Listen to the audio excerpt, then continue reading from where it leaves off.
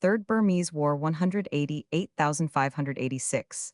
The imposition of an impossible fine on the Bombay-Burma Trading Company, coupled with the threat of confiscation of all their rights and property in case of non-payment, led to the British ultimatum of the 22nd of October 1885, and by the 9th of November, practical refusal of the terms having been received at Rangoon, the occupation of Mandalay, and the dethronement of King Thibaw were determined upon at this time, beyond the fact that the country was one of dense jungle, and therefore most unfavorable for military operations. Little was known of the interior of Upper Burma, but British steamers had for years been running on the Great River Highway of the Irrawaddy from Rangoon to Mandalay, and it was obvious that the quickest and most satisfactory method of carrying out the British campaign was an advance by water. Direct on the capital, fortunately, a large number of light draft river steamers and barges, or flats belonging to the Irrawaddy Flotilla Company, were available at Rangoon, and the local knowledge of the company's officers of the difficult river navigation was at the disposal of the government major general afterwards. Sir H.N. Roman 500 Prendergast Roman 5 Roman 100 K Roman 100 B. R.E. was placed in command of the expedition. As was only to be expected in an enterprise of this description, the Navy as well as the Army was called in requisition, and as usual the services rendered by the seamen and guns were most important. The total effective of the force was 34 fighting men, 2810 native followers, and 67 guns. And for river service 24 machine guns. The river fleet which conveyed the troops and stores was composed of a total of no less than 55 steamers barges. Launches Roman 100 Theatmio was the British post on the river, nearest to the frontier, and here, by 14th November 5 days, after Thibaw's answer had been received practically, the whole expedition was assembled on the same day. General Prendergast received instructions to commence operations. The Burmese king and his country were taken completely by surprise by the unexampled rapidity of the advance. There had been no time for them to collect and organize the stubborn resistance of which the river and its defenses were capable. They had not even been able to block the river by sinking steamers Roman 100 across it, for on the very day of the receipt of orders to advance, the armed steamers, the Irrawaddy and Kathleen, engaged the nearest Burmese batteries, and brought out from under their guns the king's steamer and some barges which were lying in readiness for this very purpose. On the 16th, the batteries themselves on both banks were taken by a land attack, the enemy being evidently unprepared, and making no resistance. On the 17th of November, however, at Minla, on the right bank of the river, the Burmans in considerable force held successively a barricade, a pagoda, and the redoubt of Minla. The attack was pressed home by a brigade of native infantry on shore, covered by a bombardment from the river, and the enemy were defeated, with a loss of 170 killed and 276 prisoners, besides many more drowned in the attempt to escape by the river. The advance was continued next day, and the following days the naval brigade and heavy artillery leading and silencing,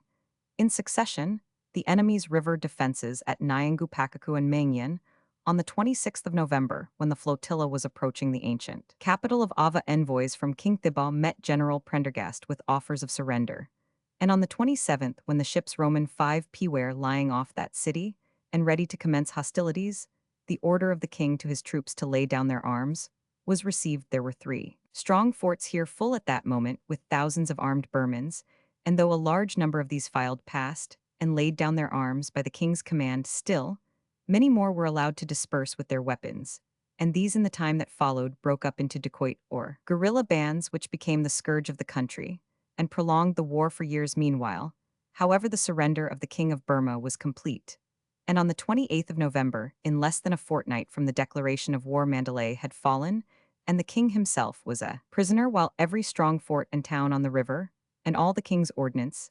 1861 pieces and thousands of rifles, muskets and arms had been taken. Much valuable and curious loot and property was found in the palace and city of Mandalay, which when sold realized about 9 lakhs of rupees 60,000. From Mandalay, General Prendergast seized Bamo on the 28th of December. This was a very important move, as it forestalled the Chinese who were preparing to claim the place. But unfortunately, although the king was dethroned and deported, and the capital and the whole of the river in the hands of the British, the bands of armed soldiery, unaccustomed to conditions other than those of anarchy, rapine, and murder took advantage of the impenetrable cover of their jungles to continue a desultory armed resistance. Reinforcements had to be poured into the country. And it was in this phase of the campaign, lasting several years, that the most difficult and most arduous work fell to the lot of the troops. It was in this jungle warfare that the losses from battle, sickness, and privation steadily mounted up, and the troops, both British and native, proved once again their fortitude and courage. Various expeditions followed one another in rapid succession, penetrating to the remotest corners of the land and bringing peace and protection to the inhabitants, who, it must be mentioned, suffered at least as much from the dacoits as did the troops. The final and now completely successful pacification of the country under the direction of Sir Frederick, afterwards Earl Roberts, was only brought about by an extensive system of small protective posts scattered all over the country, and small lightly equipped columns moving out to disperse the enemy whenever a gathering came to a head or a pretended prince or king appeared. No account of the Third Burmese War would be complete without a reference to the first, and perhaps for this reason most notable land advance into the enemy's country. This was carried out in November 1885, from Taungu, the British frontier, post in the east of the country, by a small column of all arms under Colonel W. P. Dickon, 3rd Madras Light Infantry. The first objective being Ningyan. The operations were completely successful in spite of a good deal of scattered resistance, and the force afterwards moved forward to Yamethin and H-laned it. As inland operations developed, the want of mounted troops was badly felt, and several regiments of cavalry were brought over from India. While mounted infantry was raised locally, it was found that without these most useful arms, it was generally impossible to follow up and punish the active enemy. Burn Richard, 17,001,785, English legal writer, was born at Winton, Westmoreland, in 1709, educated at Queen's College, Oxford. He entered the church, and in 1736 became vicar of Orton in Westmoreland. He was a justice of the peace for the counties of Westmoreland and Cumberland, and devoted himself to the study of law. He was appointed Chancellor of the Diocese of Carlisle in 1765, an office which he held till his death at Orton on the 12th of November 1785. Burns, Justice of the Peace and Parish Officer, first published in 1755, was for many years the standard authority on the law relating to justices of the peace. It has passed through innumerable editions. His Ecclesiastical Law, 1760, a work of much research, was the foundation upon which were built many modern commentaries on ecclesiastical law. The best edition is that by R. Phillimore Forval's 1842. Burn also wrote Digest of the Militia Laws 1760, and a new law dictionary 2 vols 1792.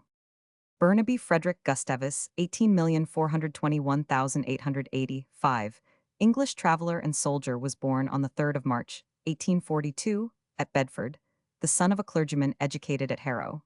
And in Germany he entered the Royal Horse Guards in 1859, finding no chance for active service. His spirit of adventure sought outlets in ballooniscence, and in travels through Spain and Russia in the summer of 1874, he accompanied the Carlist forces as correspondent of the Times, but before the end of the war he was transferred to Africa to report on Gordon's expedition to the Sudan. This took Burnaby as far as Khartoum, returning to England in March 1875. He matured his plans for a journey on horseback to Khiva through Russian Asia, which had just been closed to travelers. His accomplishment of this task in the winter of 18,751,876, described in his book, A Ride to Khiva, brought him immediate fame. His next leave of absence was spent in another adventurous journey on horseback through Asia Minor from Scutari to Erzurum with the object of observing the Russian frontier, an account of which he afterwards published in the Russo-Turkish War of 1877. Burnaby, who soon afterwards became Lieutenant Colonel, acted as traveling agent to the Stafford House Red Cross Committee, but had to return to England before the campaign was over. At this point began his active interest in politics, and in 1880 he unsuccessfully contested a seat at Birmingham in the Tory Democrat interest. In 1882 he crossed the Channel, a balloon having been disappointed in his hope of seeing active service in the Egyptian campaign of 1882. He participated in the Suakin campaign of 1884 without official leave, and was wounded at Al Teb when acting as an intelligence officer under General Valentine Baker. This did not deter him from a similar course. When a fresh expedition started up the Nile, he was given a post by Lord Wolseley, and met his death in the hand-to-hand fighting of the Battle of Abu Klea 17th January, 1885. Burnand Sir Francis Cowley, 1836 English humorist, was born in London on the 29th of November 1836. His father was a London stockbroker of French-Swiss origin, his mother Emma Cowley, a direct descendant of Hannah Cowley, 17,431,809. The English poet and dramatist, he was educated at Eton and Cambridge, and originally studied first for the Anglican, then for the Roman Catholic Church, but eventually took to the law and was called to the bar from his earliest days. However, the stage had attracted him. He founded the Amateur Dramatic Club at Cambridge, and, finally, he abandoned the church and the law, first for the stage, and subsequently for dramatic authorship. His first great dramatic success was made with the burlesque Black-Eyed Susan, and he wrote a large number of other burlesques, comedies, and farces. One of his early burlesques came under the favorable notice of Mark Lemon, then editor of Punch, and Burnand, who was already writing for the comic paper Fun, became in 1862 regular contributor to Punch. In 1880, he was appointed editor of Punch, and only retired from that position in 1906. In 1902, he was knighted. His literary reputation as a humorist depends apart from his long association with Punch on his well-known book Happy Thoughts, originally published in Punch in 18,631,864, and frequently reprinted. See Recollections and Reminiscences by Sir Ephraim 100 Burnand, London 1904. Burne-Jones, Sir Edward Burne Bart, 18,330,1890, 8 English painter and designer, was born on the 28th of August 1833 at Birmingham. His father was of Welsh descent, and the idealism of his nature and art has been attributed to this Celtic strain. An only son, he was educated at King Edward's School, Birmingham, and destined for the church. He retained through life an interest in classical studies, but it was the mythology of the classics which fascinated him. He went into residence as a scholar at Exeter College, Oxford, in January 1853. On the same day, William Morris entered the same college, having also the intention of taking orders. The two were thrown together and grew close friends. Their similar tastes and enthusiasms were Roman 5p mutually stimulated. Burne-Jones resumed his early love of drawing and designing with Morris. He read modern painters and the Morte d'Arthur. He studied the Italian pictures in the university galleries and Dürer's engravings, but his keenest enthusiasm was kindled by the sight of 2 works by a living man, Rossetti. One of these was a woodcut in Allingham's poems The Maids of Elfinmere. The other was the watercolor Dante drawing an angel, then belonging to Mr. Coombe of the Clarendon Press, and now in the university collection. Having found his true vocation, Burne-Jones, like his friend Morris, determined to relinquish his thoughts of the church and to become an artist. Rossetti, although not yet seen by him, was his chosen master, and early in 1856 he had the happiness in London of meeting him at Easter. He left college without taking a degree. This was his own decision, not due as often stated to Rossetti's persuasion, but on settling in London, where Morris soon joined him at 17 Red Lion Square, he began to work under Rossetti's friendly instruction and encouraging guidance. As Burne-Jones once said, he found himself at 25 what he ought to have been at 15. He had had no regular training as a draftsman and lacked the confidence of science, but his extraordinary faculty of invention as a designer was already ripening his mind, rich in knowledge of classical story and medieval romance, teemed with pictorial subjects, and he set himself to complete his equipment by resolute labor witnessed by innumerable drawings. The works of this first period are all more or less tinged by the influence of Rossetti, but they are already differentiated from the elder master's style by their more facile, though less intensely felt elaboration of imaginative detail. Many are pen and ink drawings on vellum, exquisitely finished, of which the waxen image is one of the earliest and best examples. It is dated 1856. Although subject, medium, and manner derive from Rossetti's inspiration, it is not the hand of a pupil merely, but of a potential master. This was recognized by Rossetti himself, who before long avowed that he had nothing more to teach him. Burne-Jones' first sketch in oils dates from the same year, 1856, and during 1857 he made for Bradfield College the first of what was to be an immense series of cartoons for stained glass. In 1858, he decorated a cabinet with the Prioress Tale from Chaucer, his first direct illustration of the work of a poet whom he especially loved, and who inspired him with endless subjects. Thus early, therefore, we see the artist busy in all the various fields in which he was to labor. In the autumn of 1857, Burne-Jones joined in Rossetti's ill-fated scheme to decorate the walls of the Oxford Union, None of the painters had mastered the technique of fresco, and their pictures had begun to peel from the walls before they were completed. In 1859, Burne-Jones made his first journey to Italy. He saw Florence, Pisa, Siena, Venice, and other places, and appears to have found the gentle and romantic Sienese more attractive than any other school. Rossetti's influence still persisted, and its impress is visible more strongly perhaps than ever before in the two watercolors Sidonia von Bork and Clara von Bork painted in 1860. These little masterpieces have a directness of execution rare with the artist in powerful characterization. Combined with a decorative motive, they rival Rossetti at his best. In June of this year, Burne-Jones was married to Miss Georgiana MacDonald, two of whose sisters were the wives of Sir E. Poynter and Mr. Jerome 50 Kipling, and they settled in Bloomsbury 5 years later. He moved to Kensington Square, and shortly afterwards to the Grange, Fulham, an old house with a garden, where he resided till his death in 1862. The artist and his wife accompanied Ruskin to Italy, visiting Milan and Venice. In 1864, he was elected an associate of the Society of Painters in Watercolors, and exhibited among other works The Merciful Night, the first picture, which fully revealed his ripened personality as an artist. The next 6 years saw a series of fine watercolors at the same gallery, but in 1870, owing to a misunderstanding, Burne-Jones resigned his membership of the society. He was re-elected in 1886. During the next 7 years, 18,701,877, only two works of the painters were exhibited. These were two watercolors shown at the Dudley Gallery in 1873, one of them being The Beautiful Love Among the Ruins, destroyed 20 years later by a cleaner who supposed it to be an oil painting, but afterwards reproduced in oils by the painter. This silent period was, however, one of unremitting production. Hitherto, Burne-Jones had worked almost entirely in watercolors.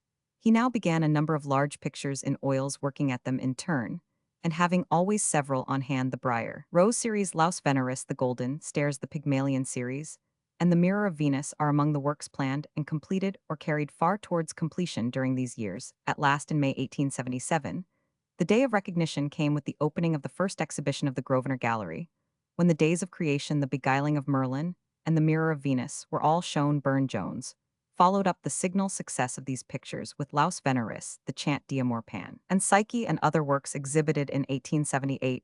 Most of these pictures are painted in gay and brilliant colors. A change is noticeable next year, 1879, in the Annunciation, and in the four pictures called Pygmalion and the Image, the former of these. One of the simplest and most perfect of the artist's works is subdued and sober in the latter. A scheme of soft and delicate tints was attempted, not with entire success. A similar temperance of colors marks the Golden Stairs, first exhibited in 1880 and 1884. Following the almost somber Wheel of Fortune of the preceding year, appeared King Cophetua and the Beggar Maid, in which Burne-Jones once more indulged his love of gorgeous color, refined by the period of self-restraint. This masterpiece is now in the National Collection. He next turned to two important sets of pictures, The Briar Rose and The Story of Perseus, though these were not completed for some years to come. In 1886, having been elected Ara the previous year, he exhibited for the only time at the Royal Academy The Depths of the Sea, a mermaid carrying down with her a youth, whom she has unconsciously drowned in the impetuosity of her love. This picture adds to the habitual haunting charm a tragic irony of conception and a felicity of execution, which give it a place apart among Burne-Jones works. He resigned his associateship in 1893. One of the Perseus series was exhibited in 1887, two more in 1888, with the Brazen Tower inspired by the same legend. In 1890, the four pictures of the Briar Rose were exhibited by themselves, and won the widest admiration. The huge tempera picture, The Star of Bethlehem, painted for the Corporation of Birmingham, was exhibited in 1891. A long illness for some time checked the painter's activity, which when resumed was much occupied with decorative schemes. An exhibition of his work was held at the New Gallery in the winter of 18,921,893. To this period belong several of his comparatively few portraits. In 1894, Burne-Jones was made a baronet. Ill health again interrupted the progress of his works, chief among which was the vast Arthur in Avalon. In 1898, he had an attack of influenza, and had apparently recovered when he was again taken suddenly ill and died on the 17th of June. In the following winter, a second exhibition of his works was held at the New Gallery, and an exhibition of his drawings, including some of the charmingly humorous sketches made for children at the Burlington Fine Arts Club. His son and successor in the baronetcy, Sir Philip Burne-Jones b. 1861, also became well known as an artist. The only daughter Margaret married Mr. J. W. Mackall. Burne-Jones' influence has been exercised far less in painting than in the wide field of decorative design here. It has been enormous. His first designs for stained glass 18,571,861 were made for Messrs. Powell. But after 1861, he worked exclusively for Morris Co. Windows, executed from his cartoons, are to be found all over England. Others exist in churches abroad. For the American Church in Rome, he designed a number of mosaics, reliefs in metal tiles, guesswork decorations for Roman 5p pianos and organs, and cartoons for tapestry, represent his manifold activity in all works, however, which were only designed, and not carried out by him. A decided loss of delicacy is to be noted. The coloring of the tapestries, of which the Adoration of the Magi at Exeter College is the best known, is more brilliant than successful. The range and fertility of Burne-Jones, as a decorative inventor, can be perhaps most conveniently studied in the sketchbook 18,851,895, which he bequeathed to the British Museum. The artist's influence on book illustration must also be recorded. In early years, he made a few drawings on wood for Dalzell's Bible, and for Good Words, but his later work for the Kelmscott Press, founded by Morris in 1891, is that by which he is best remembered. Besides several illustrations to other Kelmscott books, he made 87 designs for the Chaucer of 1897.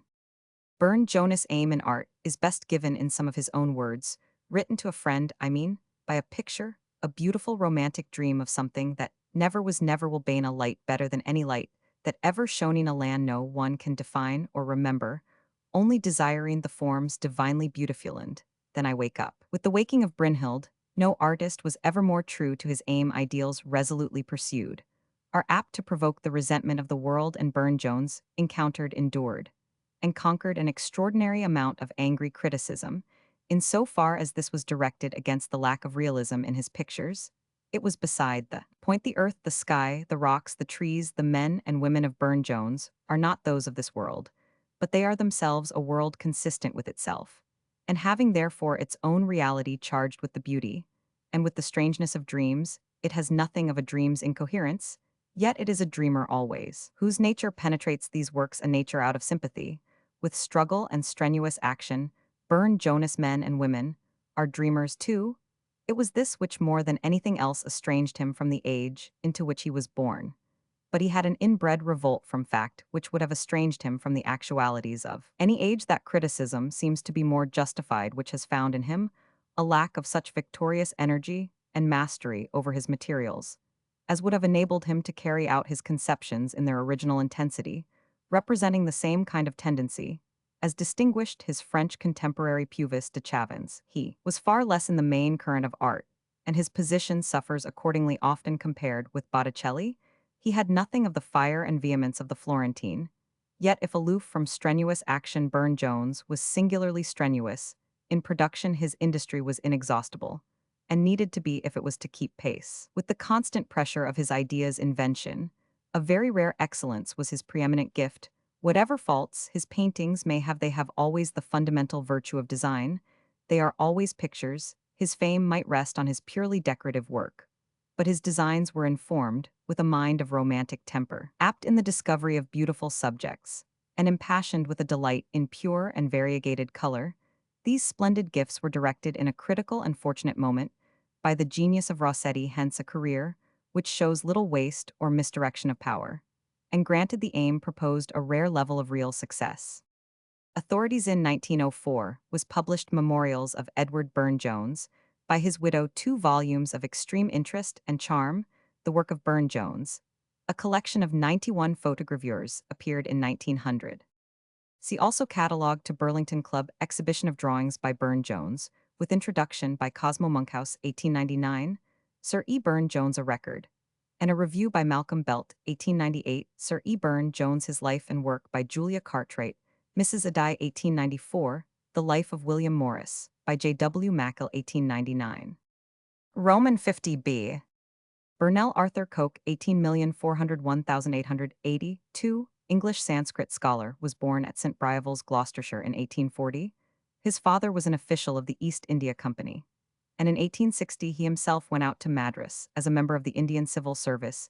Here he utilized every available opportunity to acquire or copy Sanskrit manuscripts. In 1870, he presented his collection of 350 MSS to the India Library. In 1874, he published a handbook of South Indian paleography, characterized by Max Muller as indispensable to every student of Indian literature. And in 1880, issued for the Madras government his greatest work, the Classified Index to the Sanskrit MSS in the palace at Tanjore. He was also the author of a large number of translations from and commentaries on various other Sanskrit manuscripts, being particularly successful in grouping and elucidating the essential principles of Hindu law. In addition to his exhaustive acquaintance with Sanskrit and the southern India vernaculars, he had some knowledge of Tibetan Arabic Kawi Javanese and Coptic Burnell, originated with Sir Henry Yule, the well-known Dictionary of Anglo-Indian Words and Phrases Hobson-Jobson. His constitution, never strong, broke down prematurely through the combined influence of overwork and the Madras climate, and he died at West Strat, Hampshire, on the 12th of October 1882. A further collection of Sanskrit manuscripts was purchased from his heirs by the India Library after his death. Burnell Robert Roman 500 English bishop and chancellor was born at Acton Burnell in Shropshire and began his public life probably as a clerk in the royal chancery. He was soon in the service of Edward, the eldest son of King Henry Roman III, and was constantly in attendance on the prince, whose complete confidence he appears to have enjoyed, having received some ecclesiastical preferments. He acted as one of the regents of the kingdom from the death of Henry Roman III in November 1272 until August 1274, when the new King Edward Roman I returned from Palestine and made him his chancellor in 1275. Burnell was elected Bishop of Bath and Wells, and 3 years later Edward repeated the attempt which he had made in 1270 to secure the Archbishopric of Canterbury for his favorite the bishop's second failure to obtain. This dignity was due doubtless to his irregular and unclerical manner of life, a fact which also accounts in part, at least, for the hostility which existed between his victorious rival Archbishop Peckham and himself, as the chief adviser of Edward Roman I during the earlier part of his reign, and moreover as a trained and able lawyer. The bishop took a prominent part in the legislative acts of the English Justinian, whose activity in this direction coincides practically with Burnell's tenure of the office of chancellor. The bishop also influenced the king's policy with regard to France, Scotland, and Wales, was frequently employed on business of the highest moment, and was the royal mouthpiece on several important occasions. In 1283 a council, or as it is sometimes called a parliament, met in his house at Acton Burnell, and he was responsible for the settlement of the Court of Chancery in London. In spite of his numerous engagements, Burnell found time to aggrandize his bishopric, to provide liberally for his nephews and other kinsmen, and to pursue his cherished but futile aim of founding a great family. Licentious and avaricious, he amassed great wealth, and when he died on the 25th of October 1292, he left numerous estates in Shropshire, Worcestershire, Somerset, Kent, Surrey, and elsewhere. He was, however, genial and kind-hearted, a great lawyer, and a faithful minister. C. R. W. Eighton, Antiquities of Shropshire, London, 18,540, 1860. And E. Foss, The Judges of England, Vol. Roman 3, London, 18,480, 1864. Burns, Sir Alexander, 18,051,840, one British traveller and explorer, was born at Montrose, Scotland in 1805.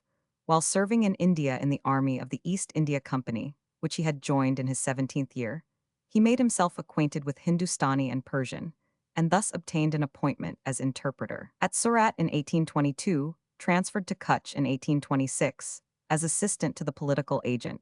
He turned his attention more particularly to the history and geography of northwestern India and the adjacent countries at that time, very imperfectly known. His proposal in 1829 to undertake a journey of exploration through the valley of the Indus was not carried out owing to political apprehensions, but in 1830, he was sent to Lahore with a present of horses from King William Roman IV to Maharaja Ranjit Singh, and took advantage of the opportunity for extensive investigations. In the following years, his travels were extended through Afghanistan, across the Hindu Kush to Roman V P. Bokhara and Persia, The narrative, which he published on his visit to England in 1834, added immensely to contemporary knowledge of the countries traversed, and was one of the most popular books of the time.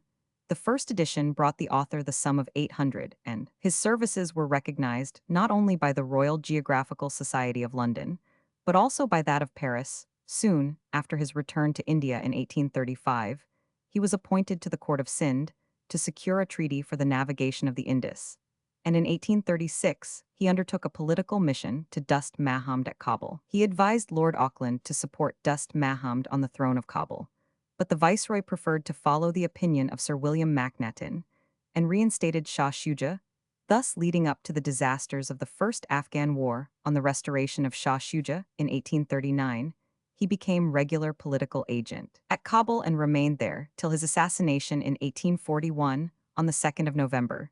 During the heat of an insurrection, the calmness with which he continued at his post, long after the imminence of his danger, was apparent, gives an heroic coloring to the close of an honorable and devoted life. It came to light in 1861 that some of Burns' dispatches from Kabul in 1839 had been altered so as to convey opinions opposite to his, but Lord Palmerston refused, after such a lapse of time, to grant the inquiry demanded in the House of Commons.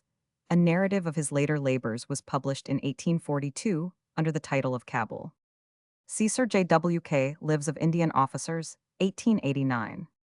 Burnet Gilbert 16,430,1715, English bishop and historian, was born in Edinburgh on the 18th of September 1643, of an ancient and distinguished Scottish house.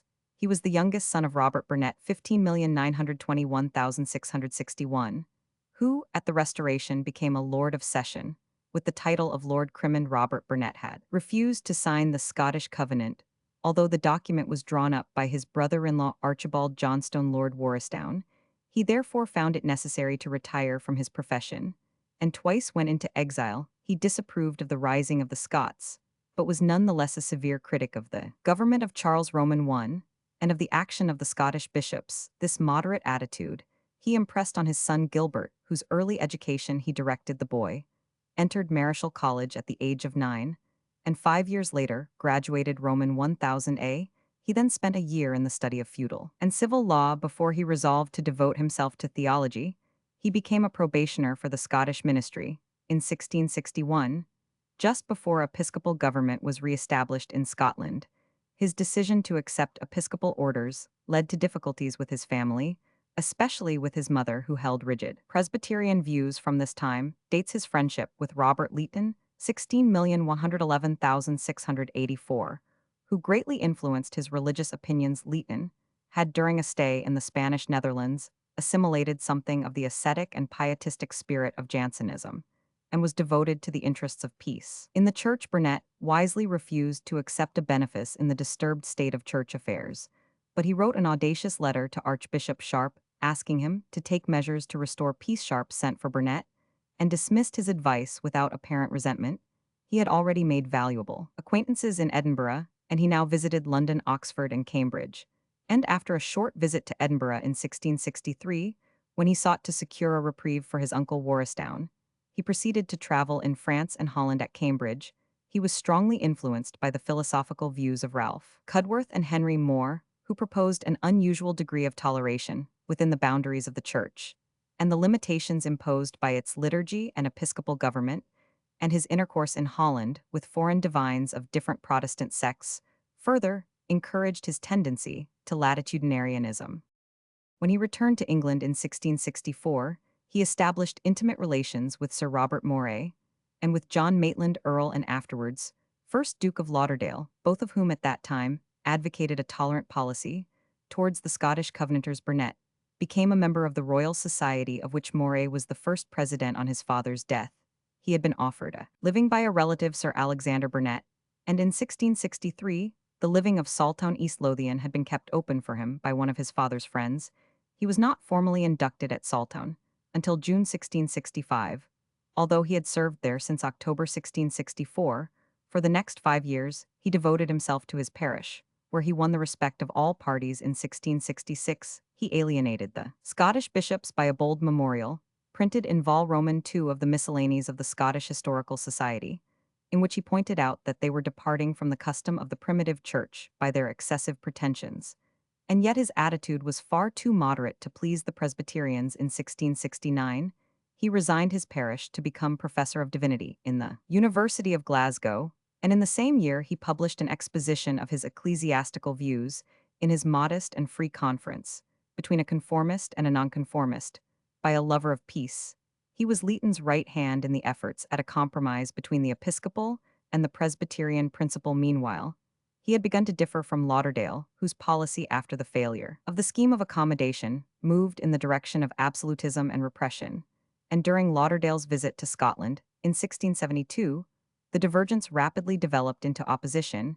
He warily refused the offer of a Scottish bishopric, and published in 1673 his 4 conferences entitled Vindication of the Authority Constitution and Laws of the Church and State of Scotland, in which he insisted on the duty of passive obedience. It was partly through the influence of Anne Roman, 500 Duchess of Hamilton, in her own right, that he had been appointed at Glasgow, and he made common cause with the Hamiltons against Lauderdale.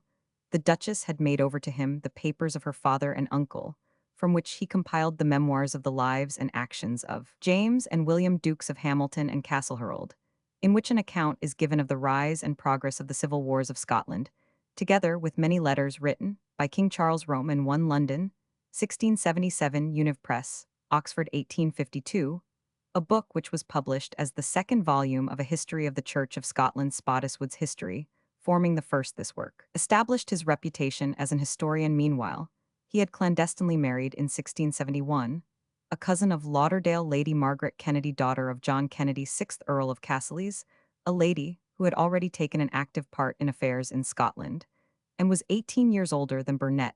The marriage was kept secret for 3 years, and Burnet renounced all claim to his wife's fortune. Lauderdale's ascendancy in Scotland, and the failure of the attempts at compromise in Scottish church affairs, eventually led Burnet to settle in England. He was favorably received by Charles Roman II in 1673, when he went up to London to arrange for the publication of the Hamilton memoirs, and he was treated with confidence by the Duke of York on his return to Scotland. Lauderdale refused to receive him, and denounced him to Charles Roman II as one of the chief centers of Scottish discontent. Burnet found it wiser to retire to England on the plea of fulfilling his duties as royal chaplain once in London. He resigned his professorship September 1674 at Glasgow, but although James remained his friend, Charles struck him off the roll of court chaplains in 1674, and it was in opposition to court influence that he was made chaplain to the Rolls Chapel by the Master Sir Harbottle Grimston, and appointed lecturer. At St. Clement's, he was summoned in April 1675 before a committee of the House of Commons to give evidence against Lauderdale, and disclosed without reluctance, according to his enemies' confidences, which had passed between him and the minister. He himself confesses in his autobiography that it was a great error in me to appear in this matter, and his conduct cost him the patronage of the Duke of York. In ecclesiastical matters, he threw in his lot with Thomas Tillotson and John Tennyson, and at the time of the Revolution had written some 18 polemics against encroachments of the Roman Catholic Church. At the suggestion of Sir William Jones, the Attorney General, he began his History of the Reformation in England, based on original documents. Roman 5 Pian, the necessary research. He received some pecuniary help from Robert Boyle, but he was hindered in the preparation of the first part 1679 through being refused access to the Cotton Library, possibly by the influence of Lauderdale. For this volume, he received the thanks of Parliament, and the 2nd and 3rd volumes appeared in 1681 and 1715. In this work, he undertook to refute the statements of Nicholas Sanders, whose De Origine et Progressus Schismatis Anglicani Libri Tres Cologne, 1585, was still in the French translation of Maucroix, the commonly accepted account of the English Reformation. Burnet's contradictions of Sanders must not, however, be accepted without independent investigation. At the time of the Popish plot, in 1678, he displayed some moderation, refusing to believe the charges made against the Duke of York.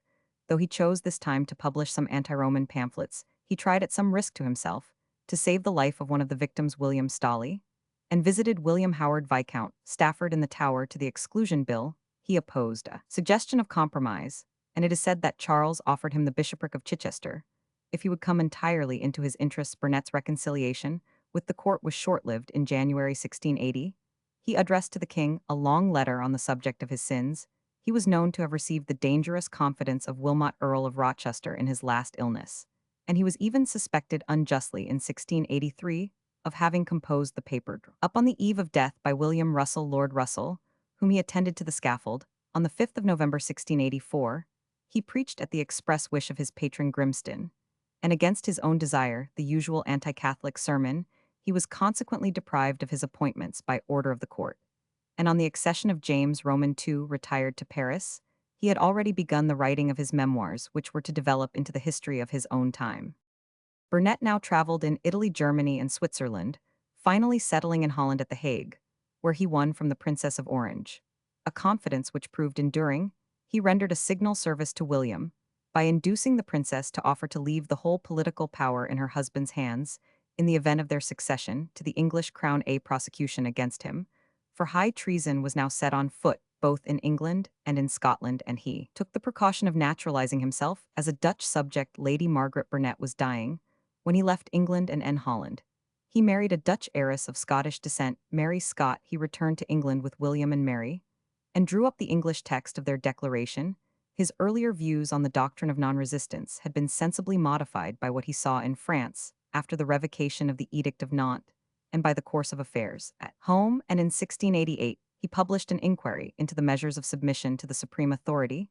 In defense of the revolution he was consecrated to the See of Salisbury on the 31st of March 1689, by a commission of bishops to whom Archbishop Sancroft had delegated his authority, declining personally to perform the office. In his pastoral letter to his clergy urging them to take the oath of allegiance, Burnet grounded the claim of William and Mary on the right of conquest, a view which gave such offense that the pamphlet was burnt by the common hangman 3 years later. As bishop he proved an excellent administrator, and gave the closest attention to his pastoral duties. He discouraged plurality of livings and consequent non-residence, established a school of divinity as Salisbury, and spent much time himself in preparing candidates for confirmation, and in the examination of those who wished to enter the priesthood. 4 discourses delivered to the clergy of his diocese were printed in 1694, during Queen Mary's lifetime. Ecclesiastical patronage passed through her hands, but after her death William Roman III appointed an ecclesiastical commission, on which Burnet was a prominent member, for the disposal of vacant benefices. In 1696 and 1697, he presented memorials to the king, suggesting that the firstfruits and tenths raised by the clergy should be devoted to the augmentation of the poorer livings, and though his suggestions were not immediately accepted, they were carried into effect under Queen Anne by the provision known as Queen Anne's bounty. His second wife died of smallpox in 1698, and in 1700 Burnet married again, his third wife being Elizabeth 16,611,709, widow of Robert Berkeley, and daughter of Sir Richard Blake, a rich and charitable woman known by her method of devotion, posthumously published in 1710. In 1699, he was appointed tutor to the royal Duke of Gloucester, son of the Princess Anne, an appointment which he accepted somewhat against his will. His influence at court had declined. After the death of Queen Mary, William resented his often officious advice, placed little confidence in his discretion, and soon after his accession is even said to have described him as Ein Richter Tartuffe. Burnet made a weighty speech against the bill 17,021,703, directed against the practice of occasional conformity, and was a consistent exponent of broad church principles. He devoted 5 years' labor to his exposition of the 39 Articles, 1699 ed. Jr. page 1837, which was severely criticized by the high church clergy, but his hopes for a comprehensive scheme, which might include nonconformists in the English church, were necessarily destroyed on the accession of Queen Anne. He died on the 17th of March 1715, and was buried in the parish of St. James, Clerkenwell. Burnet directed in his will that his most important work, the history of his own time, should appear 6 years after his death. It was published 2 vols 17,240,1734 by his sons Gilbert and Thomas. And then, not without omissions, it was attacked in 1724 by John Cockburn in a specimen of some free and impartial remarks. Burnet's book naturally aroused much opposition, and there were persistent rumors that the MS had been unduly tampered with. He has been freely charged with gross misrepresentation, an accusation to which he laid himself open. For instance, in the account of the birth of James, the old pretender, his later intimacy with the Marlboroughs made him very lenient. Where the Duke was concerned, the greatest value of his work naturally lies in his account of transactions of which he had personal knowledge, notably in his relation of the church history of Scotland, of the popish plot of the proceedings at The Hague, previous to the expedition of William and Mary, and of the personal relations between the joint sovereigns. Of his children by his second wife, William Roman 500 became a colonial governor in America, Gilbert Roman 500 became prebendary of Salisbury in 1715, and chaplain to George Roman I in 1718, and Sir Thomas 16,941,753, his literary executor and biographer, became in 1741 judge in the Court of Common Pleas. Bibliography. The chief authorities for Bishop Burnet's life are the Autobiography Rough Draft of My Own Life, ed. H. Roman 100 Foxcroft, Oxford 1902, in the supplement to Burnet's History, The Life by Sir Thomas Burnet in the History of His Own Time, Oxford 1823 vol. Roman 6, and the History itself, a rather severe, but detailed and useful criticism, is given in Roman 50 Roman 5, Ranks History of England Ang ed. Oxford 1875, vol. Roman 6 pp 45101. Burnet's letters to his friend George Savile, Marquess of Halifax, were published by the Royal Historical Society, Camden. Miscellany, vol. Roman 11. The History of His Own Time, 2 vols. Fall 17,240, 1734. Ran through many editions before it was reprinted at the Clarendon Press, 6 vols. 1823, and supplementary volume 1833, with the suppressed passages of the first volume and notes by the Earls of Dartmouth and Hardwicke with the remarks of Swift. This edition, under the direction of Roman 1000 J. Routh, was enlarged in a second Oxford edition of 1833, a new edition based on this, but making use of the Bodleian MS, which differs very considerably from the printed version, was edited by Osmond Airy, Oxford 1897 Roman 100. In 1902, Clarendon Press, Oxford, Miss H. Roman 100 Foxcroft, edited a supplement to Burnet's History of His Own Time, to which is prefixed an account of the relation between the different versions of the Historieth Bodleian, MS the Fragmentary, Harleian MS in the British Museum, and Sir Thomas Burnet's edition. The book contains the remaining fragments of Burnet's original memoirs, his autobiography, his letters to Admiral Herbert, and his private meditations. The chief differences between Burnet's original draft, as represented by the Bodleian MS and the printed history, consist in a more lenient view, generally of individuals, a modification of the censure, leveled at the Anglican clergy, changes, obviously dictated by a general variation in his point of view, and a more cautious account of personal matters such as his early relations with Lauderdale. He also cut out much minor detail and information relating to himself and to members of his family. His Roman 5p History of the Reformation of the Church of England was edited Clarendon Press, Oxford 7 vols. 1865 by N. Pocock.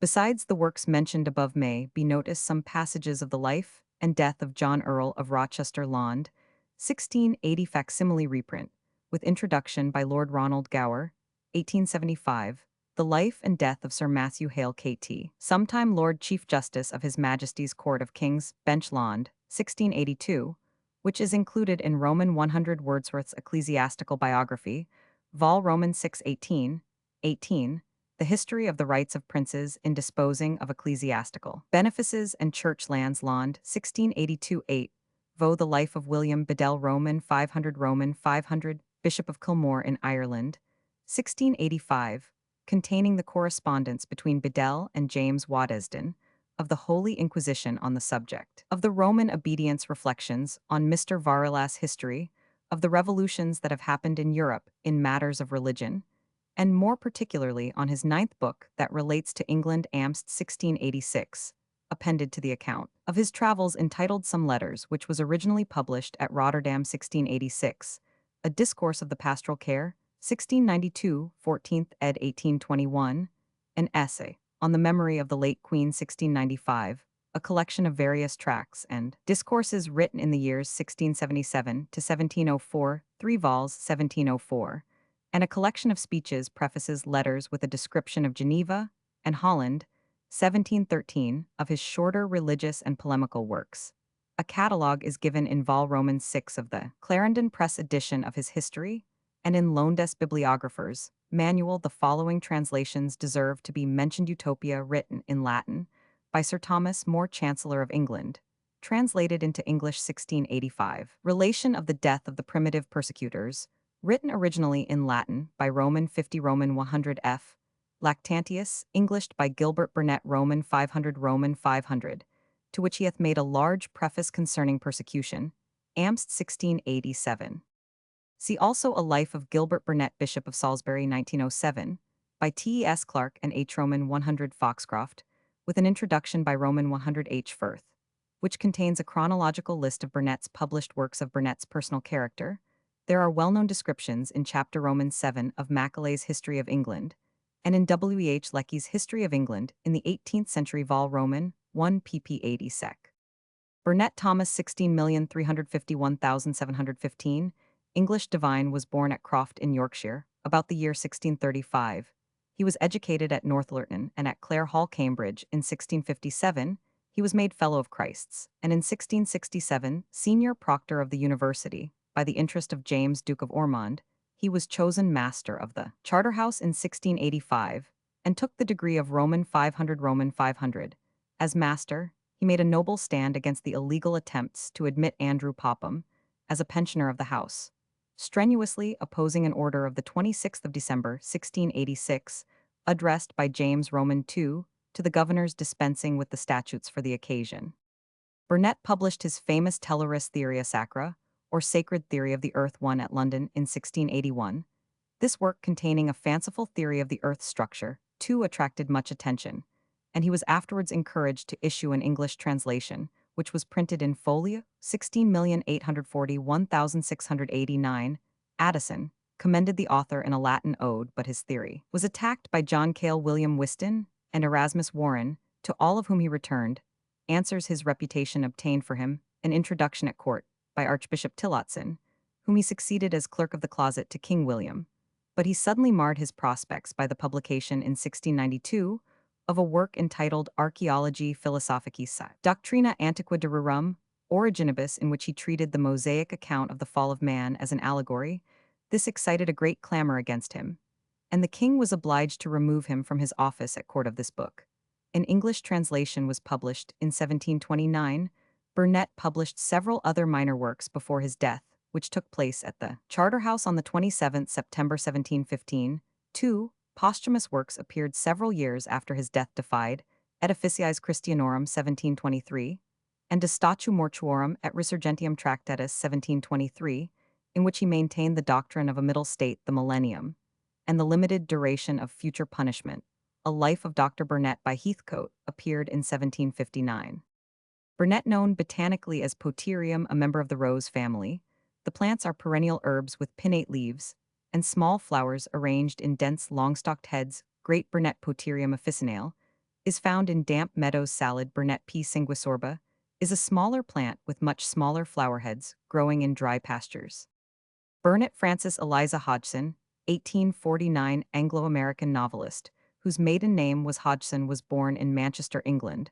On the 24th of November 1849, she went to America with her parents, who settled in Knoxville, Tennessee, in 1865. Miss Hodgson soon began to write stories for magazines. In 1873, she married Dr. Roman 50 Roman 1000 Burnet of Washington, whom she afterwards, 1898, divorced. Her reputation as a novelist was made by her remarkable tale of Lancashire life, that lasts O Lowries, 1877, and a number of other volumes followed, of which the best were Through One Administration, 1883, and A Lady of Quality, 1896. In 1886, she attained a new popularity by her charming story of Little Lord Fauntleroy, and this led to other stories of child life. Little Lord Fauntleroy was dramatized. See copyright for the legal questions involved, and had a great success on the stage, and other dramas by her were also produced in 1900. She married a second time, her husband being Mr. Stephen Townessend, a surgeon, who, as Will Dennis, had taken to the stage, and had collaborated with her in some of her plays. Bernie Charles, 17,261,814, English musical historian, was born at Shrewsbury on the 12th of April, 1726. He received his earlier education at the Free School of that city, and was afterwards sent to the public school at Chester. His first music master was Edmund Baker, organist of Chester Cathedral, and a pupil of Dr. John Blow, returning to Shrewsbury. When about 15 years old, he continued his musical studies for 3 years under his half-brother James Burney, organist of St. Mary's Church. and was then sent to London as a pupil of the celebrated Dr. Arne, with whom he remained 3 years. Burney wrote some music for Thomson's Alfred, which was produced at Drury Lane Theatre on the 30th of March 1745. In 1749, he was appointed organist of St. Dionys Backchurch Fenchurch Street with a salary of 30 a year, and he was also engaged to take the harpsichord in the new concerts, then recently established at the King's Arms, Cornhill in that year. He married Miss Esther Sleep, who died in 1761. In 1769, he married Mrs. Stephen Allen of Lynn, being threatened with a pulmonary affection. He went in 1751 to Lynn in Norfolk, where he was elected organist with an annual salary of 100. And there, he resided for the next 9 years. During that time, he began to entertain the idea of writing a general history of music. His ode for St. Cecilia's Day was performed at Ranelagh Gardens in 1759, and in 1760 he returned to London. In good health and with a young family, the eldest child, a girl of 8 years of age, surprised the public by her attainments as a harpsichord player. The concertos for the harpsichord, which Burney published soon after his return to London, were regarded with much admiration. In 1766, he produced at Drury Lane a free English version and adaptation of J. Rousseau's operetta Le Devin du Village, under the title of The Cunning Man. The University of Oxford conferred upon him, on the 23rd of June, 1769, the degrees of Bachelor and Doctor of Music, on which occasion he presided at the performance of his exercise for these degrees. This consisted of an anthem with an overture, solos, recitatives, and choruses, accompanied by instruments, besides a vocal anthem, in 8 parts, which was not performed in 1769. He published an essay towards a history of comets. Amidst his various professional avocations, Burney never lost sight of his favorite object, his history of music, and therefore resolved to travel abroad for the purpose of collecting materials that could not be found in Great Britain. Accordingly, he left London in June 1770, furnished with numerous letters of introduction, and proceeded to Paris, and thence to Geneva, Turin, Milan, Padua, Venice, Bologna, Florence, Rome, and Naples. The results of his observations he published in The Present State of Music in France and Italy, 1771. Dr. Johnson Roman 5p thought so well of this work that, alluding to his own journey to the Western Islands of Scotland, he said, "I had that clever dog Burney's musical tour in my eye." In July 1772, Burney again visited the continent to collect further materials, and after his return to London, published his tour under the title of The Present State of Music in Germany, the Netherlands, and United Provinces, 1773. In 1773, he was chosen a Fellow of the Royal Society. In 1776, appeared the first volume in 4/2 of his long-projected History of Music. In 1782, Burney published his second volume, and in 1789, the third and fourth, though severely criticized by Forkel in Germany and by the Spanish ex-Jesuit Requino, who, in his Italian work Saggi sul ristabilimento dell'arte armonica di Grece e Romani, Cantori, Parma, 1798, attacks Burney's account of the ancient Greek music and calls him Lo Scompigliato Burney. The history of music was generally recognized as possessing great merit. The least satisfactory volume is the fourth, The Treatment of Handel and Bach, being quite inadequate. Burney's first tour was translated into German by Ebeling and printed at Hamburg in 1772, and his second tour, translated into German by Bode, was published at Hamburg in 1773. A Dutch translation of his second tour, with notes by J. W. Lustig, organist at Groningen, was published there. In 1786, the dissertation on the music of the ancients in the first volume of Burney's history was translated into German by J. J. Eschenberg and printed at Leipzig, 1781. Burney derived much aid from the first 2 volumes of Padre Martini's very learned Storia della Musica, Bologna, 17,571,771. Cannot but admire his persevering industry and his sacrifices of time, money, and personal comfort in collecting and preparing materials for his history, and few will be disposed to condemn severely errors and oversights in a work of such extent and difficulty. In 1774, he had written a plan for a music school. In 1779, he wrote for the Royal Society an account of the infant Crotch, whose remarkable musical talent excited so much attention at that time. In 1784, he published with an Italian title page the music annually performed in the Pope's Chapel at Rome during Passion Week. In 1785, he published for the benefit of the Musical Fund an account of the first commemoration of Handel in Westminster Abbey in the preceding year, with an excellent life of Handel in 1796. He published Memoirs and Letters of Metastasio. Towards the close of his life, Burney was paid 1,000 for contributing to Encyclopaedia, all the musical articles not belonging to the Department of Natural Philosophy and Mathematics. In 1783, through the treasury influence of his friend Edmund Burke, he was appointed organist to the chapel of Chelsea Hospital, and he moved his residence from St. Martin's Street, Leicester Square, to live in the hospital for the remainder of his life. He was made a member of the Institute of France and nominated a correspondent in the class of the fine arts in the year 1810 from 1806.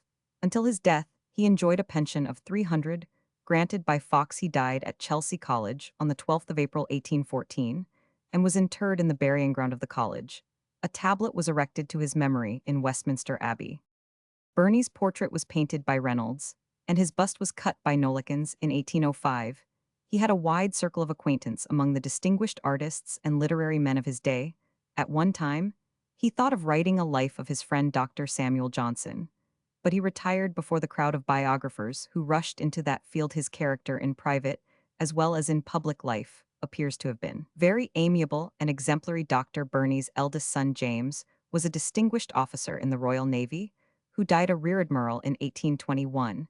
His second son was the Rev. Charles Burney Roman 500 Roman 50,017,571,817, a well-known classical scholar, whose splendid collection of rare books and MSS was ultimately bought by the nation for the British Museum, and his second daughter was Frances Madame d'Arblay Curoman 5. The diary and letters of Madame d'Arblay contain many minute and interesting particulars of her father's public and private life, and of his friends and contemporaries. A Life of Burney, by Madame d'Arblay, appeared in 1832. Besides the operatic music above-mentioned, Burney's known compositions consist of 1/6 sonatas for the harpsichord, 2 sonatas for the harp or piano, with accompaniments for violin and violoncello, 3 sonatas for 2 violins, and a bass, 2 sets 4/6 lessons for the harpsichord, 5/6 duets for 2 German flutes, 6/3 concertos for the harpsichord, 7/6 concert pieces, with an introduction and fugue for the organ, 8/6 concertos for the violin, Roman 100, in 8 parts, 9/2 sonatas for pianoforte, violin, and violoncello, 10, a cantata, Roman 111, anthems, Roman 112, Roman 12 canzonti, a due voce, in canon Poggio dell'Abate Metastasio. Burnham Beach is a wooded tract of 375 acres in Buckinghamshire, England, acquired in 1879 by the Corporation of the City of London, and preserved for public use. This tract, the remnant of an ancient forest, the more beautiful because of the undulating character of the land, lies west of the road between Slough and Beaconsfield, and 2 Roman 1000 north of Burnham Beach's station on the Great Western Railway. The poet Thomas Gray, who stayed frequently at Stoke Pogs in the vicinity, is enthusiastic concerning the beauty of the beaches in a letter to Horace Walpole in 1737. Near the township of Burnham are slight early English remains of an abbey founded in 1265. Burnham is an urban district with a population 1901 of 3245. Burnham-on-Crouch, an urban district in the southeastern parliamentary division of Essex, England, 43 Roman 1000 E by N from London, on a branch of the Great Eastern Railway. Pop 1901-2919. The Church of St. Mary is principally late Perpendicular, a good example. It has decorated portions and a Norman font. There are extensive oyster beds in the Crouch estuary. Burnham lies 6 Roman 1000 from the North Sea. Below it, the Crouch is joined on the south side by the Rock, which branches into numerous creeks, and together with the main estuary forms Foulness, Wallacea, Potten, and other low flat islands embanked and protected from incursions of the sea. Burnham is in some repute as a watering place, and is a favorite yachting station.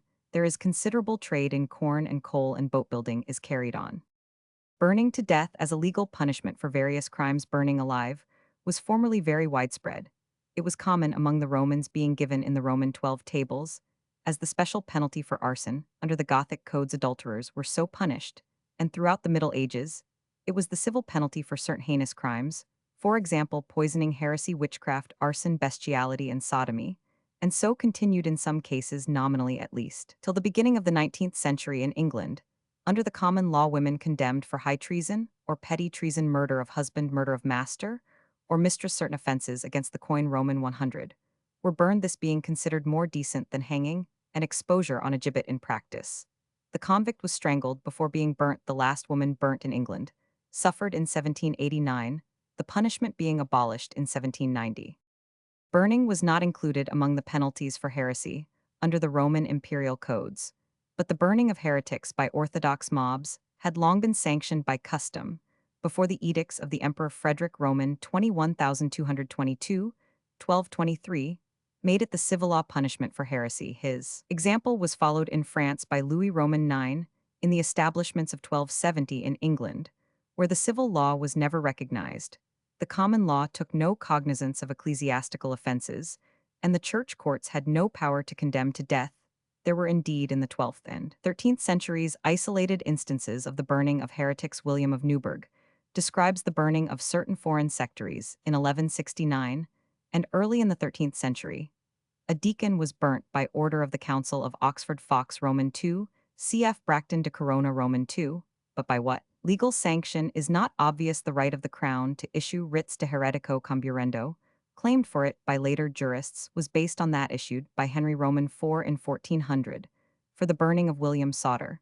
But Sir James Stephen Hist Crim Law points out that this was issued with the assent of the Lords Temporal, which seems to prove that the crown had no right under the common law to issue such writs. The burning of heretics was actually made legal in England by the Statute de Heretico Comburendo 1400, passed 10 days after the issue of the above writ. This was repealed in 1533, but the Six Articles Act of 1539 revived burning as a penalty. Roman 5, 4, denying transubstantiation under Queen Mary.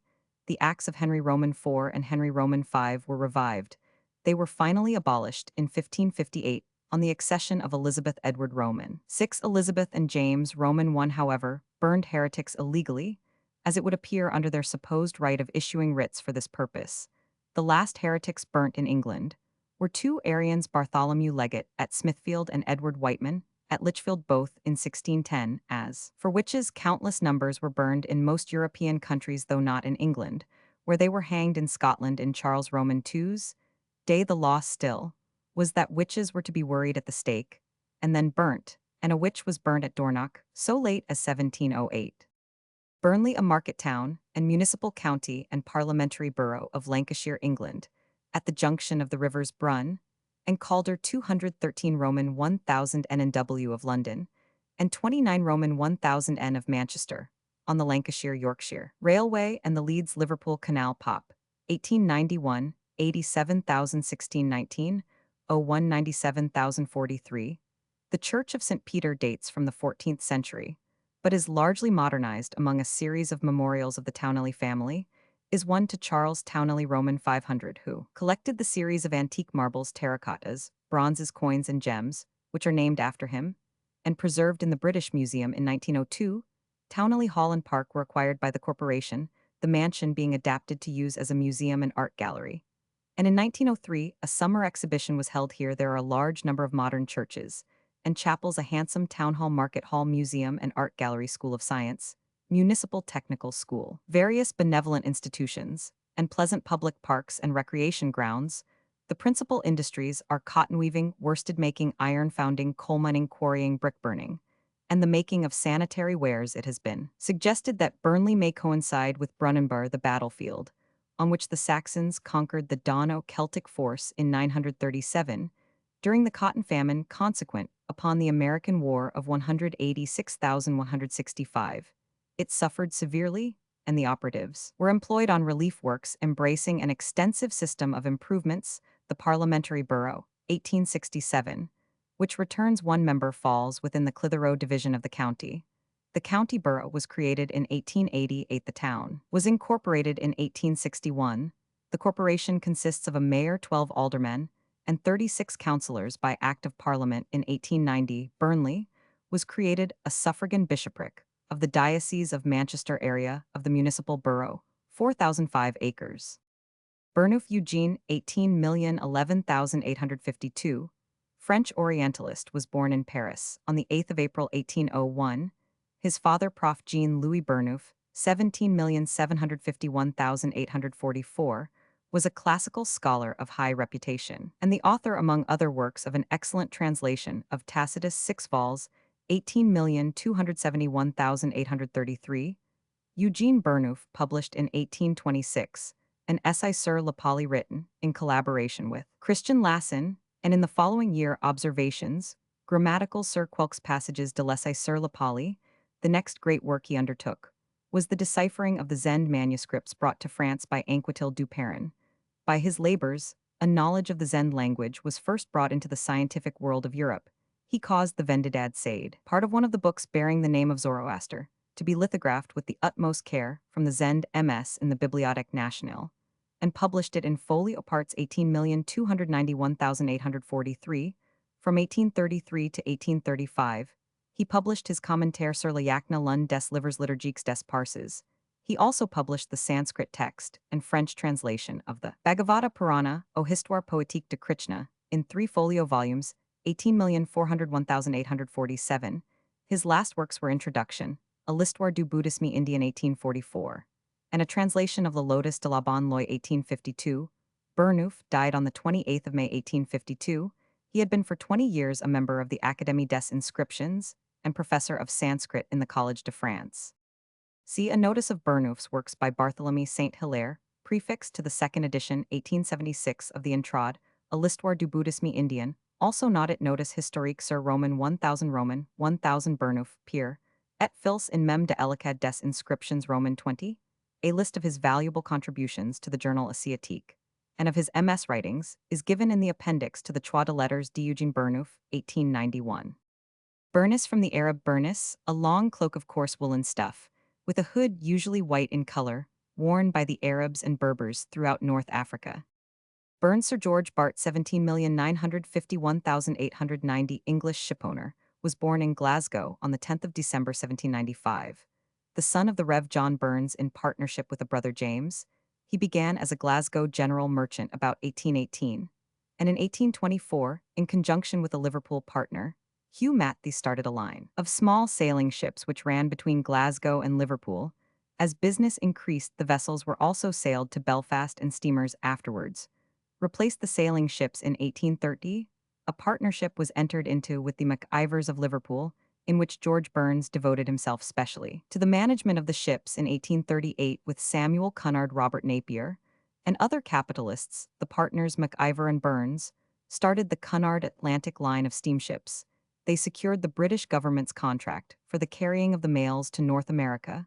The sailings were begun with 4 steamers of about 1,000 tons each, which made the passage in 15 days at some 812 knots per hour. George Burns retired from the Glasgow management of the line in 1860. He was made a baronet in 1889, but died on the 2nd of June 1890 at Castle Wemyss, where he had spent the latter years of his life.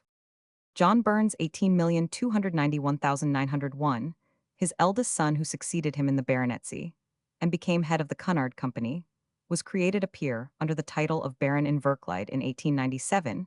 He was the first to suggest to the government the use of merchant vessels for war purposes. George Arbuthnot Burns, 18,611,905, succeeded his father in the peerage as second Baron Inverclyde and became chairman of the Cunard Company.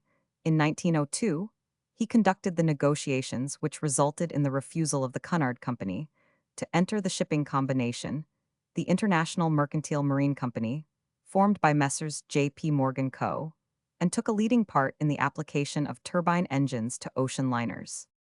Burns John, 1858, English politician, was born at Vauxhall, London, in October 1858, the second son of Alexander Burns, an engineer of Ayrshire extraction.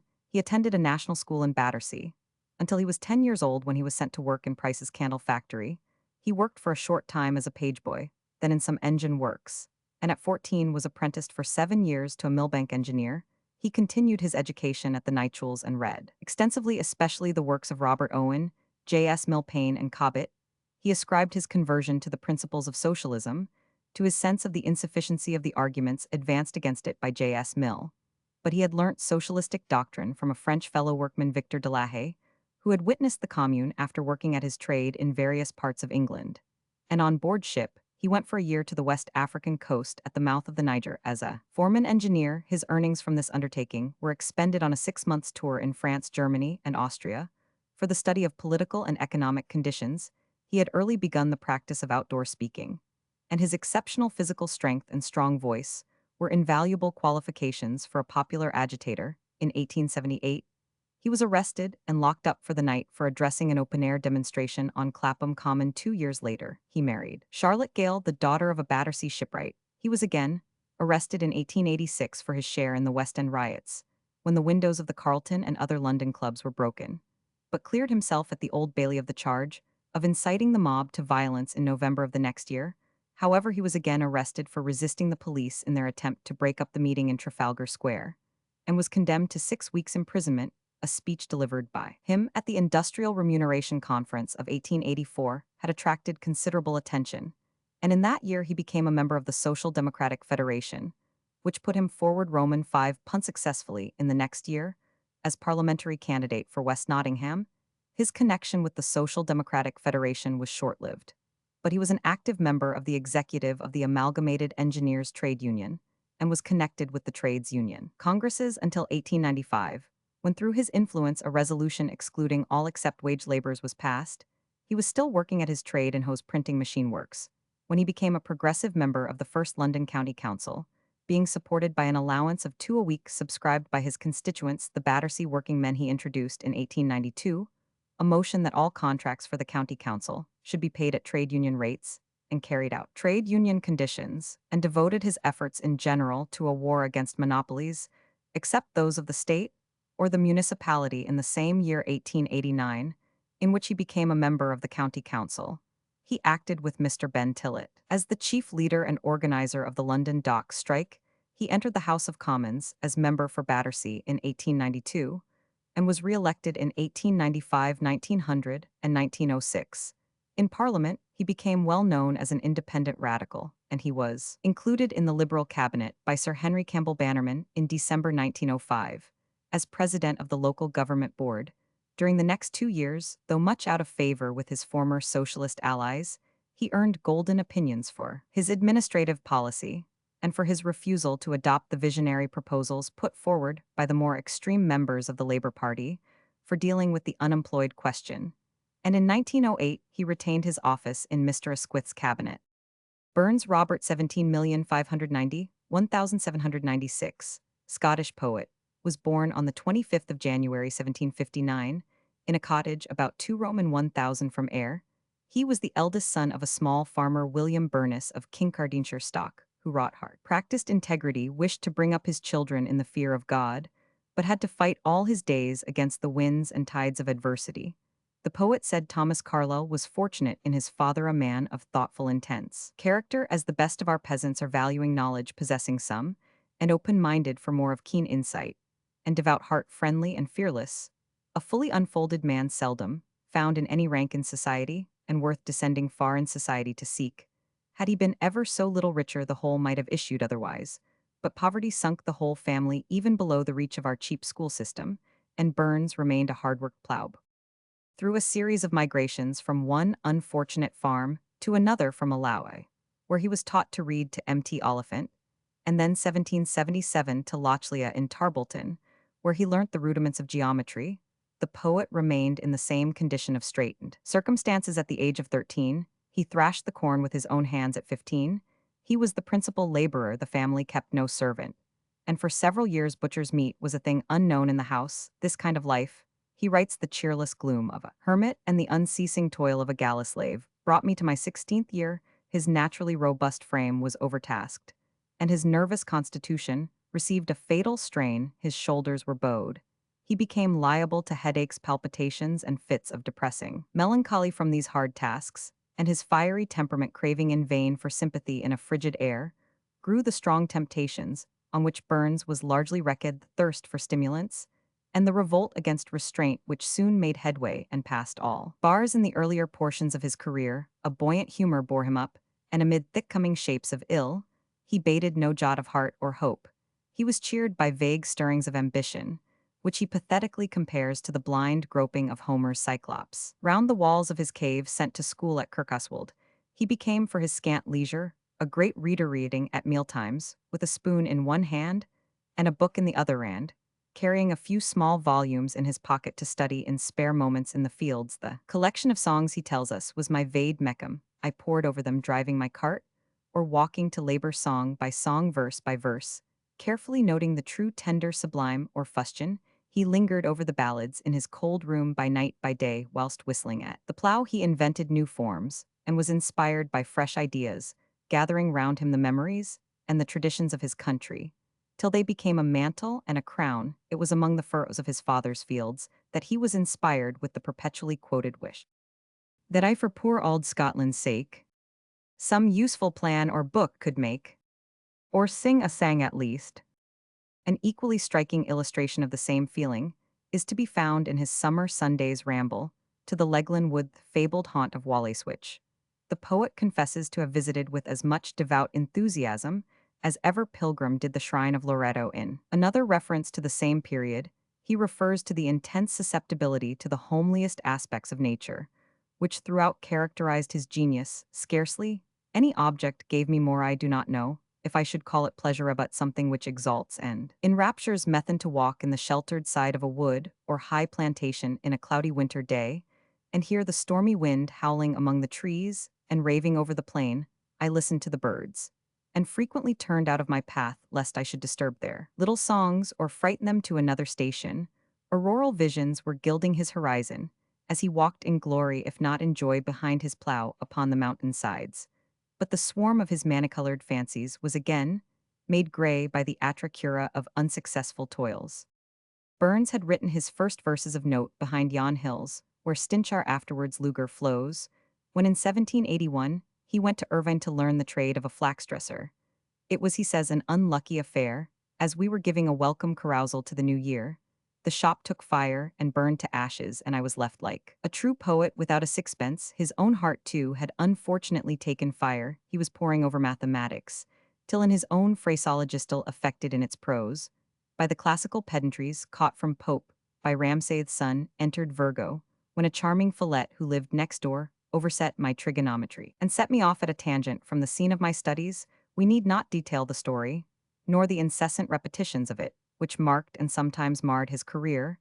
The poet was jilted, went through the usual despairs, and resorted to the not unusual sources of consolation.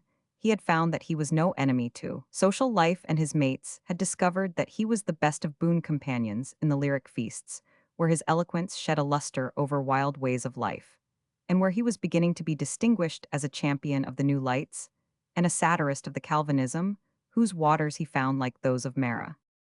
In Robert's 25th year, his father died full of sorrows and apprehensions for the gifted son, who wrote for his tomb in Alloway Kirkyard the fine epitaph, ending with the characteristic line, "For even his failings leaned to virtue's side." For some time longer, the poet with his brother Gilbert lingered at Lochlia reading agricultural books, miscalculating crops, attending markets, and in a mood of reformation resolving, in spite of the world, the flesh, and the devil, to be a wise man. Affairs, however, went no better with the family, and in 1784 they migrated to Mostiel, where he lived and wrought during 4 years for a return scarce, equal to the wage of the commonest laborer in our day. Meanwhile, he had become intimate with his future wife Jean Armour, but the father, a master mason, discountenanced the match, and the girl, being disposed to sigh as a lover as a daughter to obey Burns in 1786, gave up his suit, resolved to seek refuge in exile, and having accepted a situation as bookkeeper to a slave estate in Jamaica, had taken his passage in a ship for the West Indies. His old associations seemed to be breaking up. Men, and fortune's scowled and hungry ruin, had him in the wind when he wrote the lines ending Roman 5p. Adieu, my native banks of air. An address to the most famous of the loves, in which he was as prolific as Catullus or Tibullus. The proposal, "Will ye go to the Indies, my Mary?" He was withheld from his project, and happily or unhappily, the current of his life was turned by the success of his first volume, which was published at Kilmarnock in June 1786. It contained some of his most justly celebrated poems, the results of his scanty leisure at Lochlia and Mostiel, among others the Twa Doxographic idealization of Aesop, the author's Prayer, the address to the Deil, the Vision, and the Dream Halloween, the Cotter's Saturday Night, the Lines to a Mouse, and to a Daisy Scotch Drink Man, was made to mourn the epistle to Davy. And some of his most popular songs, this epitome of a genius so marvelous and so varied, took his audience by storm. The country murmured of him from sea to sea. With his poems, says Robert Heron, old and young grave, and gay learned and ignorant were alike transported. I was at that time resident in Galloway, and I can well remember how even ploughboys and maidservants would have gladly bestowed the wages they earned the most hardly, and which they wanted to purchase necessary clothing, if they might but procure the works of Burns. This first edition only brought the author 20 direct return, but it introduced him to the literati of Edinburgh, whither he was invited and where he was welcomed, feasted, admired, and patronized. He appeared as a portent among the scholars of the northern capital and its university, and manifested, according to Mr. Lockhart, in the whole strain of his bearing his belief, that in the society of the most eminent men of his nation, he was where he was entitled to be, hardly deigning to flatter them, by exhibiting a symptom of being flattered. Sir Walter Scott bears a similar testimony to the dignified simplicity and almost exaggerated independence of the poet during this annus mirabilis of his success. As for Burns' Virgilium Vidi Tantum, I was a lad of 15 when he came to Edinburgh, but had sense enough to be interested in his poetry, and would have given the world to know him. I saw him one day with several gentlemen of literary reputation, among whom I remember the celebrated Dugald Stewart, of course. We youngsters sat silent, looked, and listened. I remember his shedding tears over a print representing a soldier lying dead in the snow, his dog sitting in misery on one side, on the other his widow, with a child in her arms. His person was robust, his manners rustic, not clownish. His countenance was more massive than it looks in any of the portraits. There was a strong expression of shrewdness in his lineaments. The eye alone indicated the poetic character and temperament. It was large, and of a dark cast, and literally glowed when he spoke with feeling or interest. I never saw such another eye in a human head. His conversation expressed perfect self-confidence, without the least intrusive forwardness. I thought his acquaintance with English poetry was rather limited, and having 20 times the abilities of Allan Ramsay and of Fergusson, he talked of them with too much humility. As his models he was much caressed in Edinburgh, but the efforts made for his relief were extremely trifling. Laudator et alget. Burns went from those meetings where he had been posing professors no hard task, and turning the heads of duchesses, to share a bed in the garret of a writer's apprentice at the paid, together threes a week, for the room. It was in the house of Mr. Carfrey Baxter's, close Lawn Market, first scale stair, on the left hand, in going down first door in the stair. During Burnt's life, it was reserved for William Pitt to recognize his place as a great poet. The more cautious critics of the North were satisfied to endorse him as a rustic prodigy, and brought upon themselves a share of his satire. Some of the friendships contracted during this period is, for Lord Glencairn and Mrs. Dunlopere, among the most pleasing and permanent in literature. For genuine kindness was never wasted on one who, whatever his faults, has never been accused of ingratitude. But in the bard city life there was an unnatural element. He stooped to beg for neither smiles nor favor, but the gnarled country oak is cut up into cabinets in artificial prose and verse. In the letters to Mr. Graham, the prologue to Mr. Wood, and the epistles to Clarinda, he is dancing minuets with hobnailed shoes. When in 1787 the second edition of the poems came out, the proceeds of their sale realized for the author 400. On the strength of this sum, he gave himself 2 long rambles full of poetic materialone through the border towns into England, as far as Newcastle, returning by Dumfries to Mauchline, and another a grand tour through the East Highlands, as far as Inverness, returning by Edinburgh, and so home to Ayrshire. In 1788, Burns took a new farm at Ellisland on the Nith, settled there, married, lost his little money, and wrote among other pieces Auld Lang Syne and Tam O'Shanter. In 1789, he obtained through the good office of Mr. Graham of Fintry an appointment as excise officer of the district, worth 50 per annum. In 1791, he removed to a similar post at Dumfries, worth 70. In the course of the following year, he was asked to contribute to George Thomson's select collection of original Scottish airs, with symphonies and accompaniments for the pianoforte and violin, the poetry by Robert Burns. To this work he contributed about 100 songs, the best of which are now ringing in the ear of every Scotsman from New Zealand to San Francisco. For these original and adapted, he received a shawl; for his wife a picture by David Allen, representing the Cottars' Saturday Night and Five. The poet wrote an indignant letter, and never afterwards composed for money. Unfortunately, the Rock of Independence, to which he had proudly retired, was but a castle of air over which the meteors of French political enthusiasm cast a lurid gleam in the last years of his life. exiled from polite society, on account of his revolutionary opinions, he became sourer in temper and plunged more deeply into the dissipations of the lower ranks, among whom he found his only companionship, and sole though shallow sympathy. Burns began to feel himself prematurely old walking with a friend who proposed to him to join a county ball. He shook his head, saying that's all over now, and adding a verse of Lady Grizzle Bailey's ballad. Oh, were we young as we ants hae been, we sud hae been galloping down on yon green, and linking it o'er the lily-white lea. But were na my heart light I wad dee. His hand shook his pulse and appetite failed his spirits sunk into a uniform gloom. In April 1796, he wrote, I fear it will be some time before I tune my lyre again. By Babel's streams I have sat and wept, I have only known existence by the pressure of sickness and counted time. By the repercussions of pain I close my eyes in misery, and open them without hope. I look on the vernal day, and say with poor Ferguson, say wherefore has an all-indulgent heaven life to the comfortless and wretched given. On the 4th of July, he was seen to be dying on the 12th. He wrote to his cousin for the loan of 10, to save him from passing his last days in jail, on the 21st. He was no more on the 25th, when his last son came into the world. He was buried with local honors, the volunteers of the company, to which he belonged firing 3 volleys over his grave.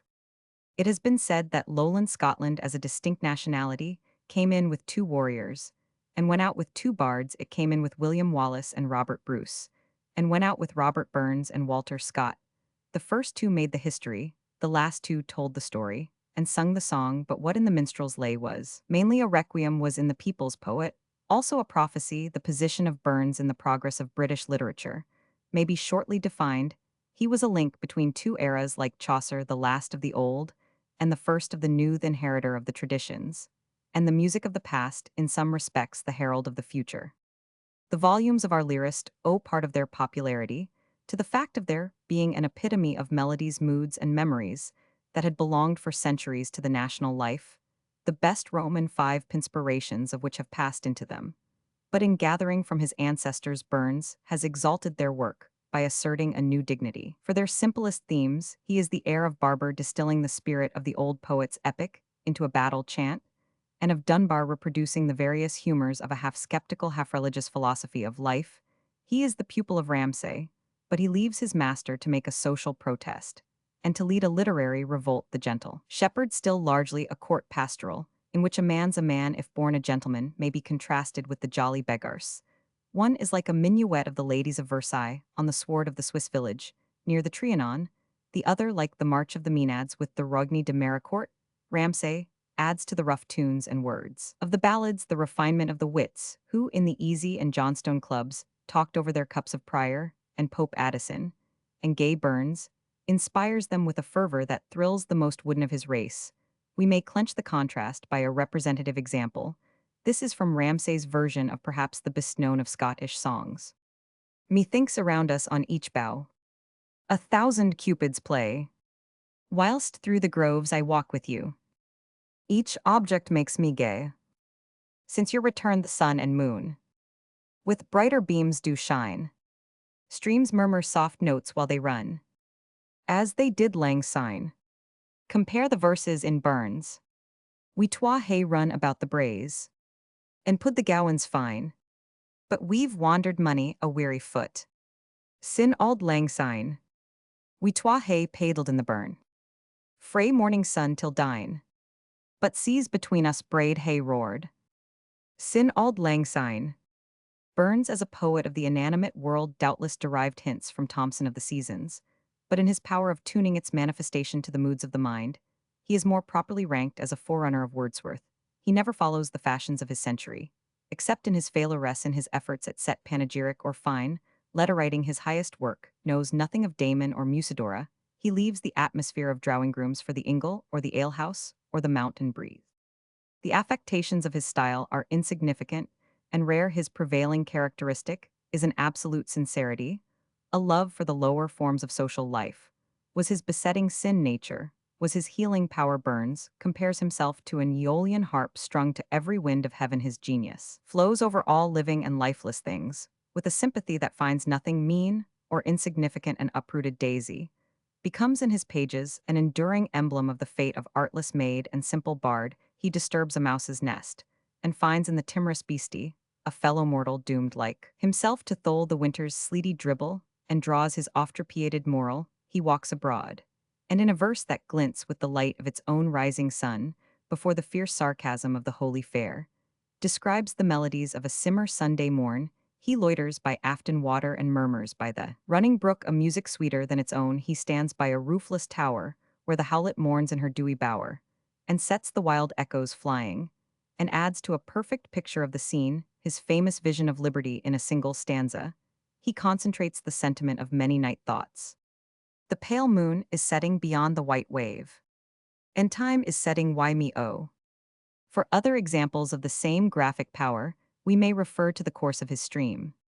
Whiles o'er a linn the burnie plays, as through the glen it wimpled Roman 100. Or to the Birks of Aberfeldy, or the spate in the dialogue of the Briggs of Ayr, the poet is as much at home in the presence of this flood, as by his Trotton Burns meander familiar with all the seasons. He represents the phases of a northern winter with a frequency characteristic of his clime, and of his fortunes her tempests became anthems in his verse.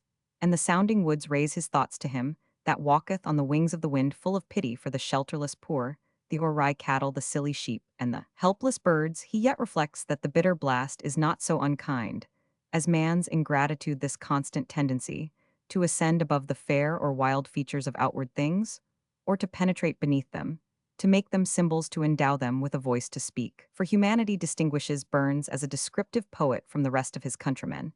As a painter, he is rivaled by Dunbar and James Roman, won more rarely by Thomson and Ramsay. The lilt of Tannehill's finest verse is even more charming, but these writers rest in their art. Their main care is for their own genius. The same is true, in a minor degree, of some of his great English successors. Keats has a palette of richer colors, but he seldom condescends to human nature's daily food. Shelley floats in a thin air to stars and mountain tops and vanishes from our gaze like his skylark. Byron, in the midst of his revolutionary fervor, never forgets that he himself belongs to the caste of Vere de Vere. Wordsworth's placid affection and magnanimity stretch beyond mankind, and as in Hartlepoel and the Cuckoo extend to bird and beast, he moralizes grandly on the vicissitudes of common life. But he does not enter into, because by right of superior virtue, he places himself above them. From the lyrical ballads, it has been said, it does not appear that men eat or drink merry, or are given in marriage. We revere the monitor who, consciously good and great, gives us the dry light of truth. But we love the bard Nostri Delicii, who is all fire from heaven and air-sheer earth, mingling in the outburst of passion and of power which is his poetry and the inheritance of his race. He had certainly neither culture nor philosophy enough to have written the ode on the recollections of childhood. But to appreciate that ode requires an education, the sympathies of Burns, as broad as Wordsworth's, are more intense. In turning his pages, we feel ourselves more decidedly in the presence of one who joys with those who rejoice and mourns with those who mourn. He is never shallow, ever plain, and the expression of his feeling is so terse that it is always memorable. Of the people, he speaks more directly for the people than any of our more considerable poets. Chaucer has a perfect hold of the homeliest phases of life, but he wants the lyric element, and the charm of his language has largely faded from untutored ears. Shakespeare, indeed, has at once a loftier vision and a wider grasp, for he sings of Thebes and Pelops, line of Agincourt, and Philippi as of Falstaff, and Snug the joiner, and the meanest flower that blows. But not even Shakespeare has put more thought into poetry, which the most prosaic must appreciate, than Burns has done. The latter moves in a narrower sphere, and wants the strictly dramatic faculty. But its place is partly supplied by the vividness of his narrative. His realization of incident and character is manifested in the sketches, in which the manners and prevailing fancies of his countrymen are immortalized in connection with local scenery. Among those, almost every variety of disposition finds its favorite. The quiet households of the kingdom have received a sort of apotheosis in the Cotter's Saturday Night. It has been objected that the subject does not afford scope for the more daring forms of the author's genius. But had he written no other poem, this heartful rendering of a good week's close in a God-fearing home, sincerely devout and yet relieved from all suspicion of sermonizing, by its humorous touches, would have secured a permanent place in literature. It transcends Thomson and Beattie at their best, and will smell sweet like the actions of the just for generations to come. Lovers of rustic festivity may hold that the poet's greatest performance is his narrative of Halloween, which for easy vigor fullness of rollicking life blended truth and fancy, is unsurpassed in its kind. Campbell, Wilson Hazlitt Montgomery Burns himself, and the majority of his critics have Roman 5 precorded their preference for Tam O'Shanter, where the weird superstitious element that has played so great a part in the imaginative work of this part of our island is brought more prominently forward. Few passages of description are finer than that of the roaring dune and allow a kirk glimmering through the groaning trees. But the unique excellence of the piece consists in its variety and a perfectly original combination of the terrible and the ludicrous, like Goethe's Walpurgis Nacht brought into closer contact with real life. It stretches from the drunken humors of Christopher Sly to a world of fantasies almost as brilliant as those of the Midsummer Night's Dream half. Solemnized by the severe atmosphere of a sterner clime, the contrast between the lines Kings may be blessed Roman 100, and those which follow beginning, but pleasures are like poppies spread, is typical of the perpetual antithesis of the author's thought and life, in which at the back of every revelry he sees the shadow of a warning hand and reads on the wall the writing omnia mutantur, with equal or greater confidence. Other judges have pronounced Burnt's masterpiece to be the Jolly Beggar's certainly no other single production, so illustrates his power of exalting what is insignificant, glorifying what is mean, and elevating the lowest details by the force of genius. The form of the piece, says Carlyle, is a mere cantata, the theme the half-drunken snatches of a joyous band of vagabonds, while the gray leaves are floating on the gusts of the wind in the autumn of the year. But the whole is compacted, refined, and poured forth in one flood of liquid harmony. It is light, airy, and soft of movement, yet sharp and precise in its details. Every face is a portrait, and the whole a group in clear photography. The blanket of the night is drawn aside in full ruddy gleaming light. These rough tatterdemalions are seen at their boisterous revel, ringing from fate. Another hour of wassail and good cheer over the whole is flung. Half humorous, half savage, satire aimed like a two-edged sword at the laws, and the lawbreakers in the acme of which the graceless crew are raised above the level of ordinary gypsies, footpads, and rogues, and are made to sit on the hills like gods together, careless of mankind, and to launch their titan thunders of rebellion against the world. A fig for those by law protected. Liberty's a glorious feast. Courts for cowards were erected. Churches built to please the priest. A similar mixture of drollery and defiance appears in the justly celebrated address to the Deil, which, mainly whimsical, is relieved by Touch's own in the conception of such a being straying in lonely places and loitering among trees, or in the familiarity with which the poet lectures so awful a personage, may add, than in the inimitable outbreak at the close. Oh, would you tack a thought in men? Carlyle, in reference to this passage, cannot resist the suggestion of a parallel from Sterne. He is the father of curses and lies, said Dr. Slop, and is cursed and damned. Already I am sorry for it, quoth my uncle Toby. Burns fared ill at the hands of those who were not sorry for it, and who repeated with glib complacency every terrible belief of the system, in which they had been trained. The most scathing of his satires, under which head fall many of his minor and frequent passages in his major pieces, are directed against the false pride of birth, and what he conceived to be the false pretenses of religion, the apologue of death, and Dr. Hornbook, the ordination, the song no churchman. For to rail and to write the address to the unco guid Holy Willie, and above all the Holy Fair with its savage caricature of an ignorant ranter of the time called Moody, and others of like stamp not unnaturally provoked offense. As regards the poet's attitude towards some phases of Calvinism, prevalent during his life, it has to be remarked that from the days of Dunbar, there has been a degree of antagonism between Scottish verse and the more rigid forms of Scottish theology. It must be admitted that in protesting against hypocrisy, he has occasionally been led beyond the limits prescribed by good taste. He is at times abusive of those who differ from him. This with other offenses against decorum, which here and there disfigure his pages, can only be condoned by an appeal to the general tone of his writing, which is reverential. Burns had a firm faith in a supreme being, not as a vague, mysterious power, but as the arbiter of human life amid the vicissitudes of his career. He responds to the cotter's summons, let us worship God. An atheist's laughs a poor exchange for deity offended is the moral of all his verse, which treats seriously of religious matters. His prayers in rhyme give him a high place among secular psalmists. Like Chaucer, Burns was a great moralist, though a rough one in the moments of his most intense revolt against conventional prejudice and sanctimonious affectation. He is faithful to the great laws, which underlie change loyal in his veneration for the cardinal. Virtues, truth, justice, and charity and, consistent in the warnings, to which his experience gives an unhappy force against transgressions of temperance.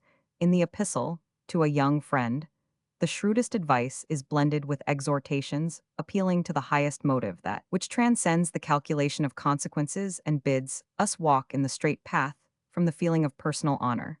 And for the glorious privilege of being independent Burns, like Dante loved well, because he hated wickedness that hinders loving and this feeling as in the lines dweller in yon dungeon dark sometimes breaks bounds, but his calmer moods are better represented by the well-known passages in the Epistle to Davy, in which he preaches acquiescence in our lot, and a cheerful acceptance of our duties in the sphere where we are placed. This philosophy, Deus never better sung by Horace, is the prevailing refrain of our author's songs on these there. Are few words to add to the acclaim of a century, they have passed into the air we breathe. They are so real that they seem things rather than words, or nearer still living beings.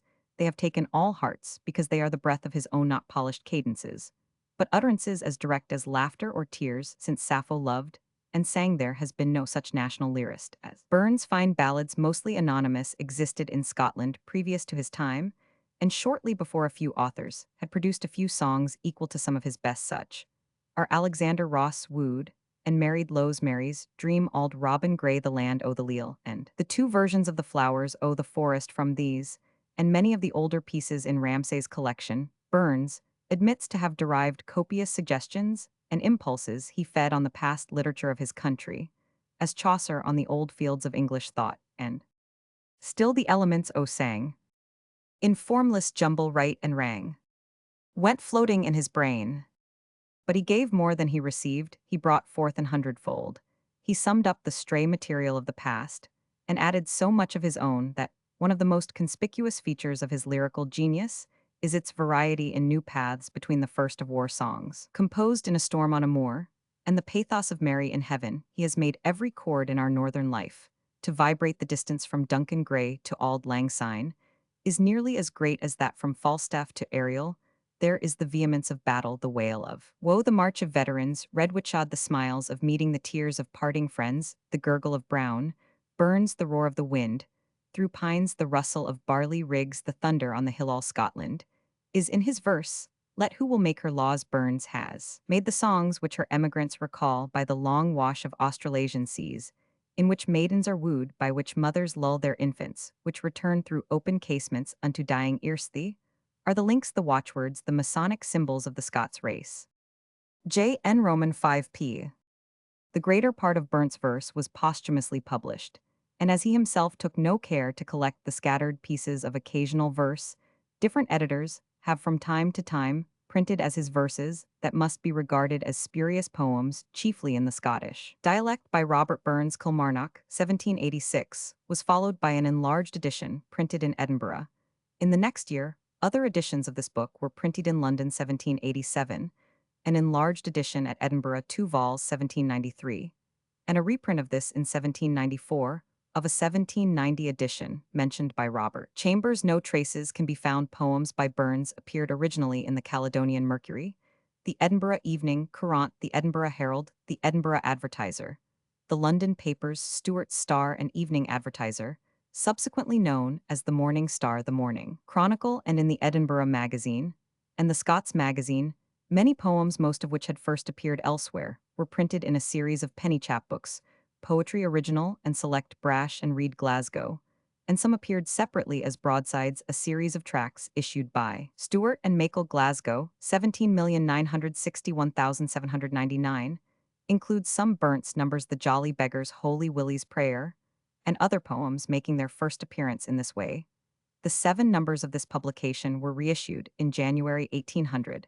As the poetical miscellany, this was followed by Thomas Stewart's poems ascribed to Robert Burns, Glasgow 1801. Burnt's songs appeared chiefly in James Johnson's Scots Musical Museum, 6 vols, 17,871,803, which he appears after the first volume to have virtually edited, though the 2 last volumes were published only after his death, and in George Thomson's Select Collection of Original Scottish Airs, 6 vols, 17,931,840. Only 5 of the songs done for Thomson appeared during the poet's lifetime, and Thomson's text cannot be regarded with confidence. The hasty MSS in the British Museum, Addit, MS 22307, include 162 songs, many of them in Burnt's handwriting, and the Dalhousie MS at Brechin Castle contains Burnt's correspondence with Thomson.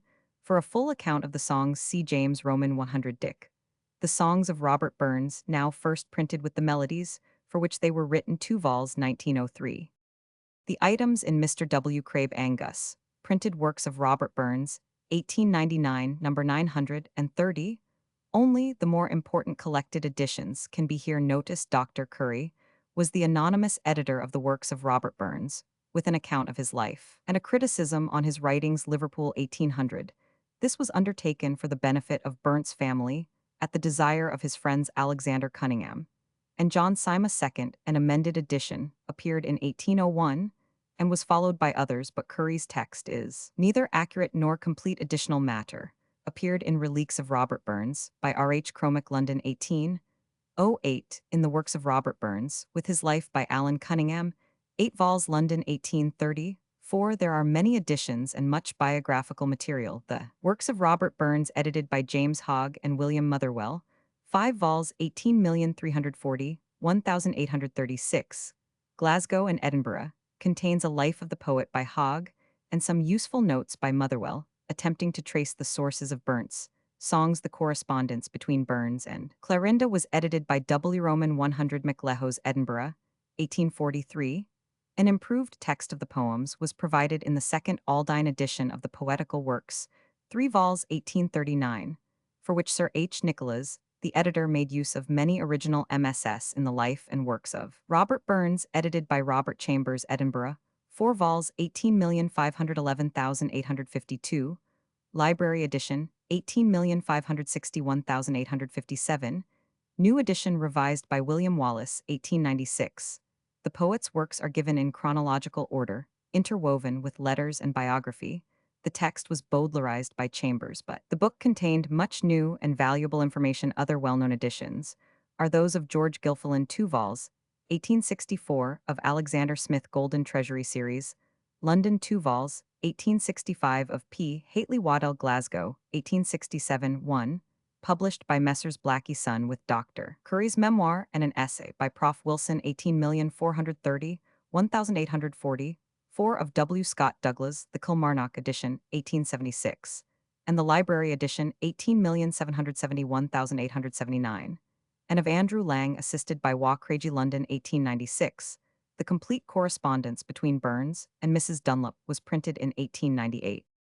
A critical edition of the poetry of Robert Burns, which may be regarded as definitive, and is provided with full notes and variant readings, was prepared by W. E. Henley and T. F. Henderson, 4 vols, Edinburgh, 18,961,897, reprinted 1901, and is generally known as the Centenary Burns in Vol Roman 3. The extent of Burns' indebtedness to Scottish folksong and his methods of adaptation are minutely discussed. Vol Roman 4 contains an essay on Robert Burns' life genius achievement by W. Henley.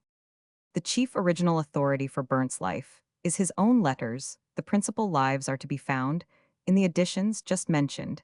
His biography has also been written by J. Gibson Lockhart, Life of Burns, Edinburgh, 1828, for the English Men of Letters series in 1879 by Prof. J. Campbell Sharp, and by Sir Leslie Stephen in the Dictionary of National Biography, Vol Roman, 8, 1886.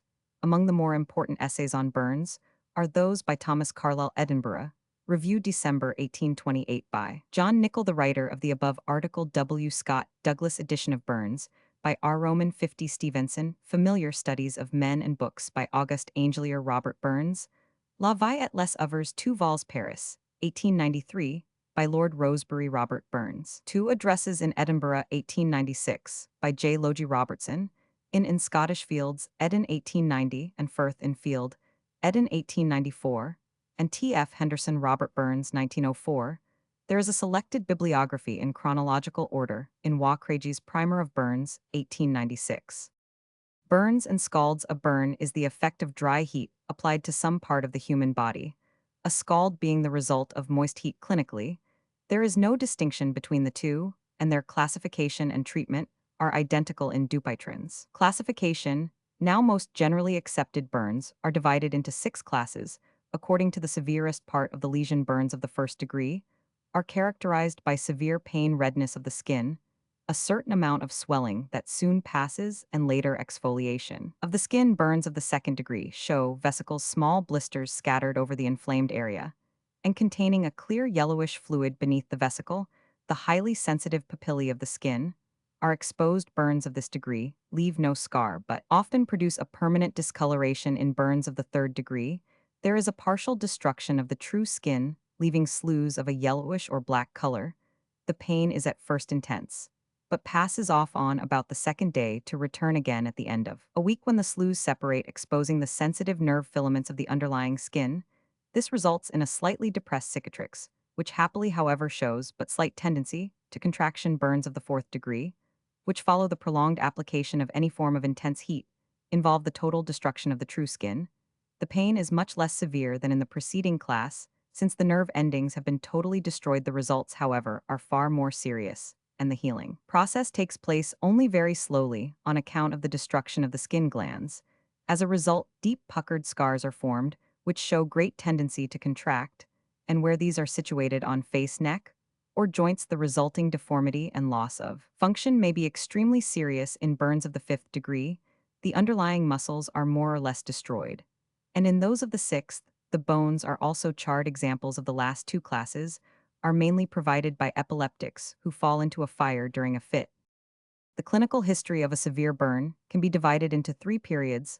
The first period lasts from 36 to 48 hours, during which time the patient lies in a condition of profound shock and consequently feels little or no pain.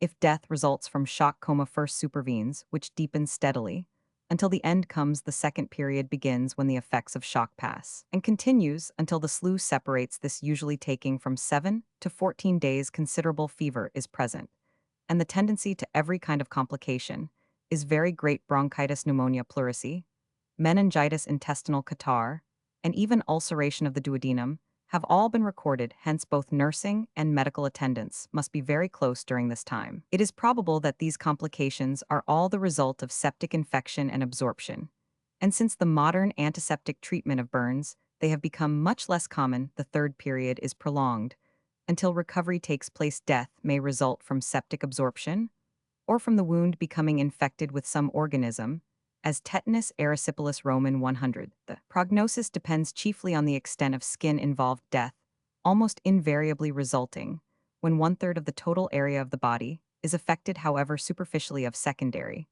but still grave importance, is the position of the burn that over a serous cavity, making the future more doubtful than one on a limb.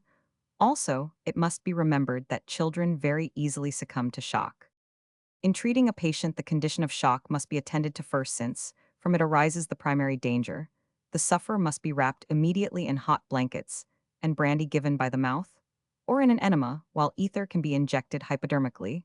If the pulse is very bad, a saline infusion must be administered. The clothes can then be removed, and the burnt surfaces thoroughly cleansed with a very mild antiseptic. A weak solution of Lysol acting very well. If there are blisters, these must be opened, and the contained effusion allowed to. Roman 5. Pescape. Some surgeons leave them at this stage, but others prefer to remove the raised epithelium. When thoroughly cleansed, the wound is irrigated with sterilized saline solution, and a dressing subsequently applied for the more superficial lesions. By far the best results are obtained from the application of gauze soaked in picric acid solution and lightly wrung out, being covered with a large antiseptic wool pad and kept in position by a bandage. Picric acid 112 drams, absolute alcohol 3 Oz, and distilled water 40 Oz, make a good lotion. All being well, this need only be changed about twice a week. The various kinds of oil once so greatly advocated in treating burns are now largely abandoned, since they have no antiseptic properties. The deeper burns can only be attended to by a surgeon, whose aim will be first to bring septic absorption to a minimum and later to hasten the healing process. Skin grafting has great value after extensive burns, not because it hastens healing, which it probably does not do, but because it has a marked influence in lessening cicatricial contraction. When a limb is hopelessly charred, amputation is the only course. Burnside Ambrose Everett 18,240,1880, one American soldier, was born at Liberty, Indiana, on the 23rd of May 1824, of Scottish pedigree, his American ancestors settling first in South Carolina and next in the Northwest wilderness where his parents lived in a rude log cabin. He was appointed to the United States Military Academy through casual favor and graduated in 1847. When war with Mexico was nearly over in 1853, he resigned his commission and from 1853 to 1858 was engaged in the manufacture of firearms at Bristol Roman 1. In 1856, he invented a breech-loading rifle. He was employed by the Illinois Central Railroad until the Civil War broke out. Then, he took command of a Rhode Island regiment of 3 months militia on the summons of Governor Sprague, took part in the relief of the national capital, and commanded a brigade in the First Battle of Bull Run on the 6th of August 1861. He was commissioned Brigadier General of Volunteers and placed in charge of the Expeditionary Force, which sailed in January 1862 under sealed orders for the North Carolina coast. The victories of Roanoke Island, New Bern, and Fort Macon, February-April, were the chief incidents of a campaign which was favorably contrasted by the people with the work of the main army on the Atlantic coast. He was promoted Major General, U.S. Roman 5 soon afterwards, and early in July with his North Carolina troops Roman 9 Army Corps, he was transferred to the Virginian theater of war. Part of his forces fought in the last battles of Pope's campaign in Virginia, and Burnside himself was engaged in the battles of South Mountain and Antietam. At the latter, he was in command of McClellan's left wing, but the want of vigor in his attack was unfavorably criticized. His patriotic spirit, modesty, and amiable manners made him highly popular, and upon McClellan's final removal, Nov. 7 from the Army of the Potomac, President Lincoln chose him as successor. The choice was unfortunate, much as he was liked. No one had ever looked upon him as the equal of McClellan, and it was only with the greatest reluctance that he himself accepted the responsibility which he had on 2 previous occasions declined. He sustained a crushing defeat at the Battle of Fredericksburg 13 Dec 1862, and Jan 27 gave way to Jen Hooker after a tenure of less than 3 months. Transferred to Cincinnati in March 1863, he caused the arrest and court-martial of Clement Roman 50 Vallandigham, lately an opposition member of Congress, for an alleged disloyal speech, and later in the year his measures for the suppression of press criticism aroused much opposition. He helped to crush Morgan's Ohio raid in July, then moving to relieve the Loyalists in East Tennessee in September, entered Knoxville, to which the Confederate General James Longstreet unsuccessfully laid siege. In 1864, Burnside led his old Roman 9 Corps under Grant in the Wilderness and Petersburg campaigns. After bearing his part well in the many bloody battles of that time, he was overtaken once more by disaster. The failure of the Burnside mine at Petersburg brought about his resignation.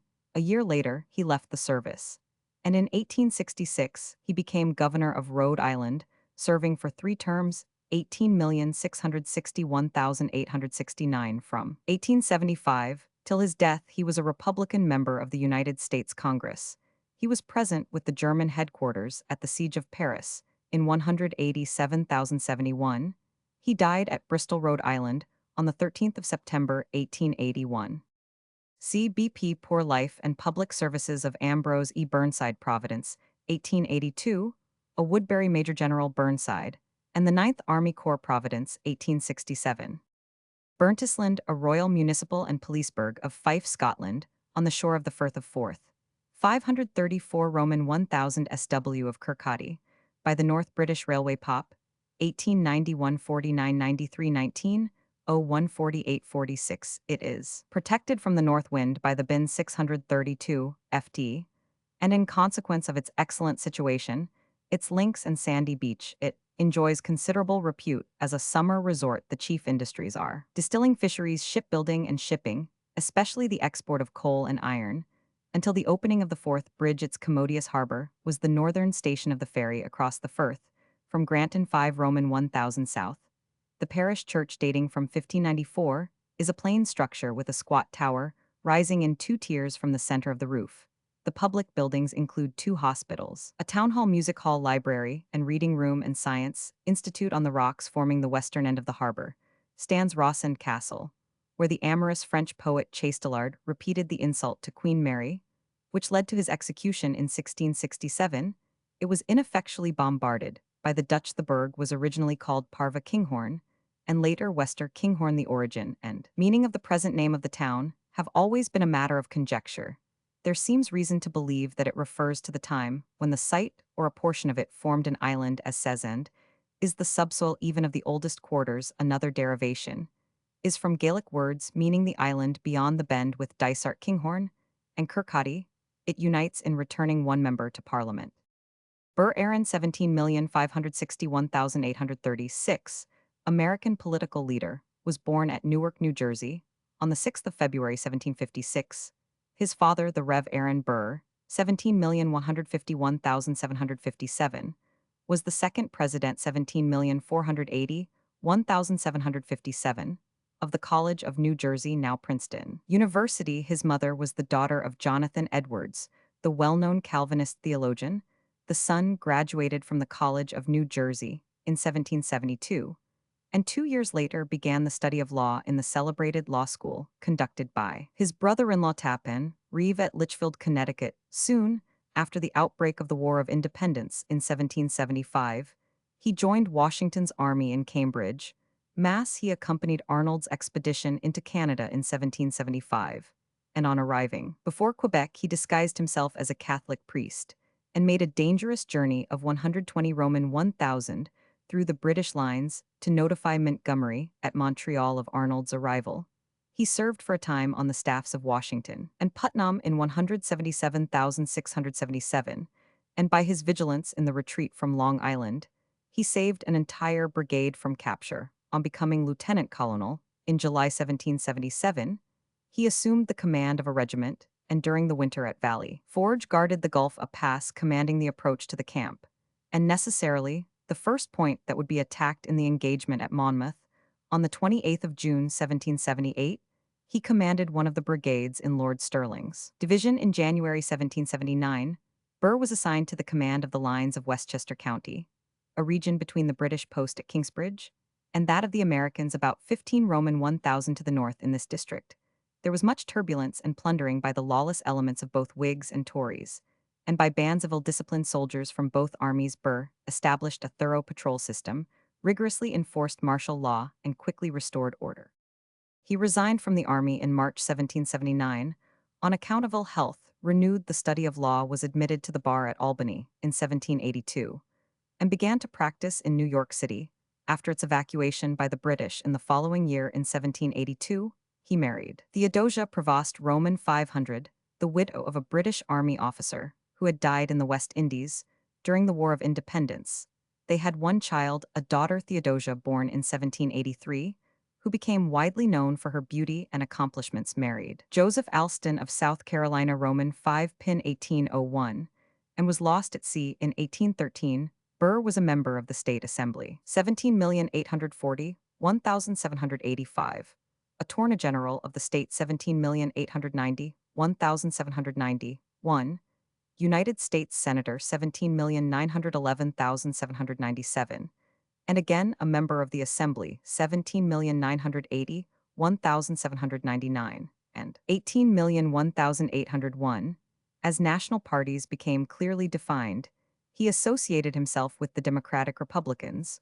Although he was not the founder of Tammany Hall, he began the construction of the political machine, upon which the power of that organization is based. In the election of 1800, he was placed on the Democratic-Republican presidential ticket with Thomas Jefferson, and each received the same number of electoral votes. It was well understood that the party intended that Jefferson should be president and Burr vice president, but owing to a defect later remedied in the Constitution, the responsibility for the final choice was thrown upon the House of Representatives. The attempts of a powerful faction among the Federalists to secure the election of Burr failed, partly because of the opposition of Alexander Hamilton, and partly, it would seem, because Burr himself would make no efforts to obtain votes in his own favor on Jefferson's election. Burr, of course, became vice president. His fair and judicial manner as president of the Senate, recognized even by his bitterest enemies, helped to foster traditions in regard to that position quite different from those which have become associated with the speakership of the House of Representatives.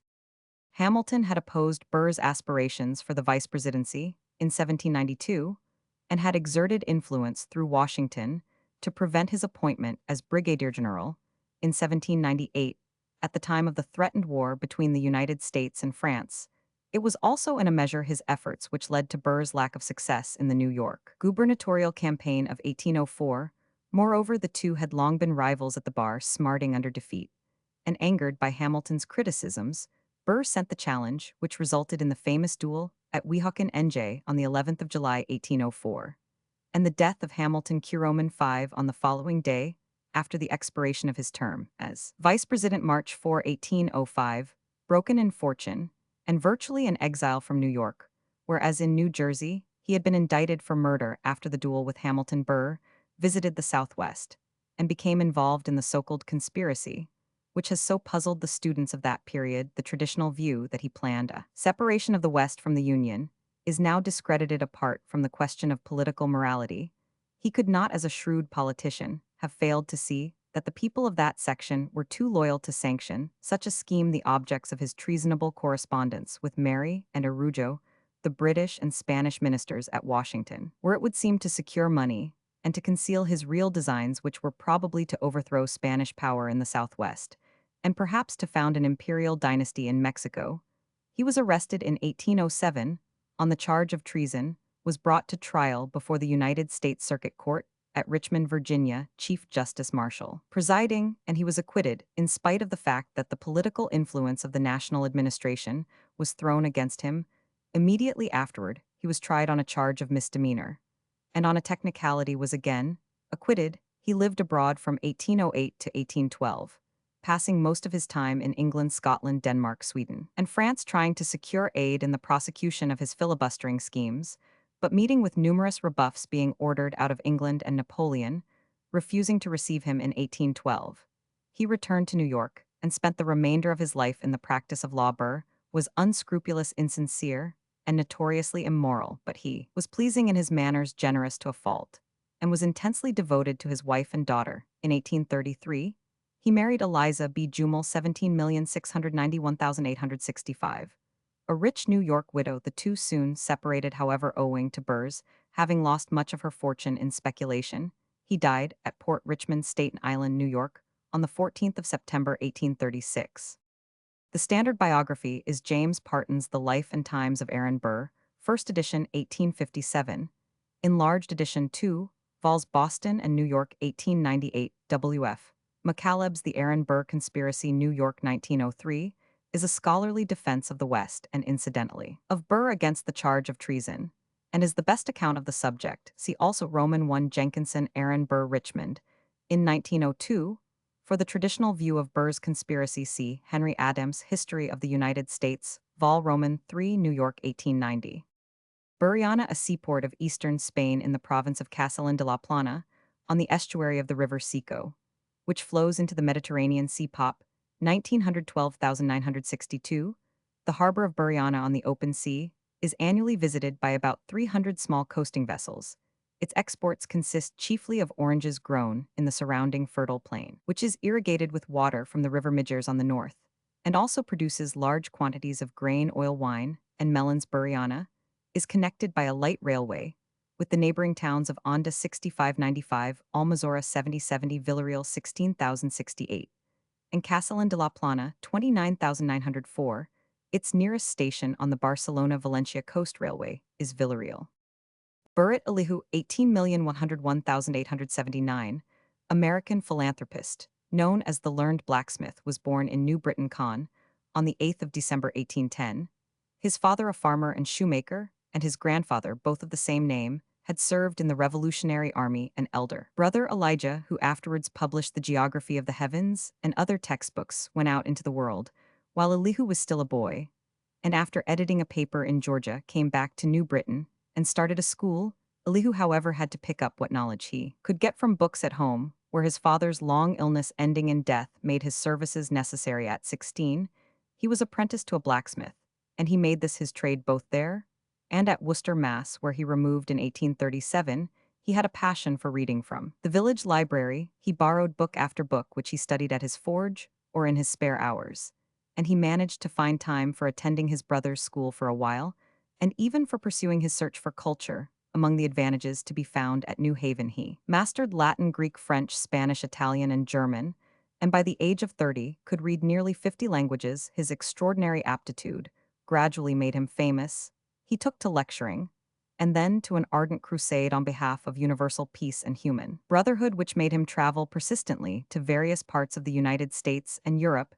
In 1848, he organized the Brussels Congress of Friends of Peace, which was followed by annual congresses in Paris, Frankfurt, London, Manchester, and Edinburgh. He wrote and published voluminously leaflets, pamphlets, and volumes, and started the Christian Citizen at Worcester to advocate his humanitarian views. Cheap transoceanic postage was an ideal for which he agitated wherever he went. His vigorous philanthropy keeps the name of Elihu Burritt Green in the history of the peace movement. Apart from the fame of his learning, his countrymen at universities such as Yale and elsewhere delighted to do him honor, and he was U.S. consul at Birmingham from 1865 to 1870. He returned to America and died at New Britain on the 9th of March, 1879. See Life by Charles Northend in the Memorial Volume, 1879, and an article by Ellen Strong Bartlett in the New England Magazine, June, 1897. Burroughs George Roman 1,001,692, American Congregational Pastor, graduated at Harvard in 1670, and became the minister of Salem Village, now Danvers, in 1680, a charge which he held till 1683. He lived at Falmouth, now Portland, Maine, until the Indians destroyed it in 1690, when he removed to Wells in May 1692, during the witchcraft delusion on the accusation of some personal enemies. His former congregation who had sued him for debt. Burroughs was arrested and charged, among other offenses, with extraordinary lifting and such feats of strength as could not be done without diabolical assistance. Though the jury found no witch marks on his body, he was convicted and executed on Gallows Hill, Salem, on the 19th of August, the only minister who suffered this extreme fate. Roman 5p. Burroughs John, 1837, American poet and writer on natural history, was born in Roxbury, Delaware County, New York, on the 3rd of April, 1830. In his earlier years, he engaged in various pursuits, teaching journalism, farming, and fruit raising, and for 9 years was a clerk in the Treasury Department at Washington. After publishing in 1867 a volume of notes on Walt Whitman as poet and person, a subject to which he returned in 1896, with his Whitman, a study he began in 1871, with Waycrobbin, a series of books on birds, flowers, and rural scenes, which has made him the successor of Thoreau as a popular essayist, and the plants and animals environing human life. His later writings showed a more philosophically mood and a greater disposition towards literary or meditative allusion than their predecessors, but the general theme and method remained the same. His chief books, in addition to Waycrobbin, are Birds and Poets, 1877, Locusts and Wild Honey, 1879, Signs and Seasons, 1886, and Ways of Nature, 1905. These are in prose, but he wrote much also in verse, a volume of poems, Bird and Bough, being published in 1906, Winter Sunshine, 1875, and Fresh Fields, 1884, are sketches of travel in England and France. A biographical sketch of Burroughs is prefixed to his year, in the Fields' New ed. 1901. A complete uniform edition of his works was issued in 1895, Roman 100 Riverside edition, Cambridge, Mass.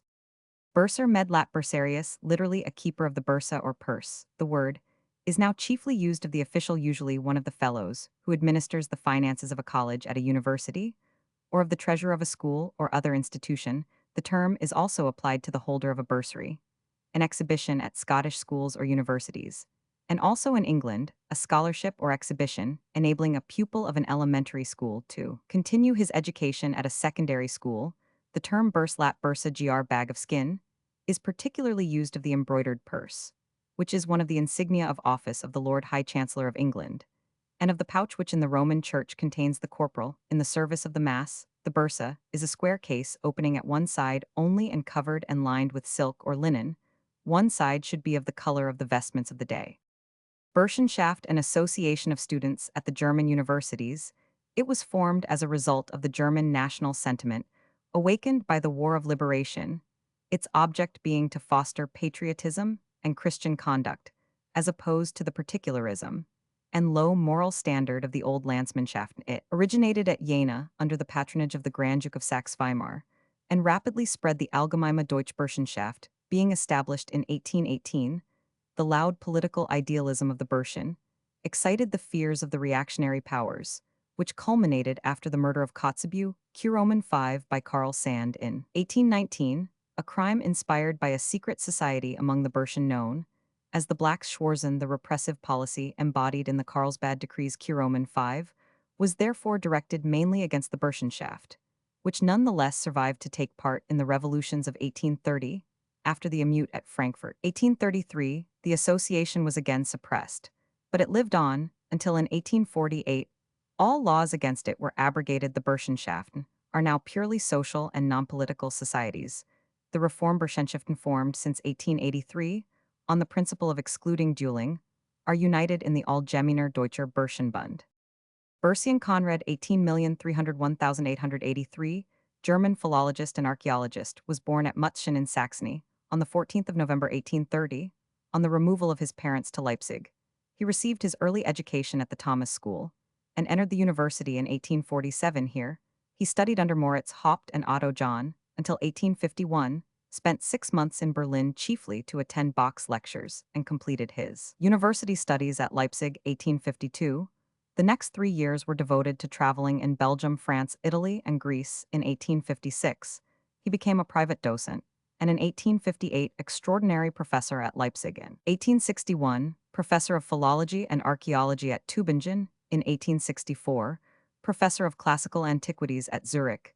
In 1869, at Jena, where he was also director of the Archaeological Museum. In 1874 at Munich, where he remained until his death on the 21st of September 1883.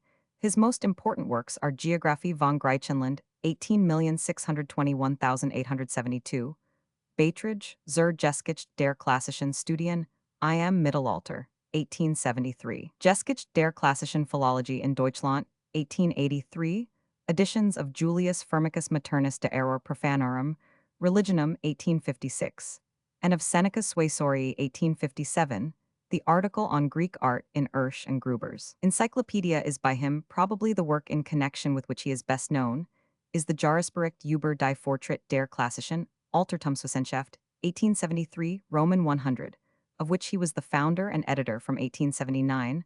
A biographisches Jahrbuch für Altertumskunde was published by way of supplement, an obituary notice of Bursian, with a complete list of his writings, being in the volume for 1884. Burslem, a market town of Staffordshire, England, in the Potteries district, 150 Roman 1000, NW from London on the North Staffordshire Railway, and the Grand Trunk Canal Pop, 1890 130 1999 19, 0130 8766.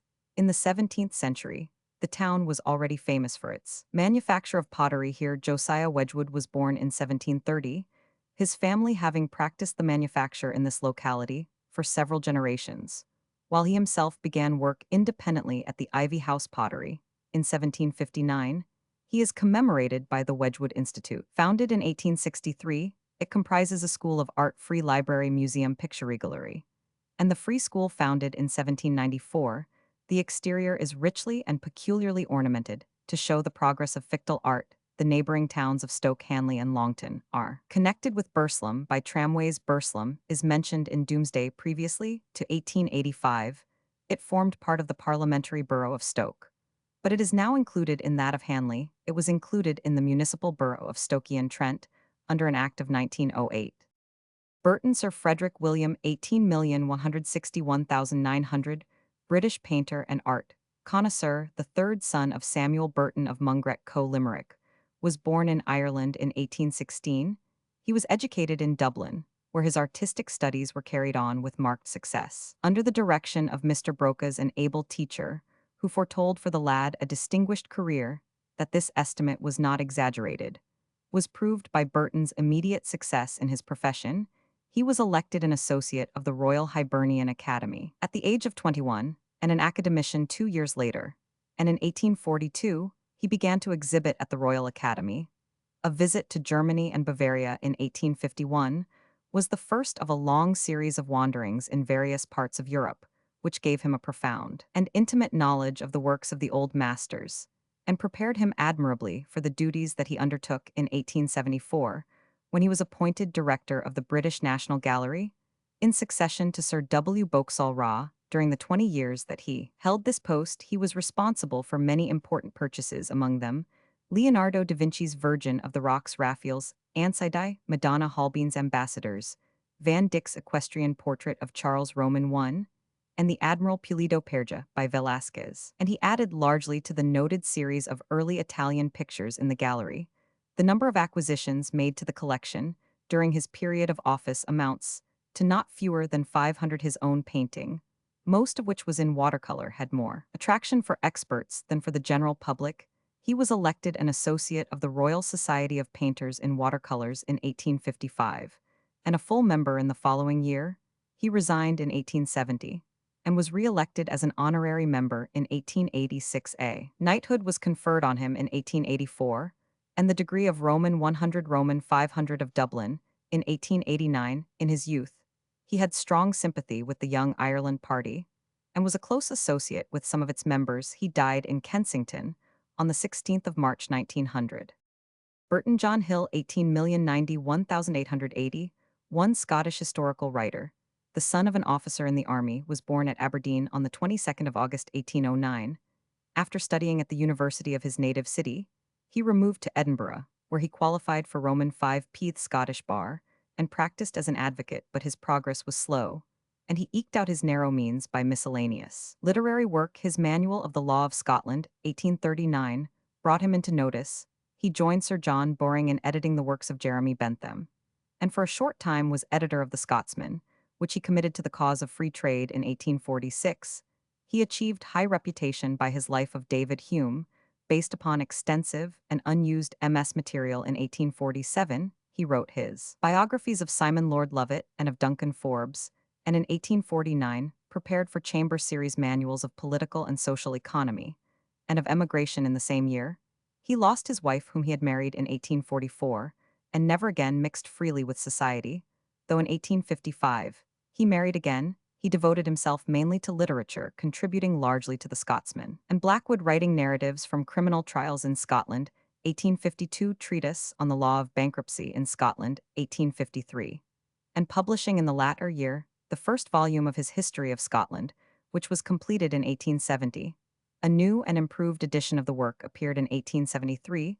Some of the more important of his contributions to Blackwood were embodied in two delightful volumes: the book Hunter, 1862, and the Scot Abroad, 1864. He had in 1854 been appointed secretary to the prison board, an office which gave him entire pecuniary independence, and the duties of which he discharged most assiduously, notwithstanding his literary pursuits and the pressure of another important task assigned to him. After the completion of his history, the editorship of the National Scottish Register's 2 volumes were published under his supervision. His last work, The History of the Reign of Queen Anne, 1880, is very inferior to his History of Scotland. He died on the 10th of August, 1880. Burton was preeminently a jurist and economist, and may be said to have been guided by accident into the path which led him to celebrity. It was his great good fortune to find abundant unused material for his Life of Hume, and to be the first to introduce the principles of historical research into the history of Scotland. All previous attempts had been far below the modern standard in these particulars, and Burton's history will always be memorable as marking an epoch. His chief defects as a historian are want of imagination and an undignified familiarity of style, which, however, at least preserves his history from the dullness by which lack of imagination is usually accompanied. His dryness is associated with a fund of dry humor, exceedingly effective in its proper place. As in the book Hunter, as a man he was loyal, affectionate, philanthropic, and entirely estimable. A memoir of Hill Burton by his wife was prefaced to an edition of the book Hunter, which, like his other works, was published at Edinburgh, 1882. R.G. Burton, Sir Richard Francis, 18,211,890, British consul, explorer, and Orientalist, was born at Barham House, Hertfordshire, on the 19th of March, 1821. He came of the Westmoreland Burtons of Shap, but his grandfather, the Rev. Edward Burton, settled in Ireland as rector of Tuam, and his father, Lieutenant Colonel Joseph Netterville Burton of the 36th Regiment, was an Irishman by birth and character. His mother was descended from the MacGregors, and he was proud of a remote drop of Bourbon blood, piously believed to be derived from a morganatic union of the Grand Monarch. There were even those, including some of the Romani themselves, who saw gypsy written in his peculiar eyes, as in his character wild and resentful, essentially vagabond, intolerant of convention and restraint. His irregular education strengthened the inherited bias, a childhood spent in France and Italy under scarcely any control fostered the love of untrammeled wandering and a marvelous fluency in continental vernaculars. Such an education so little prepared him for academic proprieties that, when he entered Trinity College, Oxford in October 1840, a criticism of his military mustache by a fellow undergraduate was resented by a challenge to a duel, and Burton, in various ways, distinguished himself by such eccentric behavior that rustication inevitably ensued, nor was he much more in his element as a subaltern in the 18th Regiment of Bombay Native Infantry, which he joined at Baroda in October 1842, discipline of any sort he abhorred, and the one recommendation of the East India Company's service in his eyes was that it offered opportunities for studying Oriental life and languages. He had begun Arabic without a master at Oxford, and worked in London at Hindustani. Under Forbes before he went out in India, he labored indefatigably at the vernaculars, and his reward was an astonishingly rapid proficiency in Gujarati, Marathi, Hindustani, as well as Persian and Arabic. His appointment as an assistant in the Sindh Survey enabled him to mix with the people, and he frequently passed as a native in the bazaars and deceived his own munchie, to say nothing of his colonel and messmates. His wanderings in Sindh were the apprenticeship for the pilgrimage to Mecca, and his 7 years in India laid the foundations of his unparalleled familiarity with Eastern life and customs, especially among the lower classes. Besides government reports and contributions to the Asiatic Society, his Indian period produced 4 books published after his return home: Sindh, or The Unhappy Valley 1851, Sindh, and The Races That Inhabit the Valley of the Indus 1851, Goa, and The Blue Mountains 1851, and Falconry in the Valley of the Indus 1852. None of these achieved popularity, but the account of Sindh is remarkably vivid and faithful. The pilgrimage to Mecca in 1853 made Burton famous. He had planned it whilst mixing disguised among the Muslims of Sindh, and had laboriously prepared for the ordeal by study and practice. No doubt, the primary motive was the love of adventure, which was his strongest passion, but along with the wanderer's restlessness marched the zest of exploration, and whilst wandering was in any case a necessity of his existence, he preferred to roam in untrodden ways where mere adventure might be dignified by geographical service. There was a huge white blot on the maps of Central Arabia, where no European had ever been, and Burton's scheme, approved by the Royal Geographical Society, was to extend his pilgrimage to this empty abode and remove a discreditable blank from the map. War among the tribes curtailed the design, and his journey went no farther than Medina and Mecca. The exploit of accompanying the Muslim Hajj to the holy cities was not unique nor so dangerous as has been imagined. Several Europeans have accomplished it before and since. Burton's visit without serious mishap, passing himself off as an Indian Pathan, covered any peculiarities or defects of speech. The pilgrimage, however, demands an intimate proficiency in a complicated ritual and a familiarity with the minutiae of Eastern manners and etiquette, and in the case of a stumble, presence of mind and cool courage may be called into request. There are legends that Burton had to defend his life by taking others, but he carried no arms and confessed rather shamefacedly that he had never killed anybody at any time. The actual journey was less remarkable than the book in which it was recorded. The Pilgrimage to Al-Medina and Mecca, 1855. Its vivid descriptions, pungent style, and intensely personal note distinguish it from books of its class. Its insight into Semitic modes of thought and its picture of Arab manners give it the value of an historical document. Its grim humor, keen observation, and reckless insobriety of opinion, expressed in peculiar, uncouth, but vigorous language, make it a curiosity of literature. Burton's next journey was more hazardous than the pilgrimage, but created no parallel sensation. In 1854, the Indian government accepted his proposal to explore the interior of the Somali country, which formed a subject of official anxiety. In its relation to the Red Sea trade, he was assisted by Cap J.H. Speke and 2 other young officers, but accomplished the most difficult part of the enterprise alone. This was the journey to Harar, the Somali capital, which no white man had entered. Burton vanished into the desert and was not heard of for 4 months. When he reappeared, he had not only been to Harar, but had talked with the king, stayed 10 days there in deadly peril, and ridden back across the desert, almost without food and water, running the gauntlet of the Somali spears. All the way undeterred by this experience, he set out again, but was checked. Roman 5 PBY, a skirmish with the tribes in which one of his young officers was killed. Captain Speke was wounded in 11 places, and Burton himself had a javelin thrust through his jaws, his first footsteps in East Africa, 1856, describing these adventures, is one of his most exciting and most characteristic books, full of learning, observation, and humor. After serving on the staff of Beatson's Bashabazokes at the Dardanelles, but never getting to the front in the Crimea, Burton returned to Africa in 1856. The Foreign Office, moved by the Royal Geographical Society, commissioned him to search for the sources of the Nile, and again accompanied by Speke.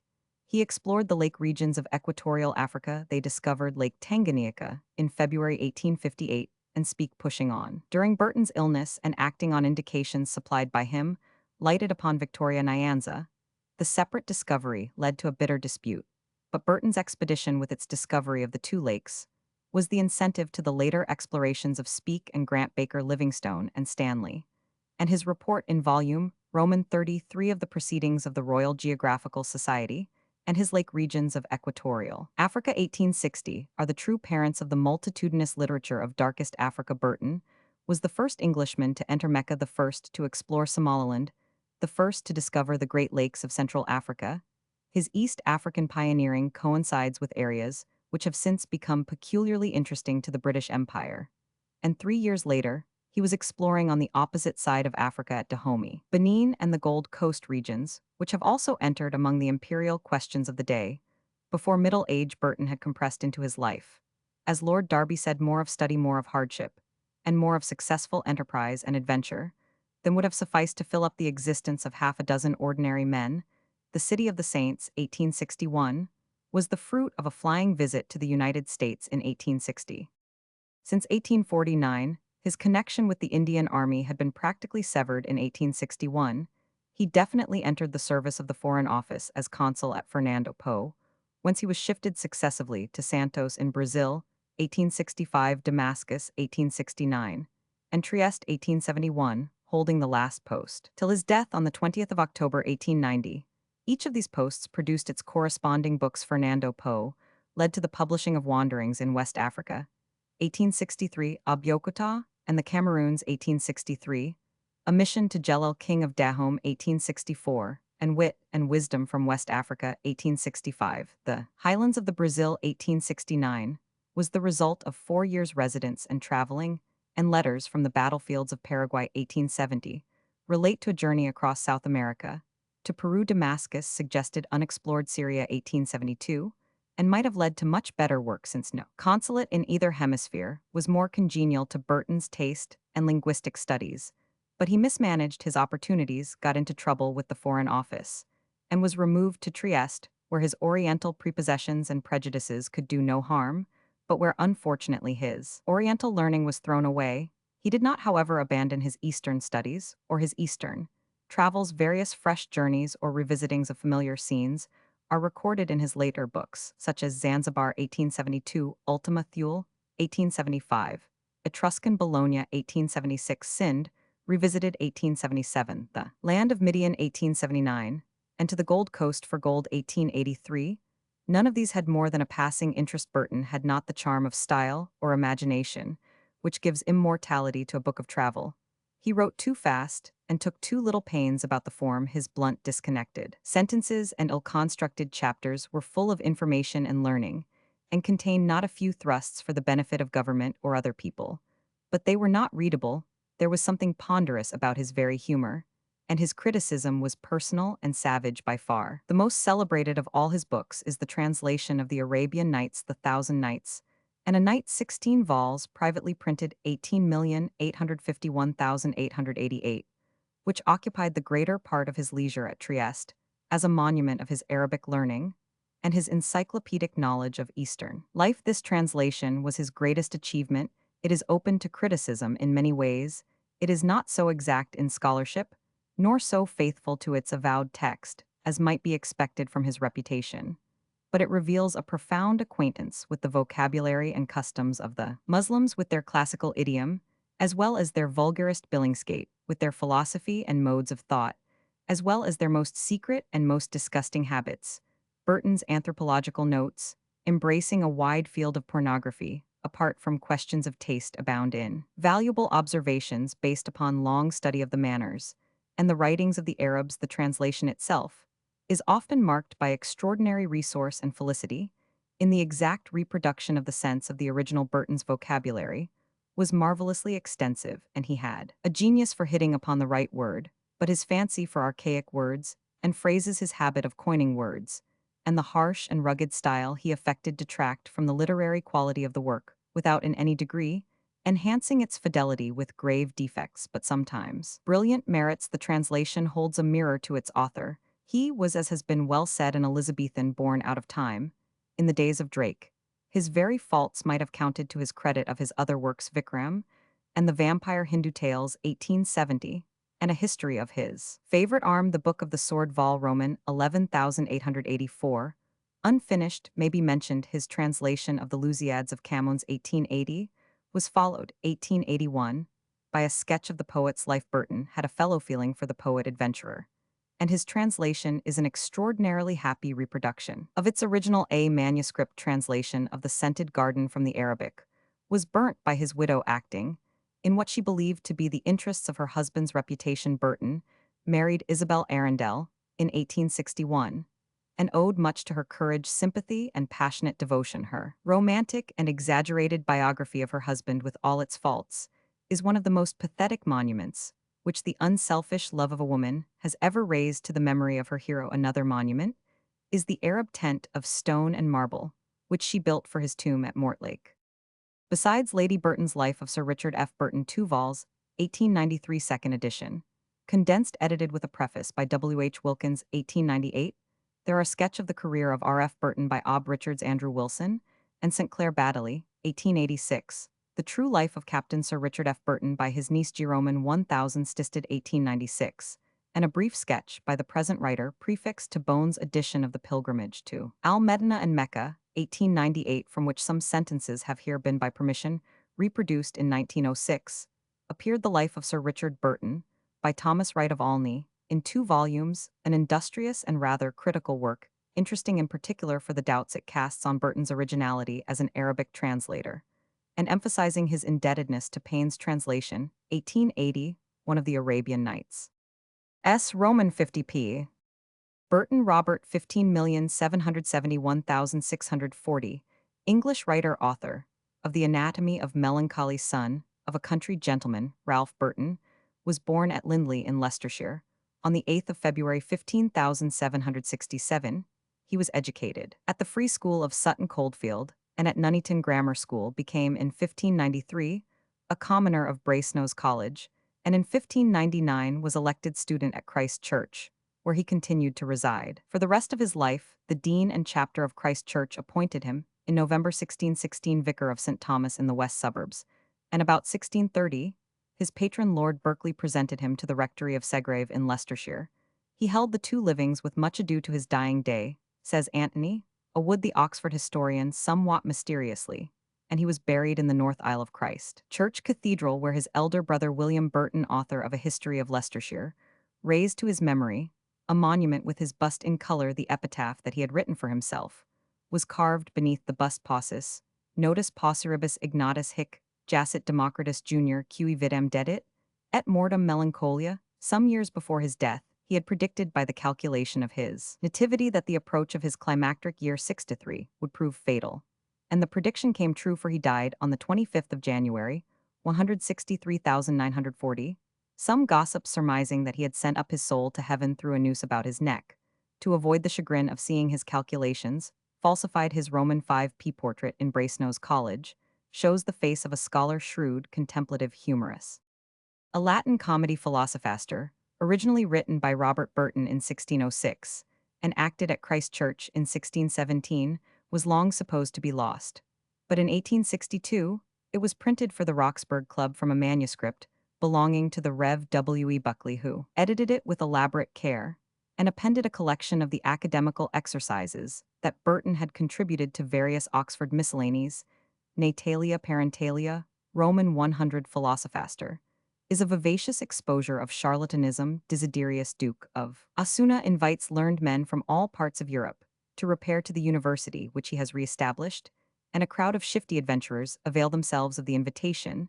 There are points of resemblance to Philosophaster in Ben Jonson's Alchemist and Tomkis Albumazar, But in the prologue, Burton is careful to state that his was the earlier play, Another Manuscript of Philosophaster, a presentation copy to William Burton, from the author has since been found in the library of Lord Mostyn. In 1621 was issued at Oxford the first edition, a quarto of the Anatomy of Melancholy, by Democritus Jr. Later editions in folio were published in 1624, 1628, 1632, 1638, 1651, 1652, 1660, 1676. Burton was forever engaged in revising his treatise in the third edition, where first appeared the engraved emblematical title page by Roman 100 Le Blond. He declared that he would make no further alterations, but the fourth edition again bore marks of revision, the fifth differed from the fourth, and the sixth edition was posthumously printed from a copy containing his latest corrections. Not the least interesting part of the anatomy is the long preface Democritus to the reader, in which Burton sets out his reasons for writing the treatise. And for assuming the name of Democritus Jr., he had been elected a student of the most flourishing college of Europe, and he designed to show his gratitude by writing something that should be worthy of that noble society. He had read much. He was neither rich nor poor, living in studious seclusion. He had been a critically observant spectator of the world's affairs. The philosopher Democritus, who was by nature very melancholy averse from company in his latter days, and much given to solitariness, spent his closing years in the suburbs of Abdera. There Hippocrates once found him studying in his garden, the subject of his study being the causes and cure of this atrabilis, or melancholy. Burton would not compare himself with so famous a philosopher, but he aimed at carrying out the design which Democritus had planned and Hippocrates had commended. It is stated that he actually set himself to reproduce the old philosopher's reputed eccentricities of conduct. When he was attacked by a fit of melancholy, he would go to the bridge foot at Oxford and shake his sides with laughter to hear the bargemen swearing at one another, just as Democritus used to walk down to the haven at Abdera and pick matter for mirth out of the humors of waterside life. Burton anticipates the objections of captious critics. He allows that he has collected this cento out of divers authors, and has borrowed from innumerable books, but he claims that the composition and method is ours only, and shows a scholar it had been his original intention to write in Latin, but no publisher would take the risk of issuing in Latin. So voluminous a treatise, he humorously apologizes for faults of style on the ground that he had to work single-handed. Unlike Origen, who was allowed by Ambrosius 6 or 7 amanuenses, and digest his notes as best he might if any object to his choice of subject, urging that he would be better employed in writing on divinity. His defense is that far too many commentaries, expositions, sermons, Roman 100, are already in existence besides divinity and medicine, are closely allied, and melancholy being both a spiritual and bodily infirmity, the divine and the physician must unite to cure it. The preface is followed by a tabular synopsis of the first partition with its several sections, members and subsections. After various preliminary digressions, Burton sets himself to define what melancholy is, and what are its species and kinds. Then he discusses the causes supernatural and natural of the disorder, and afterwards proceeds to set down the symptoms, which cannot be briefly summarized, for the Tower of Babel never yielded such confusion of tongues, as the chaos of melancholy doth of symptoms. The second partition is devoted to the cure of melancholy, as it is of great importance that we should live in good air. A chapter deals with air rectified with a digression. Of the air Burton never traveled, but the study of cosmography had been his constant delight, and over sea and land, north, east, west, southin, this enchanting chapter sends his vagrant fancy flying in the disquisition on exercise rectified of body and mind. He dwells gleefully on the pleasures of country life, and on the content that scholars find in the pursuit of their favorite studies. Love melancholy is the subject of the first 3 sections of the third partition, and many are the merry tales with which these pages are seasoned. The fourth and concluding section treats in graver mood of religious melancholy, and to the cure of despair he devotes his deepest meditations. The anatomy, widely read in the 17th century, for a time lapsed into obscurity, though even the wits of Queen Anne's reign and the beginning of George Roman I were not a little beholden to Robert Burton. Archbishop Herring Dr. Johnson deeply admired the work, and Sterne laid it heavily under contribution. But the noble and impassioned devotion of Charles Lamb has been the most powerful help towards keeping alive the memory of the fantastic great old man. Burton's odd turns and quirks of expression, his whimsical and affectate fancies, his kindly sarcasm, his far-fetched conceits, his deeplying pathos, descended by inheritance of genius, to lamb the enthusiasm of Burton's admirers, will not be chilled by the disparagement of unsympathetic critics, Macaulay and Hallam among them, who have consulted his pages in vain. But through good and evil report, he will remain their well-loved companion to the end. The best of the modern editions of Burton was published in 1896 3 vols 8 vo Bell and Sons under the editorship of A. R. Shalito, who identified a large number of the classical quotations and many passages from post-classical authors. Prof. Bensley of the University of Adelaide has since contributed to the 9th and 10th series of notes and queries many valuable notes on the anatomy. Dr. Aldis Wright has long been engaged on the preparation of a definitive edition. H.B. Burton William Evans, 18,040,1860, English actor and playwright born in London in September 1804, was the son of William George Burton, 17,740,1825, a printer and author of research into the religions of the Eastern nations. As illustrative of the Scriptures 1805, he was educated for the church, but having entered his father's business, his success as an amateur actor led him to go upon the stage after several years in the provinces. He made his first London appearance in 1831. In 1834, he went to America, where he appeared in Philadelphia as Dr. Ollapod in The Poor Gentleman. He took a prominent place both as actor and manager in New York, Philadelphia, and Baltimore, the theater, which he leased in New York, being renamed Burton's Theater. He had much popular success as Captain Cuttle in John Brewham's dramatization of Dombey and Son, and in other low comedy parts in plays from Dickens' novels. Burton was the author of a large number of plays, one of which, Ellen Wareham 1833, was produced simultaneously at 5 London theaters in Philadelphia. He established the Gentleman's Magazine, of which Edgar Allan Poe was for some time the editor. He was himself the editor of the Cambridge Quarterly and the Souvenir, and the author of several books, including Encyclopaedia of Wit and Humor, 1857. He collected a library of over 100,000 volumes, especially rich in Shakespeareana, which was dispersed after his death at New York City on the 9th of February 1860. Burton-upon-Trent, a market town and municipal and county borough in the Burton Parliamentary Division of Staffordshire, and the Southern Parliamentary Division of Derbyshire, England, lying mainly upon the left bank of the Trent in Staffordshire. Pop.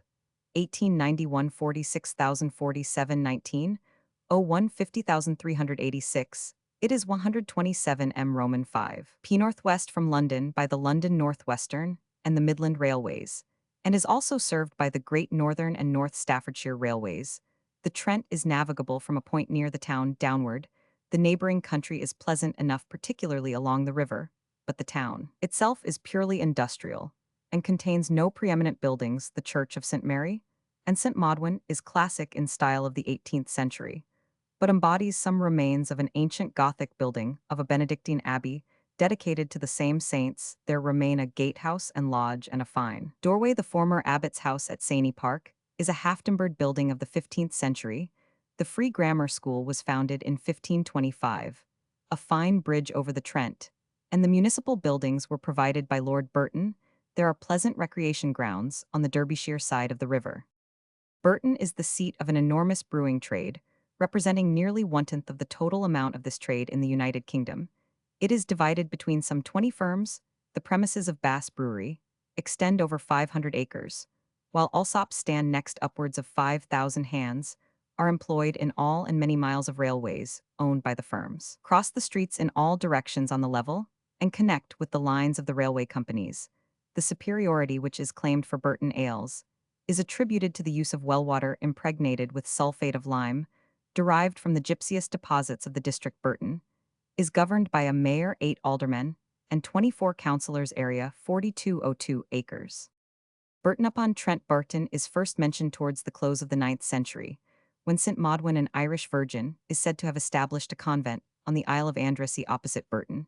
In 1002, Wulfric, Earl of Mercia, founded here a Benedictine abbey, and by charter of 1004, granted to it the town with other large endowments. Burton was evidently a mean borough under the abbot, who held the court of the manor and received the profits of the borough, according to the charter of Henry Roman I, granting sack and soch and other privileges and right in the town. Later charters were given by Henry Roman II by John in 1204, who also granted an annual fair of 3 days' duration, 29th of October at the Feast of St. Maudwin, and a weekly market on Thursday by Henry Roman III in 1227. by Henry Roman VII in 1480, 8 Henry Roman VII granted a fair at the feast of St. Luke 18th of October, and by Henry Roman VIII in 1509, at the dissolution Henry Roman VIII founded on the site of the abbey. A collegiate church dissolved before 1545, when its lands with all the privileges formerly vested in the abbot were conferred on Sir William Paget, ancestor of the Marquess of Anglesey, now holder of the manor in 1878. It was incorporated under a mayor, 8 aldermen. 24 councillors. Burton was the scene of several engagements in the Civil War, when its large trade in clothing and alabaster was practically ruined, although the Abbey ale was mentioned as early as 1295. The brewing industry is comparatively of recent development, having begun about 1708, 40 years later. It had a market at St. Petersburg and the Baltic ports, and in 1796 there were 9 brewing firms in the town. See William Molyneux, History of Burton-on-Trent, 1869, Victoria County History, Staffordshire. Bureau Dutch Boero or Bolo, an island of the Dutch East Indies, one of the Molucca Islands belonging to the Residency of Ambona between 34 and 350 s, and 125-58, and 127-15, its extreme. Measurements are 87 Roman 1000 by 50 Roman 1000, and its area is 3400 sq Roman 1000. Its surface is for the most part mountainous, though the seaboard district is frequently alluvial and marshy from the deposits of the numerous rivers. Of these, the largest, the Calgary discharging eastward, is in part navigable. The greatest elevations occur in the west, where the mountain Tamahu reaches 8530 ft. In the middle of the western part of the island lies the large lake of Wackalow at an altitude of 2200 ft, with a circumference of 37 Roman 1000, and a depth of about 100 ft. It has been considered a crater lake, but this is not the case. It is situated at the junction of the sandstone and slate, where the water, having worn away the former, has accumulated on the latter. The lake has no affluents, and only one outlet, the Wainabe, to the north. The chief geological formations of Buru are crystalline slate near the north coast, and more to the south Mesozoic sandstone and chalk deposits of rare occurrence in the archipelago. By far the larger part of the country is covered with natural forest and prairie land, but such portions as have been brought into cultivation are highly fertile coffee, rice, and a variety of fruits, such as the lemon, orange, banana, pineapple, and coconut, are readily grown, as well as sago, red pepper, tobacco, and cotton. The only important exports, however, are cajeput oil, sudorific distilled from the leaves of the Melaleuca cajeputi, or whitewood tree, and timber. The native flora is rich, and teak, ebony, and canary trees are especially abundant. The fauna, which is similarly varied, includes the babirusa, which occurs in this island only of the Moluccas. The population is about 15,000. The villages on the seacoast are inhabited by a Malayan population, and the northern and western portions of the island are occupied by a light-colored Malay folk, akin to the natives of the eastern Celebes. In the interior is found a peculiar race which is held by some to be Papuan. They are described, however, as singularly un-Papuan, in physique being only 5 ft2, in an average height of a yellow-brown color, of feeble build, and without the characteristic frizzly hair and prominent nose of the true Papuan. They are completely pagan, live in scattered hamlets, and have come very little in contact with any civilization among the maritime population. A small number of Chinese, Arabs, and other races are also found. The island is divided by the Dutch into 2 districts. The chief settlement is Calgary on the east coast. A number of Mohammedan natives here are descended from tribes compelled in 1657 to gather together from the different parts of the island, while all the clovetrees were exterminated in an attempt by the Dutch to centralize the clove trade. Before the arrival of the Dutch, the islanders were under the dominion of the Sultan of Ternate, and it was their rebellion against him that gave the Europeans the opportunity of effecting their subjugation. Burujerd, a province of Persia, bounded W by Luristan, N by Nehavend, and Malayar, E by Iraq, and S by Isfahan. It is divided into the following administrative divisions: 1 town of Burujerd, with villages in immediate neighborhood, 2 Silakar Upper and Lower, 3 Japalak with Sarlek and Berbarad, 4 Nomad Bakshiri. It has population of about 250,000 or 300,000, and pays a yearly revenue of about 16,000. It is very fertile and produces much wheat, barley, rice, and opium, with improved means of transport, which would allow the growers to export the produce of cereals, could easily be trebled. The province is sometimes joined with that of Luristan. The town Burujerd, the capital of the province, is situated in the fertile Silakar plain on the river Tahij, a tributary of the Disful River, Ob, I dis 70 Roman 1000 by road from Hamadan, and 212 Roman 1000 from Isfahan in 3355 N and 4855 E, and at an elevation of 5315 ft pop, about 25,000, it manufactures various cotton stuffs, coarse prints, carpet covers, and felts, principally hats and caps for lures and backshearists. It has post and telegraph offices. Barry John Bagnell, 1861, British historian, was born on the 16th of October 1861 and was educated at Trinity College, Dublin, where he was elected to a fellowship in 1885. A fine Greek scholar, he edited Pindar's Nemean and Isthmian odes, but he devoted himself chiefly to the study of history and was chosen professor of modern history at Dublin in 1893, becoming Regius Professor of Greek in 1898. He resigned both positions in 1902 when he was elected Regius Professor of Modern History in the University of Cambridge. His historical work was mainly concerned with the later Roman Empire and his edition of Gibbon's Decline and Fall with a masterly introduction and valuable notes.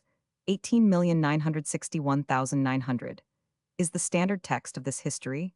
He also wrote a history of Greece to the death of Alexander, the great 1900 history of the later Roman Empire. 395,818, 89 history of the Roman Empire. 27 B Roman, 100,180 A Roman, 5,001,893, Life of St. Patrick, and his place in history. 1905 Roman 100. He was elected a Fellow of King's College, Cambridge, and received honorary degrees from the universities of Oxford, Edinburgh, Glasgow, Aberdeen, and Durham. Bury, a market town and municipal county and parliamentary borough of Lancashire, England, on the River Irwell. Roman 5 P Roman 1000 N W, by W from London, and 1012 N, by W from Manchester on the Lancashire-Yorkshire Railway, and the Manchester-Bolton Canal Pop, 1891 57,212 19, 01 58,029. The Church of St. Mary is of early foundation but was rebuilt in 1876, besides numerous other places of worship. There are a handsome town hall, Athenaeum, and museum, art gallery, and public library, various assembly rooms, and several recreation grounds. Kay's Free Grammar School was founded in 1726. There are also municipal technical schools. The cotton manufacture is the principal industry. There are also calico printing, dyeing, and bleaching works, machinery and iron works, woolen manufactures, and coal mines and quarries in the vicinity. Sir Robert Peel was born at Chamber Hall in the neighborhood, and his father did much for the prosperity of the town by the establishment of extensive printworks. A monument to the statesman stands in the marketplace. The parliamentary borough returns one member. Since 1832, the county borough was created in 1880. 8. The corporation consists of a mayor, 10 aldermen, and 30 councillors. Area 5836 acres. Bury, of which the name is derived from the Anglo-Saxon Burg, Birig, or Birig town castle, or fortified place, was the site of a Saxon station, and an Old English castle stood in Castle Croft close to the town. It was a member of the honour of Clitheroe, and a fee of the Royal Manor of Toddington, which soon after the conquest was held by the Lacys. The local family of Bury held lands here during the 13th century, and at least for a short time, the manor itself. But before 1347, it passed by marriage to the Pilkingtons of Pilkington, with whom it remained till 1485, when on the attainder of Sir Thomas Pilkington, it was granted to the first Earl of Derby, whose descendants have since held it under a grant made by Edward Roman IV to Sir Thomas Pilkington. Fairs are still held on March 5, May 3, and September 18, and a market was formerly held under the same grant on Thursday, which has however been long replaced by a customary market on Saturday. The woolen trade was established here through the agency of Flemish immigrants in Edward Roman III's reign, and in Elizabeth's time this industry was of such importance that an almoner was appointed to measure and stamp the woolen cloth. But although the woolen manufacture is still carried on, the cotton trade has been gradually superseding it. Since the early part of the 18th century, the family of the Kays, the inventors, belonged to this place, and Robert Peel's printworks were established here in 1770.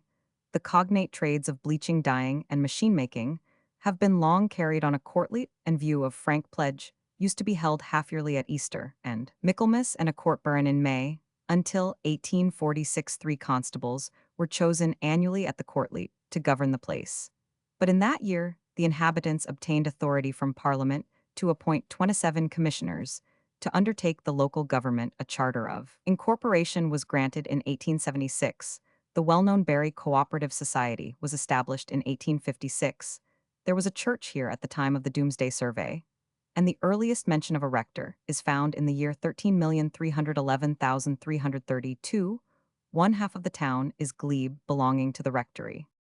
Bury St. Edmunds, a market town, and municipal and parliamentary borough of Suffolk, England, on the Lark, an affluent of the Great Ouse 87 Roman 1000 NE by N, from London by the Great Eastern Railway Pop, 1901 16,255. It is pleasantly situated on a gentle eminence in a fertile and richly cultivated district.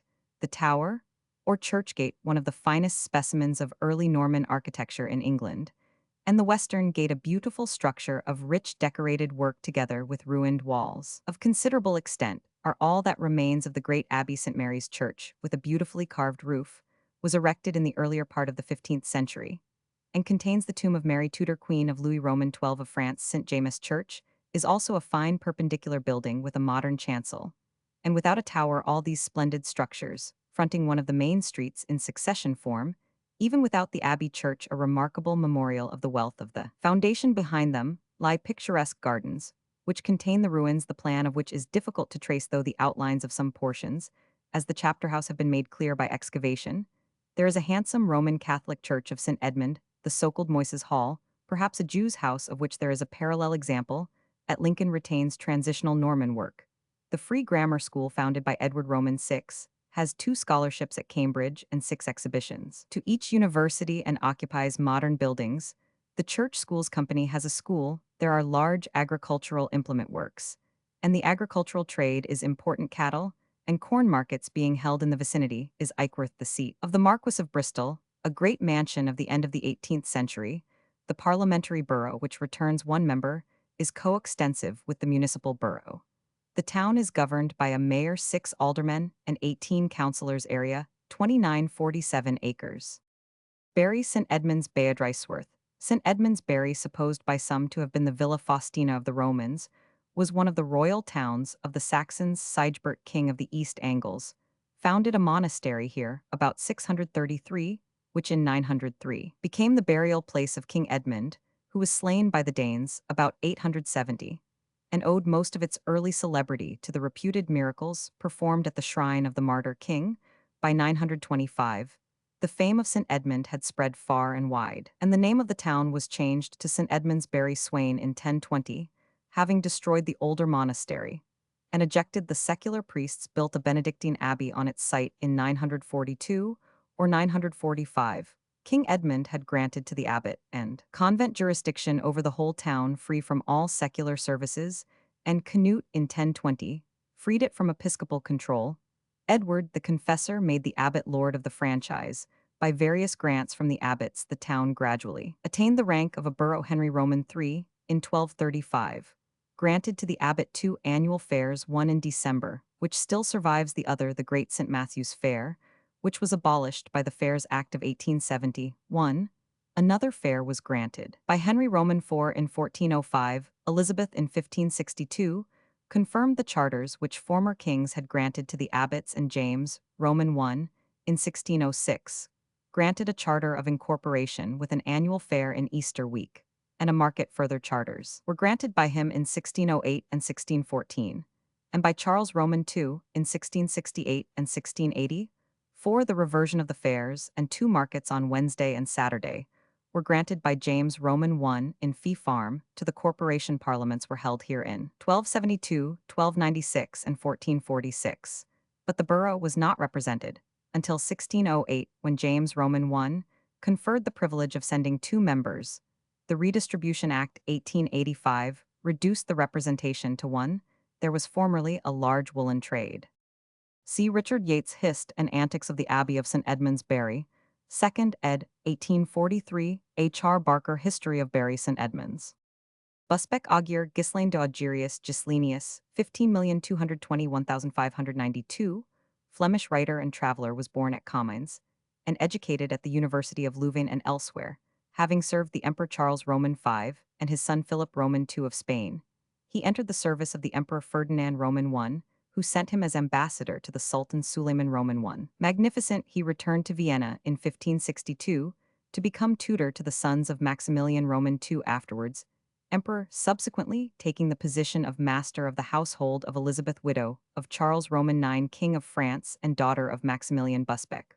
Was an excellent scholar, a graceful writer, and a clever diplomatist. He collected valuable manuscripts, rare coins, and curious inscriptions, and introduced various plants into Germany. He died at the castle of Maillot near Rouen on the 28th of October 1592. Busbeck wrote Itinera Constantinopolitanum et Amasianum Antwerp, 1581, a work showing considerable insight into Turkish politics. This was published in Paris in 1589 as A.G. Busbeque Legationis Turcici Epistoli, Roman IV, and has been translated into several languages. He was a frequent visitor to France and wrote Epistoli ad Rudolphum Roman II Imperatorum e Gallia Scripti Louvain 1630, an interesting account of affairs at the French court. His works were published Roman V Pat Leiden in 1633, and at Basel in 1740. An English translation of the Itinera was published in 1744. See Roman 100 T. Forster, and F.H.B. Daniel Life and Letters of Augur Geislin de Busbeck London, 1880, 1 Virdal Busbeck's Erlebnis in der Türkei Göttingen, 1902. Busby Richard 16,061,695, English clergyman and headmaster of Westminster School, was born at Luton in Lincolnshire in 1606. He was educated at the school, which he afterwards superintended for so long a period, and first signalized himself by gaining a King's Scholarship from Westminster. Busby proceeded to Christ Church, Oxford, where he graduated. In 1628, in his 33rd year, he had already become renowned for the obstinate zeal with which he supported the falling dynasty of the Stuarts, and was rewarded for his services with the prebend and rectory of Cudworth, with the chapel of Knowle annexed in Somersetshire.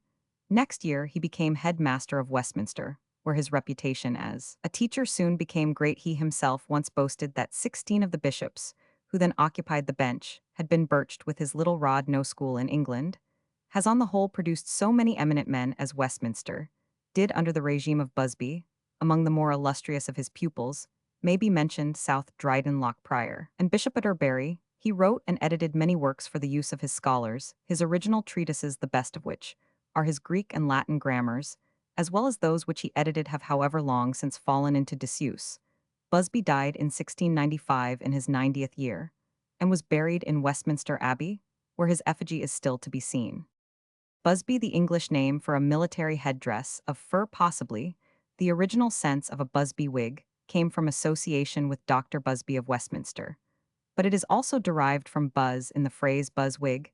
In its first Hungarian form, the military Busby was a cylindrical fur cap having a bag of colored cloth hanging from the top. The end of this bag was attached to the right shoulder as a defense against sword cuts. In Great Britain, Busbys are of two kinds: the Hussar Busby, cylindrical in shape with a bag. This is worn by hussars, and the Royal Horse Artillery, the Rifle Busby, a folding cap of astrakhan in shape, somewhat resembling a Glengarry, but taller. Both have straight plumes in the front of the headdress. The word Busby is also used colloquially to denote the tall barren dracoonskin caps worn by footguards and fusiliers, and the full dress feather bonnet of Highland infantry. Cylindrical Busbys were formerly worn by the artillery engineers and rifles, but these are now obsolete in the regular army, though still worn by some territorial and colonial troops of these arms. Busch Julius Hermann Moritz, 18,211,899, German publicist, was born at Dresden on the 13th of February 1821. He entered the University of Leipzig in 1841 as a student of theology, but graduated as Doctor Philosophy, and from 1847 devoted himself entirely to journalism and literature. In 1851, he went to America, but soon returned, disillusioned, to Germany, and published an account of his travels. During the next years, he traveled extensively in the East and wrote books on Egypt, Greece, and Palestine. From 1856, he was employed at Leipzig on the Grenzboten, one of the most influential German periodicals, which under the editorship of Gustav Freytag had become the organ of the Nationalist Party. In 1864, he became closely connected with the Augustenburg Party in Schleswig-Holstein, but after 1866 he transferred his services to the Prussian government and was employed in a semi-official capacity in the newly conquered province of Hanover. From 1870 onwards, He was one of Bismarck's press agents and was at the Chancellor's side in this capacity during the whole of the campaign of 187,071. In 1878, he published the first of his works on Bismarck, a book entitled Bismarck, und sen Lut Warend des Krieges mit Frankreich, in which, under the form of extracts from his diary, he gave an account of the Chancellor's life during the war. The vividness of the descriptions and the cleverness with which the conversations were reported ensured a success, and the work was translated into several languages. This was followed in 1885 by another book, Unser Reichskanzler, chiefly dealing with the work in the Foreign Office in Berlin. Immediately after Bismarck's death, Busch published the Chancellor's famous petition to the Emperor William Roman II, dated the 18th of March 1890, requesting to be relieved of office. This was followed by a pamphlet, Bismarck und sein Werk, and in 1898 in London, and in English by the famous memoirs entitled Bismarck, Some Secret Pages of His History German by Grano, under title Tagebücher, in which were reprinted the whole of the earlier works, but which contains in addition a considerable amount of new matter, passages from the earlier works, which had been omitted because of the attacks they contained on people in high position, records of later conversations, and some important letters and documents which had been entrusted to him by Bismarck. Many passages were of such a nature that it could not be safely published in Germany, but in 1899, a far better and more complete German edition was published at Leipzig in 3 volumes, and consisting of 3 sections. Busch died at Leipzig on the 16th of November 1899. See Ernst Goetz in Biog Jahrbuch 1900. Busch Wilhelm, 18,321,908, German caricaturist, was born at Wiedensaal in Hanover. After studying at the academies of Dusseldorf, Antwerp, and Munich, he joined in 1859 the staff of Fliegende-Blätter, the leading German comic paper, and was together with Oberländer the founder of modern German caricature. His humorous drawings and caricatures are remarkable for the extreme simplicity and expressiveness of his pen and ink line, which record with a few rapid scrawls the most complicated contortions of the body and the most transitory movement. His humorous illustrated poems, such as Max und Moritz, Der Heilige Antonius von Padua, Die Fromme Helene Hans Huckebeen, and Die Erlebnis Knops, Des Junggesellen play in the German nursery the same part that Edward Lear's nonsense verses do in England. The types created by him have become household words in his country. He invented the series of comic sketches, illustrating a story in scenes without words, which have inspired Karen Dieck and other leading caricaturists. Busching Anton Friedrich, 17,240,1793, German theologian and geographer, was born at Stadthagen in Schaumburg-Lippe on the 27th of September 1724. In 1748, he was appointed tutor in the family of the Count de Linares, who was then going as ambassador to St. Petersburg on this journey. He resolved to devote his life to the improvement of geographical science. Leaving the Count's family, he went to reside at Copenhagen and devoted himself entirely to this new pursuit. In 1752, he published his description of the counties of Schleswig and Holstein. In 1754, he removed to Göttingen, where in 1757 he was appointed professor of philosophy, but in 1761 he accepted an invitation to the German congregation at St. Petersburg. There, he organized a school, which under him soon became one of the most flourishing in the north of Europe. But a disagreement with Marshal Munich led him, in spite of the Empress' offers of high advancement, to return to Central Europe.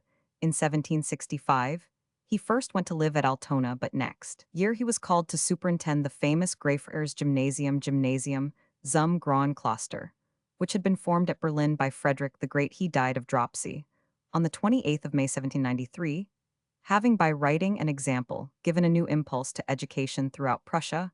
While at Göttingen, he married the poetess Christiana Dilthey. Busching's works on geography, history, education, and religion amount to more than 100. The first class comprehends those upon which his fame chiefly rests, for, although he did not possess the genius of d'Anville, he may be regarded as the creator of modern statistical geography. His magnum opus is the Erdebeschreibung in 7 parts, of which the first 4, comprehending Europe, were published in 17,540,1761, and have been translated into several languages, for example into English, with a preface by Murdoch, in 6 volumes, London 1762. In 1768, the the fifth part was published being the first volume upon Asia. Containing Asiatic Turkey and Arabia, it displays an immense extent of research, and is generally considered, as his Roman 5p masterpiece Bushing, was also the editor of a valuable collection entitled Magazine für Roman 500 New History und Geography, 23 vols 4 to 17,671,793, also of Wachental Nachrichten. Von Neuen Landkarten Berlin 17,730, 1,787. His works on education enjoyed great repute in biography. He wrote a number of articles for the above-mentioned magazine, and a valuable collection of Beiträge zur Lebensgeschichte Merkwürdiger Personen 6 vols, 17,830, 1,789, including an elaborate life of Frederick the Great. Busenbaum or Busenbaum Hermann 16,001,668, Jesuit theologian, was born at Nottulin in Westphalia. He attained fame as a master of casuistry, and out of his lectures to students at Cologne, grew his celebrated book Medulla Theologiae Moralis Facili, AC Perspicua Methodo, Resolvens Casus Conscientiae. 1645, the manual obtained a wide popularity, and passed through over 200 editions before 1776. Pierre Lacroix added considerably to its bulk, and editions, in 2-folio volumes, appeared in both Germany 17,101,714 and France 1729. In these sections on murder, and especially on regicide, were much amplified, and in connection with Damien's attempt on the life of Louis Roman XV, the book was severely handled by the Parliament of Paris at Toulouse in 1757. Though the offending sections were repudiated by the heads of the Jesuit colleges, the medulla was publicly burned, and the episode undoubtedly led the way to the Duc de Choiseul's attack on the Society. Busenbaum also wrote a book on the ascetic life Lilium inter Spinas. He became rector of the Jesuit college at Hildesheim, and then at Munster, where he died on the 31st of January, 1668, being at the time father confessor to Bishop Bernard of Galen. Bush, a word common to many European languages, meaning a wood, cf. the ger bush fr boys idle bosco, and the med lat boscus, a shrub or group of shrubs, especially of those plants, whose branches grow low and thick collectively. The bush is used in British colonies, particularly in Australasia and South Africa, for the tract of country covered with brushwood, not yet cleared for cultivation. From the custom of hanging a bush as a sign outside a tavern, comes the proverb good wine needs no bush, too, from a Teutonic word, meaning a box, cf. the ger radbuts a wheel box, and the termination of blunderbuss and arquebus. The derivation from the fr bouch a mouth is not correct. A lining, frequently inserted in the bearings of machinery. When a shaft and the bearing in which it rotates are made of the same metal, the two surfaces are in certain cases apt to seize and abrade each other. To prevent this, bushes of some dissimilar metal are employed. Thus a shaft of mild steel or wrought iron may be made to run in hard cast steel, cast iron, bronze, or babbitt metal, the last having a low melting point, may be cast about the shaft for which it is to form a bearing. Female bushbuck. Female bushbuck. Bushbuck boschbuck, the South African name of a medium-sized red antelope Curoman 5, marked with white lines and spots, belonging to a local race of a widely spread species, Tragelaphus scriptus. The males alone have rather small spirally twisted horns. There are several allied species, sometimes known as harnessed antelopes, which are of a larger size. Some of these, such as the Sidutunga T. spece, have the hoofs elongated for walking on swampy ground, and hence have been separated as limnotragus. Bushel from the O.Fr. Boisil cf. Med Roman 50 Bustellus bucellus, a little box, a dry measure of capacity, containing 8 gallons or 4 pecks. It has been in use for measuring corn, potatoes, Roman 100, from a very early date, the value varying locally, and with the article measured. The imperial bushel, legally established in Great Britain in 1826, contains 22 18 cuban or 80 lb of distilled water, determined at 62 F with the barometer at 30. In previously, the standard bushel used was known as the Winchester bushel, so named from the standard being kept in the town hall at Winchester. It contained 2150 cub. In this standard is the basis of the bushel used in the United States and Canada, but other bushels for use in connection with certain commodities have been legalized in different states. Bushido Japanese for militaric nightways, the unwritten code of laws governing the lives of the nobles of Japan, equivalent to the European chivalry. Its maxims have been orally handed down together, with a vast accumulation of traditional etiquette, the result of centuries of feudalism. Its inception, is associated with the uprise of feudal institutions under Yoritomo, the first of the shoguns late in the 12th century, but Bushido in an undeveloped form existed before then. The samurai or nobles of Japan entertained the highest respect for truth. A bushi has no second word was one of their mottos, and their sense of honor was so high as to dictate suicide where it was offended. See Anazo Nido Bushido, The Soul of Japan 1905, also Japan Army. Bushir or Bandar Bushir, a town of Persia on the northern shore of the Persian Gulf in 2859 and 5049. The name is pronounced Bushir, and not Bushire or Bushir. Modern Persians write it Bushir, and yet more incorrectly a Bushir and translate it as father of the city, but it is most probably a contraction of Bakhtardashir, the name given to the place by the first Sasanian monarch in the 3rd century. In a similar way, Rivardashir, a few miles south of Bushir, has become Raishir Riashir in the first half of the 18th century. When Bushir was an unimportant fishing village, it was selected by Nader Shah as the southern port of Persia and dockyard of the navy, which he aspired to create in the Persian Gulf, and the British commercial factory of the East India Company, established at Gombrun. The modern Bandar Abbasi was transferred to it in 1759. At the beginning of the 19th century, it had a population of 6,000 to 8,000, and it is now the most important port in the Persian Gulf, with a population of about 25,000. It used to be under the government of Fars, but is since about 1892 the seat of the governor of the Persian Gulf ports, who is responsible to the central government, and has under his jurisdiction the principal ports of the Gulf and their dependencies. The town, which is of a triangular form, occupies the northern extremity of a peninsula 11 Roman 1,000 long and 4 broad, and is encircled by the sea on all sides.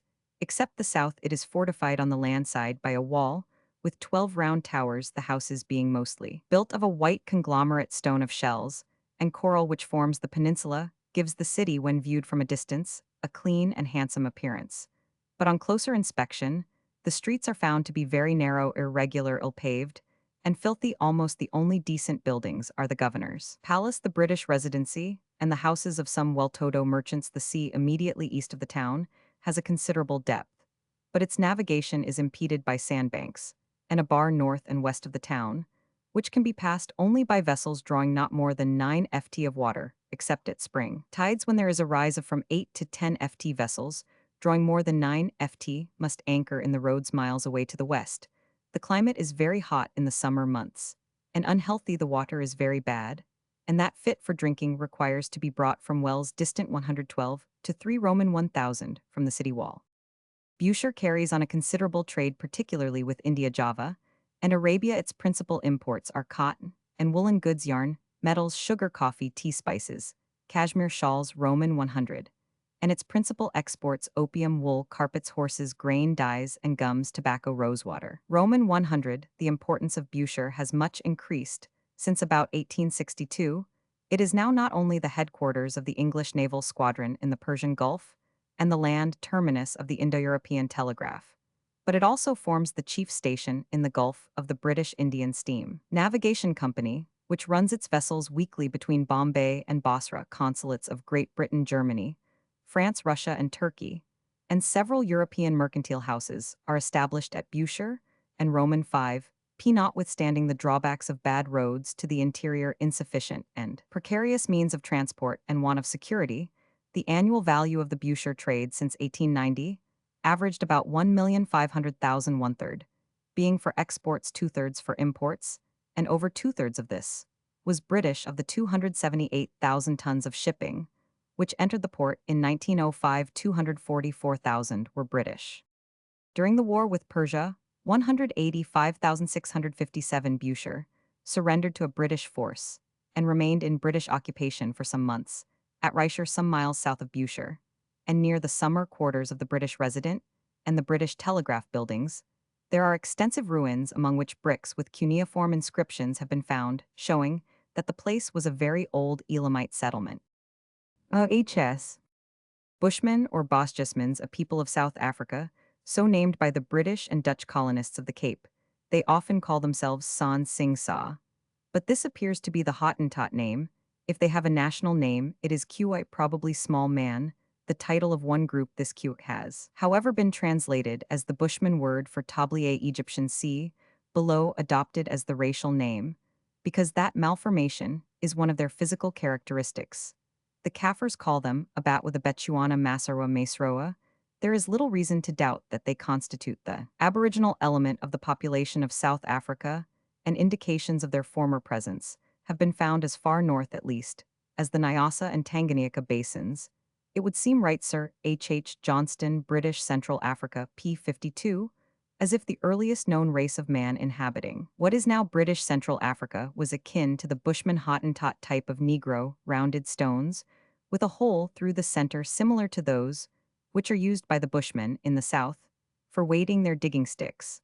The groff stock of the Boers have been found at the south end of Lake Tanganyika. The dirty yellow color of the Bushmen, their slightly slanting eyes and prominent cheekbones, had induced early anthropologists to dwell on their resemblance to the Mongolian races. This similarity has been now recognized as quite superficial. More recently, a connection has been traced between the Bushmen and the Pygmy peoples inhabiting the forests of Central Africa, though the matter cannot be regarded as definitely settled. The latest researches rather tend to discredit this view. In fact, it would appear that the two peoples have little in common, save diminutive proportions and a nomadic and predatory form of existence, owing to the discovery of Steatopygus figurines in Egyptian graves. A theory has been advanced that the Egyptians of the early dynasties were of the same primitive pygmy negroid stock as the Bushmen, but this is highly speculative. The physical characteristics of Egyptian skulls have nothing of the Bushmen in them, of the primitive pygmy negroid stock, the Hottentots Kuroman 5. Once considered the parent family, are now regarded as an offshoot of mixed Bantu Bushman blood from the main Bushman race. It seems probable that the Bushmen must be regarded as having extended considerably to the north of the area occupied by them. Within the memory of white men, evidence has been produced of the presence of a belated Hottentot or Hottentot Bushman group as far north as the district between Kilimanjaro and Victoria Nyanza. They were probably driven south by the Bantu tribes, who eventually outflanked them and confined them to the less fertile tracts of country before the arrival of Europeans in South Africa. The Bushman race appears to have been what it so essentially is today, a nomadic race, living in widely scattered groups. The area in which the Bushmen are now found sporadically may be defined as extending from the inner ranges of the mountains of Cape Colony through the central Kalahari Desert to near Lake Ngami, and thence northwestward to the districts about the Ovambo River north of Damaraland. In short, they have been driven by European and Kaffir encroachments into the most barren regions of South Africa. A few remain in the more inaccessible parts of the Drakensberg range about the sources of the Vaal. Only in one or two districts are they found in large numbers, chiefly in Great Bushman land towards the Orange River. A regularly planned and wholesale destruction of the Bushmen on the borders of Cape Colony in the earlier years of European occupation reduced their numbers to a great extent. But this cruel hunting of the Bushmen has ceased. In retaliation, the Bushmen were long the scourge of the farms on the outer borders of the colony, making raids on the cattle and driving them off in large numbers on the western side of the deserts. They are generally at enmity with the Korana Hottentots, but on the eastern border of the Kalahari, they have to some extent fraternized with the earliest Bechuana migrants. Their language, which exists in several dialects, has in common with Hottentot, but to a greater degree, the peculiar sounds known as clicks. The Hottentot language is more agglutinative, the Bushman more monosyllabic. The former recognizes a gender in names. The latter does not. The Hottentots form the plural by a suffix, the Bushman by repetition of the name. The former count up to 20. The latter can only number 2, all above that being many Roman 100 Celis records that Korana Hottentots were able to converse fluently with the Bushmen of Bechuanaland. The most striking feature of the Bushman's physique is shortness of stature. Gustav Fritsch, in 18,630,1866, found the average height of 6 grown men to be 4 ft 9 in earlier, but less trustworthy measurements make them still shorter. Among 150 measured by Sir John Barrow during the first British occupation of Cape Colony, the tallest man was 4 ft 9, in the tallest woman 4 ft 4, in the Bushmen living in Bechuanaland, measured by Celis in the last quarter of the 19th century, were however found to be of nearly average height. Few persons were below 5 ft 4 in was common, and individuals of even 6 ft were not unknown. No great difference in height appears to exist between men and women. Fritsch average from 5 Bushmen women was 1/6 of an inch more than for the men. The Bushmen, as already stated, are of a dirty yellow color and of generally unattractive countenance. The skull is long and low, the cheekbones large and prominent, the eyes are deeply set and crafty. In expression, the nose is small and depressed, the mouth wide with moderately everted lips. And the jaws project. The teeth are not like badly cut ivory, as in Bantu, but regular, and of a mother-of-pearl appearance. In general build, the Bushman is slim and lean almost to emaciation. Even the children show little of the round outlines of youth. The amount of fat under the skin in both sexes is remarkably small, hence the skin is as dry as leather and falls into strong folds around the stomach. And at the joints, the feeder of the skin, so characteristic of the Negro, is not found in the Bushman. The hair is weak in growth, in age it becomes gray, but baldness is rare. Bushmen have little body hair, and that of a weak, stubbly nature, and none of the fine down usual on most skins on the face. There is usually only a scanty mustache, a hollowed back, and protruding stomach, are frequent characteristics of their figure, but many of them are well proportioned, all being active and capable of enduring great privations and fatigue. Considerable stedopage often exists among the women who share with the Hottentot women the extraordinary prolongation of the nymphae, which is often called the Hottentot apron or tablier. Northward, the Bushmen appear to improve both in general condition and in stature, probably owing to a tinge of Bantu blood. The Bushman's clothing is scanty, a triangular piece of skin passed between the legs and fastened round the waist with a string is often all that is worn. Many men, however, and nearly all the women, wear the kaross, a kind of pelisse of skins sewn together, which is used at night as a wrap. The bodies of both sexes are smeared with a native ointment buchu, which, aided by accretions of dust and dirt, soon forms a coating like a rind. Men and women often wear sandals of hide or plaited bast. They are fond of ornament and decorate the arms, neck, and legs with beads, iron or copper rings, teeth, hoofs, horns, and shells, while they stick feathers or hares' tails in the hair. The women sometimes stain their faces with red pigment. They carry tobacco in goat's horns or in the shell of a land tortoise, while boxes of ointment. Roman 5 poor amulets are hung round neck or waist. A jackal's tail, mounted on a stick, serves the double purpose of fan and handkerchief. For dwellings in the plains, they have low huts formed of reed mats or occupy a hole in the earth. In the mountain districts, they make a shelter among the rocks by hanging mats on the windward side of household utensils. They have none except ostrich eggs, in which they carry water, and occasionally rough pots. For cooking his food, the Bushman needs nothing but fire, which he obtains by rubbing hard and soft wood together. Bushmen do not possess cattle and have no domestic animals, except a few half-willed dogs, nor have they the smallest rudiments of agriculture. Living by hunting, they are thoroughly acquainted with the habits and movements of every kind of wild animal, following the antelope herds in their migrations. Their weapon is a bow made of a stout bough bent into sharp curve. It is strung with twisted sinew. The arrow, which is neatly made of a reed, the thickness of a finger, is bound with thread to prevent splitting, and notched at the end for the string at the point is a head of bone or stone, with a quill. Barb iron arrow blades obtained from the Bantu are also found. The arrow is usually 2 to 3 ft long. The distance at which the Bushman can be sure of hitting is not great, about 20 paces. The arrows are always coated with a gummy, poisonous compound, which kills even the largest animal in a few hours.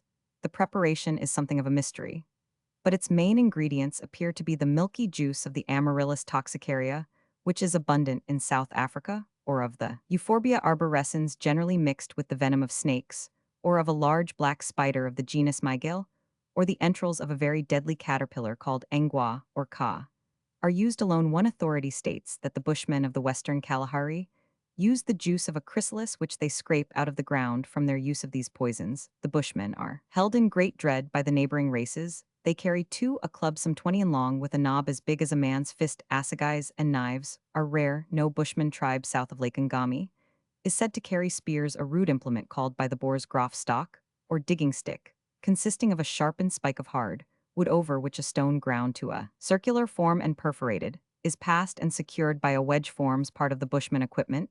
This is used by the women for uprooting the succulent tuberous roots of the several species of creeping plants of the desert, and in digging pitfalls. These perforated stones have a special interest in indicating the former extension of the Bushmen, since they are found, as has been said, far beyond the area now occupied by them. The Bushmen are famous as hunters, and actually run down many kinds of game, living a life of periodical starvation. They spend days at a time in search of food, upon which, when found, they feed so gluttonously that it is said 5 of them will eat a whole zebra in a few hours. They eat practically anything the meat is but half cooked, and game is often not completely drawn. The bushman eats raw such insects as lice and ants, the eggs of the latter being regarded as a great delicacy in hard times. They eat lizards, snakes, frogs, worms, and caterpillars. Honey they relish. And for vegetables, devour bulbs and roots like the Hottentot. The bushman is a great smoker. The disposition of the bushman has been much maligned. The cruelty which has been attributed to him is the natural result of equal brutalities practiced upon him by the other natives and the early European settlers. He is a passionate lover of freedom, and like many other primitive people, lives only for the moment. Unlike the Hottentot, he has never willingly become a slave and will fight to the last for his personal liberty. He has been described as the anarchist of South Africa. Still, when he becomes a servant, he is usually trustworthy, his courage is remarkable, and Fritsch was told by residents who were well qualified to speak that, supported by a dozen bushmen, they would not be afraid of 100 Kaffirs. The terror inspired by the bushmen has indeed had an effect in the deforestation of parts of Cape Colony for the colonists to guard against. Stealthy attacks cut down all the bush far round their holdings. Mission work among the bushmen has been singularly unsuccessful. But in spite of his savage nature, the bushman is intelligent, he is quick-witted, and has the gift of imitating extraordinarily well the cries of bird and beast. He is musical too, and makes a rough instrument out of a gourd and one or more strings. He is fond of dancing. Besides the ordinary dances are the special dances at certain stages of the moon. Roman 100. One of the most interesting facts about the bushman is his possession of a remarkable delight in graphic illustration. The rocks of the mountains of Cape Colony and of the Drakensberg and the walls of caves anciently inhabited by them have many examples of bushman drawings of men, women, children, and animals, characteristically sketched. Their designs are partly painted on rock with 4 colors: white, black, red, and yellow ochre, partly engraved in soft sandstone, partly chiseled in hard stone rings, crosses, and other signs drawn in blue pigment on some of the rocks, and believed to be 1 or 2 centuries old, have given rise to the erroneous speculation that these may be remains of a hieroglyphic writing. A discovery of drawings of men and women with antelope heads was made in the recesses of the Drakensberg in 1873. J. Roman 1000 Orpin. In Cape Monthly Magazine, July 1874. A few years later, Selous discovered similar rock paintings in Mashonaland and Manicaland. Little is known of the family life of the bushman. Marriage is a matter merely of offer and acceptance, ratified by a feast among some tribes. The youth must prove himself an expert hunter. Nothing is known of the laws of inheritance. The avoidance of parents-in-law, so marked among Kaffirs, is found among bushmen. Murder, adultery, rape, and robbery are offenses against their code of morals. As among other African tribes, the social position of the women is low. They are beasts of burden, carrying the children and the family property on the journeys, and doing all the work at the halting place. It is their duty also to keep the encampment supplied with water. No matter how far it has to be carried, the bushman mother is devoted to her children, who, though suckled for a long time, yet are fed within the first few days after birth upon chewed roots and meat, and taught to chew tobacco. At a very early age, the child's head is often protected from the sun by a plaited shade of ostrich feathers. There is practically no tribal organization. Individual families at times join together and appoint a chief, but the arrangement is never more than temporary. The bushmen have no concrete idea of a god, but believe in evil spirits and supernatural interference with man's life.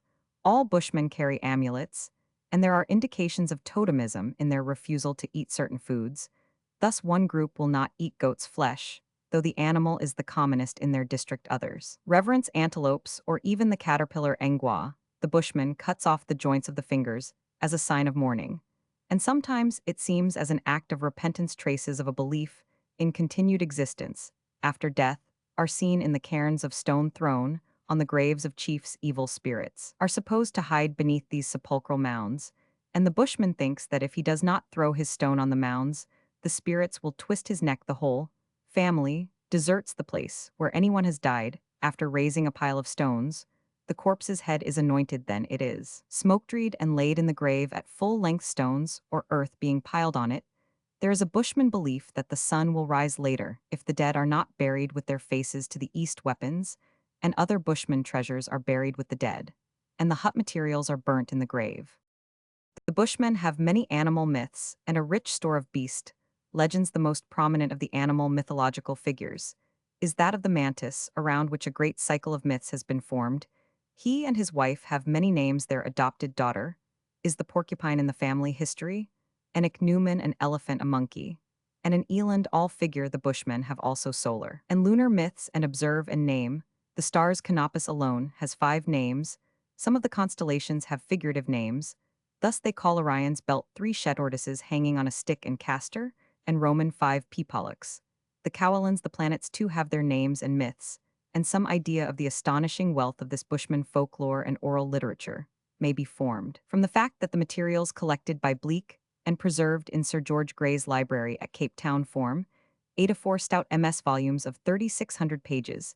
They comprise myths, fables, legends, and even poetry with tales about the sun and moon, the stars, the crocodile, and other animals, legends of peoples who dwelt in the land before the Bushmen arrived from the north, songs, charms, and even prayers or at least incantations, histories, adventures of men and animals, tribal customs, traditions, superstitions, and genealogies. A most curious feature in Bushman folklore is the occurrence of the speeches of various animals, into which the relator of the legend introduces particular clicks, supposed to be characteristic of the animals in whose mouths they are placed. C.G.W. Stowe, The Native Races of South Africa, London, 1905.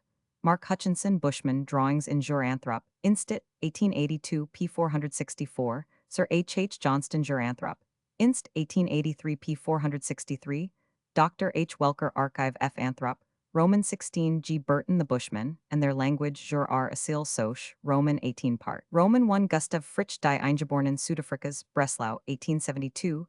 W.H. Roman 1. Bleak Bushman Folklore, 1875. J. Roman 50 p. Erasmus, The Wild Bushman, MS Note, 1899. F. Roman 100. Sellis, African Nature Notes and Reminiscences, 1908. Chap. Roman 20. S. Passarge, Die Bushmaner der Kalahari, Berlin, 1907. Bushnell Horace, 18,021,876, American theologian, was born in the village of Bantam Township of Litchfield, Connecticut, on the 14th of April, 1802. He graduated at Yale in 1827, was associate editor of the New York Journal of Commerce in 18,280,1829, and in 1829 became a tutor at Yale. Here he at first took up the study of law, but in 1831 he entered the theological department of Yale College, and in 1833 was ordained pastor of the North Congregational Church in Hartford, Conn, where he remained until 1859, when on account of long-continued ill health he resigned his pastorate. Thereafter he had no settled charge, but until his death at Hartford on the 17th of February 1876, he occasionally preached and was diligently employed as an author while in California in 1856 for the restoration of his health. He took an active interest in the organization at Oakland of the College of California, chartered in 1855, and merged in the University of California in 1869, the presidency of which he declined. As a preacher, Dr. Bushnell was a man of remarkable power, not a dramatic orator. He was in high degree original, thoughtful, and impressive in the pulpit. His theological position may be said to have been one of qualified revolt against the Calvinistic orthodoxy of his day. He criticized prevailing conceptions of the Trinity, the atonement, conversion, and the relations of the natural and the supernatural. Above all, he broke with the prevalent view, which regarded theology as essentially intellectual in its appeal and demonstrable by processes of exact logical deduction to his thinking. Its proper basis is to be found in the feelings and intuitions of man's spiritual nature. He had a vast influence upon theology in America, an influence not so much possibly in the direction of the modification of specific doctrines, as in the impulse and tendency and general spirit which he imparted to theological thought. Dr. Munger's estimate may be accepted with reservations as the true one. He was a theologian as Copernicus was an astronomer. He changed the point of view, and thus not only changed everything, but pointed the way toward unity in theological thought. He was not exact, but he put God and man and the world into a relation that thought can accept. While it goes on to state it more fully, with ever-growing knowledge other thinkers were moving in the same direction. He led the movement in New England and wrought out a great deliverance. It was a work of superb courage. Hardly a theologian in his denomination stood by him, and nearly all pronounced against him. 4 of his books were of particular importance: Christian Nurture, 1847, in which he virtually opposed revivalism, and effectively turned the current of Christian thought toward the young nature and the supernatural 1858, in which he discussed miracles and endeavored to lift the natural into the supernatural by emphasizing the supernaturalness of man, the vicarious sacrifice, 1866, in which he contended for what has come to be known as the moral view of the atonement, in distinction from the governmental, and the penal or satisfaction theories, and God in Christ, 1849, with an introductory dissertation on language, as related to thought in which he expressed it, was charged heretical views, as to the Trinity, holding among other things that the Godhead is instrumentally three, simply as related to our finite apprehension, and the communication of God's incommunicable nature. Attempts, indeed, were made to bring him to trial, but they were unsuccessful. And in 1852, his church unanimously withdrew from the local consociation, thus removing any possibility of further action against him. To his critics, Bushnell formally replied by writing Christ in Theology, 1851, in which he employs the important argument that spiritual facts can be expressed only in approximate and poetical language, and concludes that an adequate dogmatic theology cannot exist. That he did not deny the divinity of Christ, he proved in the character of Jesus, forbidding his possible classification with men, 1861. He also published Sermons for the New Life, 1858, Christ, and his Salvation, 1864 work, and Play, 1864, Moral Uses of Dark Things, 1868, Women's Suffrage, the Reform Against Nature, 1869, Sermons on Living Subjects, 1872, and Forgiveness and Law, 1874. Dr. Bushnell was greatly interested in the civic interests of Hartford, and was the chief agent in procuring the establishment of the public park, named in his honor by that city. An edition of his works in 11 volumes appeared in 18,761,881, and a further volume gathered from his unpublished papers as The Spirit in Man Sermons and Selections in 1903, new editions of his Nature, and the Supernatural Sermons for the New Life and Work and Play were published the same year. A full bibliography by Henry Barrett Learned is appended to his Spirit in Man. Consult Mrs. Roman 1000b, Cheney's Life and Letters of Horace Bushnell, New York, 1880, new edition, 1903, and Dr. Theodore T. Munger's Horace Bushnell, Preacher, and Theologian, Boston, 1899, also a series of papers in the Minutes of the General Association of Connecticut Bushnell Centenary, Hartford, 1902. W.W.R. Busiri, Abu Abdullah Mohammed Ibn Said ul-Busiri, 12,111,294, Arabian poet, lived in Egypt, where he wrote under the patronage of Ibn Hina. The vizier. His poems seem to have been wholly on religious subjects. The most famous of these is the so-called poem of the mantle. It is entirely in praise of Mahomet, who cured the poet of paralysis by appearing to him in a dream and wrapping him in a mantle. The poem has little literary value, being an imitation of Kab ibn Zuhair's poem in praise of Mahomet, but its history has been unique. Cf. Roman 1 Goldziher in Revue de l'Histoire. Des Religions Vol. Roman 31 pp 304 ff. Even in the poet's lifetime, it was regarded as sacred up to the present time. Its verses are used as amulets. It is employed in the lamentations for the dead. It has been frequently edited and made the basis for other poems, and new poems have been made by interpolating 4 or 6 lines after each line of the original. It has been published with English translation by Faisal Abhai, Bombay, 1893, with French translation by R. Bassett, Paris, 1894, with German translation by Roman 100 A. Ralphs, Vienna, 1860, and in other languages elsewhere. For long list of commentaries, Roman 100 cf., Roman 100 Brockelmans, Jesh der Arab Literatur Weimar, 1898, Vol. Roman, 1 pp. 264,267. G.W.T. Busiris, in a Greek legend, preserved in a fragment of Pherecydes, an Egyptian king, son of Poseidon and Lysianassa, after Egypt has been afflicted for 9 years with famine. Phrasius, a seer of Cyprus, arrived in Egypt and announced that the cessation of the famine would not take place until a foreigner was yearly sacrificed to Zeus or Jupiter. Busiris commenced by sacrificing the prophet and continued the custom by offering a foreigner on the altar of the god. It is here that Busiris enters into the circle of the myths and perurga of Heracles, who had arrived in Egypt from Libya and was seized and bound ready to be killed, and offered at the altar of Zeus in Memphis. Heracles burst the bonds which bound him, and seizing his club slew Busiris with his son Amphidamas and his herald Chalbs. Roman 5 p. This exploit is often represented on vase paintings from the 6th century B. Roman 100, and onwards the Egyptian monarch, and his companions being represented as Negroes, and the legend is referred to by Herodotus and later writers, although some of the Greek writers made Busiris an Egyptian king, and a successor of Menes about the 60th of the series, and the builder of Thebes, those better informed by the Egyptians, rejected him.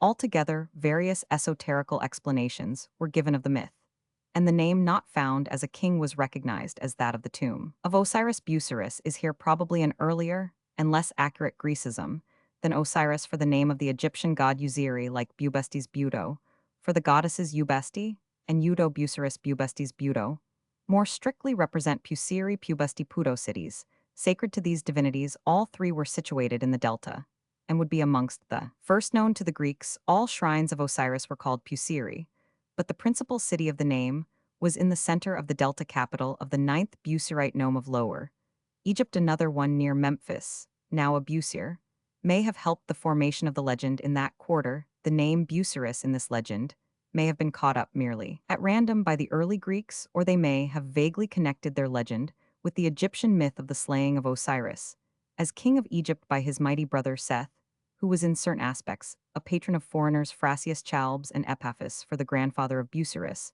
are all explicable as Grecized Egyptian names, but names in the legend are purely Greek. The sacrifice of foreign prisoners before a god, a regular scene on temple walls, is perhaps only symbolical at any rate for the later days of Egyptian history, but foreign intruders must often have suffered rude treatment at the hands of the Egyptians, in spite of the generally mild character of the latter. Ch. Roman 5 Gartringen, in Pauli Wiswa Real Encyclopaedia, for the evidence from the side of classical archaeology. F. Roman 100 G. Busk George 18,071,886, British surgeon zoologist and paleontologist, son of Robert Busk, merchant of St. Petersburg, was born in that city on the 12th of August 1807. He studied surgery in London at both St. Thomas and St. Bartholomew's hospitals, and was an excellent operator. He was appointed assistant surgeon to the Greenwich Hospital in 1832, and served as naval surgeon first, the Grampus, and afterwards for many years in the Dreadnought. During this period, he made important observations on cholera and on scurvy. In 1855, he retired from service and settled in London, where he devoted himself mainly to the study of zoology and paleontology. As early as 1842, he had assisted in editing the Microscopical Journal, and later, he edited the Quarterly Journal of Microscopical Science, 18,530,1868, and the Natural History Review, 18,611,865. From 1856 to 1859, he was Hunterian Professor of Comparative Anatomy and Physiology in the Royal College of Surgeons, and he became president of the college in 1871. He was elected FRS in 1850, and was an active member of the Linnean Geological and other societies, and president of the Anthropological Institute, 18,730,1874. He received the Royal Society's Royal Medal and the Geological Society's Wollaston and Lyell medals early in life. He became the leading authority on the polyzoa, and later the vertebrate remains from caverns and river deposits occupied his attention. He was a patient and cautious investigator, full of knowledge and unaffectedly simple in character. He died in London on the 10th of August 1886. Busken Hewitt Conrad, 18,261,886, Dutch literary critic, was born at The Hague on the 28th of December 1826. He was trained for the church, and after studying at Geneva and Lausanne was appointed pastor of the Walloon Chapel in Haarlem in 1851. In 1863, conscientious scruples obliged him to resign his charge, and Busken Hewitt, after attempting journalism, went out to Java in 1868 as the editor of a newspaper. Before this time, however, he had begun his career as a polemical man of letters, although it was not until 1872 that he was made famous by the first series of his literary fantasies, a title under which he gradually gathered in successive volumes all that was most durable in his work as a critic. His one novel, Lidewade, was written under strong French influences. Returning from the East Indies, Busken Hewitt settled for the remainder of his life in Paris, where he died in April 1886. For the last quarter of a century, he had been the acknowledged dictator in all questions of Dutch literary taste, perfectly honest, desirous to be sympathetic, widely read, and devoid of all sectarian obstinacy. Buskin Hewitt introduced into Holland the light and air of Europe.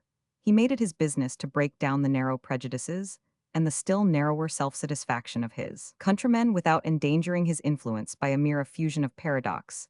He was a brilliant writer who would have been admired in any language, but whose appearance in a literature so stiff and dead as that of Holland in the 50s was dazzling enough to produce a sort of awe and stupefaction.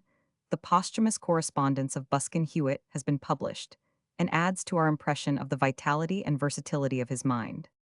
V.G. Buskin, a word of uncertain origin existing in many European languages, as Fr. Brausequin Idelborzakino Dutch Broskin, and span borsegui a half-boot or high shoe strapped under the ankle, and protecting the shins, especially the thick-soled boot or cothurnus in the ancient Athenian tragedy, used to increase the stature of the actors, as opposed to the soccus sock, the light shoe of comedy. The term is thus often used figuratively of a tragic style. Buslev Fedor Ivanovich 18,180, 1898 Russian author and philologist was born on the 13th of April 1818 at Kerensk, where his father was secretary of the district tribunal. He was educated at Penza and Moscow University. At the end of his academical course, 1838, he accompanied the family of Count S.G. Stroganov on a tour through Italy, Germany, and France, occupying himself principally with the study of classical antiquities. On his return, he was appointed assistant professor of Russian literature at the University of Moscow.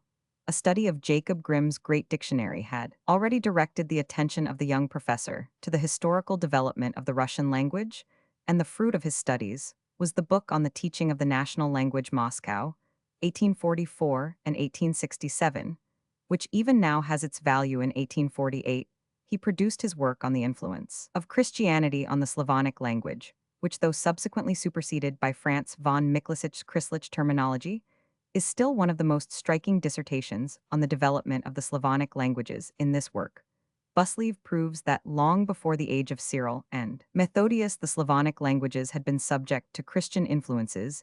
In 1855, he published paleographical and philological materials for the history of the Slavonic alphabets, and in 1858, Essay towards an historical grammar of the Russian tongue, which, despite some trivial defects, is still a standard work, abounding with rich material for students, carefully collected from an immense quantity of ancient records and monuments. In close connection with this work, in his historical Chrestomathy of the Church Slavonic and Old Russian tongues, Moscow 1861, Buslev also interested himself in Russian popular poetry and Old Russian art, and the result of his labors is enshrined in historical sketches of Russian popular literature and art. St. Petersburg, 1861, a very valuable collection of articles and monographs, in which the author shows himself a worthy and faithful disciple of Grimm. His popular poetry, St. Petersburg, 1887, is a valuable supplement to the sketches. In 1881, he was appointed professor of Russian literature at Moscow, and 3 years later published his annotated Apocalypse with an atlas of 400 plates, illustrative of ancient Russian art. C. S. Roman 500 Sheremetev Memoir of F. Roman 1 Buslev Moscow, 1899. Tsar N.B.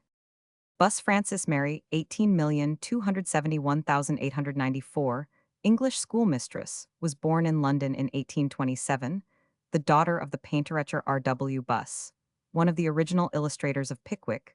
She was educated at a school in Camden Town and continued there as a teacher, but soon joined her mother in keeping a school in Kentish Town. In 1848, she was one of the original attendants at lectures at the New Queen's College for Ladies. In 1830, her Roman 5P school was moved to Camden Street, and under its new name of the North London Collegiate School for Ladies, it rapidly increased in numbers and reputation. In 1864, Miss Buss gave evidence before the school's Inquiry Commission, and in its report, her school was singled out for exceptional commendation.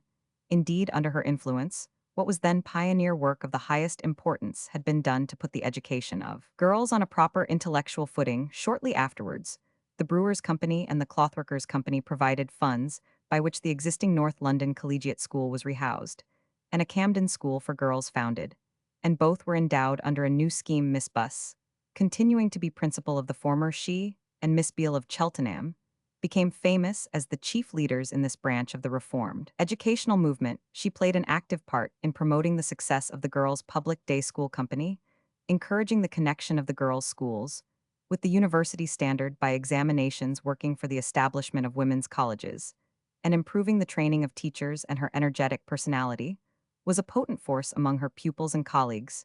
She died in London on the 24th of December 1894.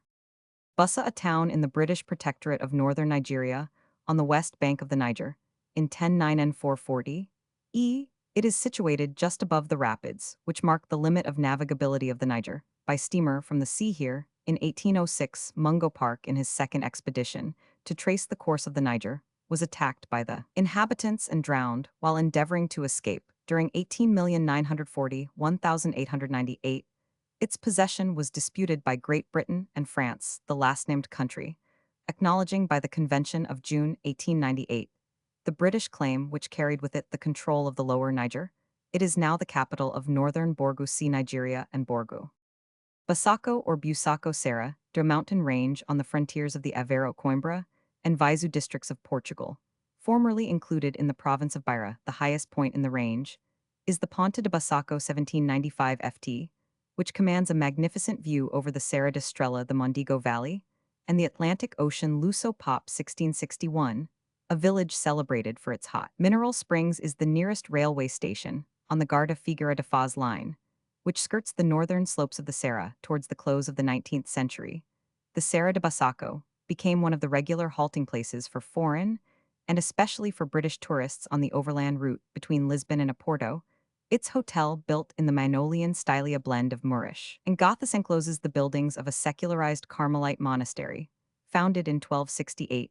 The convent woods, now a royal domain, have long been famous for their cypress plane, evergreen, oak, cork, and other forest trees, many of which have stood for centuries, and attained an immense size. A bull of Pope Gregory Roman 151,623, anathematizing trespassers and forbidding women to approach, is inscribed on a tablet at the main entrance. Another bull of Urban Roman 80, 1643, threatens with excommunication any person harming the trees. In 1873, a monument was erected on the southern slopes of the Serra to commemorate the Battle of Basako, in which the French under Marshal Massena were defeated by the British and Portuguese under Lord Wellington on the 27th of September 1810.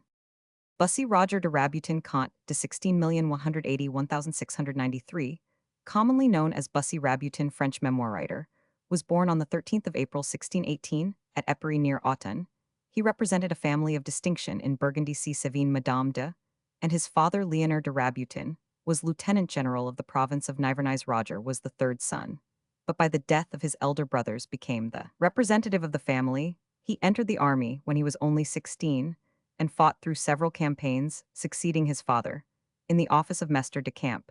He tells us himself that his two ambitions were to become Hanit Ham and to distinguish himself in arms, but the luck was against him. In 1640, he was sent to the Bastille by Richelieu for some months as a punishment for neglect of his duties in his pursuit of gallantry. In 1643, he married a cousin, Gabrielle de Toulongen, and for a short time he left the army.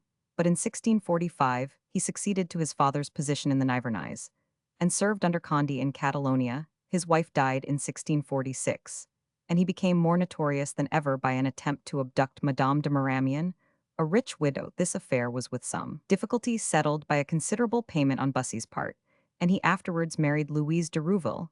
When Condé joined the party of the Fronde, Bussy joined him, but a fancied slight on the part of the prince finally decided him for the royal side. He fought with some distinction both in the Civil War and on foreign service, and buying the commission of Mestre de Camp in 1655, he went to serve under Turenne in Flanders. He served there for several campaigns and distinguished himself at the Battle of the Dunes and elsewhere.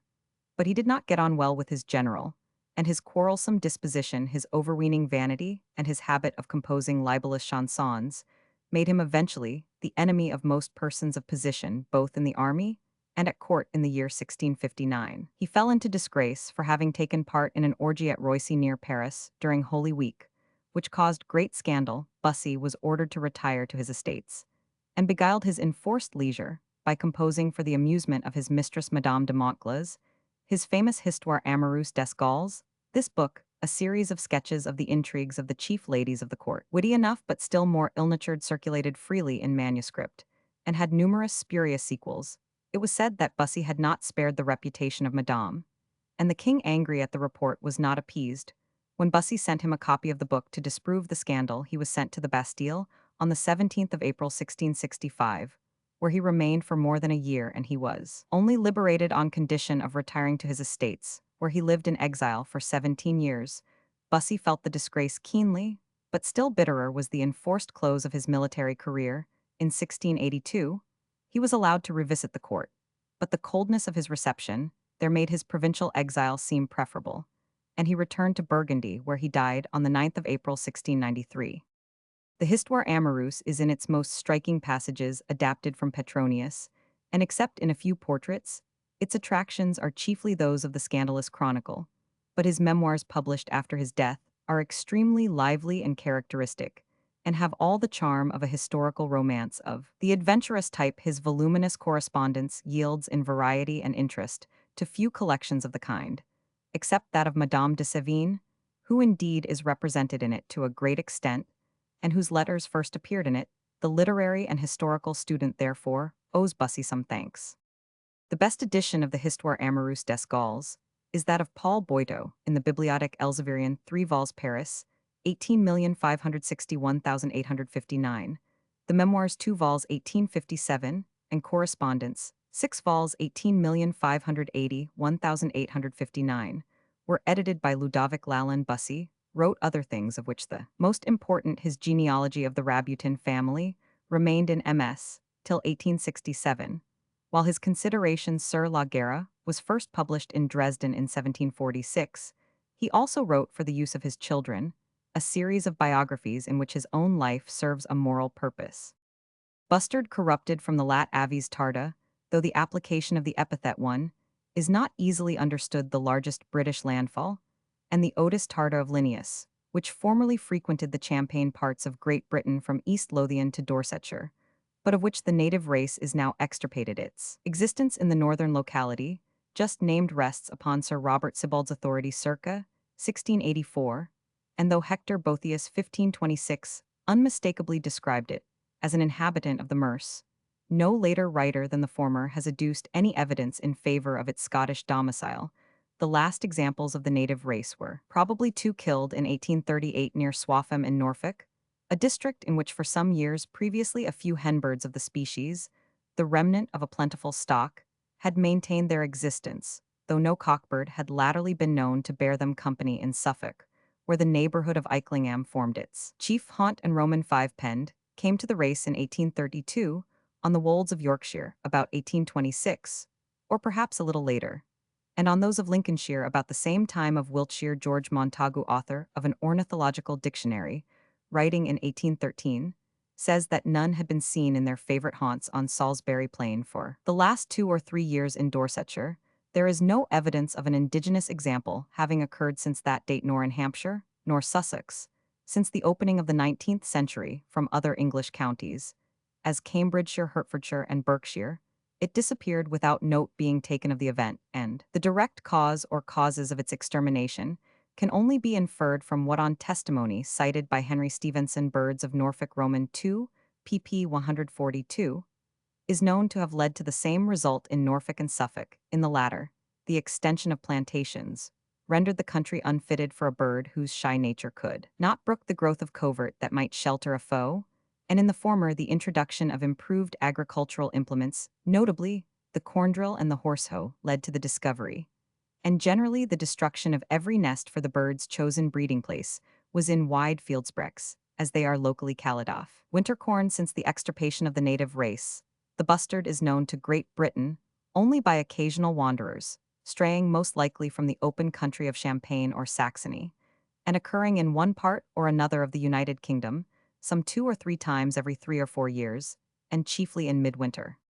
An adult male will measure nearly 4 ft from the tip of the bill to the end of the tail, and its wings have an expanse of 8 ft or more. Its weight, varying possibly through age from 22 to 32 lb. This last was that of one which was recorded by the younger Naumann, the best biographer of the bird, Vogel. Deutschland's Roman 7 p. 12, who however stated in 1834 that he was assured of the former existence of examples which had attained the weight of 35 or 38 lb. The female is considerably smaller compared with most other birds, frequenting open places. The bustard has disproportionately short legs, yet the bulk of its body renders it a conspicuous and stately object, and when on the wing to which it readily takes its flight is powerful, and sustained the bill is of moderate length, but owing to the exceedingly flat head of the bird, appears longer than it really is. The neck, especially of the male in the breeding season, is thick, and the tail in the same sex at that time of year is generally carried in an upright position, being however in the paroxysms of courtship turned forwards. While the head and neck are simultaneously reverted along the back, the wings are lowered, and their shorter feathers erected in this posture, which has been admirably portrayed by Joseph Wolf Zuhl's sketches, PL 45.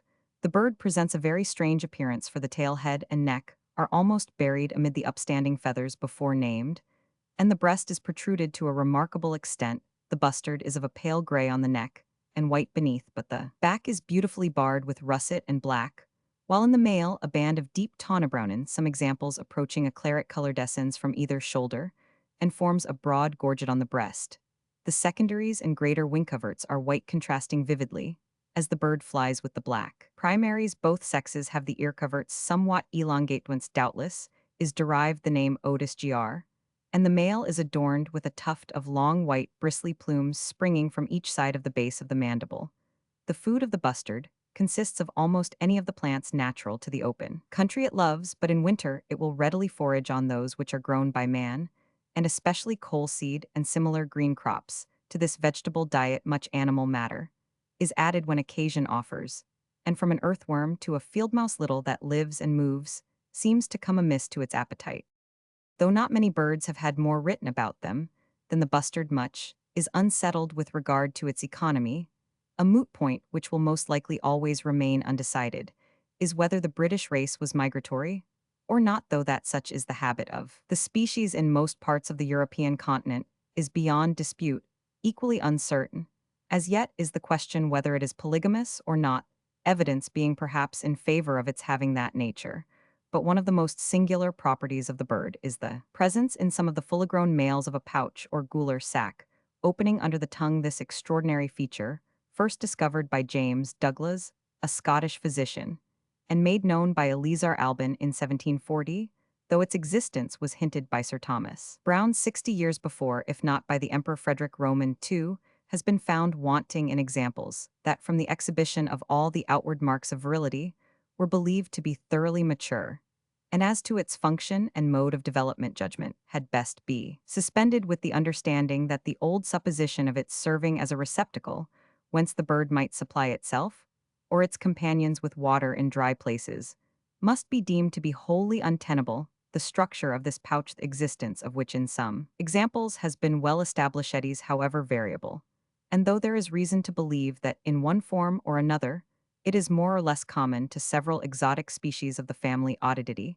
it would seem to be as inconstant in its occurrence as in its capacity. As might be expected, this remarkable feature has attracted a good deal of attention. Jern Fur Ornith, 1861, p. 153, Ibis 1862, p. 107, 1865, p. 143, Proc Zuhl Soch, 1865, p. 747, 1868, p. 741, 1869, p. 140, 1874, p. 471, and the later researches of A. H. Garrod show that in an example of the Australian bustard Otis australis examined by him, there was, instead of a pouch or sac, simply a highly dilated esophagus distension, of which at the birds will produce much the same appearance and effect as that of the undoubted sac found at times in the otarda. The distribution of the bustards is confined to the Old World bird, so called in the fur countries of North America, and thus giving its name to a lake, river, and cape, being the Canada goose Bernicla canadensis. In the Palearctic region, we have the O. tarda already mentioned, extending from Spain to Mesopotamia at least, and from Scania to Morocco, as well as a smaller species O. tetrax, which often occurs as a straggler in, but was never an inhabitant of the British Islands. Two species known, indifferently, by the name of hubara, derived from the Arabic frequent, the more southern portions of the region, and one of them O. macquini, though having the more eastern range and reaching India, has several times occurred in northwestern Europe, and once even in England in the east of Siberia. The place of O. tarda is taken by the near-lead, but apparently distinct O. dybovskaya, which would seem to occur also in northern China Africa, is the chief stronghold of the family, nearly a score of well-marked species being peculiar to that continent, all of which have been by later systematists separated from the genus Otis India.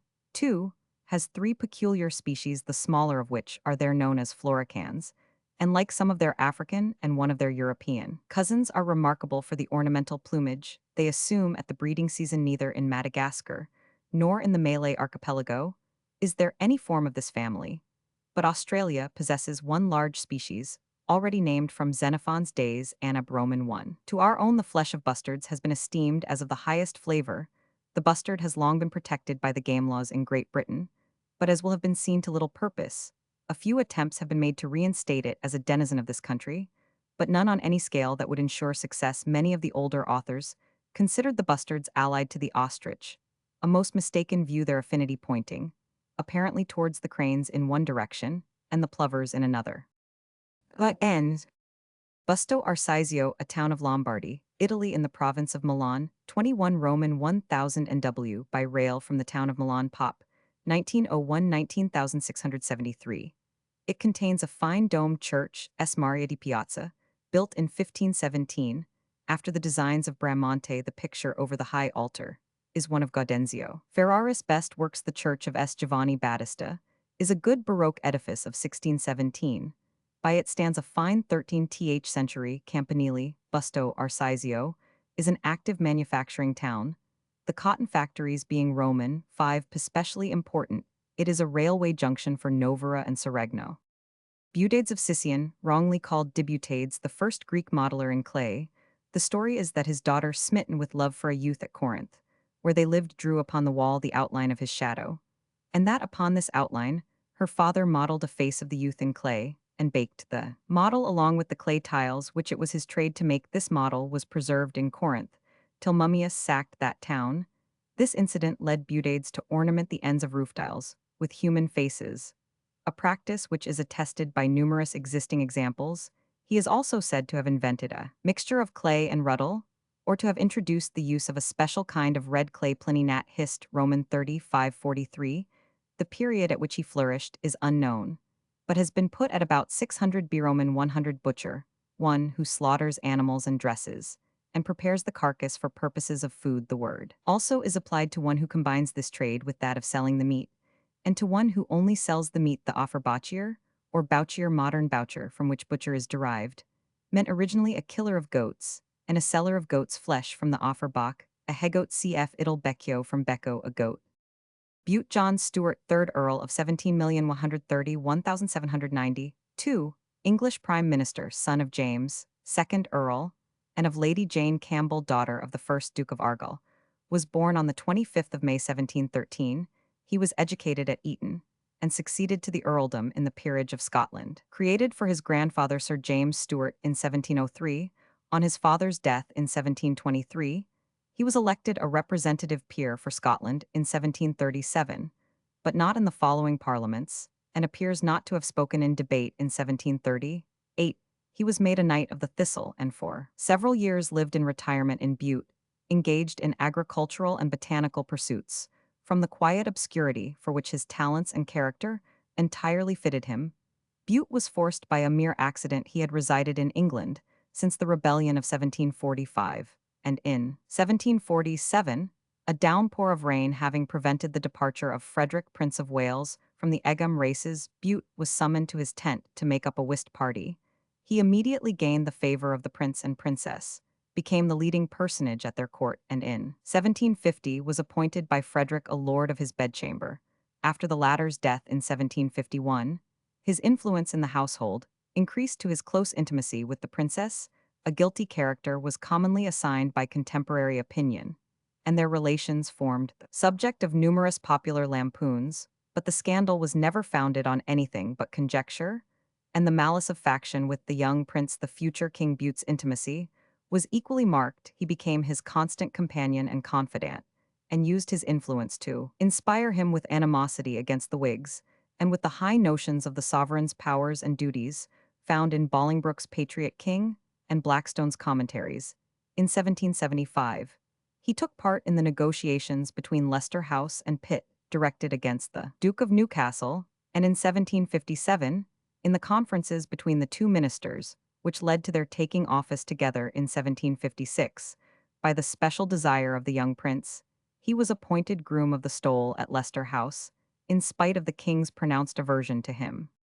On the accession of George Roman III, in 1760, Bute became at once a person of power and importance. He was appointed a privy councillor groom of the stole and first gentleman of the bedchamber. And though merely an irresponsible confidant without a seat in Parliament or in the cabinet, he was in reality Prime Minister, and the only person trusted. With the king's wishes and confidence, George Roman III and Bute immediately proceeded to accomplish their long-projected plans, the conclusion of the peace with France, the breakup of the Whig monopoly of power, and the supremacy of the monarchy over Parliament and parties. Their policy was carried out with consummate skill and caution. Great care was shown not to alienate the Whig leaders in a body, which would have raised up under Pitt's leadership a formidable party of resistance. But advantage was taken of disagreements between the ministers concerning the war, of personal jealousies, and of the strong reluctance of the old statesmen, who had served the crown for generations, to identify themselves with active opposition to the king's wishes. They were all discarded singly and isolated after violent disagreements from the rest of the ministers. On the 25th of March 1761, Bute succeeded Lord Holderness as Secretary of State for the Northern Department, and Pitt resigned in October on the refusal of the government to declare war against Spain. On the 3rd of November, Bute appeared in his new capacity as Prime Minister in the House of Lords, where he had not been seen for 20 years, though he had succeeded in disarming all organized opposition in Parliament. The hostility displayed against him, in the nation arising from his Scottish nationality, his character as favorite, his peace policy, and the resignation of the popular hero Pitt was overwhelming. He was the object of numerous attacks and lampoons. He dared not show himself in the streets without the protection of prize-fighters, while the jackboot upon his name, and the petticoat by which the princess was represented, were continually being burnt by the mob or hanged upon the gallows. On the 9th of November, while proceeding to the Guildhall, he narrowly escaped falling into the hands of the populace, who smashed his coach, and he was treated with studied coldness at the banquet. In January 1762, Bute was compelled to declare war against Spain, though now without the advantages which the earlier decision urged by Pitt could have secured, and he supported the war but with no zeal and no definite aim beyond the obtaining of a peace at any price. And as soon as possible in May, he succeeded the Duke of Newcastle as First Lord of the Treasury, and he was created KG, after resigning the Order of the Thistle. In his blind eagerness for peace, he conducted on his own responsibility secret negotiations for peace with France through Viry, the Sardinian minister, and the preliminary treaty was signed on the 3rd of November at Fontainebleau. The King of Prussia had some reason to complain of the sudden desertion of his ally, but there is no evidence whatever to substantiate his accusation that Bute had endeavored to divert the Tsar later from his alliance with Prussia, or that he had treacherously, in his negotiations with Vienna, held out to that court hopes of territorial compensation in Silesia as the price of the abandonment of France, while the charge brought against Bute in 1765 of having taken bribes to conclude the peace, subsequently, after investigation pronounced frivolous by Parliament, may safely be ignored. A parliamentary majority was now secured for the minister's policy by bribery and threats, and with the aid of Henry Fox, who deserted his party to become leader of the Commons, the definitive Peace of Paris was signed on the 10th of February 1763, and a wholesale proscription of the Whigs was begun. The most insignificant adherents of the fallen party, including widows, menial servants, and schoolboys, incurring the minister's mean vengeance. Later, Bute roused further hostility by his cider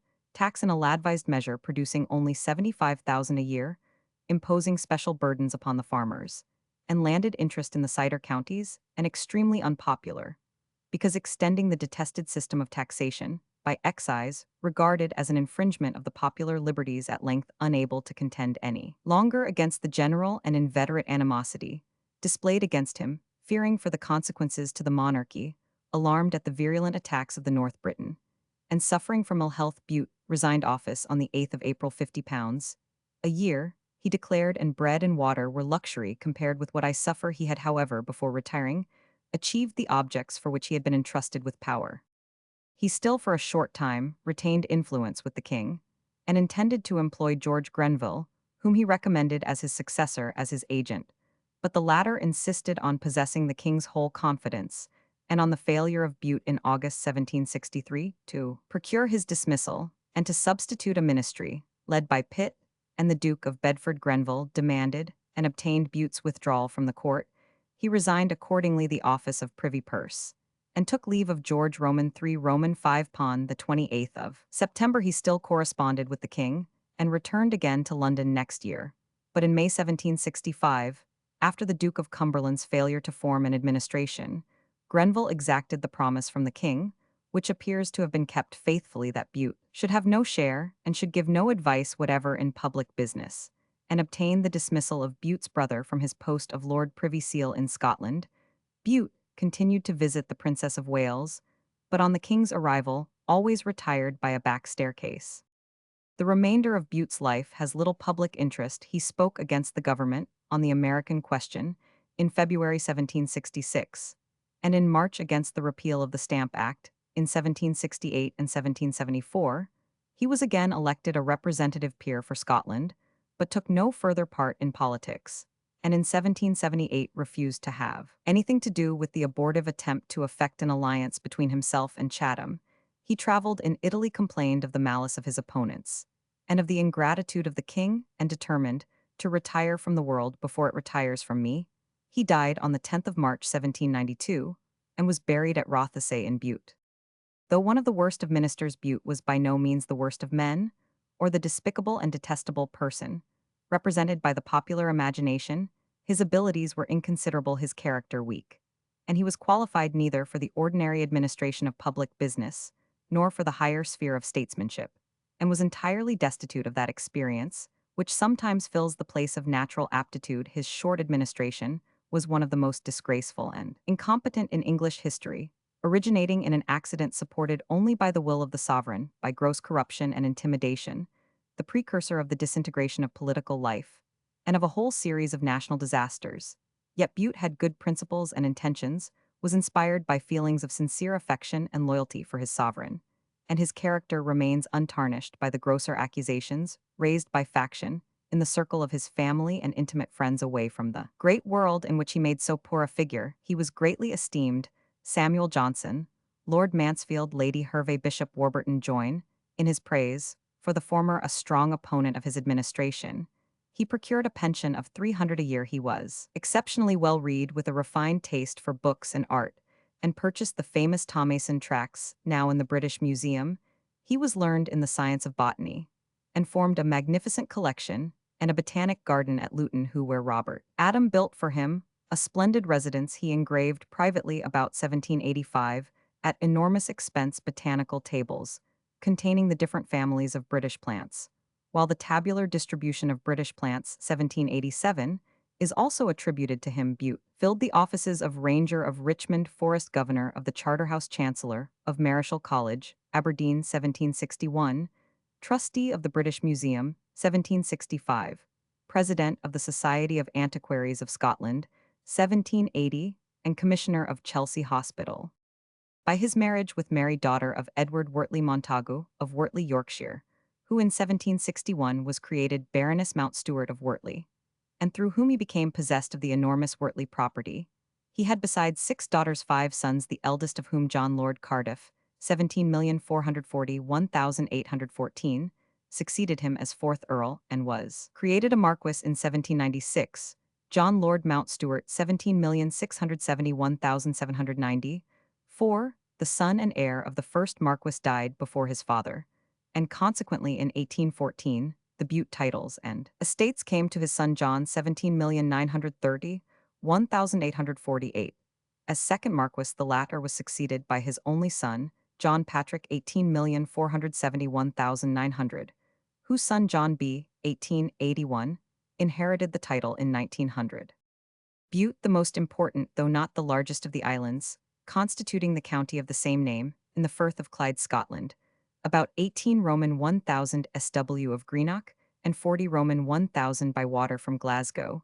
It is bounded on the N and W by the lovely Kyles of Bute. the narrow winding strait which separates it from Argyllshire on the E by the Firth of Clyde, and on the S and SW by the Sound of Bute, about 6 Roman 1000 wide, which divides it from Arran. Its area is about 49 SQ Roman 1000 or 31,161 acres. It lies in a NW to SC direction, and its greatest length from Buttock Point on the Kyles to Garrock Head on the Firth of Clyde is 1512 Roman 1000 owing to indentations. Its width varies from 113 Roman 1000 to 412 Roman 1000.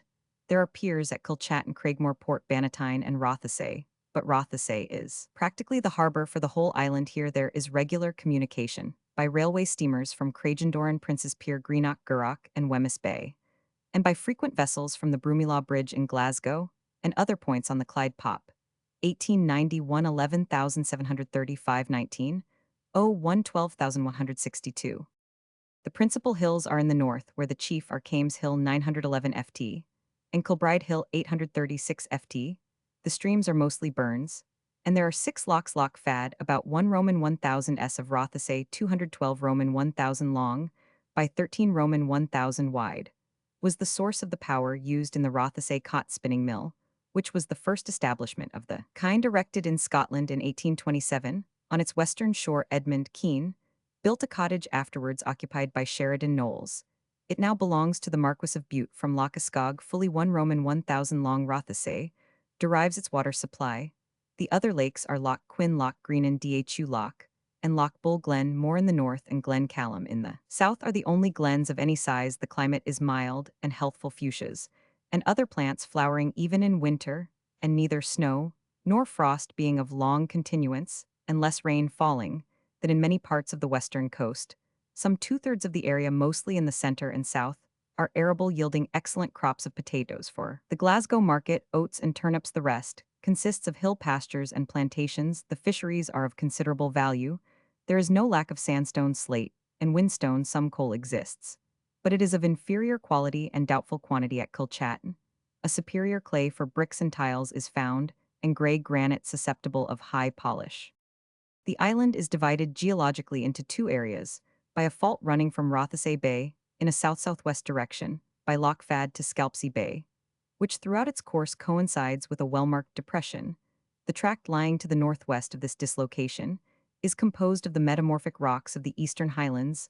The Dunoon phyllites form a narrow belt, about 1.5 miles broad, crossing the island between Kames Bay and Etterick Bay, while the area to the north is occupied by grits and schists, which may be the western prolongations of the Bain Beulah group near Rothesay, and along the hill slopes west of Loch Fad, there are parallel strips of grits and phyllites. That part of the island lying to the east of this dislocation consists chiefly of upper Old Red Sandstone strata, dipping generally in a westerly or southwesterly direction. At the extreme south end, between Kilchat and Garrock Head, these conglomerates and sandstones are overlaid by a thick cornstone or dolomitic limestone, marking the upper limit of the formation, which is surmounted by the cementstones and contemporaneous lavas of lower Carboniferous age. The bedded volcanic rocks, which form a series of ridges trending northwest, comprise porphyritic basalts, andesite, and near Port Leuchtech, brownish trachyte near the base of the volcanic series. Intrusive igneous rocks of Carboniferous age appear in the form of sills and bosses, as for instance the oval mass of olivine basalt on Suid Hill. Remnants of raised beaches are conspicuous in Butte. One of the well-known localities for Arctic shelly clays occurs at Kilchat Brickworks, where the dark red clay rests on tough boulder clay and may be regarded as of late glacial age. As to the origin of the name of Butte, there is some doubt. It has been held to come from both Irish for a cell, in allusion to the cell which St. Brendan erected in the island in the 6th century. Others contend that it is derived from the British words I bud Gaelic I beyond the island of corn Roman 1 food, in reference to its fertility, notable in contrast with the barrenness of the Western Isles and Highlands. Butte was probably first colonized by the vanguard of Scots who came over from Ireland, and at intervals, the Norsemen also secured a footing for longer or shorter periods in those days. The Butemen were also called Brandings, after the saint, attesting the antiquity of the island. Druidical monuments, barrows, cairns, and cists are numerous, as well as the remains of ancient chapels, in virtue of a charter granted by James Roman IV in 1506. The numerous small proprietors took the title of baron, which became hereditary in their families. Now the title is practically extinct, the lands conferring it, having with very few exceptions passed Roman 5 PBY purchase into the possession of the Marquis of Bute, the proprietor of nearly the whole island, his seat Mount Stewart, about 412 Roman 1000 from. Rothesay by the shore road is finely situated on the eastern coast. Port Bannatyne Pop, 1165 2 Roman 1000 north, by west of Rothesay, is a flourishing watering place, named after Lord Bannatyne 17,430,1833, a judge of the Court of Session, one of the founders of the Highland and Agricultural Society in 1784. Near to it is Kames Castle, where John Sterling, famous for Carlyle's biography, was born in 1806. Kilchat, in the southeast of the island, is a favorite summer resort. Another object of interest is St. Bland's Chapel, picturesquely situated about 12 Roman 1000 from Donegal Bay, off the western shore of Bute, 34 Roman 1000 from St. Ninian's Point, lies the island of Inchmarnock, 2 Roman 1000 in length, and about 34 Roman 1000 in width. C. J. Wilson Account of Rothesay and Bute Rothesay, 1848, and J. K. Hewison History of Bute, 18,940,1895. Bute or Butcher, an insular county in the SW of Scotland, consisting of the islands of Bute, from which the county takes its name, Inchmarnock, Great Cumbry, Little Cumbry, Arran, Holy Island, and Plata, all lying in the Firth of Clyde between Ayrshire on the E and Argyllshire on the W and N. The area of the county is 140,307 acres, or rather more than 219 SQ Roman 1000 Pop 1890, 118,404 1 18,787, or 86 to the SQ Roman 1000 in 1901. The number of persons who spoke Gaelic alone was 20 of those speaking Gaelic and English. 2764, before the Reform Bill of 1832, Butcher alternately, with Caithnessshire, sent one member to Parliament. Rothesay at the same time, sharing a representative with Ayr Campbelltown in Verray, and Irvine Rothesay was then merged in the county, which since then has had a member to itself. Butcher and Renfrewshire form one sheriffdom, with a sheriff substitute resident in Rothesay, who also sits periodically at Brodick and Millport. The circuit courts are held at Inverary. The county is under school board jurisdiction, and there is a secondary school at Rothesay. The county council subsidizes technical education in agriculture at Glasgow and Kilmarnock. The staple crops are oats and potatoes, and cattle, sheep, and horses are reared. Seed growing is an extensive industry, and the fisheries are considerable. The Rothesay Fishery District includes all the creeks in Butcher and a few in Argyll and Dumbarton shires, the Cumbries being grouped with the Greenock District. The herring fishery begins in June, and white fishing is followed at one or other point all the year round during the season. Many of the fishermen are employed on the Clyde yachts, Rothesay being a prominent yachting center. The exports comprise agricultural produce and fish trade being actively carried on between the county ports of Rothesay, Millport, Brodick, and Lamlesh, and the mainland ports of Glasgow, Greenock, Gurrock, Ardrossan, and Wemyss Bay, with all of which there is regular steamer communication throughout the Buthrotum 1, an ancient seaport of Illyria, corresponding with the modern Butrinto Curoman 5-2, a town in Attica, mentioned by Pliny the Elder Nat Hist. Roman 4. Butler, the name of a family famous in the history of Ireland, the great house of the Butlers alone among the families of the conquerors, rivaled the Geraldines, their neighbors, kinsfolk, and mortal foes. Theobald Walter, their ancestor, was not among the first of the invaders. He was the grandson of one Hervé Walter, who in the time of Henry Roman I held Witheton or Wheaton in Amerderness, a small fee of the honour of Lancaster, the manor of Newton in Suffolk, and certain lands in Norfolk. In the great inquest of Lancaster lands that followed a writ of 1212, this Hervé, named as the father of Hervé Walter, is said to have given lands in his fee of Wheaton to Orm, son of Magnus, with his daughter Alice in marriage. Hervé Walter, son of this Hervé, advanced his family by matching with Maud, daughter of Theobald de Valognes, lord of Parham, whose sister Bertha was wife of Ranulph de Glanville, the great justiciar, the eye of the king, when Ranulph had founded the Austin Canons Priory of Butley. Hervé Walter, his wife's brother-in-law, gave to the house lands in Wingfield for the soul's health of himself, and his wife Maud of Ranulph de Glanville, and Bertha his wife. The charter still preserved in the Harleian collection, being witnessed by Hervé's younger sons Hubert Walter, Roger, and Hammond. Another son, Bartholomew, witnessed a charter of his brother Hubert, 11,901,193, that these nephews of the justiciar profited early by their kinship, is seen in Hubert Walter's foundation charter of the Abbey of West Dereham, wherein he speaks of Dominus. Ranulphus de Glanvilla, et Domina Bertha uxor ius qui nos nutriunt Hubert, indeed becoming one of his uncle's clerks, was so much in his confidence that Gervase of Canterbury speaks of the two as ruling the kingdom together King Richard, whom he accompanied to the Holy Land, made him Bishop of Salisbury, and 1193 Archbishop of Canterbury, wary of counsel subtle of wit, he was the champion of Canterbury and of England. And the news of his death drew the cry from King John that now, for the first time, am I king in truth. Between these two great statesmen, Theobald Walter, the eldest brother of the Archbishop Rose and flourished Theobald, is found in the Liber Niger Roman 100.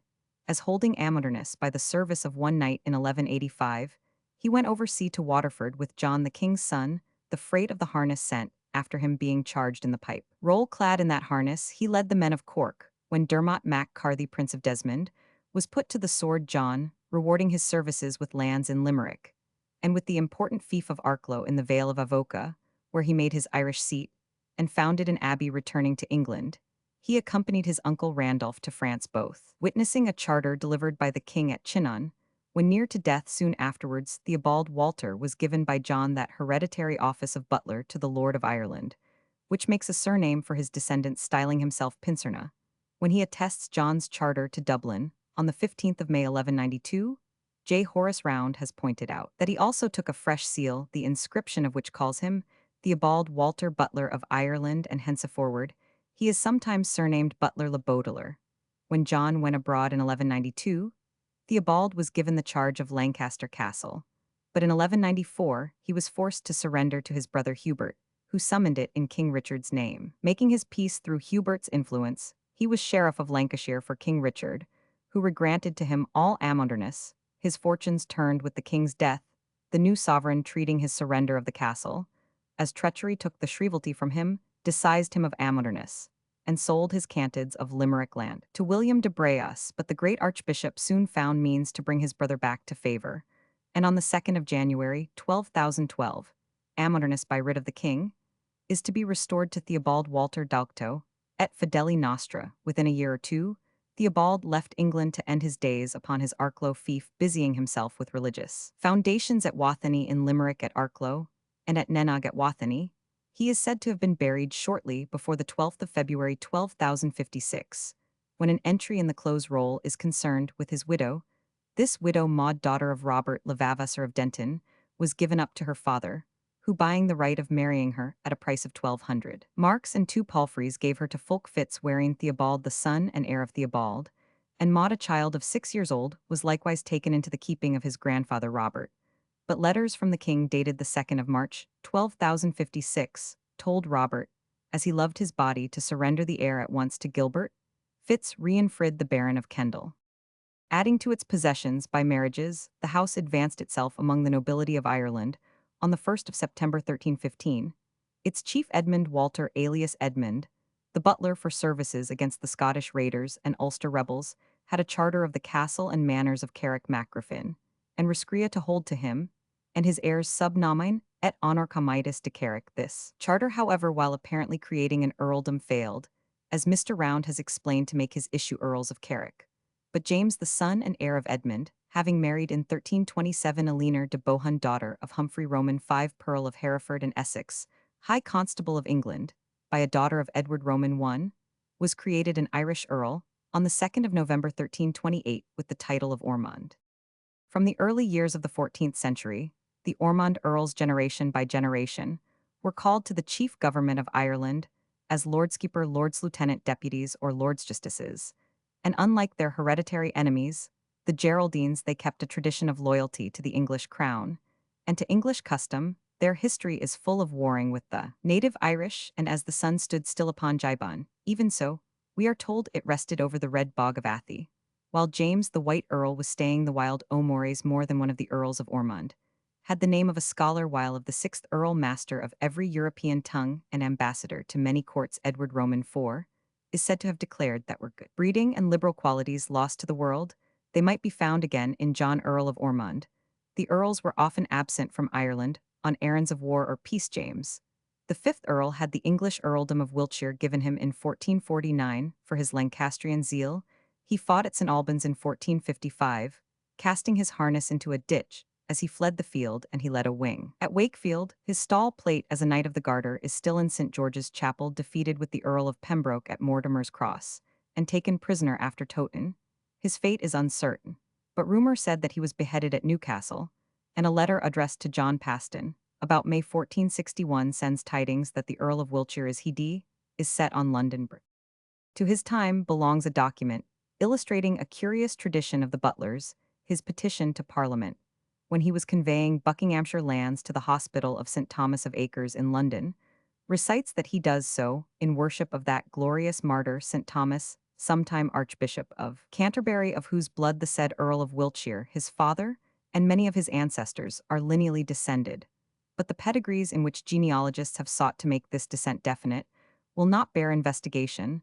The Wiltshire earldom died with him, and the Irish earldom was for a time forfeited. His two brothers John and Thomas, sharing his attainder John, was restored in blood by Edward Roman IV, and Thomas the seventh Earl, summoned to the English Parliament in 1495, as Lord Rochford, a title taken from a Bohun manor in Essex, saw the statute of attainder annulled by Henry Roman VII's first Parliament. He died without male issue in 1515 of his two daughters, and co-heirs. Anne was married to Sir James St. Leger, and Margaret to Sir William Boleyn of Blickling, by whom she was mother of Sir James, and Sir Thomas Boleyn, the latter, the father of Anne Boleyn, was created Earl of Wiltshire and Ormond in 1529.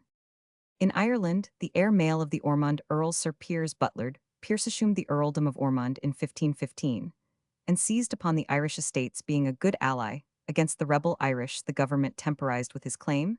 He was an Irishman born allied to the wild Irish chieftains, by his mother a daughter of the MacMorrogh Kavanagh. The earldom had been long. In the male line, all Irish sentiment was against the feudal custom, which would take it out of the family, and the two co-heirs were widows of English knights. In 1522, styled Sir Piers Butler, pretending himself to be Earl of Ormond, he was made Chief Governor of Ireland as Lord Deputy.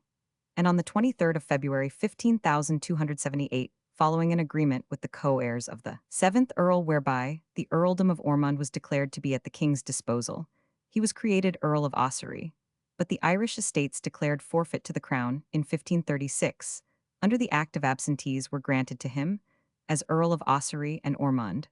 Although the Boleyn Earl of Ormond and Wiltshire was still alive, there can be no doubt that Piers Butler had a pet of the Ormond earldom about the 22nd of February 15,378, from which date his successors must reckon their peerage his son and heir James, the Lame, who had been created Viscount Thurles. On the 2nd of January 15,356, obtained an Act of Parliament in 15,434, which, confirming the grant to his father of the earldom, gave him the old preeminence of the ancient earldom of 1328. Earl James was poisoned at a supper in Ely House in 1546, and Thomas the Black Earl, his son and heir, was brought up at the English court, professing the Reformed religion. His sympathies were with the Irish, although he stood staunchly for law and order, and for the great part of his life he was wrestling with rebellion, his lands having been harried by hit hereditary enemies. The Desmond Geraldines Elizabeth gave him his revenge by appointing him in 1580 military governor of Munster, with a commission to banish and vanquish these cankered Desmonds. Then, in open rebellion in 3 months by his own account, he had put to the sword 46 captains, 800 notorious traitors, and 4,000 others. And after 4 years fighting Gerald, Earl of Desmond, price on his head was taken and killed, dying in 1614. Without lawful issue, Thomas was succeeded by his nephew Walter of Kilcash, who had fought beside him against the Burkes and O'Moores. But Sir Robert Preston, afterwards created Earl of Desmond, claimed a great part of the Ormond lands in right of his wife, the Black Earl's daughter, and heir, in spite of the loyal services of Earl Walter. King James supported the claimant, and the Earl, refusing to submit to a royal award, was thrown into jail, where he lay for 8 years in great poverty, his rents being cut off. Although liberated in 1625, he was not acknowledged heir to his uncle's estates until 1630, his son Viscount Thurles being drowned on a passage to England. A grandson succeeded him. This grandson, James Butler, is perhaps the most famous of the long line of Ormonds by his marriage with his cousin Elizabeth Preston. The Ormond titles were once more united with all the Ormond estates. A loyal soldier and statesman, He commanded for the king in Ireland, where he was between the two fires of Catholic rebels and Protestant parliamentarians in Ireland. He stayed long, enough to proclaim Charles Roman II in 1649, but defeated at Rathmines, his garrisons broken by Cromwell. He quitted the country at the end of 1650. At the Restoration, he was appointed Lord Lieutenant, his estates having been restored to him, with the addition of the County Palatine of Tipperary, taken by James Roman from his grandfather. In 1632, he had been created a Marquess. The English earldom of Brecknock was added in 1660, and an Irish dukedom of Ormond in the following year. In 1682, he had a patent for an English dukedom, with the same title. Buckingham's intrigues deprived him for 7 years of his lord lieutenancy, and a desperate attempt was made upon his life in 1670, when a company of ruffians dragged him from his coach in St. James Street and sought to hurry him to the gallows. At Tyburn, his son's threat that if harm befell his father, he would pistol Buckingham, even if he were behind the king's chair, may have saved him from assassination at the accession of James Roman II. He was once more taken from active employment and Barzillai crowned with honor, and with years died at his Dorsetshire house in 1688. He had seen his great-great-uncle, the Black Earl, who was born in 1532, and a great-grandson was playing beside him a few hours before his death. His brave son Ossory, the eldest hope, with every grace adorned, died 8 years before him, and he was succeeded by a grandson, James, the second Duke of Ormond, who, a recognized leader of the London Jacobites, was attainted in 1715. His honors and estates being forfeited, the Duke lived 30 years in exile, chiefly at Avignon, and died in the rebellion year of 1745, without surviving issue. His younger brother Charles, whom King William had created Lord Butler of Weston in the English peerage, and Earl of Arran in the Irish, was allowed to purchase the Ormond estates on the Earl's death without issue in 1758. The estates were enjoyed by a sister, passing in 1760, by settlement of the Earl of Arran to John Butler of Kilcash, descendant of a younger brother of the first Duke. John, dying 6 years later, was succeeded by Walter Butler, a first cousin whose son John Airmill of the line of Ormond became Earl of Ormond and Ossory, and Viscount Thurles in 1791. The Irish Parliament reversing the attainder of 1715, Walter's son, and heir of the restored Earl, was given an English peerage as Lord Butler of Lanthony 1801, and an Irish Marquisate of Ormond 1816, titles that died with him. This Lord Ormond in 1810 Roman V, sold to the Crown for the great sum of 216,000, his ancestral right to the prisage of wines in Ireland, for his brother and heir created Lord Ormond of Lothiany at the coronation of George Roman, for the Irish Marquisate was revived in 1825, and descended in the direct line. The Earls of Carrick, Ireland, 1748, Viscounts Icarin, Ireland, 1629, claimed descent from a brother of the first Ormond Earl, while the Viscounts Mountgarret, Ireland, 1550, spring from a younger son of Piers, the Red Earl of Ossory, the barony of Cahir. Ireland, 1543, created for Sir Thomas Butler of Chayre or Caherdown, a descendant in an illegitimate branch of the Butlers, fell into abeyance among heirs general on the death of the second Baron in 1560. It was again created after the surrender of their rights by the heirs general in 1583 for Sir Theobald Butler Roman 500, and became extinct in 1858 on the death of Richard Butler, 13th Baron and 2nd Viscount Cahir, and 2nd Earl of Glengall Butler von Clonbaugenet Heimhausen, Count of the Holy Roman Empire, descends from the 3rd Earl of Ormond, the imperial title having been revived in 1681, in memory of the services of a kinsman, Walter Count Butler Roman 500, the dragoon officer who carried out the murder of Wallenstein. See Lancashire Inquest 12,051,307, Lancashire, and Cheshire Record Society, Roman 48 Chronicles of Matthew Paris Roger, of Hoveden Geraldus Cambrensis, Roman 100 Dictionary of National Biography, G. Roman 100's Complete Peerage Carts, Ormond Papers, Paston Letters, Rolls of Parliament, Fine Rolls, Liberate Rolls, Pipe Rolls, Roman 100 Oba. Butler Alban 17,101,773, English Roman Catholic priest and hagiologist, was born in Northampton on the 24th of October 1710. He was educated at the English College Douai, where on his ordination to the priesthood he held successively the chairs of philosophy and divinity. He labored for some time as a missionary priest in Staffordshire, held several positions as tutor to young Roman Catholic noblemen, and was finally appointed president of the English Seminary at St. Omer, where he remained till his death on the 15th of May 1773. Butler's great work The Lives of the Saints, the result of 30 years study 4 vols London, 17,561,759, has passed through many editions and translations best. Edition including valuable notes, Dublin 12 vols, 17,790, 1,780. It is a popular and compendious reproduction of the Acta Sanctorum, exhibiting great industry and research, and is in all respects the best work of its kind in English literature. See an account of the life of Ob by Roman 100b Roman 1e by his nephew Charles Butler London 1799, and Joseph Gillow's Bibliographical Dictionary of English Catholics, Vol Roman 1 Butler Benjamin Franklin, 18,180, 1893, American lawyer, soldier, and politician, was born in Deerfield, New Hampshire on the 5th of November 1818. He graduated at Waterville, now Colby College, in 1830. 8 was admitted to the Massachusetts bar in 1840, began practice at Lowell, Massachusetts, and early attained distinction as a lawyer, particularly in criminal cases. Entering politics as a Democrat, he first attracted general attention by his violent campaign in Lowell in advocacy of the passage of a law establishing a tenor day for laborers. He was a member of the Massachusetts House of Representatives in 1853 and of the State Senate in 1859, and was a delegate to the Democratic National Conventions from 1848 to 1860. In that of 1860 at Charleston, he advocated the nomination of Jefferson Davis and opposed Stephen A. Douglas, and in the ensuing campaign he supported Breckinridge. After the Baltimore riot at the opening of the Civil War, Butler, as a brigadier general in the state militia, was sent by Governor John A. Andrew with a force of Massachusetts troops to reopen communication between the Union states and the federal capital. By his energetic and careful work, Butler achieved his purpose without fighting, and he was soon afterwards made Major General U.S. Roman 5.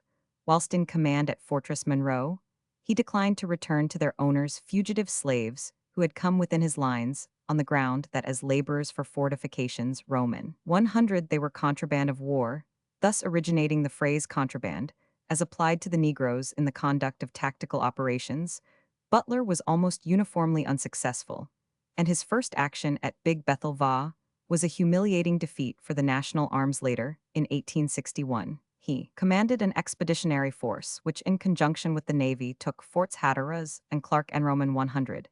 In 1862, he commanded the force which occupied New Orleans. In the administration of that city, he showed great firmness and severity. New Orleans was unusually healthy and orderly. During the Butler regime, many of his acts, however, gave great offense, particularly the seizure of 800,000 which had been deposited in the office of the Dutch consul, and an order issued after some provocation on May 15th that if any woman should insult or show contempt for any officer or soldier of the United States, she shall be regarded, and shall be held liable to be treated as a woman of the town plying her avocation. This order provoked protests both in the North and the South, and also abroad, particularly in England and France, and it was doubtless the cause of his removal in December 1862. On the 1st of June, he had executed one W.B. Mumford, who had torn down a United States flag, placed by Farragut on the United States Mint. And for this execution he was denounced Dec. 1862 by President Davis as a felon deserving capital punishment who, if captured, should be reserved for execution. In the campaign of 1864, he was placed at the head of the Army of the James, which he commanded creditably in several battles. But his mismanagement of the expedition against Fort Fisher and Roman 100 led to his recall by General Grant in December. He was a Republican representative in Congress from 1867 to 1879, except in 18,751,877. In Congress, he was conspicuous as a radical Republican in Reconstruction legislation, and was one of the managers selected by the House to conduct the impeachment before the Senate of President Johnson, opening the case and taking the most prominent part in it on his side. He exercised a marked influence over President Grant and was regarded as his spokesman in the House, and he was one of the foremost advocates of the payment in greenbacks of the government bonds. In 1871, he was a defeated candidate for governor of Massachusetts, and also in 1879, when he ran on the Democratic and greenback tickets. But in 1882, he was elected by the Democrats, who got no other state offices. In 1883, he was defeated on renomination as presidential nominee of the Greenback and anti-monopolist parties. He polled 175,370 votes in 1884, when he had bitterly opposed the nomination by the Democratic Party of Grover Cleveland, to defeat whom he tried to throw his own votes in Massachusetts and New York to the Republican candidate. His professional income as a lawyer was estimated at 100,000 per annum shortly before his death at Washington Roman 500 Roman 100 on the 11th of January, 1893. He was an able but erratic administrator and soldier, and a brilliant lawyer. As a politician, he excited bitter opposition, and was charged apparently with justice with corruption and venality, in conniving at and sharing the profits of illicit trade with the Confederates carried on by his brother at New Orleans, and by his brother-in-law in the Department of Virginia and North Carolina, while General Butler was in command. See James Parton Butler in New Orleans, New York, 1863, which however deals inadequately with the charges brought against Butler, and the autobiography and personal reminiscences of Major General B.F. Butler Butler's book, New York, 1893, to be used with caution as regards facts. Butler Charles 17,501,832, British lawyer and miscellaneous writer, was born in London on the 14th of August 1750. He was educated at Douai, and in 1775 entered at Lincoln's Inn. He had considerable practice as a conveyancer, and after the passing of the Roman Catholic Relief Act 1791 was called to the bar in 1832. He took silk and was made a bencher of Lincoln's Inn. He died on the 2nd of June in the same year. His literary activity was enormous, and the number of his published works comprises about 50 volumes. The most important of them are the Reminiscences, 18,211,827, Hori Biblici, 1797, which has passed through several editions, Hori Juridici Subsessivi, 1804, Book of the Roman Catholic Church, 1825, which was directed against Southey and excited Roman 5, Some Controversy, Lives of Erasmus Grotius Bossut Fenelon.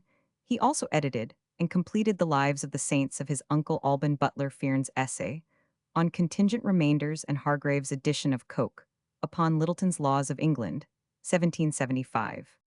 A complete list of Butler's works is contained in Joseph Gillow's Bibliographical Dictionary of English Catholics, Vol. Roman, 1 pp. 357,364. Butler George 17,740,1853, English schoolmaster and divine, was born in London and educated at Sidney Sussex College, Cambridge, where he afterwards became fellow in the capacity first of mathematical lecturer and afterwards of classical tutor. He was elected a public examiner of the university in 1804, and in the following year was one of the select preachers as headmaster of Harrow, 18,051,829. His all-round knowledge, his tact, and his skill as an athlete rendered his administration successful and popular. On his retirement, he settled down at Gayton, Northamptonshire, a living which had been presented to him by his college in 1814. In 1836, he became Chancellor of the Diocese of Peterborough, and in 1842 was appointed Dean of Peterborough. His few publications include some notes of Harrow entitled Harrow, a selection of lists of the school between 1770 and 1828, Peterborough, 1849. His eldest son, George Butler, 18,190,1890, was principal of Liverpool College, 18,661,882, and canon of Winchester in 1852. He married Josephine Elizabeth, daughter of John Gray of Dilston. She died on the 30th of December 1906. See her autobiography, 1909. Mrs. Josephine Butler, as she was commonly called afterwards, was a woman of intense moral and spiritual force, who devoted herself to rescue work, and specially to resisting the state regulation of vice, whether by the Roman 100 Roman 500 Acts in India, or by any system analogous to that of the continent in England. His youngest son, the Rev. Dr. Henry Montagu Butler, became one of the best-known scholars of his day, born in 1833, and educated at Harrow and Trinity, Cambridge. He was senior classic in 1855, and was elected a fellow of his college in 1859. He became headmaster of Harrow as his father had been, and only resigned on being made Dean of Gloucester in 1885. In 1886, he was elected master of Trinity, Cambridge. His publications include various volumes of sermons, but his reputation rests on his wide scholarship, his remarkable gifts as a public speaker, and his great practical influence both as a headmaster and at Cambridge. He married first 1861 Georgina Eliot and secondly 1888 Agneta Frances Ramsay, who in 1887 was senior classic at Cambridge, and had 5 sons and 2 daughters. Butler Joseph 16,921,752, English divine, and philosopher Bishop of Durham, was born at Wantage in Berkshire on the 18th of May 1692. His father, a linendraper of that town, was a Presbyterian, and it was his wish that young Butler should be educated for the ministry. In that church, the boy was placed under the care of the Rev. Philip Barton, master of the grammar school at Wantage, and remained there for some years. He was then sent to Samuel Jonas Dissenting Academy at Gloucester, and afterwards at Tewkesbury, where his most intimate friend was Thomas Seeker, who became Archbishop of Canterbury.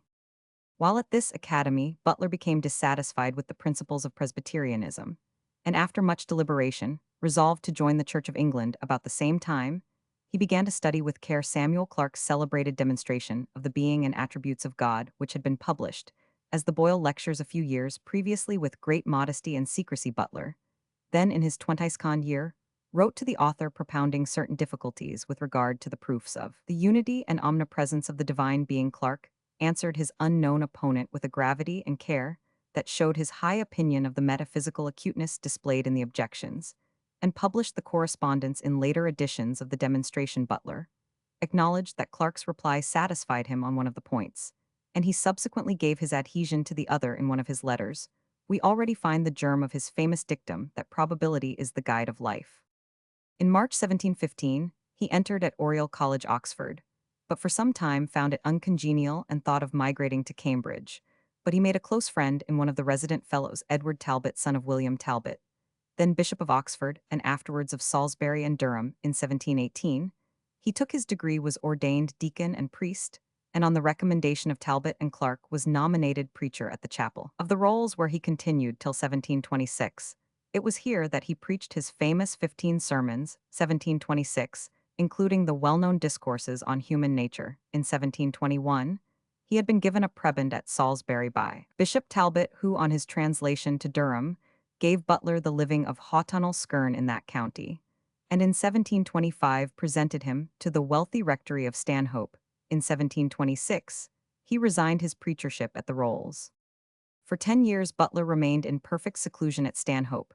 He was only remembered in the neighborhood as a man much loved and respected, who used to ride a black pony very fast, and whose known benevolence was much practiced upon by beggars. Archbishop Blackburn, when asked by Queen Caroline whether he was still alive, answered, "He is not dead, madam," but buried in 1733. He was made chaplain to Lord Chancellor Talbot, elder brother of his dead friend Edward, and in 1736 prebendary of Rochester. In the same year, he was appointed clerk of the closet to the Queen, and had to take part in the metaphysical conversation parties, which she loved to gather round her. He met Berkeley frequently, but in his writings does not refer to him. In 1736 also appeared his great work, The Analogy of Religion. In 1737, Queen Caroline died on her deathbed. She recommended Butler to the favor of her husband George, seemed to think his obligations sufficiently discharged by appointing Butler in 1738 to the bishopric of Bristol, the poorest see in the kingdom. The severe but dignified letter to Walpole, in which Butler accepted the preferment, showed that the slight was felt, and resented 2 years later. However, the bishop was presented to the rich deanery of St. Paul's, and in 1746 was made clerk of the closet to the king. In 1747, the primacy was offered to Butler, who, it is said, declined it, on the ground that it was too late for him to try to support a falling church. The story has not the best authority, and though the desponding tone of some of Butler's writings may give it color, it is not in harmony with the rest of his life, for in 1750, he accepted the see of Durham vacant by the death of Edward Chandler. His charge to the clergy of the diocese, the only charge of his known to us, is a weighty and valuable address on the importance of external forms in religion. This, together with the fact that over the altar of his private chapel at Bristol he had a cross of white marble, gave rise to an absurd rumor that the bishop had too great a leaning towards Romanism. At Durham, he was very charitable and expended large sums in building and decorating his church and residence. His private expenses were exceedingly small. Shortly after his translation, his constitution began to break up, and he died on the 16th of June, 1752, At Bath, whither he had removed for his health, he was buried in the Cathedral of Bristol, and over his grave a monument was erected in 1834 with an epitaph by Southey. According to his express orders, all his MSS were burned. After his death, Bishop Butler was never married. His personal appearance has been sketched in a few lines by Hutchinson. He was of a most reverend aspect, his face thin and pale, but there was a divine placidness which inspired veneration and expressed the most benevolent mind. His white hair hung gracefully on his shoulders, and his whole figure was patriarchal. Butler was an earnest and deep-thinking Christian, melancholy by temperament, and grieved by what seemed to him the hopelessly irreligious condition of his age. In his view, not only the religious life of the nation, but what he regarded as synonymous the church itself was in an almost hopeless state of decay, as we see from his first and only charge to the Diocese of Durham and Roman 5 from many passages in the Analogy. And though there was a complete remedy just coming into notice in the evangelical revival, it was not of a kind that commended itself to Butler, whose type of mind was opposed to everything that savored of enthusiasm. He even asked John Wesley, in 1739, to desist from preaching in his diocese of Bristol, and in a memorable interview with the great preacher, remarked that any claim to the extraordinary gifts of the Holy Spirit was a horrid thing, a very horrid thing, sir. Yet Butler was keenly interested in those very miners of Kingswood among whom Wesley preached, and left 500 towards building a church for them. It is a great mistake to suppose that because he took no great part in politics, he had no interest in the practical questions of his time, or that he was so immersed in metaphysics as to live in the clouds. His intellect was profound and comprehensive, thoroughly qualified to grapple with the deepest problems of metaphysics, but by natural preference occupying itself mainly with the practical and moral man's conduct in life. Not his theory of the universe was what interested him. The Analogy was written to counteract the practical mischief, which he considered wrought by deists and other freethinkers, and the sermons lay a good deal of stress on everyday Christian duties. His style has frequently been blamed for its obscurity and difficulty, but this is due to two causes: his habit of compressing his arguments into narrow compass, and of always writing with the opposite side of the case in view, so that it has been said of the Analogy that it raises more doubts than it solves. One is also often tempted away from the main course of the argument by the care and precision with which Butler formulates small points of detail. His great work, The Analogy of Religion Natural and Revealed to the Course and Constitution of Nature, cannot be adequately appreciated unless taken in connection with the circumstances of the period at which it appeared. It was intended as a defense against the great tide of deistical speculation, see deism, which in the apprehension of many good men seemed likely to sweep away the restraints of religion and make way for a general reign of license. Butler did not enter the lists in the ordinary way. Most of the literature evoked by the controversy on either side was devoted to rebutting the attack of some individual opponent. Thus it was Bentley versus Collins, Sherlock versus Woolston, Law versus Tyndall. The Analogy, on the contrary, did not directly refer to the deists at all, and yet it worked more havoc with their position than all the other books put together, and remains practically the one surviving landmark of the whole dispute. Its central motive is to prove that all the objections raised against revealed or supernatural religion apply with equal force to the whole constitution of nature, and that the general analogy between the principles of divine government, as set forth by the biblical revelation, and those observable in the course of nature, leads us to the warrantable conclusion that there is one author of both, without altogether eschewing Samuel Clarke's a priori system. Butler relies mainly on the inductive method, not professing to give an absolute demonstration so much as a probable proof, and everything is brought into closest relation with that which is the foundation of all our hopes, and of all our fears. All our hopes and fears which are of any consideration, I mean a future life. Butler is a typical instance of the English philosophical mind. He will admit no speculative theory of things. To him, the universe is no realization of intelligence, which is to be deciphered by human thought. It is a constitution or system made up of individual facts through which we thread our way slowly, and inductively. Complete knowledge is impossible. Nay, what we call knowledge of any part of the system is inherently imperfect. We cannot have a thorough knowledge of any part without knowing the whole. So far as experience goes to us, probability is the very guide of life. Reason is certainly to be accepted. It is per natural light and the only faculty whereby we can judge of things, but it gives no completed system of knowledge, and in matters of fact affords only probable conclusions in this emphatic declaration that knowledge of the course of nature is merely probable. Butler is at one with Hume, who is a most diligent student of the bishop's works. What can come nearer Hume's celebrated maxim anything may be the cause of anything else than Butler's conclusion, so that any one thing whatever may, for aught we know to the contrary, be a necessary condition to any other. It is this strong grasp or the imperfect character of our knowledge of nature, and of the grounds for its limitation that makes Butler so formidable an opponent to his deistical contemporaries. He will permit no anticipations of nature, no a priori construction of experience. The constitution of nature is as it is, and no system of abstract principles can be allowed to take its place. He is willing with Hume to take the course of experience as the basis of his reasoning. Seeing that it is common ground for himself and his antagonists in one essential respect, however he goes beyond Hume the course of nature, is for him an unmeaning expression unless it be referred to some author, and he therefore makes extensive use of the teleological method. This position is assumed throughout the treatise, and as against the deists with justice, for their whole argument rested upon the presupposition of the existence of God, the perfect ruler of the world. The premises, then, with which Butler starts are the existence of God, the known course of nature, and the necessary limitation of our knowledge. What does he wish to prove? It is not his intention to prove God's perfect moral government over the world, or the truth of religion his work is in. No sense a philosophy of religion his purpose is entirely defensive. He wishes to answer objections that have been brought against religion, and to examine certain difficulties that have been alleged as insuperable. And this is to be effected in the first place by showing that from the obscurities and inexplicabilities we meet with in nature, we may reasonably expect to find similar difficulties in the scheme of religion. If difficulties be found in the course and constitution of nature, whose author is admitted to be God, surely the existence of similar difficulties in the plan of religion can be no valid objection against its truth and divine origin. That this is at least in great part Butler's object is plain from the slightest inspection of his work.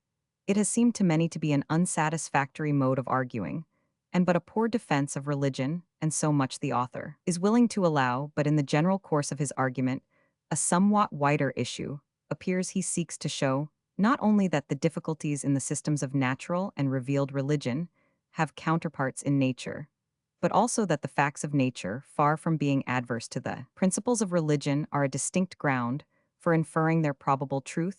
He endeavors to show that the balance of probability is entirely in favor of the scheme of religion, that this probability is the natural conclusion from an inspection of nature, and that as religion is a matter of practice, we are bound to adopt the course of action, which is even probably the right one, if we may imagine him saying the precepts of religion are entirely analogous in their partial obscurity and apparent difficulty to the ordinary course of nature disclosed to us by experience. Then it is credible that these precepts are true. Not only can no objections be drawn against them from experience, but the balance of probability is in their favor. This mode of reasoning from what is known of nature to the probable truth of what is contained in religion is the celebrated method of analogy. Although Butler's work is peculiarly one of those which ought not to be exhibited in outline, for its strength lies in the organic completeness with which the details are wrought into the whole argument, yet a summary of his results will throw more light on the method than any description can. Keeping clearly in view his premises existence of God and the limited nature of knowledge, Butler begins by inquiring into the fundamental prerequisite of all natural religion, the immortality of the soul. Evidently, the stress of the whole question is here. Were man not immortal, religion would be of little value. Now Butler does not attempt to prove the truth of the doctrine. That proof comes from another quarter. The only questions he asks are: does experience forbid us to admit immortality as a possibility? Does experience furnish any probable reason for inferring that immortality is a fact to the first of these, a negative to the second? An affirmative answer is returned. All the analogies of our life here lead us to conclude that we shall continue to live after death, and neither from experience nor from the reason of the thing can any argument against the possibility of this be drawn. Immortality, then, is not unreasonable. It is probable. If he continues we are to live after death, it is of importance for us to consider on what our future state may depend, for we may be either happy or miserable now. Whatever speculation may say as to God's purpose being necessarily universal benevolence, experience plainly shows us that our present happiness and misery depend upon our conduct and are not distributed indiscriminately.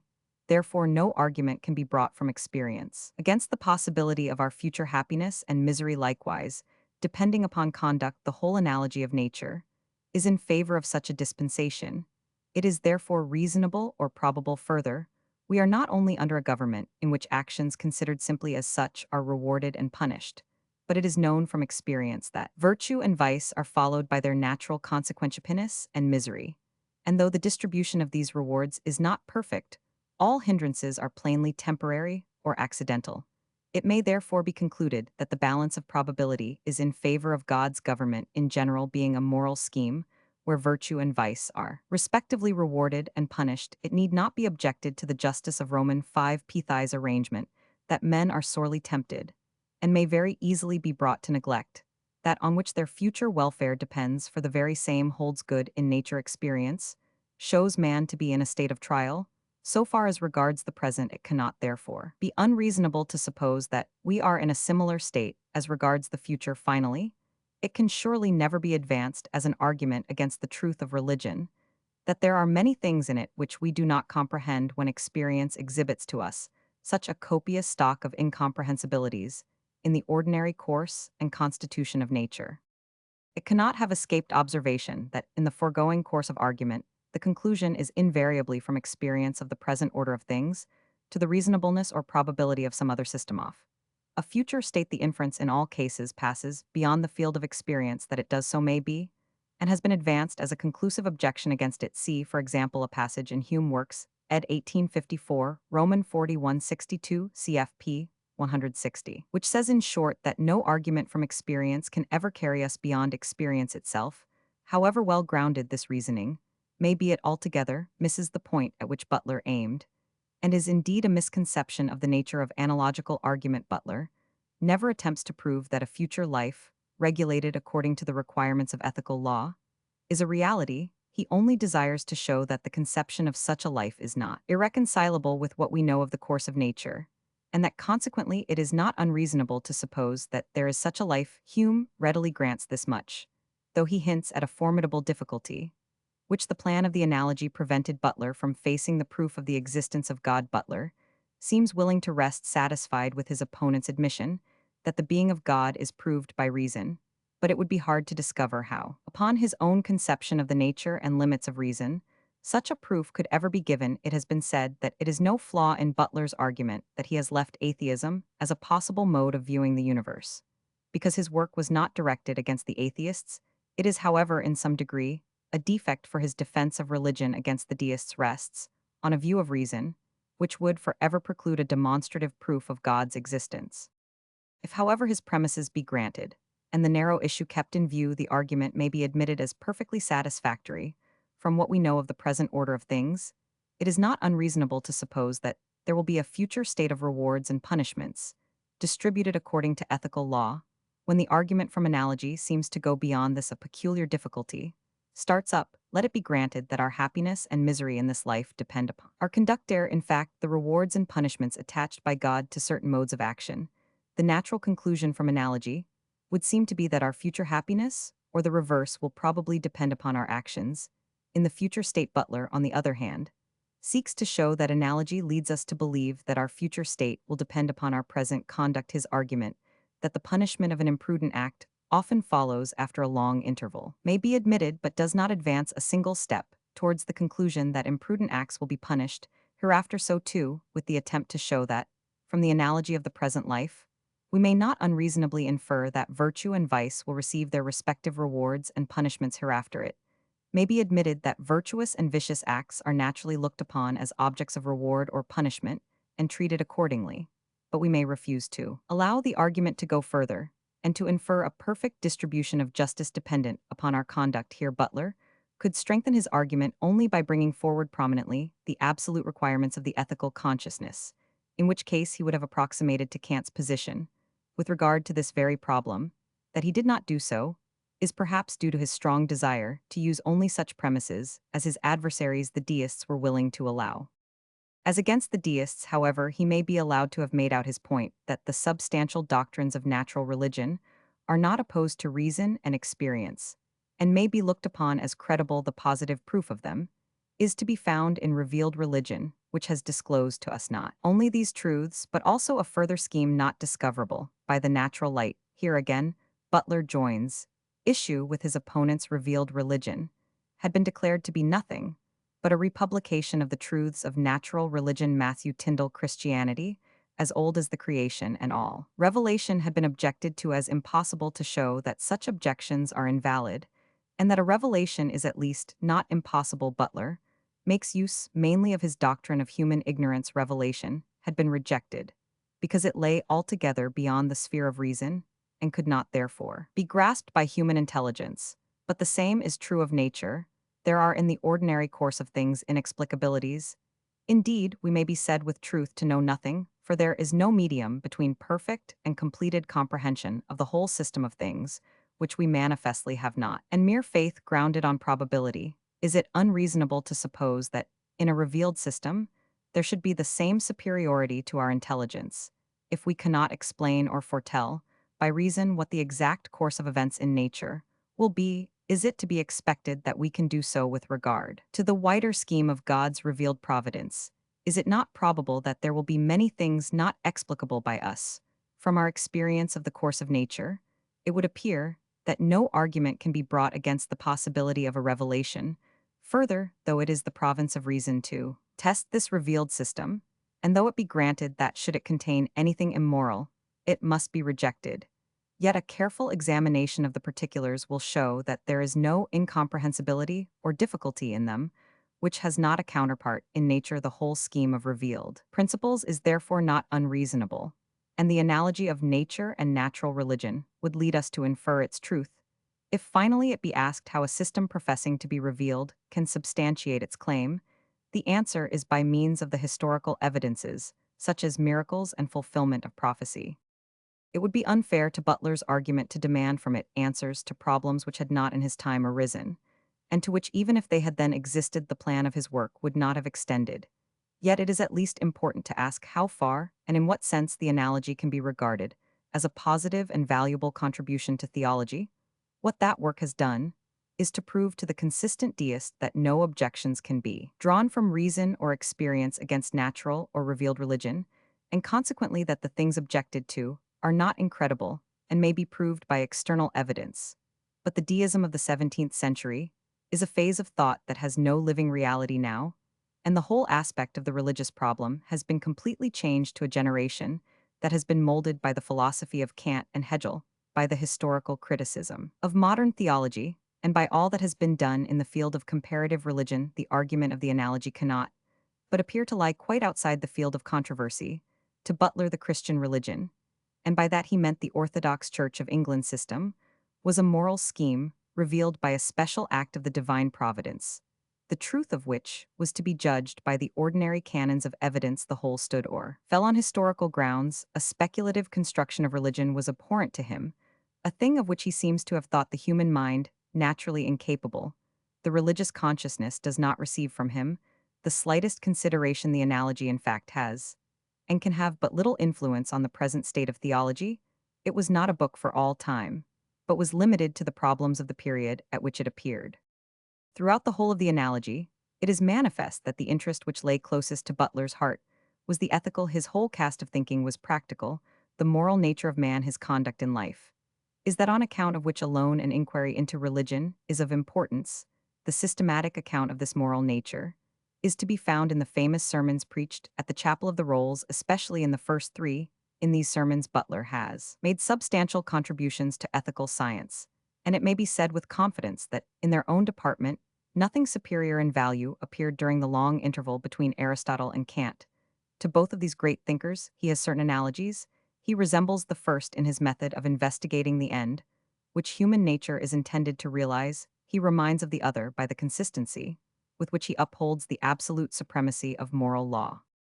In his ethics, as in his theology, Butler had constantly in view a certain class of adversaries, consisting partly of the philosophically few, partly of the fashionably educated many who all participated in one common mode of thinking. The keynote of this tendency had been struck by Hobbes, in whose philosophy man was regarded as a mere selfish, sensitive machine, moved solely by pleasures and pains. Cudworth and Clarke had tried to place ethics on a nobler footing, but their speculations were too abstract for Butler and not sufficiently applicable to the several particular relations and circumstances of life. His inquiry is based on teleological principles. Every work, both of nature and art, is a system, and as every particular thing, both natural and artificial, is for some use or purpose out of or beyond itself. One may add to what has been already brought into the idea of a system its conduciveness to this one or more ends. Ultimately, this view of nature as the sphere of the realization of final causes rests on a theological basis. But Butler does not introduce prominently into his ethics the specifically theological groundwork, and may be thought willing to ground his principle on experience. The ethical question, then, is as with Aristotle, what is the of man? The answer to this question is to be obtained by an analysis of the facts of human nature, whence Butler thinks it will as fully appear that this our nature Roman 1e constitution is adapted to virtue, as from the idea of a watch it appears that its nature Roman 1e constitution, or system, is adapted to measure time. Such analysis had been already attempted by Hobbes, and the result he came to was that man naturally is adapted only for a life of selfishness. His end is the procuring of pleasure and the avoidance of pain. A closer examination, however, shows that this at least is false. The truth of the counter propositions that man is that the full development of his being is impossible apart from society becomes manifest on examination of the facts. For while self-love plays a most important part in the human economy, there is no less evidently a natural principle of benevolence. Moreover, among the particular Roman 5p passions, appetites, and desires, there are some whose tendency is as clearly towards the general good as that of others is towards the satisfaction of the self. Finally, that principle in man which reflects upon actions, and the springs of actions unmistakably sets the stamp of its approbation upon conduct that tends towards the general good. It is clear, therefore, that, from this point of view, the sum of practical morals might be given in Butler's own words that mankind is a community, that we all stand in a relation to each other, that there is a public end and interest of society, which each particular is obliged to promote, but deeper questions remain. The threefold division into passions and affections, self-love and benevolence and conscience, is Butler's celebrated analysis of human nature, as found in his first sermon.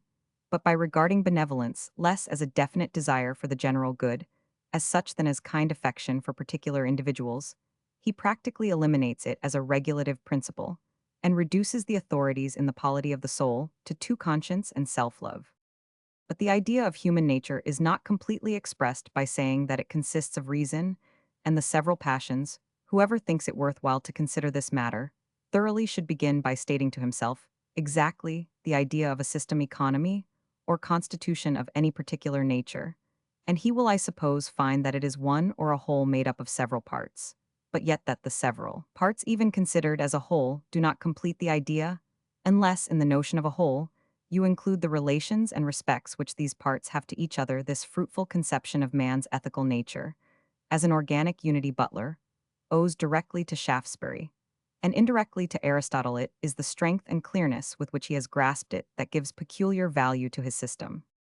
The special relation among the parts of our nature to which Butler alludes is the subordination of the particular passions to the universal principle of reflection or conscience. This relation is the peculiarity, the cross of man.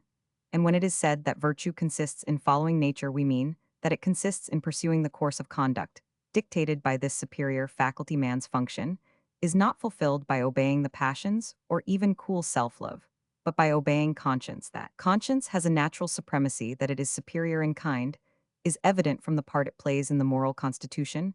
We judge a man to have acted wrongly, Roman 1e, unnaturally, when he allows the gratification of a passion to injure his happiness, Roman 1e, when he acts in accordance with passion and against self-love. It would be impossible to pass this judgment if self-love were not regarded as superior in kind to the passions, and this superiority results from the fact that it is the peculiar province of self-love to take a view of the several passions and decide as to their relative importance. But there is in man a faculty which takes into consideration all the springs of action, including self-love, and passes judgment upon them, approving some and condemning others. From its very nature, this faculty is supreme in authority. If not in power, it reflects upon all the other active powers, and pronounces absolutely upon their moral quality, superintendency, and authority. Constituent parts of its very idea, we are under obligation to obey the law revealed in the judgments of this faculty, for it is the law of our nature. And to this, a religious sanction may be added for consciousness of a rule or guide of action in creatures capable of considering it as given them by their Maker, not only raises immediately a sense of duty, but also a sense of security in following it, and a sense of danger in deviating from it. Virtue, then, consists in following the true law of our nature, that is conscience. Butler, however, is by no means very explicit in his analysis of the functions to be ascribed to conscience. He calls it the principle of reflection, the reflex principle of approbation, and assigns to it, as its province, the motives or propensions to action. It takes a view of these, approves or disapproves, impels to or restrains from action. But at times he uses language that almost compels one to attribute to him the popular view of conscience as passing its judgments with unerring certainty on individual acts. Indeed, his theory is weakest exactly at the point where the real difficulty begins. We get from him no satisfactory answer to the inquiry, what course of action is approved by conscience? Everyone, he seems to think, knows what virtue is. And a philosophy of ethics is complete if it can be shown that such a course of action harmonizes with human nature. When pressed still further, he points to justice, veracity, and the common good as comprehensive ethical ends. His whole view of the moral government led him to look upon human nature and virtue as connected by a sort of pre-established harmony. His ethical principle has in it no possibility of development into a system of actual duties. It has no content, even on the formal side. It is a little difficult to see what part conscience plays.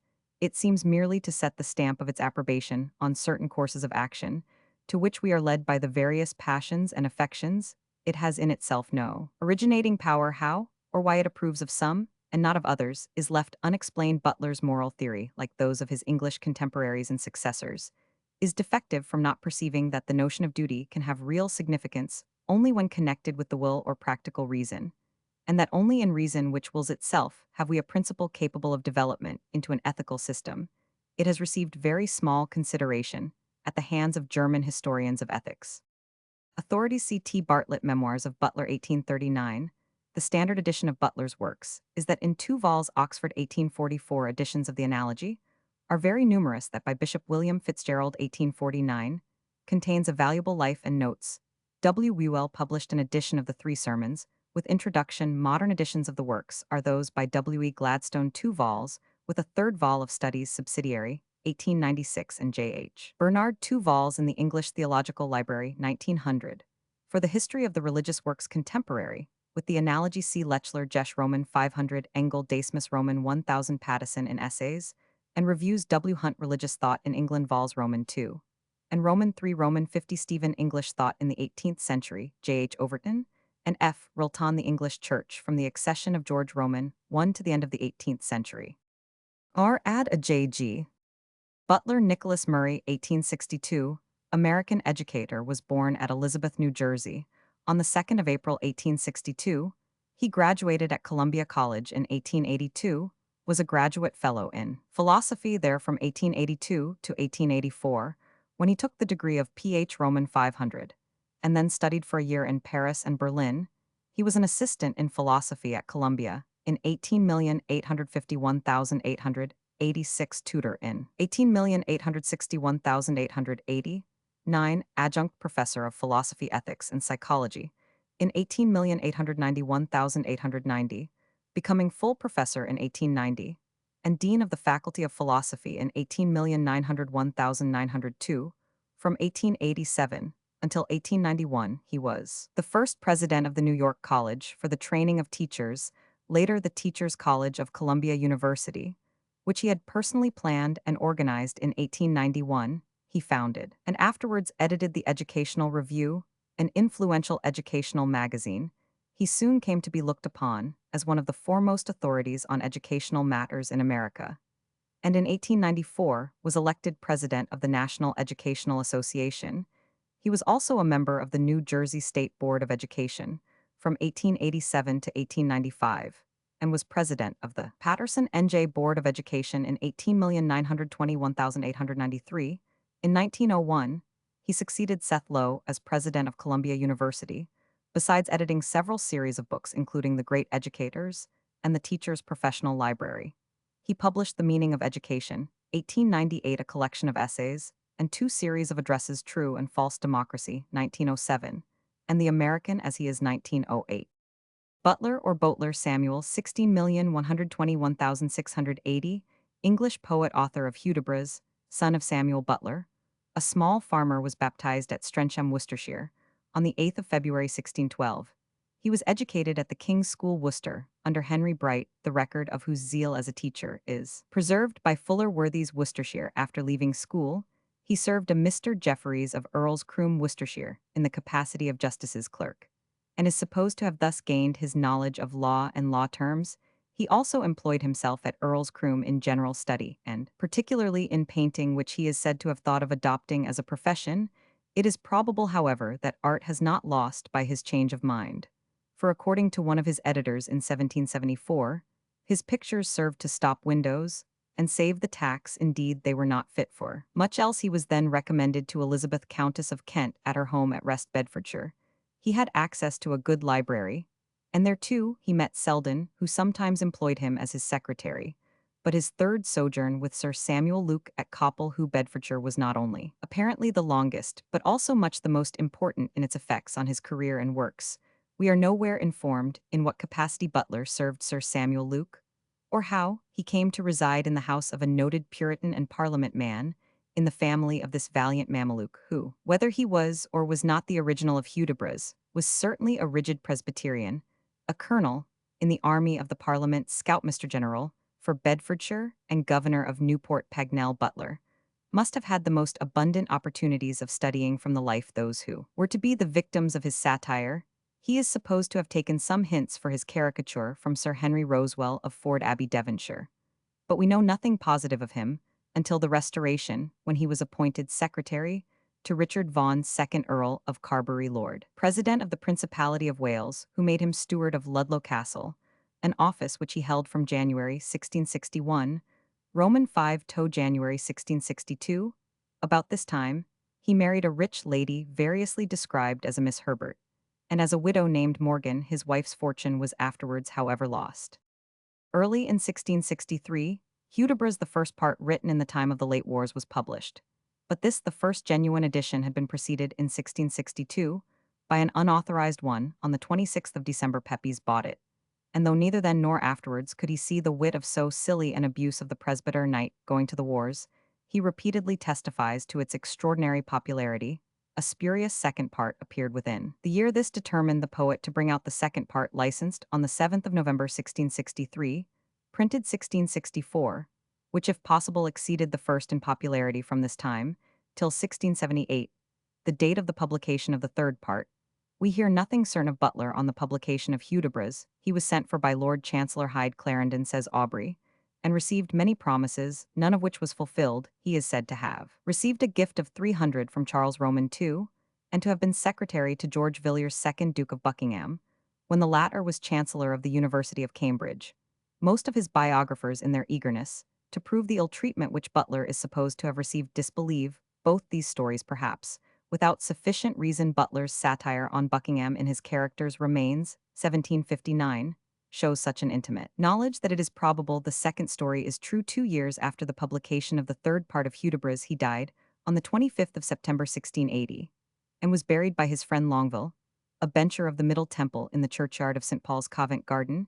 He was, we are told, of a leonine-colored hair, sanguine, choleric, middle-sized, strong. A portrait by Lely at Oxford, and others elsewhere, represent him as somewhat hard-featured.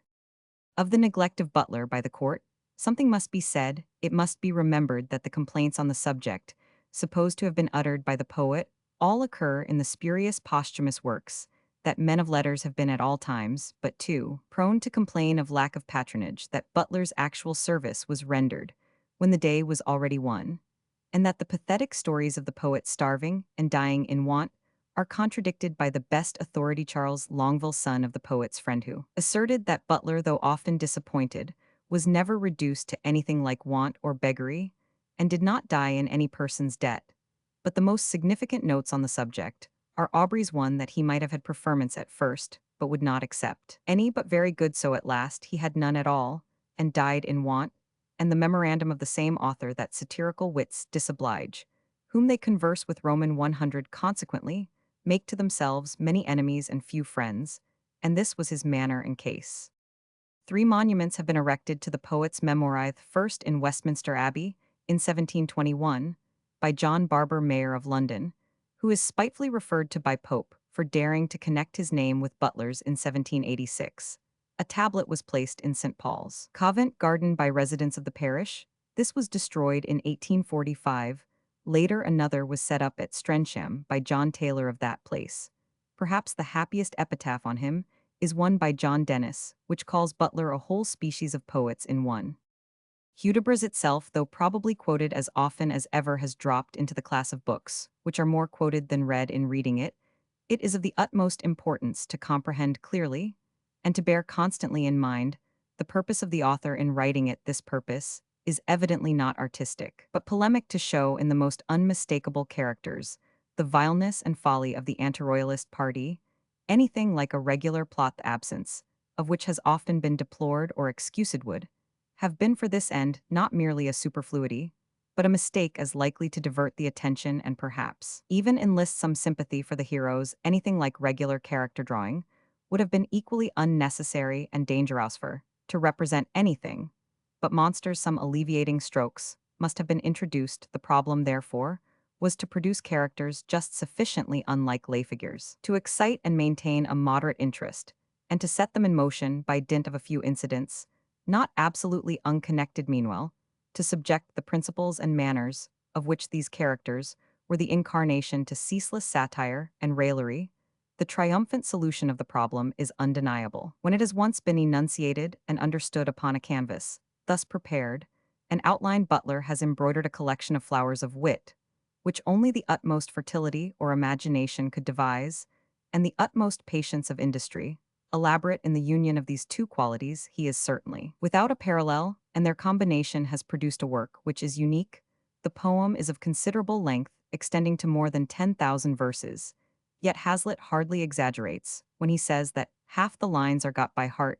Indeed, a diligent student of later English literature has read great part of Hudibras, though he may never have opened its pages. The tableaus, or situations, though few and simple in construction, are ludicrous enough. The knight and squire setting forth on their journey, the routing of the bearbaiters, the disastrous renewal of the contest, Hudibras and Ralph in the stocks, the lady's release and conditional acceptance of the unlucky knight, the latter's deliberations on the means of eluding his vow, the skimmington, the visit to Sidraffel the astrologer, the attempt to cajole the lady, with its woeful consequences, the consultation with the lawyer, and the immortal pair of letters, to which this gives rise, complete the argument of the whole poem. But the story is as nothing throughout. We have little really kept before us, but the sordid vices of the sectaries, their hypocrisy, their churlish ungraciousness, their greed of money and authority, their fast and loose morality, their inordinate pride, the extraordinary felicity of the means, taken to place all these things in the most ridiculous light, has never been questioned. The doggerel meter, never heavy or coarse, but framed as to be the very voice of mocking laughter, the astounding similes, and disparates, the rhymes which seem to chuckle and to sneer of themselves, the wonderful learning with which the abuse of learning is rebuked, the subtlety with which subtle casuistry is set at naught, can never be missed. Keys like those of L'Estrange are therefore of little use. It signifies nothing whether Hudibras was Sir Samuel Luke of Bedfordshire or Sir Henry Rosewell of Devonshire, still less whether Ralph's name in the flesh was Robinson or Pendle, least of all that Orson was perhaps Mr. Gosling or Trulla, possibly Miss Spencer. Butler was probably as little indebted to mere copying for his characters as for his ideas and style. These latter are, in the highest degree, original. The first notion of the book, and only the first notion, Butler undoubtedly received from Don Quixote.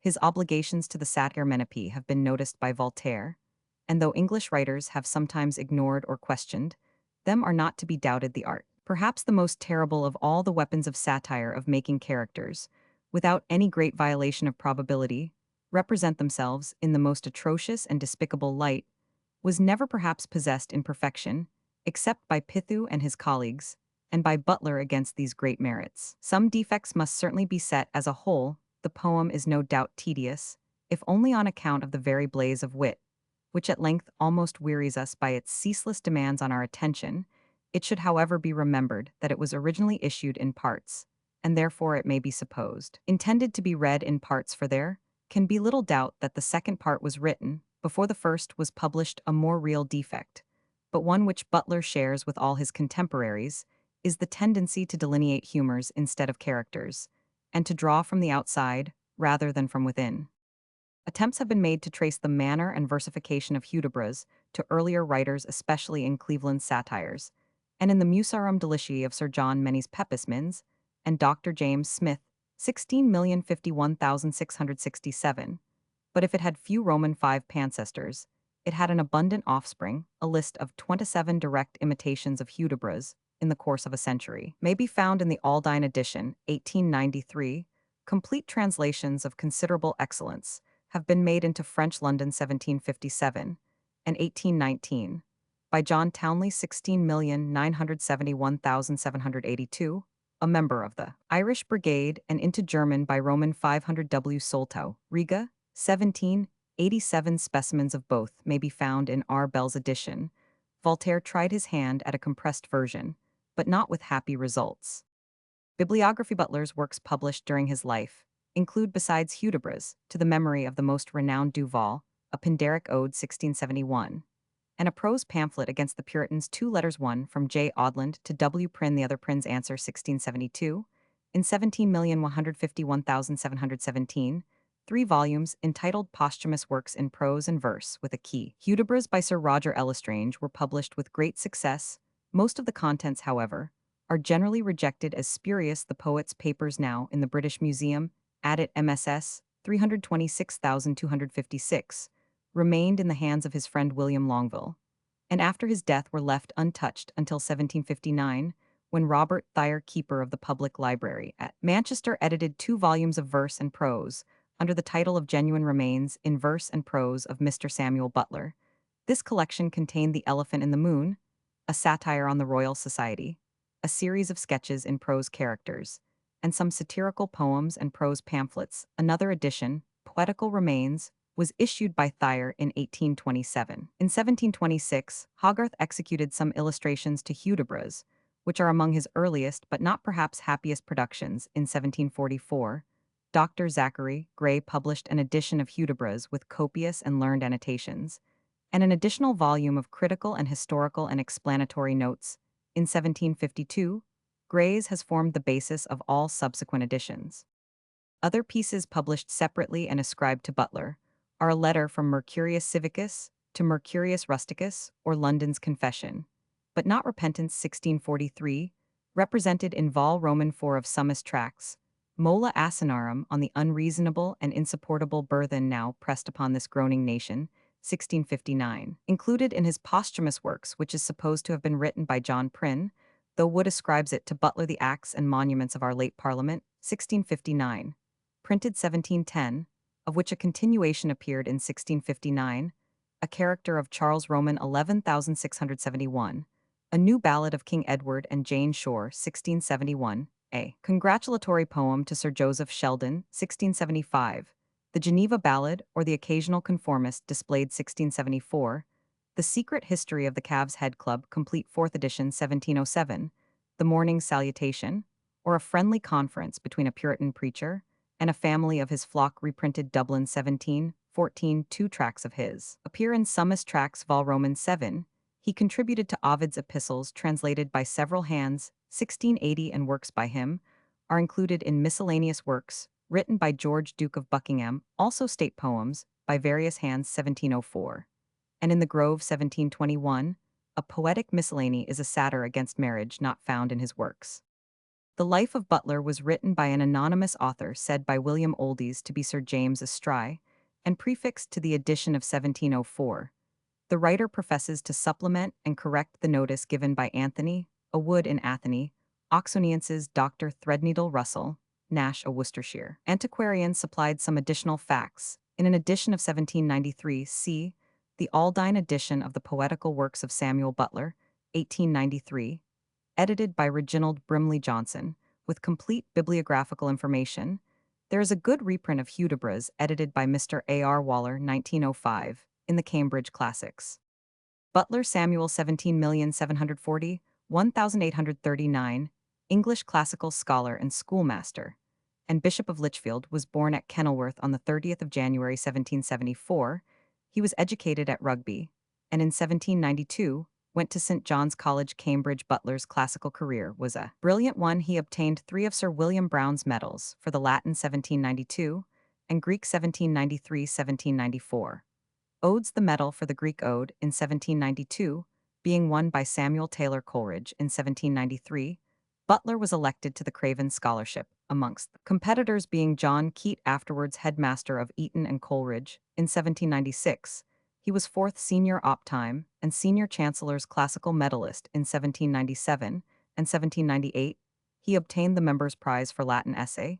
He took the degree of B.A. in 1796 Roman 1000 A 1799 and Roman 500 Roman 500. In 1797, he was elected a Fellow of St. John's, and in 1798 became headmaster of Shrewsbury School. In 1802, he was presented to the living of Kenilworth. In 1807, to a prebendal stall in Lichfield Cathedral, and in 1822 to the Archdeaconry of Derby. All these appointments he held with his headmastership, but in 1836, he was promoted to the bishopric of Lichfield and Coventry, which was separated from his diocese in the same year. He died on the 4th of December 1839.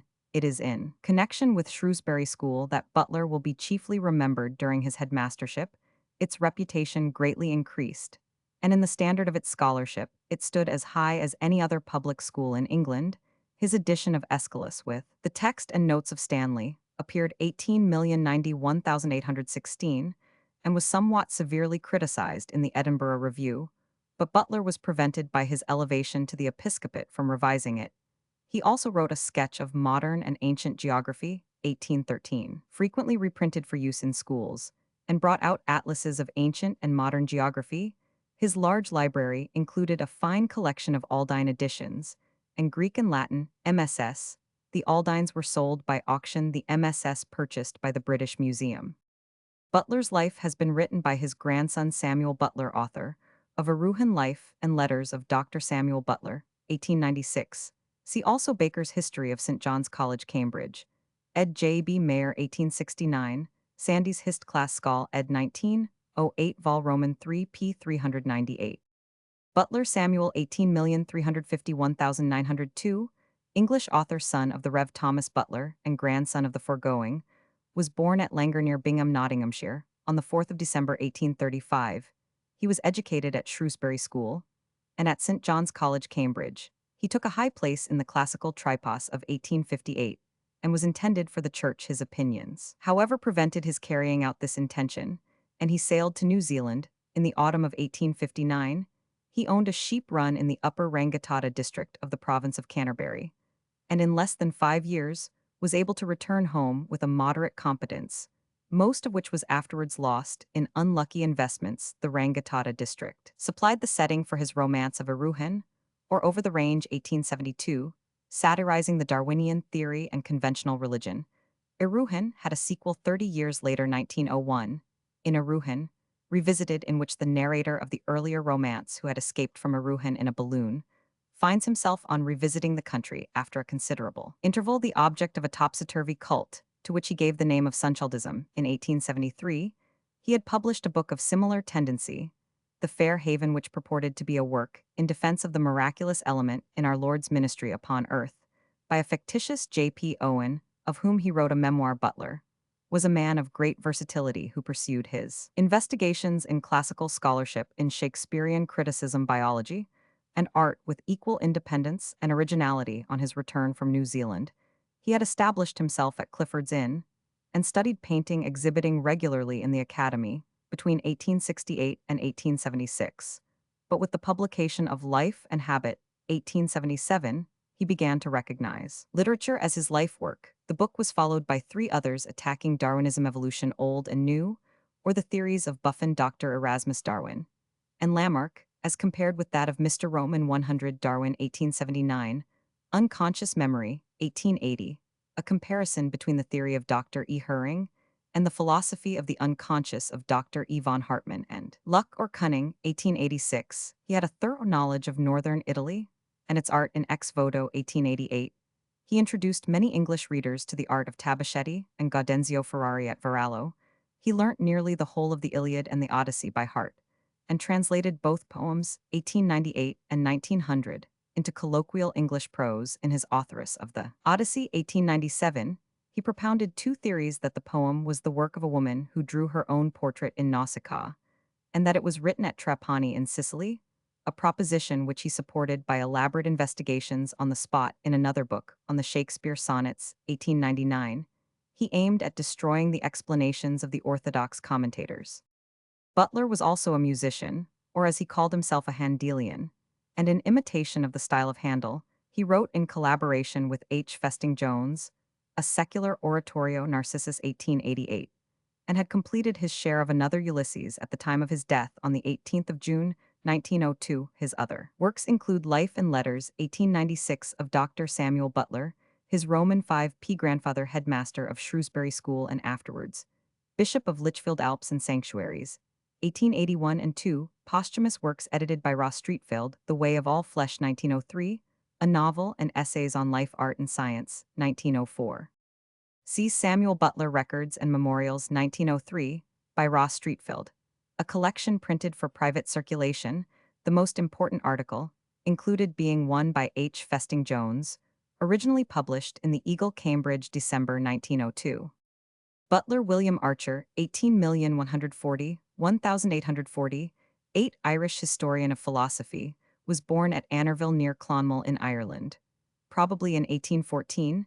His father was a Protestant, his mother a Roman Catholic, and he was brought up as a Catholic. As a boy, he was imaginative and poetical, and some of his early verses were remarkable. While yet at Clonmel School, he became a Protestant later. He entered Trinity College, Dublin, where he had a brilliant career. He specially devoted himself to literature and metaphysics, and was noted for the beauty of his style. In 1834, he gained the ethical moderatorship newly instituted by Provost Lloyd, and continued in residence at college. In 1837, he decided to enter the church, and in the same year he was elected to the professorship of moral philosophy, specially founded for him through Lloyd's exertions. About the same time he was presented to the prebend of Clondahorky Donegal, and resided there when not called by his professorial duties to Dublin. In 1842, he was promoted to the rectory of Raymachi. He died on the 5th of July, 1840. His sermons, 2 vols, 1849, were remarkably brilliant and forceful. The lectures on the history of ancient philosophy, edited by W. Hepworth Thompson, 2 vols, 1856, 2nd ed., 1 vol, 1875, take a high place among the few British works on the history of philosophy. The introductory lectures and those on the early Greek thinkers, though they evidence wide reading, do not show the complete mastery that is found in Schwegler or Zeller. But the lectures on Plato are of considerable value. Among his other writings were papers in the Dublin University Magazine, 18,340, 1,837, and letters on development in the Irish Ecclesiastical Journal, 1845, a reply to Newman's famous essay on the development of Christian doctrine. See Memoir of Wa Butler, prefixed by Rev. J. Woodward to first series of sermons. Butler Sir William Francis, 1838, British soldier, entered the army as an ensign in 1858, becoming captain in 1872, and major in 1874. He took part with distinction in the Red River Expedition, 187,071, and the Ashanti operations of 187,374 under Walsely, and received the Roman 100B in 1874. He served with the same general in the Zulu War, Brevet Lieutenant Colonel, the campaign of Tel el Kebir, after which he was made an aide-de-camp to the Queen, and the Sudan 188,485, being employed as colonel on the staff, 1885, and brigadier general, 18,851,886. In the latter year, he was made a K Roman 100B. He was colonel on the staff in Egypt, 18,901,892, and brigadier general there until 1892, when he was promoted major general and stationed at Aldershot, after which he commanded the southeastern district. In 1898, he succeeded General Goodenough as commander-in-chief in South Africa, with the local rank of lieutenant general for a short period. Dec 1898, Feb 1899. During the absence of Sir Alfred Milner in England, he acted as High Commissioner, and as such and subsequently in his military capacity, he expressed views on the subject of the probabilities of war which were not approved by the home government. He was consequently ordered home to command the Western District, and held this post until 1905. He also held the Aldershot command. Brief period in 19,1901, Sir William Butler was promoted lieutenant general in 1900.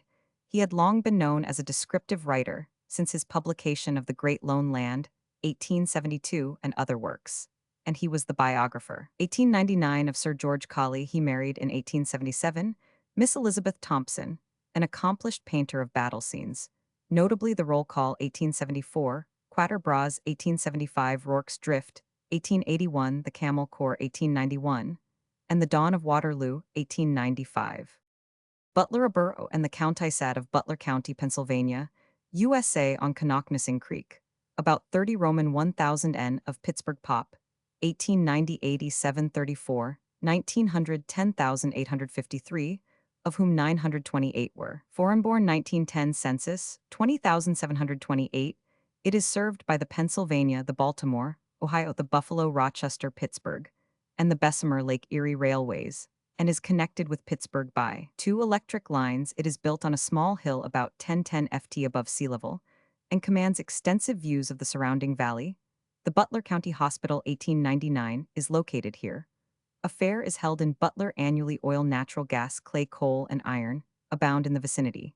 And the borough has various manufactures including lumber, railway cars, especially of steel, paint, silk, bricks, plate glass, bottles, and oil well tools. The value of the city's factory products increased from 1,403,026 in 1900 to 6,832,007 in 1905, or 386, this being much the greatest rate of increase shown by any city in the state, having in 1900 a population of 8,000 or more. Butler was selected as the site for the county-seat of the newly formed county in 1802, was laid out in 1803, and was incorporated in the same year. The county and the borough were named in honor of General Richard Butler, a soldier in the War of Independence and leader of the right wing of General St. Clair's army, which was sent against the Indians in 1791, and on the 4th of November was defeated, Butler being killed in the engagement.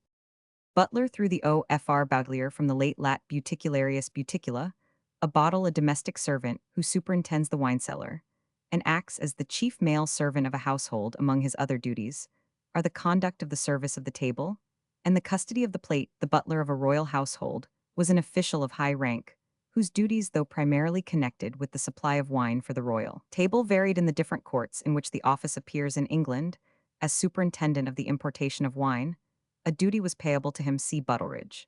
And Prisage, the butlership of Ireland, Pincerna Hibernia, was given by John, King of England, to Theobald Walter, who added the name of Butler to his own.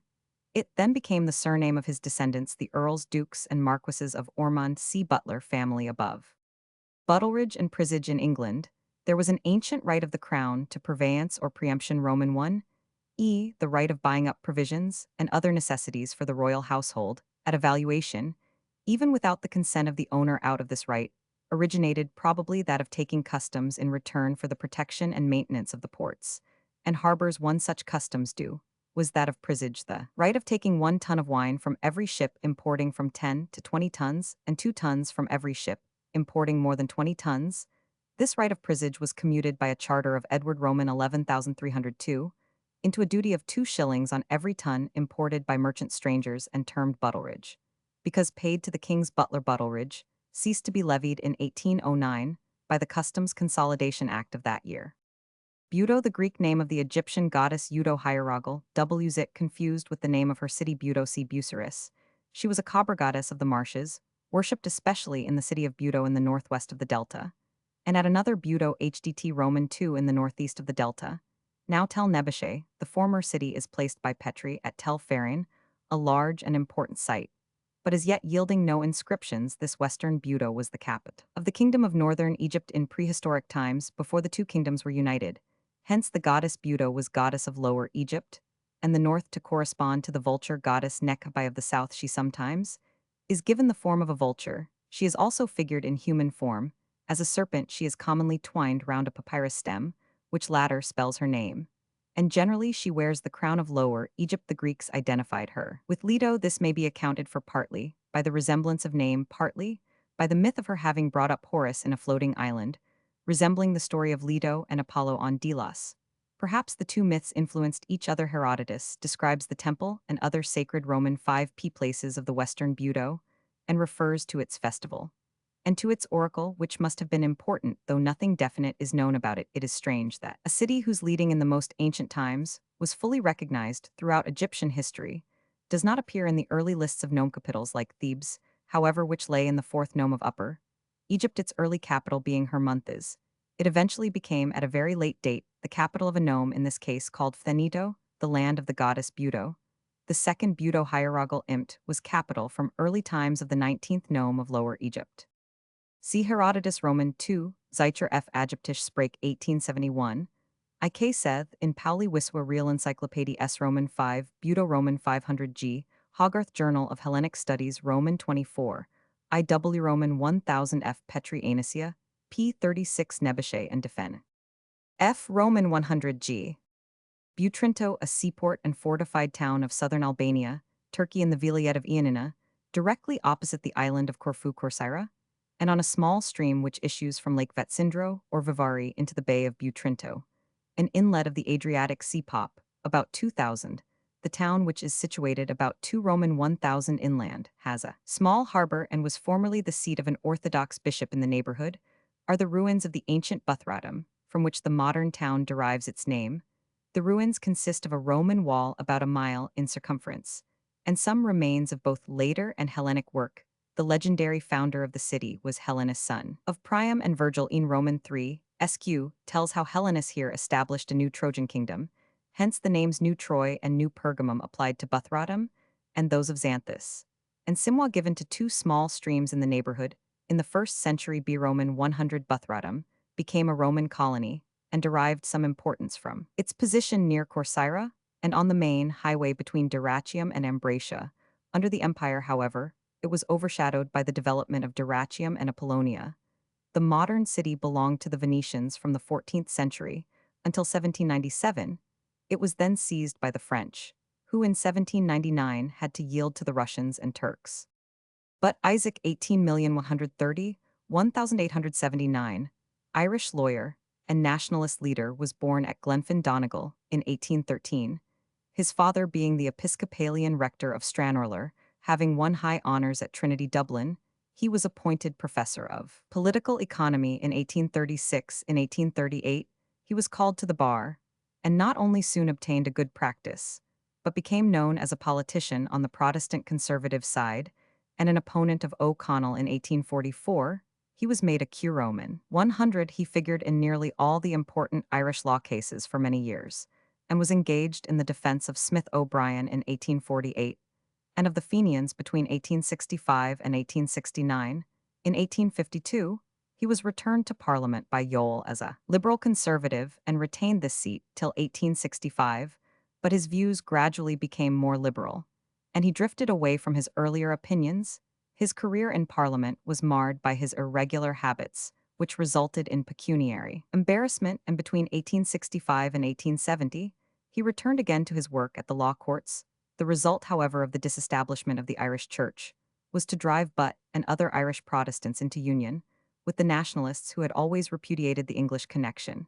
And on 19 May 1870, at a large meeting in Dublin, Butt inaugurated the Home Rule movement in a speech demanding an Irish Parliament for local affairs. On this platform, he was elected in 1871 for Limerick and found himself at the head of an Irish Home Rule party of 57 members, but it was in a lacerted union, and Butt soon found that he had little or no control over his more aggressive followers. He had no liking for violent methods or for obstruction in Parliament, and his leadership gradually became a nullity. His false position undoubtedly assisted in breaking down his health, and he died in Dublin on the 5th of May 1879.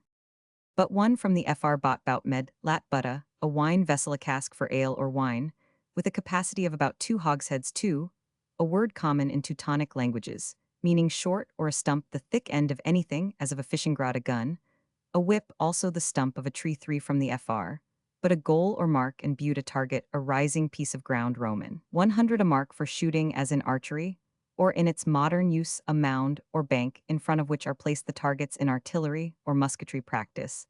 This is sometimes called a stop, but its purpose being to secure the ground behind the targets from stray shots. The word is used figuratively of a person or object at which derision or abuse are leveled. Butte, the largest city of Montana, USA, and the county-seat of Silver Bow County. It is situated in the valley of Deer Lodge River, near its head at an altitude of about 5,700 ft. Pop 1880 3363, 1890 10,723, 1900 30,470, of whom 10,210 were foreign-born, including 2474 Irish 1518 English Canadians, and 1505 English 1910 census, 39,165. It is served by the Great Northern, the Northern Pacific, the Chicago-Milwaukee Puget Sound, the Butte Anaconda Pacific, and the Oregon Short Line railways. Popularly, the name Butte is applied to an area which embraces the city Centerville, Walkerville, East Butte, South Butte, and Williamsburg. These together form one large and more or less compact city. Butte lies in the center of the greatest copper mining district in the world. The surrounding hills are honeycombed with mines, and some mines are in the very heart of the city itself. The best known of the copper mines is the Anaconda. The annual output of copper from the Butte district almost equals that from all the rest of the country together. The annual value of copper, gold, and silver aggregates more than 60 million, although mining and its allied industries of quartz crushing and smelting dominate all other industries in the place. There are also foundries and machine shops, ironworks, tile factories, breweries, and extensive planing mills. Electricity, used in the mines particularly, is brought to Butte from Cannon Ferry 75 Roman 1000 to the N from the plant, also on the Missouri River of the Helena Power Transmission Company, which has a great steel dam 85 ft high and 630 ft long across the river, and a 6,000 HP substation in Butte, and from the plant of the Madison River Power Company on Madison River 712 Roman 1000 SC of Norris, whence power is also transmitted to Bozeman and Belgrade Gallatin County, to Ruby Madison County, and to the Green Campbell Mine near Whitehall Jefferson County. In 1910, Butte had only one large smelter, and the smoke nuisance was thus abated. The city is the seat of the Montana School of Mines 1900, and has a state industrial school, a high school, and a public library rebuilt in 1906. After a fire with more than 32,000 volumes, the City Hall Federal Building and Silver Bow County Courthouse are among the principal buildings. Butte was first settled as a placer mining camp in 1864. It was platted in 1866.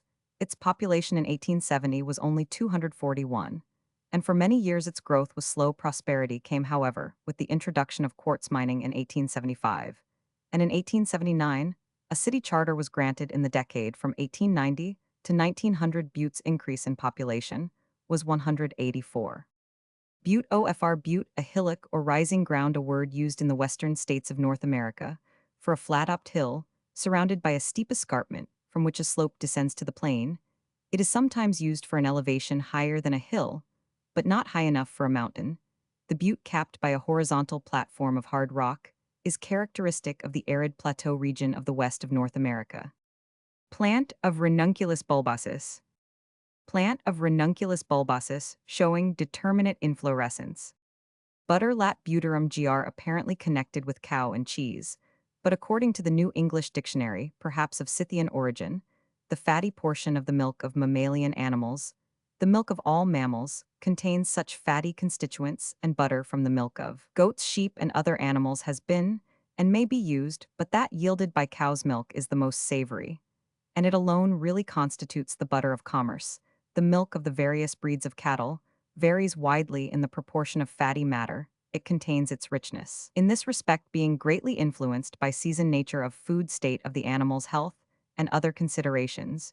Usually the cream is skimmed off the surface of the milk for making butter, but by some the churning is performed on the milk itself without waiting for the Roman 5 separation of the cream. The operation of churning causes the rupture of the oil sacs, and by the coalescence of the fat so liberated butter is formed. Details regarding churning and the preparation of butter generally will be found under dairy and dairy farming.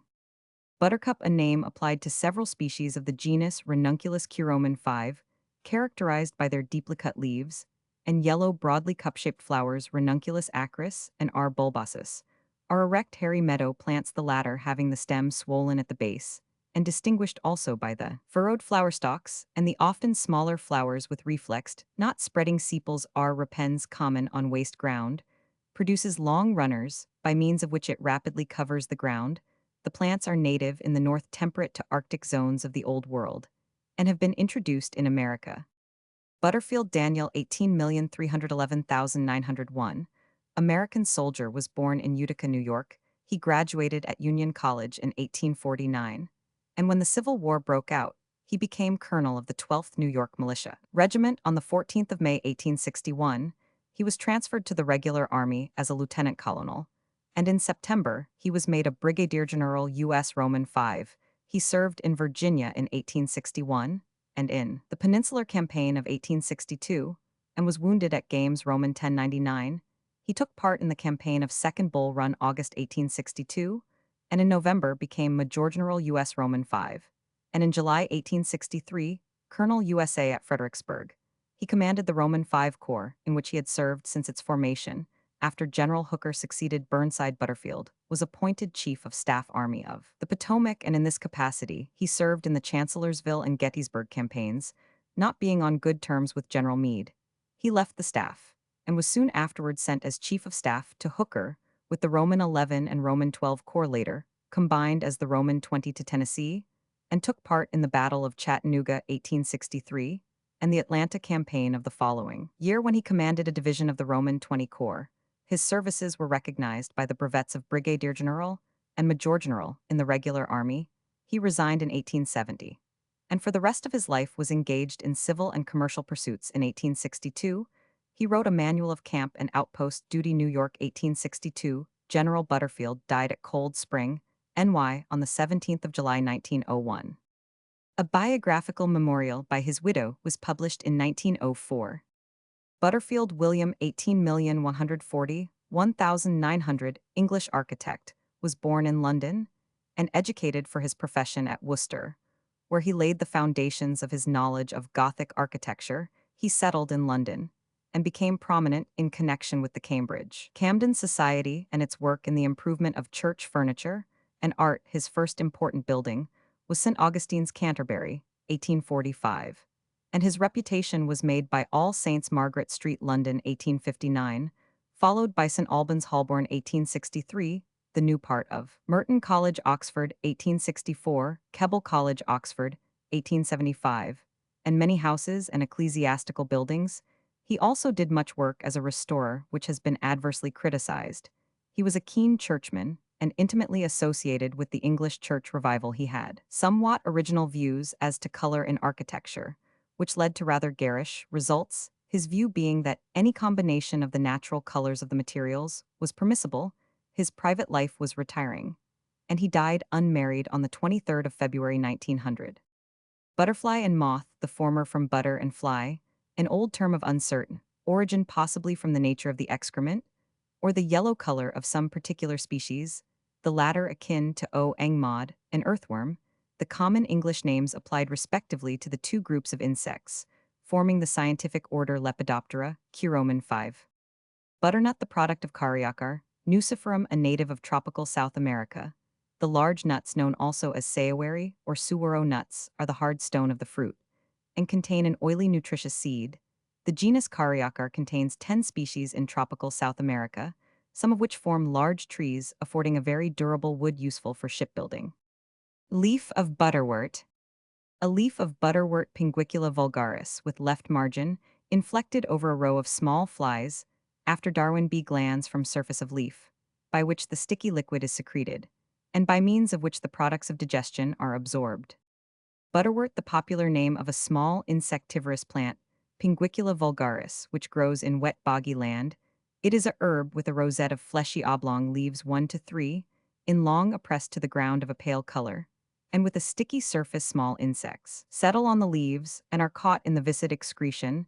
This, like the excretion of the sundew and other insectivorous plants, contains a digestive ferment or enzyme, which renders the nitrogenous substances of the body of the insect soluble and capable of absorption by the leaf. In this way, the plant obtains nitrogenous food by means of its leaves.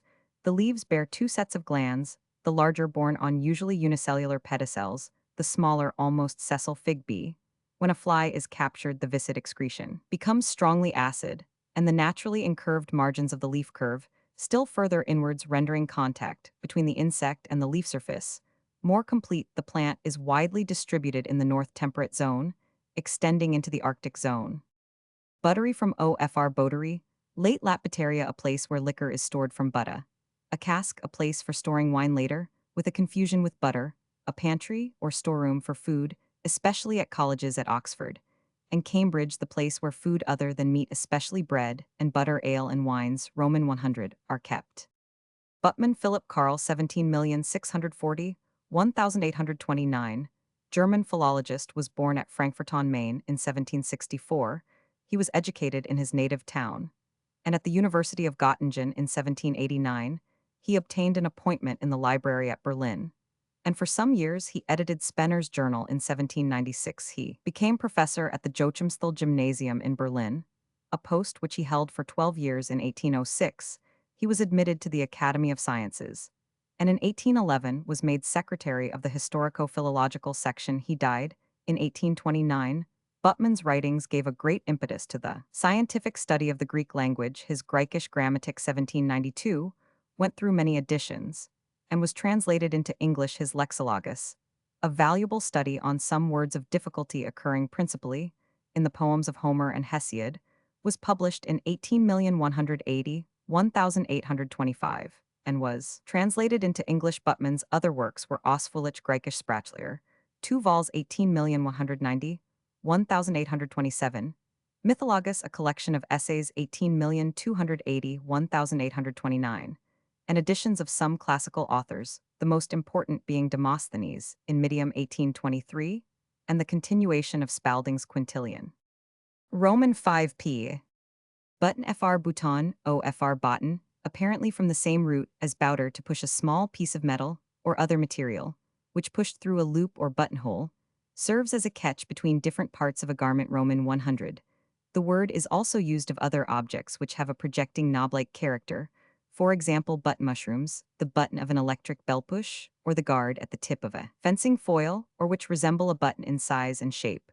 As the button of metal, obtained in assaying operations, at first buttons were apparently used for purposes of ornamentation. In Piers Plowman 1377 mention is made of a knife with bottons gilt, and in Lord Berners' translation of Froissart's Chronicles, 1525, of a book covered with crimson velvet, with 10 bottons of silver and gilt. While this use has continued especially in connection with women's dress, they began to be employed as fastenings at least as early as the 15th century, as a term of comparison for something trivial or worthless. The word is found in the 14th century. Buttons of distinctive color or pattern or bearing a portrait or motto are often worn, especially in the United States, as a decoration or sign of membership of a society or of adherence to a political party. Among the most honored of such buttons are those worn by members of the Military Order of the Loyal Legion of the United States, organized in 1865, by officers who had fought in the Civil War. Chinese officials wear a button or knob on their hats as a mark of rank, the grade being denoted by its color and material. See Mandarin. Many varieties of buttons are used on clothing, but they may be divided into two main classes, according to the arrangement by which they are attached to the garment. In one class, they are provided with a shank, which may consist of a metal loop or of a tuft of cloth or similar material, while in the other they are pierced with holes through which are passed threads. To these two classes roughly correspond two broad differences in the method of manufacture, according as the buttons are composite and made up of two or more pieces, or are simply shaped discs of a single material. Some composite buttons, however, are provided with holes, and simple metal buttons sometimes have metal shanks soldered or riveted on them. From an early period, buttons of the former kind were made by needlework with the aid of a mold or former. But about 1807, B. Sanders, a Dane who had been ruined by the bombardment of Copenhagen, introduced an improved method of manufacturing them at Birmingham. His buttons were formed of two discs of metal locked together by having their edges turned back on each other, and enclosing a filling of cloth or pasteboard, and by methods of this kind carried out by elaborate automatic machinery. Buttons are readily produced presenting faces of silk, mohair, brocade, or other material required to harmonize with the fabric on which they are used. Sanders' buttons at first had metal shanks, but about 1825, his son invented flexible shanks of canvas or other substance, through which the needle could pass freely in any direction. The mechanical manufacture of covered buttons was started in the United States in 1827 by Samuel Williston of Easthampton, Mass., who in 1834 joined forces with Joel and Josiah Hayden of Haydenville. The number of materials that have been used for making buttons is very large metals such as brass and iron for the cheaper kinds, and for more expensive ones gold and silver, sometimes ornamented with jewels filigree work Roman 100 ivory horn bone and mother rothbril, or other nacreous products of shellfish vegetable ivory, and wood glass porcelain paper celluloid and artificial compositions, and even the casein of milk. And blood brass buttons were made at Birmingham in 1689, and in the following century, the metal button industry underwent considerable development. In that city Matthew Boulton the Elder about 1745 introduced great improvements in the processes of manufacture.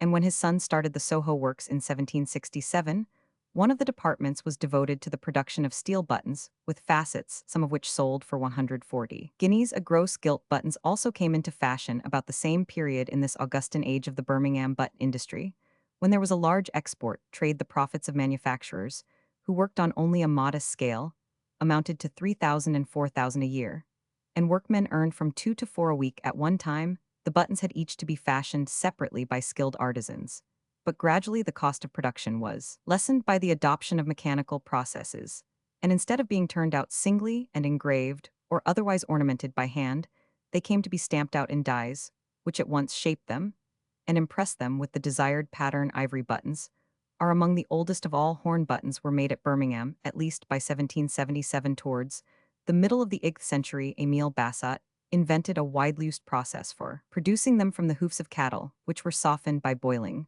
Pearl buttons are made from pearl oyster shells, obtained from various parts of the world, and after being cut out by tubular drills are shaped and polished by machinery. Buttons of vegetable ivory can be readily dyed. Glass buttons are especially made in Bohemia, as also are those of porcelain, which were invented about 1840 by an Englishman, R. Prosser. Of Birmingham in the United States, few buttons were made until the beginning of the 19th century, when the manufacture of metal buttons was started at Waterbury Con, which is now the center of that industry. In 1812, Aaron Benedict began to make ivory and horn buttons at the same place. Buttons of vegetable ivory, now one of the most important branches of the American button industry, were first made at Leeds, Mass. In 1859 by an Englishman, A. Critchlow, and in 1875, commercial success was attained in the production of composition buttons at Springfield, Mass. Pearl buttons were made on a small scale in 1855, but their manufacture received an enormous impetus in the last decade of the 19th century,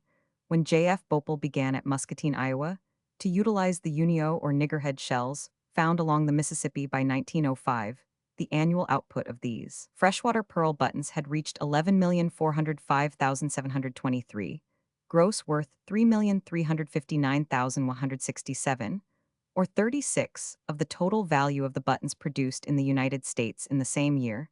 The mother of pearl buttons, ocean pearl buttons, numbered 1,737,830, gross worth 1,511,107, and the two kinds together constituted 44 of the number and 53 of the value of the button manufactures of the United States. See USA Census reports 1,900 manufactures, part Roman 3 pp 315,327.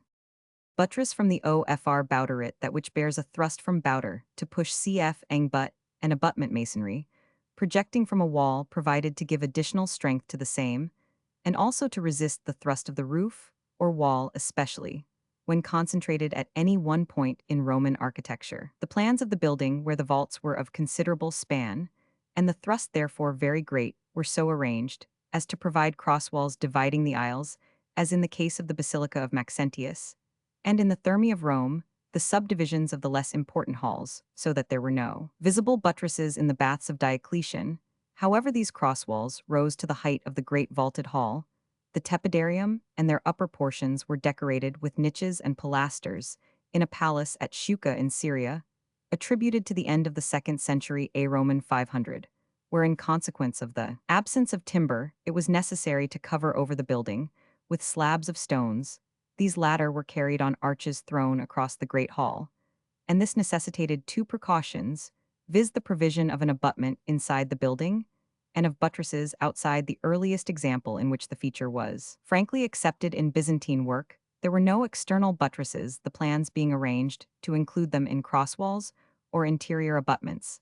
The buttresses of the early Romanesque churches were only pilaster strips employed to break up the wall surface and decorate the exterior at a slightly later period. A greater depth was given to the lower portion of the buttresses, which was then capped with a deep sloping, weathering the introduction of ribbed vaulting, extended to the nave in the 12th century, and the concentration of thrusts on definite points of the structure rendered the buttress an absolute necessity, and from the first this would seem to have been recognized, and the architectural treatment already given to the Romanesque buttress received Roman V remarkable development.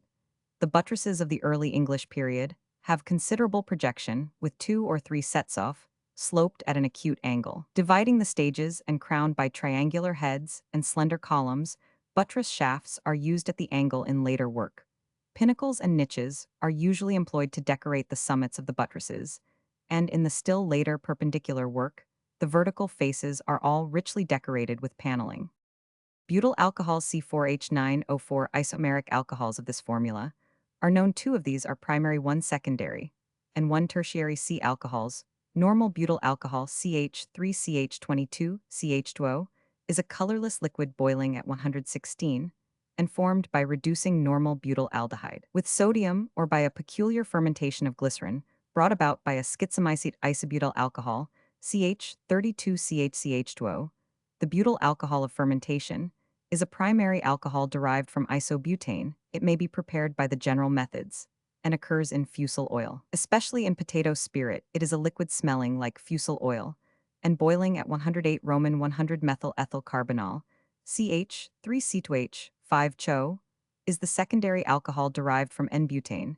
It is a strongly smelling liquid boiling at 99 trimethyl carbonyl or tertiary butyl. Alcohol CH33-CoO is the simplest tertiary alcohol and was obtained by a Buttelrow in 1864 by acting with zinc methyl on acetyl chloride C alcohols.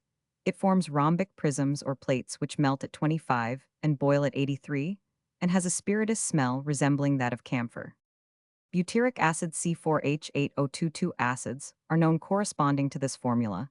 Normal butyric acid CH3CH2CH2 and isobutyric acid CH32CHQ. Normal butyric acid or fermentation butyric acid is found in butter as an hexyl ester in the oil of Heracleum giganteum, and as an octyl ester in parsnip pastinaca sativa.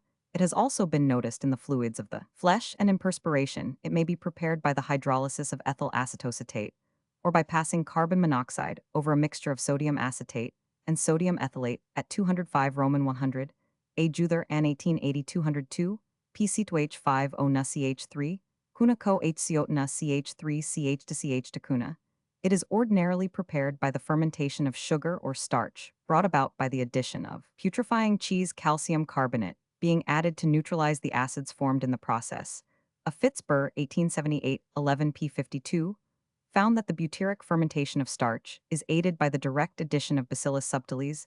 The acid is an oily liquid of unpleasant smell and solidifies at 19 Roman 100.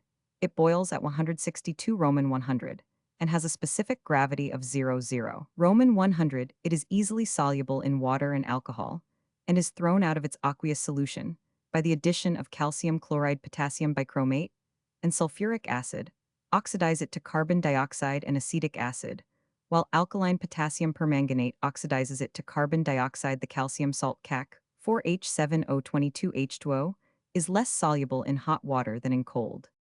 Isobutyric acid is found in the free state in Carob Serotonia siliqua and in the root of Arnica dulcis, and as an ethyl ester in croton oil. It may be artificially prepared by the hydrolysis of isopropyl cyanide with alkalis, by the oxidation of isopropyl alcohol with potassium bichromate and sulfuric acid. Roman 1 Pier and Ipachat Andachim, et defies, 1873 428p 366, or by the action of sodium amalgam on methacrylic acid CH2CCH3, Cu. It is a liquid of somewhat unpleasant smell boiling at 155 Roman 100. Its specific gravity is 00 heated with chromic acid solution to 140 Roman 100. It gives carbon dioxide and acetone. Alkaline potassium permanganate oxidizes it to oxyisobutyric acid CH32-CoCu, whilst concentrated nitric acid converts it into dinitroisopropane. Its salts are more soluble in water than those of the normal acid. Buxar or Baxar, a town of India in the district of Shahabad, Bengal, on the south bank of the Ganges. And on the East Indian Railway POP, 1901 13,945, there is a dismantled fort of small size, which was important from its commanding the Ganges. A celebrated victory was gained here on the 23rd of October, 1764, by the British forces under Major afterwards Sir Hector Munro over the united armies of Shujat Dowlah and Qasim Ali Khan. The action raged from 9 o'clock till noon, when the enemy gave way. Pursuit was however frustrated by Shujat Dowlah, sacrificing a part of his army to the safety of the remainder. A bridge of boats had been constructed over a stream about 2 Roman 1,000 distant from the field of battle, and this the enemy destroyed before their rear had passed over. Through this act, 2,000 troops were drowned or otherwise lost. But destructive, as was this proceeding, it was said Major Munro the best piece of generalship Shujat Dowlah showed that day, because if I had crossed the rivulet with the army, I should either have taken or drowned his whole army in the Karam Nasa, and come up with his treasure and jewels, and Qasim Ali Khan's jewels, which I was informed amounted to between 2 and 3 millions.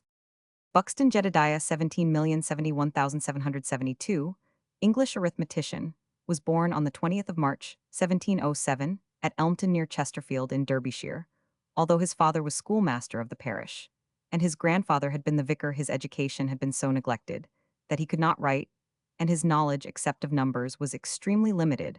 How he came first to know the relative proportions of numbers and their progressive denominations he did not remember, but on such matters his attention was so constantly riveted that he frequently took no cognizance of external objects, and when he did it was only with reference to their numbers. He measured the whole lordship of Elmton, consisting of some 1,000 acres, simply by striding over it, and gave the area not only in acres, roods, and perches, but even in square inches. After this, he reduced them into square hairsbreadths, reckoning 48 to each side of the inch. His memory was so great that in resolving a question, he could leave off and resume the operation again at the same point after the lapse of a week, or even of several months.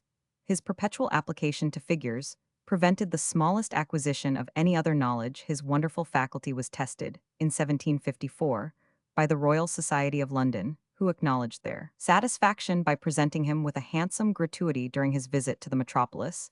He was taken to see the tragedy of Richard Roman III, performed at Drury Lane Theatre, but his whole mind was given to the counting of the words uttered by David Garrick. Similarly, he set himself to count the steps of the dancers, and he declared that the innumerable sounds produced by the musical instruments had perplexed him beyond measure. He died in 1772. A memoir appeared in the Gentleman's Magazine for June 1754, to which, probably through the medium of a Mr. Holiday of Houghton Hall, Nottinghamshire, Buxton, had contributed several letters. In this memoir his age is given as 49, which points to his birth in 1705. The date adopted above is on the authority of License Magna Britannia, Derbyshire. Buxton Sir Thomas Fowell, 17,861,845, English philanthropist, was born in Essex on the 1st of April 1786, and was educated at Trinity College, Dublin, where, in spite of his early education having been neglected, hard work made him one of the first men of his time with a high reputation as a speaker. In 1807, he married Hannah Gurney, sister of the celebrated Elizabeth Fry. As his means were not sufficient to support his family, he entered in 1808 the brewery of Truman Hanbury Company, of which his uncles the Hanburys were partners. He devoted himself to business with characteristic energy, became a partner in 1811, and soon had the whole concern in his hands. In 1816, he brought himself into notice by his speech on behalf of the Spitalfields weavers, and in 1818, he published his able inquiry into prison discipline. The same year he was elected Roman 1000 p. for Weymouth, a borough for which he continued to sit till 1837 in the House of Commons. He had a high reputation as an able and straightforward speaker, devoted to philanthropic schemes. Of these plans, the most important was that, for the abolition of slavery in the British colonies. Buxton devoted his life to this object, and through defeat and opposition, despite the attacks of enemies and the remonstrances of faint-hearted friends, he remained true to it. Not till 1833 was he successful, and even then only partially, for he was compelled to admit into the bill some clauses against which his better judgment had decided. In 1837, he ceased to Roman 5 sit in the House of Commons. He traveled on the continent in 1839 to recruit his health, which had given way, and took the opportunity of inspecting foreign prisons. He was made a baronet in 1840, and then devoted himself to a plan for ameliorating the condition of the African natives. The failure of the Niger expedition of 1840 was a blow from which he never recovered. He died on the 19th of February, 1845. See Memoir and Correspondence of Sir T.F. Buxton, 1848, by his third son Charles Buxton, 18,231,871, a well-known philanthropist and member of Parliament. Buxton, a market town and fashionable health resort in the High Peak Parliamentary Division of Derbyshire, England, on the London North Western and Midland Railways, 36 Roman 1000 NW, by N. of Derby Pop of Urban District 1901. 10,181, it occupies a high position lying between 1,000 and 1150 ft above sea level, in an open hollow surrounded at a distance by hills of considerable elevation, except on the southeast side, where the Y, which rises about half a mile away, makes its exit the old town. High Buxton stands a little above the new, and consists of one wide street and a considerable marketplace with an old cross. The new town is the richer portion. The Crescent is a fine range of buildings in the Doric style, erected by the Duke of Devonshire in 17,790, 1788. It contains hotels, a ballroom, a bank, a library, and other establishments, and the surrounding open grounds are laid out in terraces and gardens. The Old Hall Hotel at the west end of the Crescent stands on the site of the mansion, built in 1572 by the Earl of Shrewsbury, in the reign of Queen Elizabeth, which was the residence of Mary Queen of Scots. When she visited the town, the mineral waters of Buxton, which have neither taste nor smell, are among the most noted in England, and are particularly efficacious in cases of rheumatism and gout. There are numerous public and private baths, the most important of which are those in the establishment at the eastern end of the Crescent. The springs supply hot and cold water at a very short distance from each other, flowing at the rate of 60 gallons a minute. The former possesses a uniform temperature of 82 Fahr, and the principal substances in solution are bicarbonate of calcium, bicarbonate of magnesium, chloride of sodium, chloride of magnesium, and silica acid. There is also a chalybeate spring known as St. Anne's Well, situated at the SW corner of the Crescent, the water of which, when mixed with that of the other springs, proves purgative. The Devonshire Hospital, formerly known as the Bath Charity, is a benevolent institution supported by voluntary subscriptions. Every year, some thousands of poor patients are treated free of cost, and the hospital was enlarged for their accommodation, a dome being added which is of greater circumference than any other in Europe. In 1894, the Duke of Devonshire erected a handsome pump room at St. Anne's Well. The Buxton season extends from June to October, and during that period the town is visited by thousands, but it is also popular as a winter resort. The Buxton Gardens are beautifully laid out with ornamental waters, a fine opera house pavilion, and concert hall, theater, and reading rooms. Electric lighting has been introduced, and there is an excellent golf course. The Cavendish Terrace forms a fine promenade, and the neighborhood of the town is rich in objects of interest. Of these, the chief are Pools Hole, a vast stalactite cave about half a mile distant, Diamond Hill, which owes its name to the quartz crystals, which are not uncommon in its rocks, and Chi Tor, a remarkable cliff on the banks of the Y300 ft. High ornaments are manufactured by the inhabitants from alabaster and spar, and excellent lime is burned at the quarries near Pools Hole. Buxton is an important center for horse breeding, and a large horse fair is held annually, although the annual rainfall, owing to the situation of the town towards the western flank of the Pennine Hills, is about 49 in the air, is particularly dry owing to the high situation, and the rapidity with which waters drain off through the limestone. The climate is bracing and healthy.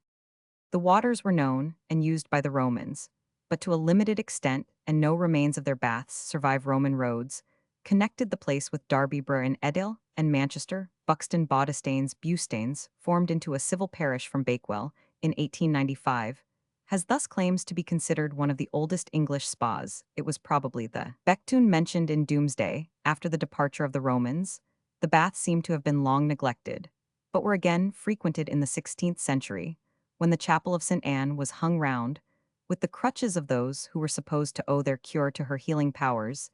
These interesting relics were destroyed at the Reformation. The baths were visited at least 4 times by Mary Queen of Scots, when a prisoner in charge of George, Earl of Shrewsbury, other famous Elizabethan visitors being Lord Burleigh, the Earl of Essex, and Robert, Earl of Leicester. At the close of the 18th century, the Duke of Devonshire Lord of the Manor, whose ancestor Sir Ralph de Gernons was Lord of Bakewell in 1251, spent large sums of money on improvements in the town in 1781, he began to build the famous Crescent. And since that time, Buxton has steadily increased in favor as an inland watering place in 1813, a weekly market on Saturday, and 4 annual fairs were granted. These were bought by the local authorities from the Duke of Devonshire in 1864. Seago's edition of Camden's Britannia Stephen Glover History of the County of Derby, 1829, W. Bemrose Guide to Buxton, London, 1869. Buxtorf or Buxtorf Johans, 15,640,000, 1629, German Hebrew and rabbinic scholar, was born at Cayman in Westphalia on the 25th of December 1564. The original form of the name was Boxtrop or Boxtrop, from which was derived the family crest, which bore the figure of a goat Ger Bach Hegoat after the death of his father, who was minister of Cayman. Buxtorf studied at Marburg and the newly founded University of Herborn, at the latter of which Roman 100 Olevian 15,361,587, and J.P. Piscator, 15,461,625, had been appointed professors of theology. At a later date, Piscator received the assistance of Buxtorf in the preparation of his Latin translation of the Old Testament, published at Herborn in 16,021,603. From Herborn, Buxtorf went to Heidelberg, and thence to Basel, attracted by the reputation of J.J. Grinius and J.G. Hispinian, 15,151,575. After a short residence at Basel, he studied successively under H.B. Bullinger, 15,041,575, at Zurich and Th. Beza, Geneva. On his return to Basel, Grinius, desirous that the services of so promising a scholar should be secured to the university, procured him a situation as tutor in the family of Leo Curio, son of Caelius Secundus Curio, well known for his sufferings on account of the Reformed faith at the instance of Grinius. Buxtorf undertook the duties of the Hebrew chair in the university, and discharged them for 2 years with such ability that at the end of that time, he was unanimously appointed to the vacant office from this date 1591 to his death in 1629. He remained in Basel and devoted himself with remarkable zeal to the study of Hebrew and rabbinic literature. He received into his house many learned Jews that he might discuss his difficulties with them, and he was frequently consulted by Jews themselves on matters relating to their ceremonial law.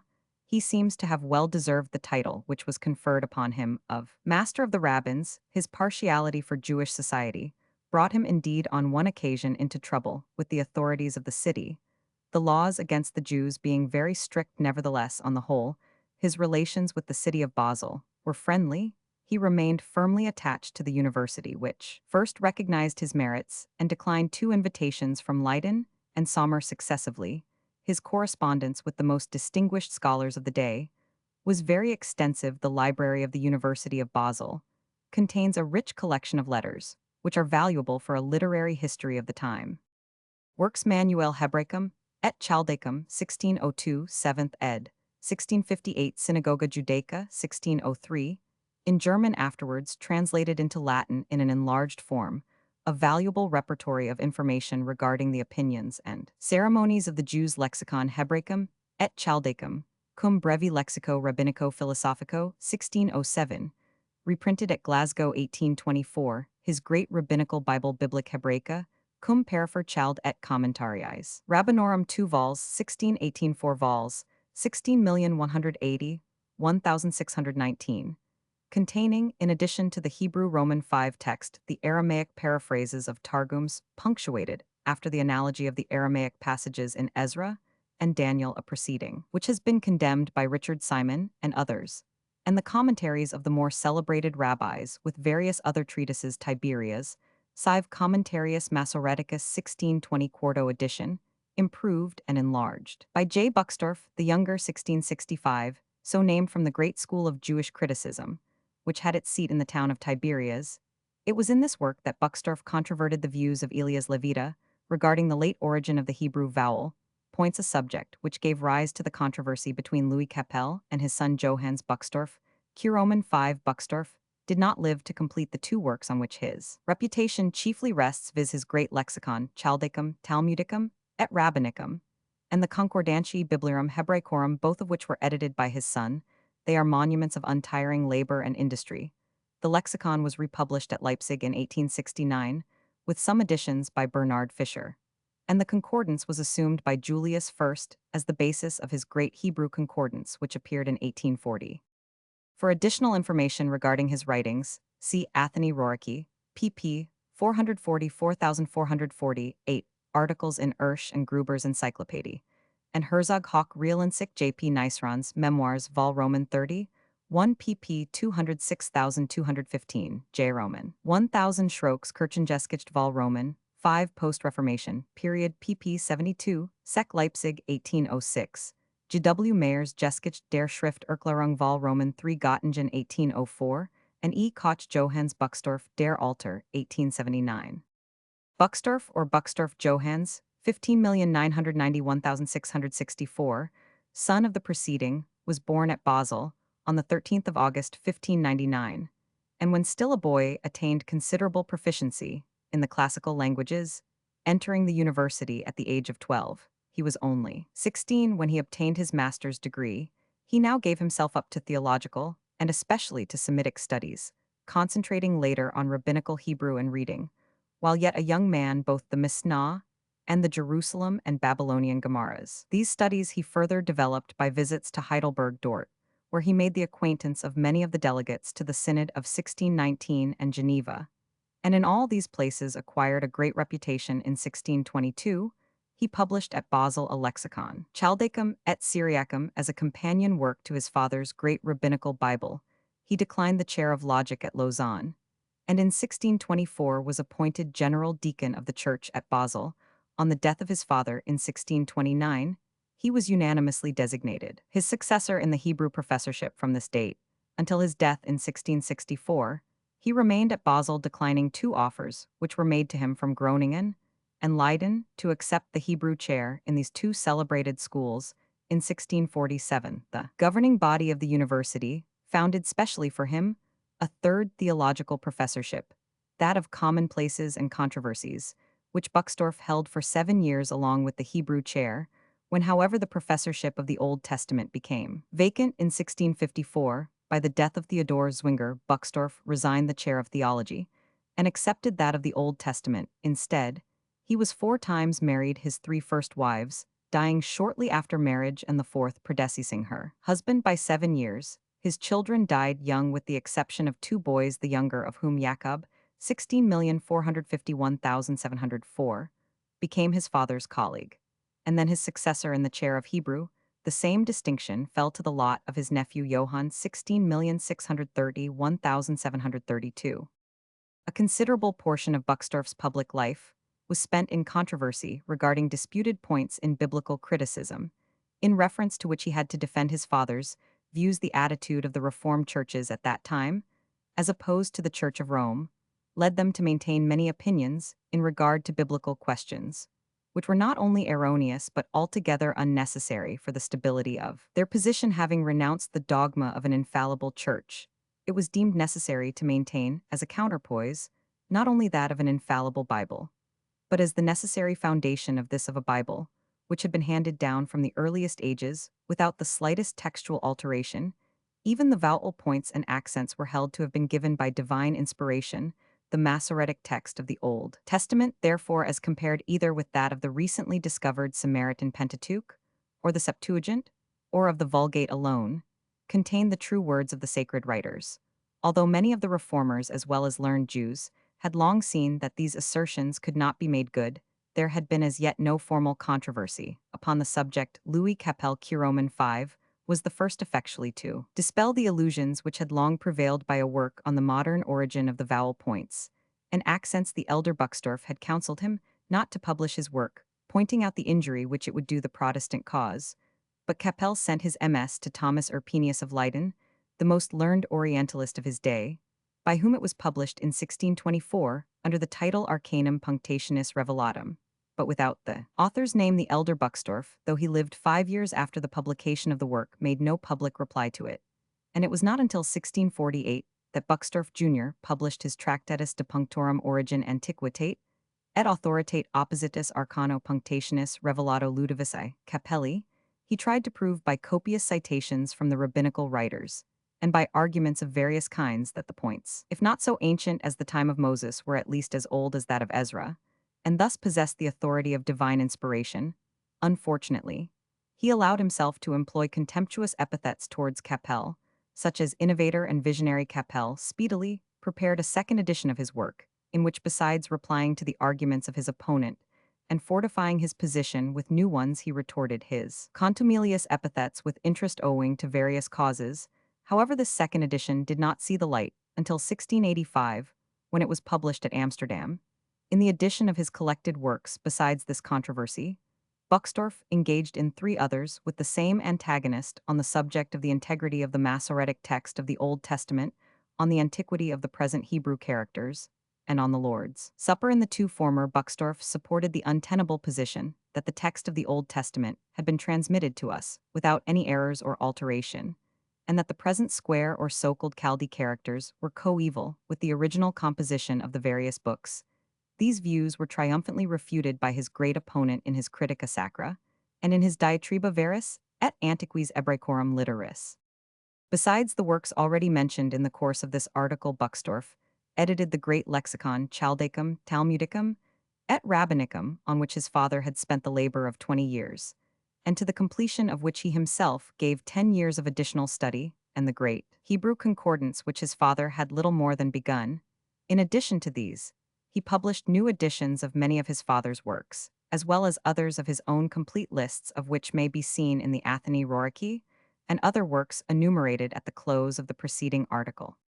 Buying in on the English stock exchange, a transaction by which, if a member has sold securities, which he fails to deliver on settling day, or any of the succeeding 10 days following the settlement, the buyer may give instructions to a stock exchange official to buy in the stock, required the official announces the quantity of stock and the purpose for which he requires it, and whoever sells the stock must be prepared to deliver it immediately. The original seller has to pay the difference between the 2 prices if the latter is higher than the original contract price. A similar practice, termed selling out, prevails when a purchaser fails to take up his securities. Buys ballots. Law in meteorology, the name given to a law which may be expressed as follows: stand with your back to the wind, the low-pressure area will be on your left hand.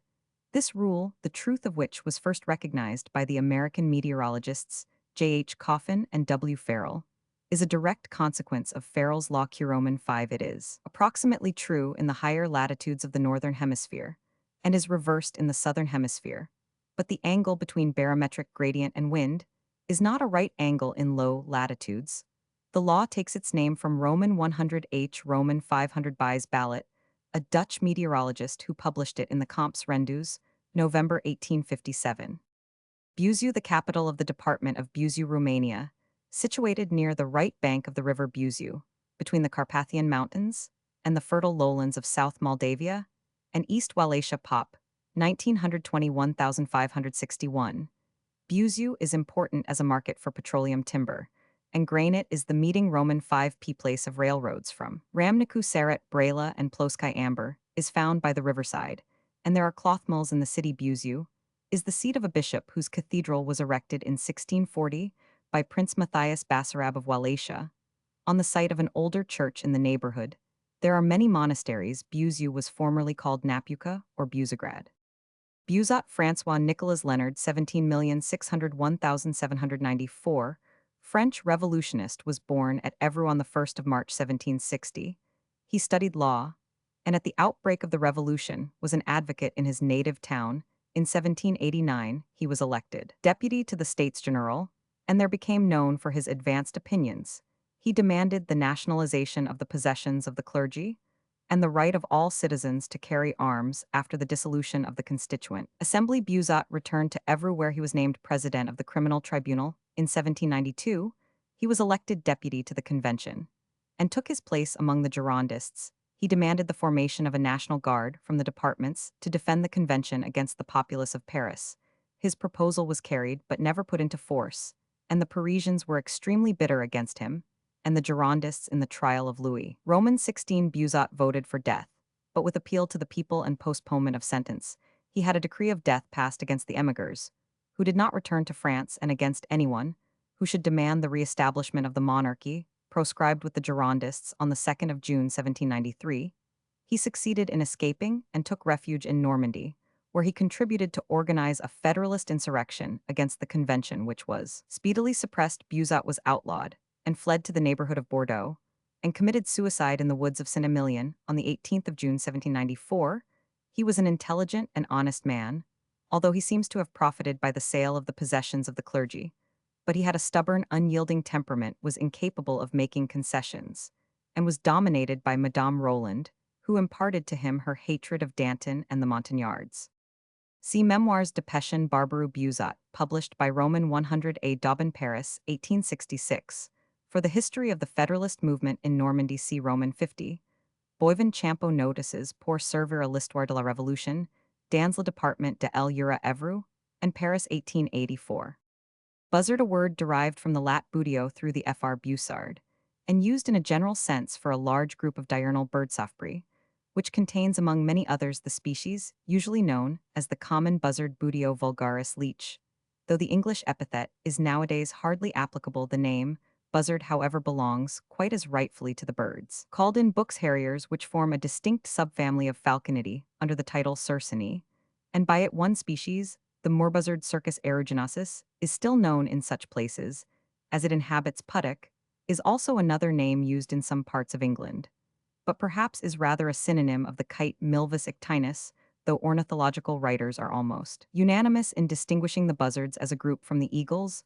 The grounds usually assigned for their separation are but slight, and the diagnostic character that can be best trusted is probably that in the former the bill is decurved from the base, while in the latter it is for about a third of its length straight. The head too in buzzards is short and round, while in the eagles it is elongated in a general way. Buzzards are smaller than eagles, though there are several exceptions to this statement, and have their plumage more mottled. Furthermore, most, if not all of the buzzards about which anything of the kind is with certainty known, assume their adult dress at the first molt, while the eagles take a longer time to reach maturity. The buzzards are fine-looking birds, but are slow and heavy of flight, so that in the old days of falconry, they were regarded with infinite scorn, and hence in common English to call a man a buzzard is to denounce him as stupid. Their food consists of small mammals, young birds, reptiles, amphibians, and insects, particularly beetle sand. Thus they never could have been very injurious to the game preserver, if indeed they were not really his friends, though they have fallen under his ban.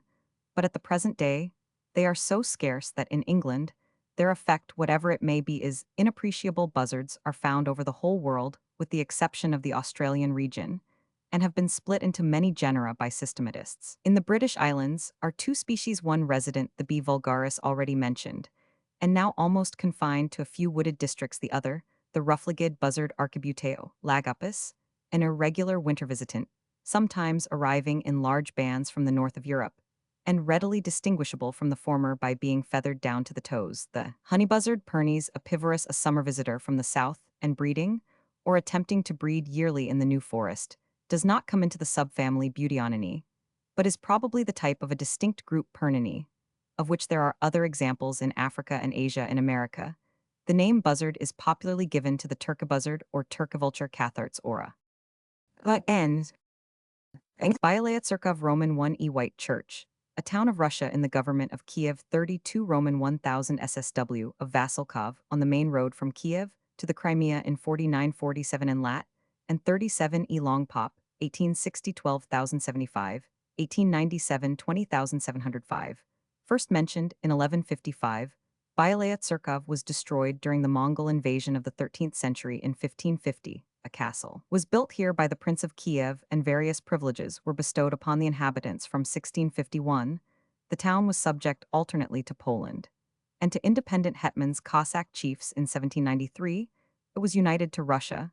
There is a trade in beer, cattle, and grain sold at 11 annual fairs, 3 of which last for 10 days each. Bialev, a town of Russia in the government of Tula, and 67 Roman 1000 SW from the city of that name, on the left bank of the Oka, in 5348 and Lat, and 36-9 E Long Pop, 1860-80-63, 1897-95-67. It is first mentioned in 1147. It belonged to Lithuania in the end of the 14th century, and in 1468, it it was raised to the rank of a principality dependent on that country in the end of the 15th century. This principality began to attach itself to the Grand Duchy of Moscow, and by Ivan Roman III, it was ultimately united. To Russia, it suffered greatly from the Tatars in 1507, 1512, 1530, 1536, and 1544, in 1826. The Empress Elizabeth died here on her way from Taganrog to St. Petersburg. A public library was founded in 1858 in memory of the poet Zhukovsky, who was born 1782 in a neighboring village. The industries comprise tallow boiling, oil manufacture, tanning, sugar refining, and distilling. There is a trade in grain, hemp, oil, cattle, and tallow. A fair is held from the 28th of August to the 10th of September every. Byelgorod Roman 1 White Town, a town of Russia in the government of Kursk, 100 Roman 1000 SSC, by rail from the city of that name, in 5046 and lat, and 3637 long, clustering on a chalk hill on the right bank of the Donets. Pop 1860 11722, 1897 21850. In the 17th century, it suffered repeatedly from Tatar incursions, against which there was built from 1633 to 1740, an earthen wall with 12 forts, extending upwards of 200 Roman 1000 from the Vorskla to the Don, and called the Byelgorod Line. In 1666, an archiepiscopal see was established in the town. There are 2 cathedral churches, both built in the 16th century, as well as a theological seminary. Candles, leather, soap, lime, and bricks are manufactured, and a trade is carried on in grain, cattle, wool, honey, wax, and tallow. There are 3 annual fairs on the 10th Friday, after Easter, the 29th of June, and the 15th of August, respectively. Bialystok, Polish Bialystok, a town of West Russia in the government of, and 53 Roman 1000 by rail SW of the city of Grodno, on the main railway line from Moscow to Warsaw at its junction, with the Kiev-Grayevo-Prussian frontier line, founded in 1320. It became part of Prussia after the Third Partition of Poland, but was annexed to Russia in 1807.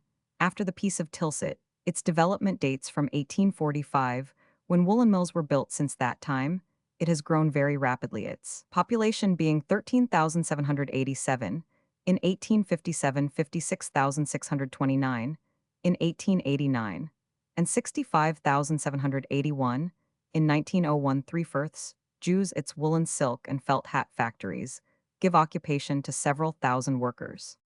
Roman 5p.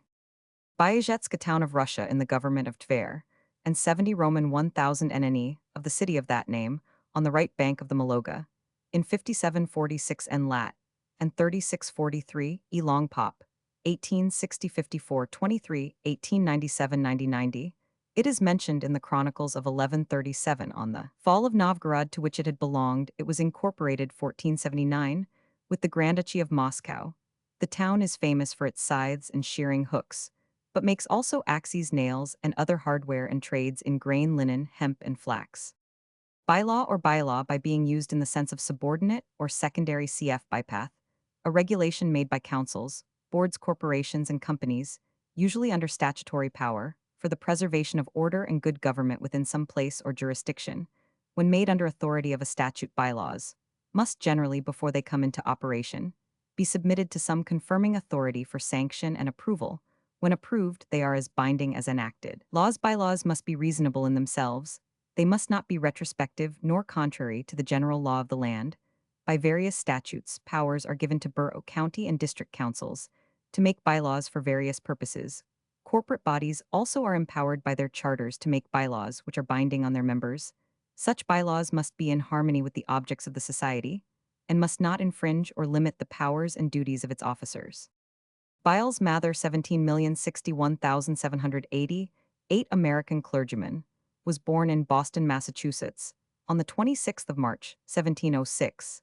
Descended on his mother's side from John Cotton and Richard Mather. He graduated at Harvard in 1725, and in 1733 became pastor of the Holly Street Church Congregational, Boston. He held a high rank among the clergy of the province, and was noted for his scholarly sermons and his ready wit. At the outbreak of the War of Independence, he was outspoken in his advocacy of the royal cause, and after the British evacuation of Boston, his connection with his church was dissolved. He remained in Boston, however, and subsequently 1777 was arrested, tried, and sentenced to deportation. This sentence was later changed to imprisonment in his own house. He was soon released, but never resumed his pastorate. He died in Boston on the 5th of July, 1788. Besides many sermons, he published a poem on the death of George Roman 11,727 and miscellaneous poems 1744. His son Mather Byles 17,351,814 graduated at Harvard in 1751 and was a congregational clergyman at New London, Connecticut until 1768, when he entered the established church and became rector of Christ Church, Boston. Sympathizing with the royal cause, he settled after the War of Independence in St. John's, New Brunswick, where he was rector of a church until his death. Byng John 17,041,757, British admiral, was the fourth son of George Byng Lord Torrington, and entered the Navy in 1718. The powerful influence of his father accounts for his rapid rise in the service. He received his first appointment as lieutenant in 1723 and became captain in 1727. His career presents nothing of note till after his promotion as rear admiral in 1745. And as vice admiral in 1747, he served on the most comfortable stations and avoided the more arduous work of the Navy on the approach of the 7 Years' War. The island of Minorca was threatened by an attack from Toulon and was actually invaded in 1756. Byng, who was then serving in the Channel with the rank of admiral, which he attained in 1755, was ordered to the Mediterranean to relieve the garrison of Fort St. Philip, which was still holding out. The squadron was not very well manned, and Byng was in particular much aggrieved, because his Marines were landed to make room for the soldiers who were to reinforce the garrison, and he feared that if he met a French squadron after he had lost them, he would be dangerously undermanned. His correspondence shows clearly that he left prepared for failure, that he did not believe that the garrison could hold out against the French force landed, and that he was already resolved to come back from Minorca. If he found that the task presented any great difficulty, he wrote home to that effect to the ministry from Gibraltar. The governor of the fortress refused to spare any of his soldiers to increase the relief for Minorca, and Byng sailed on the 8th of May. On the 19th, he was off Minorca and endeavored to open communications with the fort before he could land any of the soldiers. The French squadron appeared. A battle was fought on the following day. Byng, who had gained the weather gauge, bore down on the French fleet of Roman 1,000 de la Galissonière at an angle so that his leading ships came into action unsupported by the rest of his line. The French cut the leading ships up and then slipped away when the flag captain pointed out to Byng that by standing out of his line, he could bring the center of the enemy to closer action. He declined on the ground that Thomas Matthews had been condemned for so doing. The French, who were equal in number to the English, got away undamaged. After remaining near Minorca for 4 days, without making any further attempt to communicate with the fort or sighting the French, Byng sailed away to Gibraltar, leaving Fort St. Philip to its fate. The failure caused a savage outburst of wrath in the country. Byng was brought home, tried by court-martial, condemned to death, and shot on the 14th of March, 1757 at Portsmouth. The severity of the penalty, aided by a not unjust suspicion that the ministry sought to cover themselves by throwing all the blame on the admiral, led in aftertime to a reaction in favor of Byng. It became a commonplace to say that he was put to death for an error of judgment. The court had indeed acquitted him of personal cowardice or of disaffection and only condemned him for not having done his utmost. But it must be remembered that, in consequence of many scandals which had taken place in the previous war, the Articles of War had been deliberately revised so as to leave no punishment, save death, for the officer of any rank who did not do his utmost against the enemy, either in battle or pursuit. That Byng had not done all he could is undeniable, and he therefore fell under the law. Neither must it be forgotten that in the previous war, in 1745, an unhappy young Lieutenant Baker Phillips by name, whose captain had brought his ship into action unprepared, and who, when his superior was killed, surrendered the ship, when she could no longer be defended, was shot by sentence of a court-martial. This savage punishment was approved by the higher officers of the Navy, who showed great lenity to men of their own rank. The contrast had angered the country, and the Articles of War had been amended precisely in order that there might be one law for all. The facts of Byng's life are fairly set out in Charnock's Biogar, Nav Vol Roman, 4 pp 145 to 179. The number of contemporary pamphlets about his case is very great, but they are of no historical value, except as illustrating the state of public opinion. Roman 500 H. Bynkershuk Cornelius van 16,730, 1743, Dutch jurist, was born at Middelburg in Zealand, in the prosecution of his legal studies.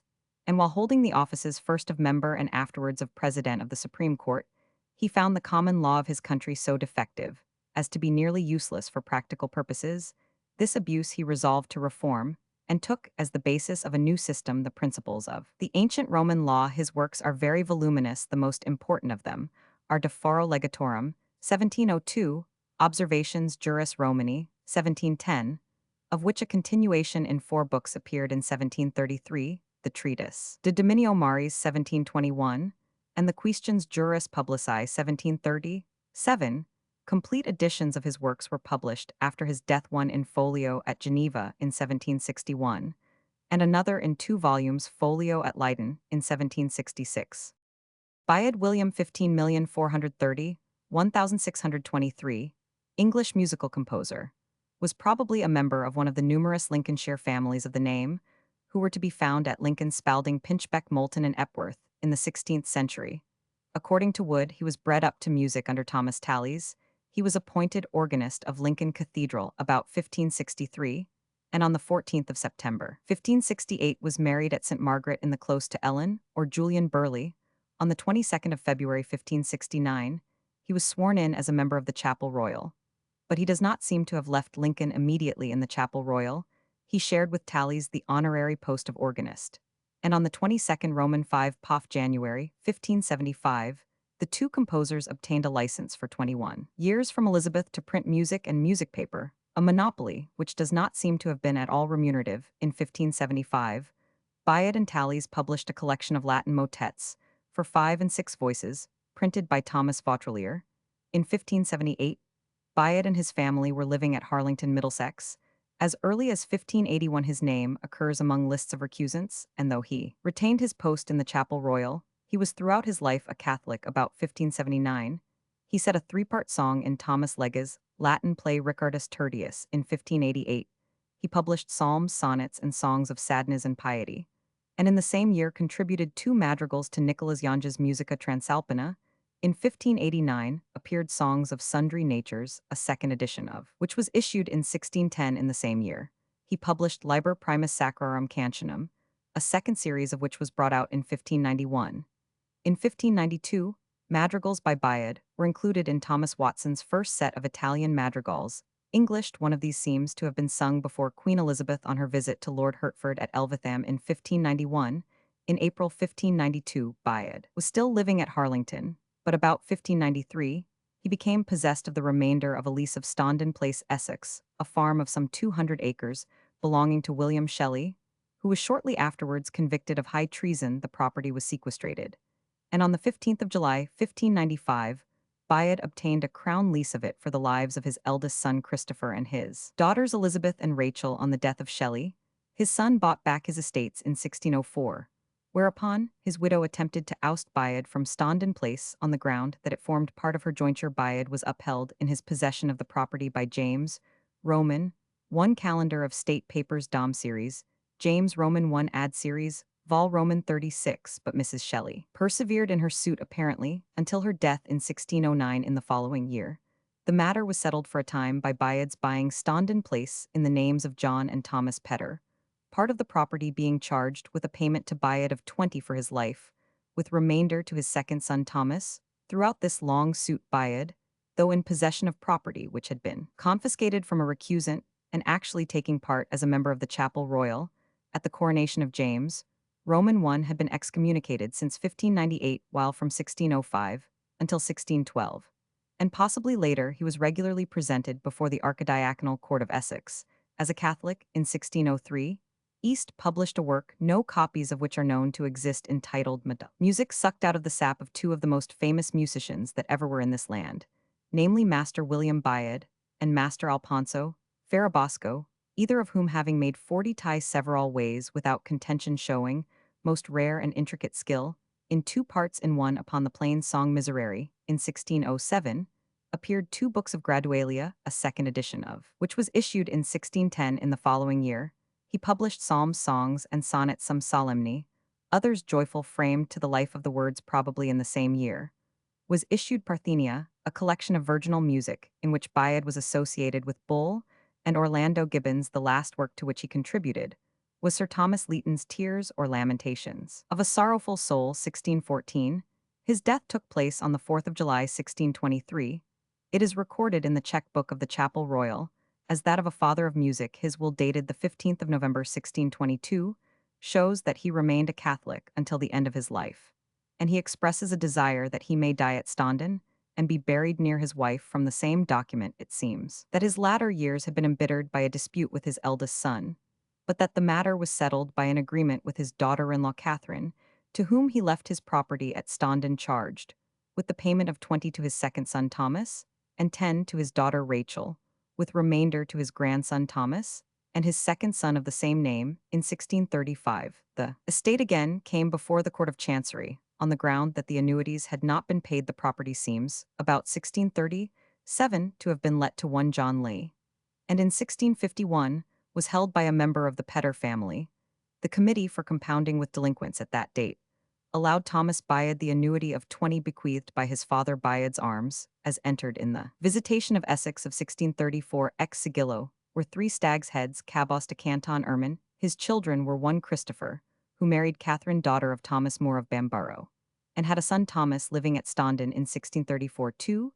Thomas 3. Elizabeth, who married successively John Jackson and Burdett 4. Rachel, married one Hook, by whom she had 2 children, William and Catherine. Married to Michael Walton in 1634, Rachel Hook had married 2 Edward Biggs. 5. Mary married one Henry Hawksworth, by whom she had 4 sons, William Henry George, and John. 2. Thomas Falconbridge and Bayard, who is mentioned in the proceedings. Shelley. Roman 5. Bayard Exchequer Decrees 7. James. Roman 1 Series, Roman 2, Vol. Roman 7 Fall 294 and 328, was probably a 4th daughter who died young.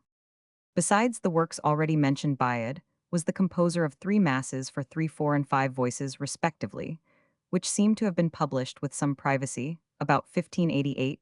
There exists a second edition, also undated, of the 4-part mass. All 3 have recently appeared in modern editions and increase Bayard's claim to rank as the greatest English composer of his age.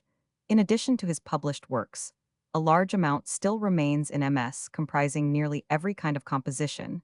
The Fitzwilliam Virginal Book contains a long series of interesting pieces for the virginal, and more still remains, unpublished, in Lady Neville's Virginal Book and other contemporary collections. His industry was enormous, and though his work is unequal, and the licenses he allowed can hardly be defended on strict grounds, his Latin church music and his instrumental compositions entitle him to high rank among his contemporaries. As a madrigalist, he was inferior to Morley, Wilby, and Gibbons, though even in this branch of his art, he often displays great charm and individuality. W.B.S. Byram John, 16,921,763, English poet, writer of hymns, and inventor of a system of shorthand, was born at Kersal Cell near Manchester, on the 29th of February, 1692. The younger son of a prosperous merchant, he was educated at Merchant Taylor's School, and at Trinity College, Cambridge, of which he became a fellow in 1714. His first poem, Colin to Phoebe, a Pastoral, appeared in the Spectator No. 603. The heroine is said to have been Dr. Bentley's daughter Joanna, the mother of Richard Cumberland, the dramatist. After leaving the university, Byram went abroad ostensibly to study medicine, but he never practiced, and possibly his errand was really political, for he was an adherent of the Pretender.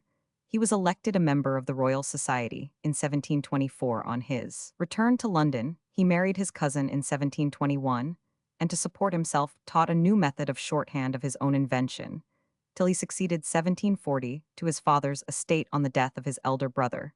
His diary gives interesting portraits and letters of the many great men of his time, whom he knew intimately. He died on the 26th of September, 1763. A collection of his poems was published in 1773, and he is included in Alexander Chalmers' English Poets. His system of shorthand was not published until after his death, when it was printed as the Universal English Shorthand, or the way of writing English in the most easy, concise, regular, and beautiful manner applicable to any other language, but particularly adjusted to our own. Manchester, 1767. The Private Journal and Literary Remains of John Byrom, related by Richard Parkinson, Roman 500, Roman 500, was published by the Chetham Society, 18,540,1857. Byron George Gordon Byron 6th Baron 17,880, 1824, English poet, was born in London at 16 Hall Street, Cavendish Square, on the 22nd of January 1780. The Byrons were of Norman stock, but the founder of the family was Sir John Byron, who entered into possession of the priory and lands of Newstead in the county of Nottingham in 1540. From him it descended, but with a barsinister, to a great-grandson John, 1st Baron Byron Curoman, 5, a Cavalier general, who was raised to the peerage in 1643. The first Lord Byron died childless, and was succeeded by his brother Richard, the great-grandfather of William, the fifth Lord, who outlived son and grandson, and was Roman 5, succeeded by his great-nephew, the poet Admiral, the Hun John Byron Curoman 5, was the poet's grandfather. His eldest son, Captain John Byron, the poet's father, was a libertine by choice, and in an eminent degree, he caused to be divorced and married 1779, as his first wife, the Marchioness of Carmarthen, born Amelia d'Arcy, Baroness Coniers, in her own right. One child of the marriage survived the Hun Augusta Byron, 17,830, 1851, the poet's half-sister, who in 1807 married her first cousin Colonel George Lee. His second marriage to Catherine Gordon B. 1765 of Gite in Aberdeenshire took place at Bath on the 13th of May 1785. He is said to have squandered the fortunes of both wives. It is certain that Gite was sold to pay his debts 1786, and that the sole provision for his wife was a settlement of 3,000. It was an unhappy marriage. There was an attempt at living together in France, and when this failed, Mrs. Byron returned to Scotland. On her way thither, she gave birth to a son christened George Gordon after his maternal grandfather, who was descended from Sir William Gordon of Gite, grandson of James, Roman I of Scotland. After a while her husband rejoined her, but went back to France, and died at Valenciennes on the 2nd of August 1791. His wife was not a bad woman, but she was not a good mother, vain and capricious, passionate and self-indulgent. She mismanaged her son from his infancy, now provoking him by her foolish fondness, and now exciting his contempt by her paroxysms of impotent rage. She neither looked nor spoke like a gentlewoman, but in the conduct of her affairs she was praiseworthy. She hated and avoided debt, and when relief came, a civil list pension of 300 a year, she spent most of it upon her son, fairly well educated. She was not without a taste for books, and her letters are sensible and to the point, but the violence of her temper was abnormal. Her father committed suicide, and it is possible that she inherited a tendency to mental derangement. If Byron owed anything to his parents, it was a plea for pardon. The poet's first years were spent in lodgings at Aberdeen, from 1794 to 1798.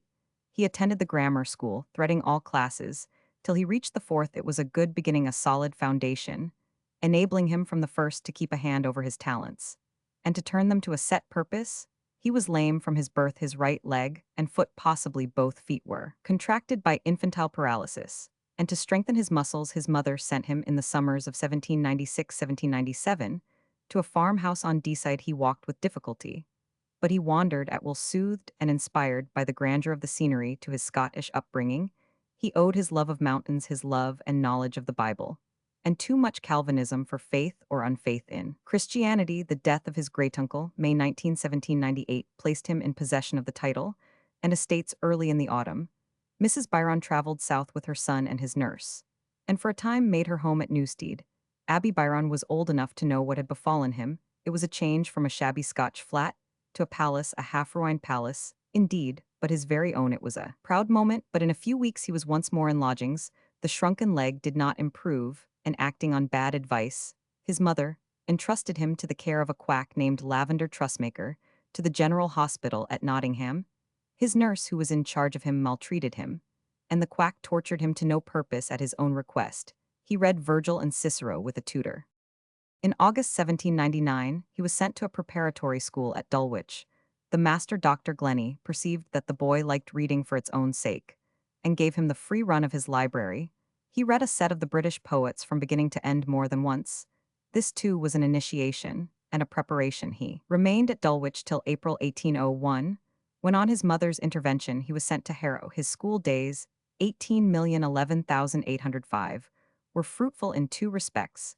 He learned enough Latin and Greek to make him a classic, if not a classical scholar, and he made friends with his equals and superiors. He learned something of his own worth and of the worth of others. My school friendships, he says, were with me passions. Two of his closest friends died young, and from Lord Clare, Whom he loved best of all, he was separated by chance and circumstance. He was an odd mixture, now lying dreaming on his favorite tombstone in the churchyard now. The ringleader in whatever mischief was afoot, he was a record swimmer, and in spite of his lameness enough of a cricketer to play for his school at Lord's. And yet he found time to read and master standard works of history and biography, and to acquire more general knowledge than boys and masters put together. In the midsummer of 1803, when he was in his 16th year, he fell in love once for all with his distant relative Mary Anne Choworth, a minor heiress of the Hall and Park of Annesley, which marches with Newstead 2 years his senior. She was already engaged to a neighboring squire. There were meetings halfway between Newstead and Annesley, of which she thought little, and he only. Too much what was sport to the girl was death to the boy. And when at length he realized the hopelessness of his attachment, he was thrown out, as he said alone on a wide, wide sea. She is the subject of at least 5 of his early poems, including the pathetic stanzas Hills of Annesley, and there are allusions to his love story in Childe Harold Roman 100 is Roman 5, and in The Dream 1816. Byron went into residence at Trinity College, Cambridge, in October 1805. Cambridge did him no good, the place is the devil, he said. And according to his own showing, he did homage to the genius loci. But whatever he did or failed to do, he made friends who were worthy of his choice. Among them were the scholar Dandy Scrope Birdmore Davies, Francis Hodgson, who died provost of Eton and best friend of all John Cam Hobhouse. Afterwards Lord Broughton, and there was another friend, a chorister named Edelston, a humble youth for whom he formed a romantic attachment. He died, whilst Byron was still abroad, May 1811, but not unwept nor unsung, if, as there is little doubt, the mysterious Theas poems of 1811-1812 refer to his death during the vacation of 1806, and in 1807, which was one long vacation, he took to his pen and wrote, printed, and published most of his juvenile poems. His first venture was a thin quarto of 6 pages, printed by S. and J. Ridge of Newark. The advertisement is dated the 23rd of December 1806, but before that date, he had begun to prepare a second collection for the press. One poem to Mary contained at least one stanza, which was frankly indecent and yielding to advice. He gave orders that the entire issue should be thrown into the fire early in January 1807. An expurgated collection, entitled Poems on Various Occasions, was ready for private distribution. Encouraged by 2 critics, Henry Mackenzie and Lord Woodhouseley, he determined to recast this second issue and publish it under his own name. Hours of Idleness by George Gordon Lord Byron, a minor, was published in June 1807. The fourth and last issue of Juvenilia, entitled Poems Original and Translated, was published in March 1808. Hours of Idleness enjoyed a brief triumph. The critical and other reviews were very indulgent, but the Edinburgh Review for January 1808 contained an article not, as Byron believed, by Geoffrey, but by Brougham, which put or tried to put the author and his poesy to open shame. The sole result was that it supplied fresh material and a new title for some rhyming couplets on British bards, which he had begun to write a satire on. Geoffrey, the editor, and Lord Holland, the patron of the Edinburgh Review, was slipped into the middle of British bards, and the poem rechristened English Bards and Scotch Reviewers, published the 1st of March 1809. In April 1808, whilst he was still a minor, Byron entered upon his inheritance. Hitherto, the less ruinous portions of the abbey had been occupied by a tenant, Lord Grey de Ruthven. The banqueting hall, the grand drawing room, and other parts of the monastic building were uninhabitable, but by incurring fresh debts, 2 sets of apartments were refurnished for Byron, and for his mother, dismantled and ruinous. It was still a splendid inheritance. In line with the front of the abbey is the west front of the priory church with its hollow arch.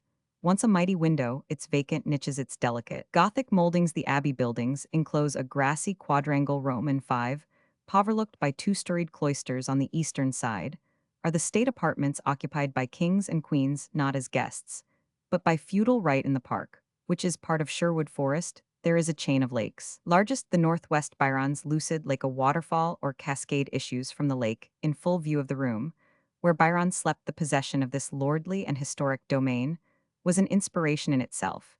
It was an ideal home for one who was to be hailed as the spirit or genius of romance. On the 13th of March 1809, he took his seat in the House of Lords. He had determined, as soon as he was of age, to travel in the East, but before he sought another zone, he invited Hobhouse and 3 others to a housewarming. One of the party, Roman 100 Matthews, describes a day at Newstead host, and guests lay in bed till 1 the afternoon was passed in various diversions: fencing, single-stick riding, cricket, sailing on the lake, they dined at 8. And after the cloth was removed handed round a human skull, filled with burgundy, after dinner they buffooned about the house. In a set of monkish dresses, they went to bed some time between 1 and 3 in the morning. Moore thinks that the picture of these festivities is pregnant in character, and argues that there were limits to the misbehavior of the wassailers, the story as told in Childe Harold Roman 100 Roman 1s, Roman 5 Roman 9, need not be taken too seriously. Byron was angry because Lord de la Warr did not wish him goodbye, and visited his displeasure on friends, and lemons, alike May and June, were devoted to the preparation of an enlarged edition of his satire. At length, accompanied by Hobhouse and a small staff of retainers, he set out on his travels. He sailed from Falmouth on the 2nd of July, and reached Lisbon on the 7th of July, 1809. The first two cantos of Childe Harold's pilgrimage contain a record of the principal events of his first year of absence. The first canto describes Lisbon sintra the ride through Portugal and Spain to Seville, and thence to Cadiz. He is moved by the grandeur of the scenery, but laments the helplessness of the people and their impending fate. Talavera was fought, and won whilst he was in Spain, but he is convinced that the scourge of the world will prevail, and that Britain, the fond ally, will display her blundering heroism in vain, being against the government. He is against the war. History has falsified his politics, but his descriptions of places and scenes of Morna's, dusky height of Cadiz, and the bullfight retain their freshness and their warmth. Byron sailed from Gibraltar on the 16th of August, and spent a month at Malta making love to Mrs. Spencer Smith, the fair Florence of Roman 100 Roman 2s, Roman 29 Roman 33. He anchored off Prevesa on the 28th of September. The second canto records a journey on horseback through Albania, then almost a terra incognita as far as Tepeleni, where he was entertained by Ali Pacha October 20th, a yachting tour along the shores of the Ambracian Gulf November 823, a journey by land from Larnaca to Athens December 1525, and excursions in Attica Sunium and Marathon January 1325-1810. Of the tour in Asia, minor a visit to Ephesus March 15-1810, an excursion in the Troad April 13, and the famous swim across the Hellespont May 3. The record is to be sought elsewhere. The stanzas on Constantinople Roman 77 Roman 82, where Byron and Hobhouse stayed for 2 months, though written at the time and on the spot, were not included in the poem till 1814. They are probably part of a projected third canto. On the 14th of July, Hobhouse set sail for England, and Byron returned to Athens.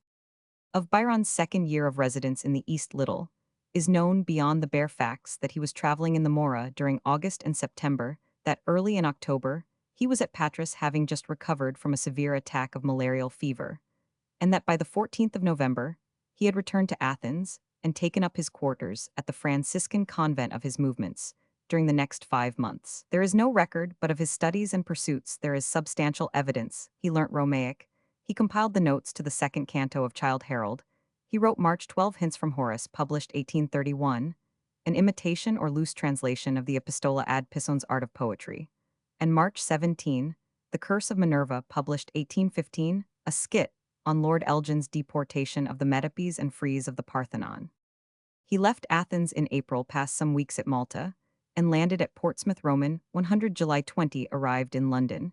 His first step was to consult his literary advisor R. Roman 100 Dallas with regard to the publication of Hints from Horace of Childe Harold. He said nothing, but after some hesitation, produced the MS from a small trunk, and presenting him with the copyright, commissioned Dallas to offer it to a publisher, rejected by Miller of Albemarle Street, who published for Lord Elgin.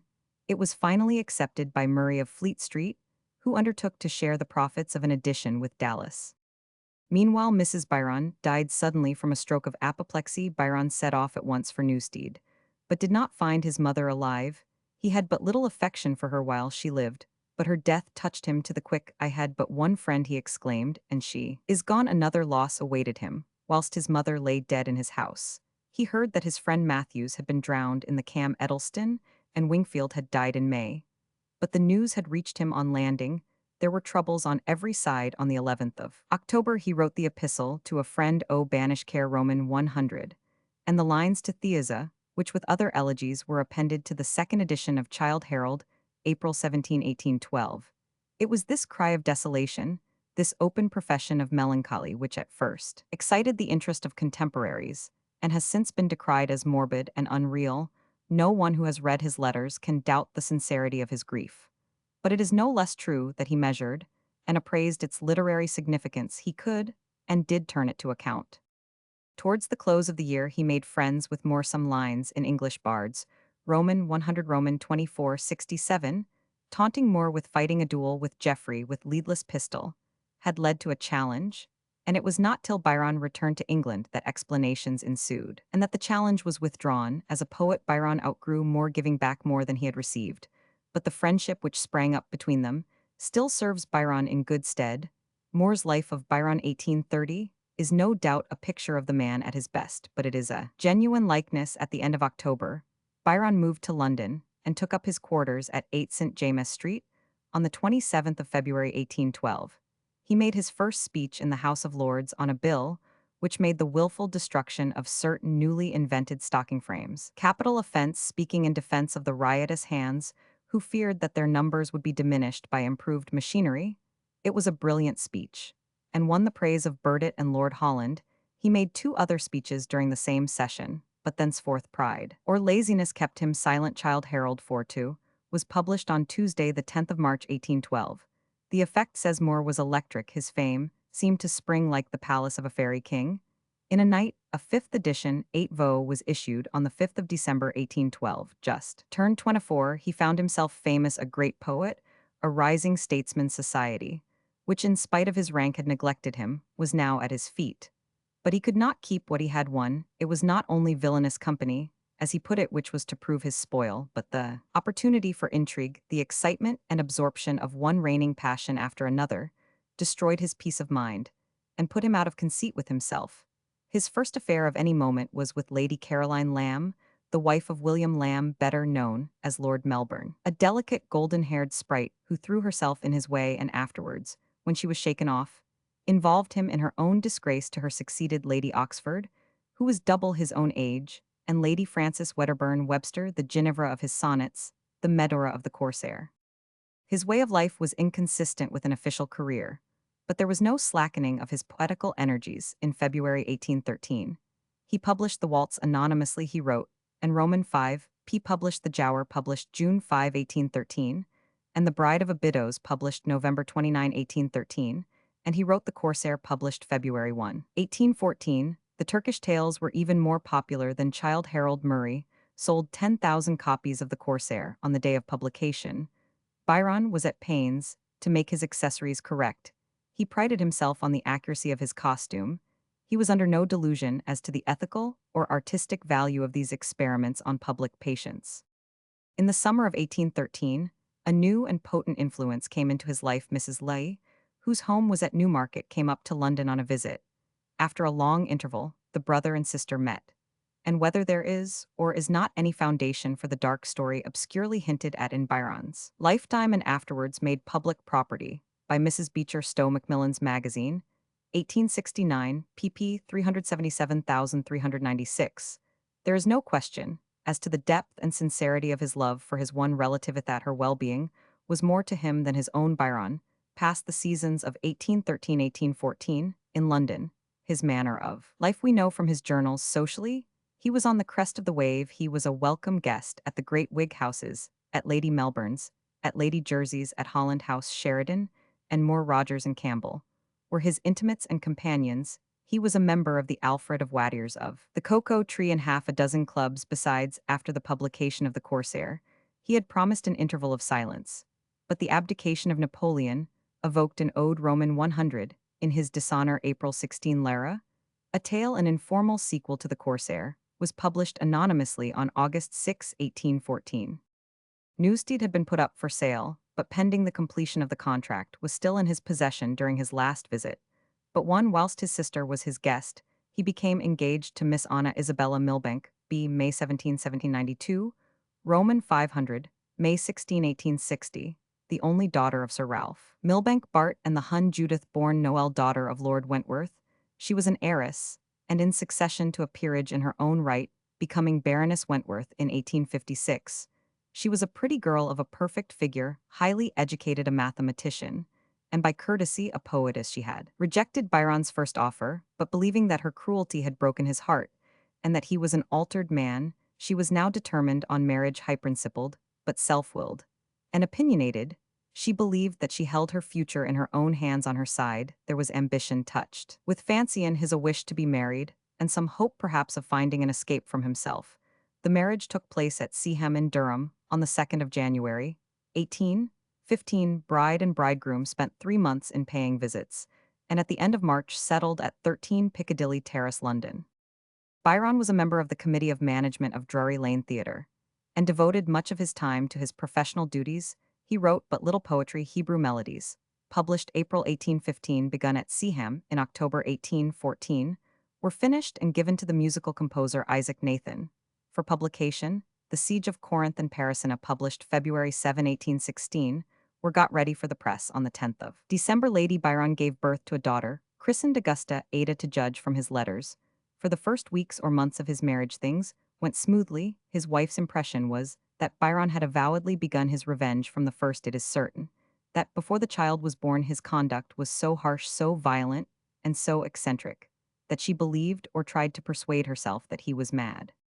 On the 15th of January 1816, Lady Byron left London for her father's house, claimed his protection, and after some hesitation and consultation with her legal advisers, demanded a separation from her husband. It is a matter of common knowledge that in 1869, Mrs. Beecher Stowe affirmed that Lady Byron expressly told her that Byron was guilty of incest with his half-sister Mrs. Lee. Also that in 1905, the second Lord Lovelace, Lord Byron's grandson, printed a work entitled Astarte, which was designed to uphold and to prove the truth of this charge.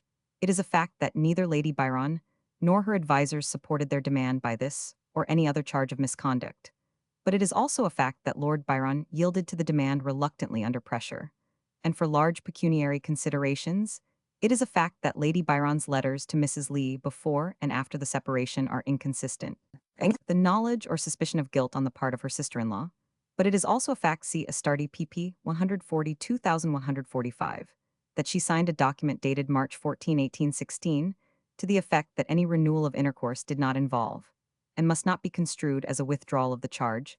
It cannot be doubted that Lady Byron's conviction that her husband's relations with his half-sister before his marriage had been of an immoral character was a factor in her demand for a separation, but whether there were other, and what issues, and whether Lady Byron's conviction was founded on fact, are questions which have not been finally answered. Lady Byron's charge, as reported by Mrs. Beecher Stowe, and upheld by the second Earl of Lovelace, is non-proven. Mr. Robert Edgecombe Byron, The Last Phase 1909, insists that Mary Chaworth was the real object of Byron's passion, and that Mrs. Lee was only shielding her. The separation of Lord and Lady Byron was the talk of the town. Two poems entitled Fare Thee Well, and a sketch which Byron had written and printed for private circulation, were published by the Champion on Sunday, April 14. The other London papers, one by one, followed suit. The poems, more especially a sketch, were provocative of criticism. There was a balance of opinion, but politics turned the scale. Byron had recently published some pro-Gallican stanzas on the Star of the Legion of Honor in the Examiner, April 7, and it was felt by many that private dishonor was the outcome of public disloyalty. The Whigs defended Byron as best they could, but his own world, with one or two exceptions, ostracized him. The excommunicating voice of society, as Moore put it, was loud and insistent. The Articles of Separation were signed on or about the 18th of April, and on Sunday, the 25th of April, Byron sailed from Dover for Ostend. The lines on Churchill's grave were written whilst he was waiting for a favorable wind. His route lay through the Low Countries, and by the Rhine to Switzerland. On his way, he halted at Brussels and visited the field of Waterloo. He reached Geneva on the 25th of May, where he met by appointment at De Gien's Hotel d'Angleterre Shelley, Mary Godwin, and Claire Claremont. The meeting was probably at the instance of Claire, who had recently become and aspired to remain Byron's mistress. On the 10th of June, Byron moved to the Villa Diodati on the southern shore of the Lake Shelley, and his party had already settled at an adjoining villa, the Campagny Montélimar. The friends were constantly together. On the 23rd of June, Byron and Shelley started for a yachting tour around the lake. They visited the castle of Chillon on the 26th of June, and being detained by weather at the Hotel de l'Anchor Ouchy, Byron finished June 27-29, the third canto of Childe Harold, published November 18, and began The Prisoner of Chillon, published December 5, 1816. These and other poems of July-September 1816, for example The Dream and the first two acts of Manfred, published June 16, 1817, betray the influence of Shelley?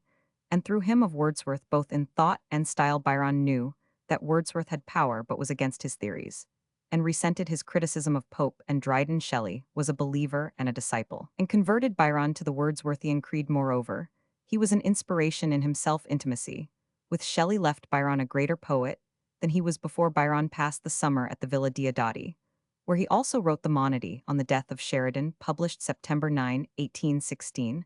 The second half of September was spent and devoted to an excursion in the mountains. His journal, September 1829, which was written for and sent to Mrs. Lee, is a great prose poem, the source of the word pictures of alpine scenery in Manfred. His old friend Hobhouse was with him, and he enjoyed himself. But at the close he confesses that he could not lose his own wretched identity in the majesty and the power and the glory of nature. Remorse was scotched, not Roman 5p. Killed on the 6th of October, Byron and Hobhouse started via Milan and Verona for Venice, which was reached early in November. For the next 3 years, Byron lived in or near Venice at first 18,161,817 in apartments in the Fraseria, and after January 1818 in the central block of the Mosnego Palace. Venice appealed both to his higher and his lower nature. He set himself to study her history, to understand her constitution, to learn her language. The sights and scenes with which Shakespeare and Otway Schiller's Ghosts Ear and Madame de Stael's Corinne had made him familiar were before his eyes not dreams, but realities. He would repeople her with her own past, and stamp her image on the creations of his pen. But he had no one to live for but himself, and that self he gave over to a reprobate mind. He planned and pursued a life of deliberate profligacy.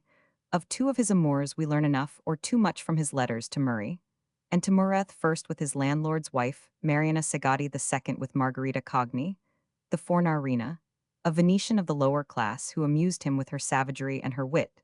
But if Shelley may be trusted, there was a limit to his candor. There is abundant humor, but there is an economy of detail in his pornographic chronicle. He could not touch pitch without being defiled.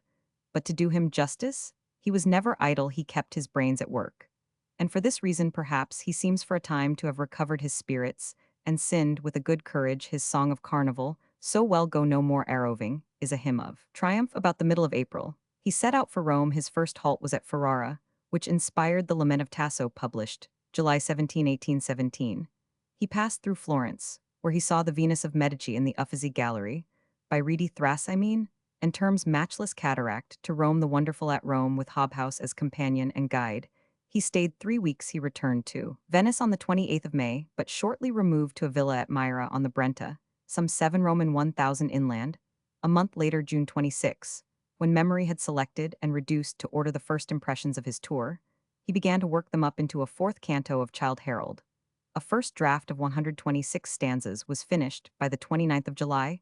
The 60 additional stanzas which made up the canto as it stands were written up to materials suggested by or supplied by Hobhouse, who put his researches at Byron's disposal, and wrote the learned and elaborate notes, which are appended to the poem. Among the books which Murray sent out to Venice was a copy of Hookham Frere's Whistlecraft. Byron took the hint and produced Beppo, a Venetian story, published anonymously on the 28th of February, 1818. He attributes his choice of the mock heroic Adavarama to Frere's example, but he was certainly familiar with Casti's Novelle, and according to Stendhal with the poetry of Buratti, the success of Beppo, and a growing sense that the excellent manner of Whistlecraft was the manner for him, led him to study Frere's masters and models Burney and Pulci.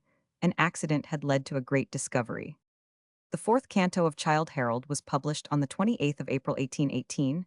Nearly 3 months went by before Murray wrote to him, and he began to think that his new poem was a failure. Meanwhile, he completed an ode on Venice in which he laments her apathy and decay, and contrasts the tyranny of the old world with the new birth of freedom in America. In September, he began Don Juan. His own account of the inception of his last and greatest work is characteristic but misleading. He says September 9 that his new poem is to be in the style of Beppo, and is meant to be a little quietly facetious about everything. A year later, August 12, 1819, he says that he neither has nor had a plan, but that he had or has materials. By materials, he means books such as Dalzell's Shipwrecks and Disasters by Sea, or de Castelnau's Histoire de la Nouvelle Russie, Roman 100, which might be regarded as poetry in the rough. The dedication to Robert Southey, not published till 1833, is a prologue to the play. The Lakers had given samples of their poetry, their politics, and their morals, and now it was his turn to speak. and to speak out he too would write an excursion. He doubted that Don Juan might be too free for these modest days, it was too free for the public, for his publisher, even for his mistress. And the building up of the drama, as Shelley puts, it was a slow and gradual process. Cantos Roman 1, Roman 2 were published 4-2 on the 15th of July, 1819, Cantos Roman 3, Roman 4, Roman 5, finished in November 1820, were not published till the 8th of August 1821.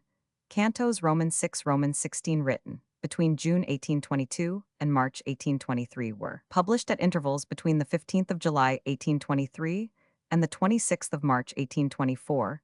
Canto Roman 17 was begun in May 1823, but was never finished. A fragment of 14 stanzas, found in his room at Missolonghi, was first published in 1903.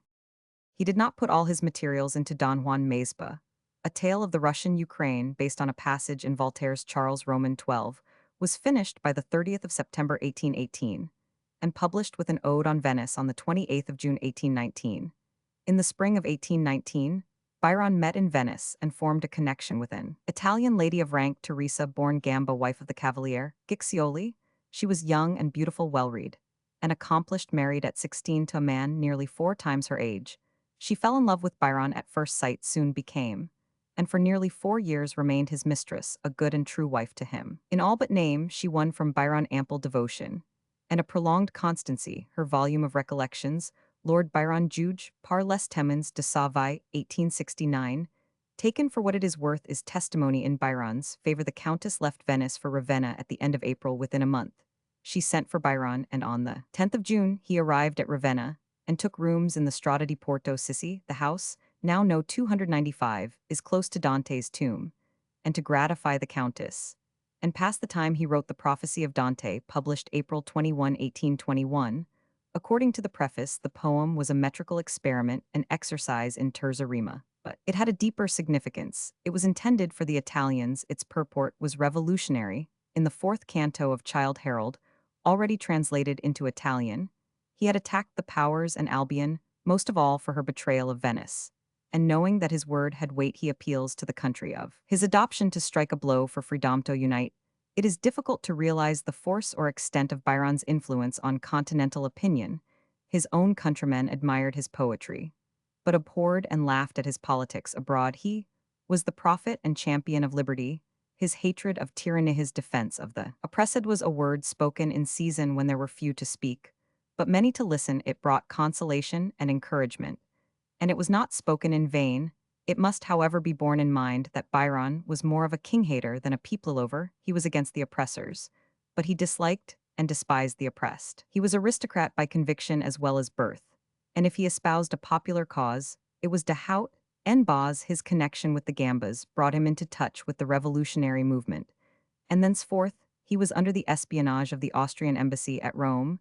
He was suspected and shadowed, but he was left alone. Early in September, Byron returned to La Myra, bringing the Countess with him. A month later, he was surprised by a visit from Moore, who was on his way to Rome. Byron installed Moore in the Mosnigo Palace and visited him daily before the final parting. October 11, Byron placed in Moore's hands the MS of his life and adventures, brought down to the close of 1816. Moore, as Byron suggested, pledged the MS to Murray for 2,000 guineas to be Moore's property if redeemed in Byron's lifetime, but if not, to be forfeit to Murray at Byron's death on the 17th of May, 1824. With Murray's assent and goodwill, the MS was burned in the drawing-room of 50 Albemarle Street. Neither Murray nor Moore lost their money. The Longmans lent Moore a sufficient sum to repay Murray, and were themselves repaid out of the receipts of Moore's Life of Byron. Byron told Moore that the memoranda were not confessions, that they were the truth, but not the whole truth. This, no doubt, was the truth, and the whole truth, whatever they may or may Roman 5 p not have contained. They did not explain the cause or causes of the separation from his wife. 1. At the close of 1819, Byron finally left Venice and settled at Ravenna in his own apartments in the Palazzo Guiccioli. His relations with the Countess were put on a regular footing, and he was received in society as her cavalier servant at Ravenna. His literary activity was greater than ever. His translation of the first canto of Pulsus Morgante Magir, published in the Liberal No. Roman 4, July 30, 1832, a laborious and scholarly achievement, was the work of the first 2 months of the year from April to July, He was at work on the composition of Marino Faliero Doge of Venice, a tragedy in 5 acts published April 21, 1821. The plot turns on an episode. In Venetian history, known as La Congiura, the alliance between the Doge and the populace to overthrow the state Byron, spared no pains in preparing his materials insofar as he is unhistorical. He errs in company with Sanudo and early Venetian chronicles. Moved by the example of Alfieri, he strove to reform the British drama by a severe approach to the rules. He would read his countrymen a moral lesson on the dramatic propriety of observing the three unities. It was an heroic attempt to reassert classical ideals in a romantic age. But it was a week too late. Byron's regular dramas are admirably conceived and finely worded, but they are cold and lifeless. 18 additional sheets of the memoirs and a fifth canto of Don Juan were the pastime of the autumn. And in January 1821, Byron began to work on his second historical drama, Sardanapalus. But politics intervened and little progress was made. He had been elected capo of the Americani, a branch of the Carbonari, and his time was taken up with buying and storing arms and ammunition and consultations with leading conspirators. The poetry of politics and poetry on paper did not go together. Meanwhile, he would try his hand on prose. A controversy had arisen between Bowles and Campbell with regard to the merits of Pope. Byron rushed into the fray to avenge and exalt Pope, to decry the Lakers, and to lay down his own canons of art. Byron addressed 2 letters to Roman I. John Murray entitled Strictures on the Life and Writings of Pope. The first was published in 1821, the second in 1835. The revolution in Italy came to nothing, and by the 28th of May, Byron had finished his work on Sardanapalus, the Two Foscari. A third historical drama was begun on the 12th of June, and finished on the 9th of July. On the same day he began Cain. A Mystery. Cain was an attempt to dramatize the Old Testament. Lucifer's apology for himself and his arraignment of the Creator startled and shocked the orthodox theologically. The offense lay in its detachment. Cain was not irreverent or blasphemous, but it treated accepted dogmas as open questions. Cain was published in the same volume with the Two Foscari and Sardanapalus, December 19, 1821. The Blues, a skit upon literary coteries and their patronesses, was written in August. It was first published in the Liberal No. Roman 3, April 26, 1823. When Cain was finished, Byron turned from grave to gay, from serious to humorous theology. Southey had thought fit to eulogize George Roman 3 in hexameter verse. He called his funeral ode a vision of judgment. In the preface, there was an obvious reference to Byron. The Satanic school of poetry was attributed to men of diseased hearts and depraved imaginations. Byron's revenge was complete in his Vision of Judgment, published in the Liberal No. Roman 1, October 15, 1822.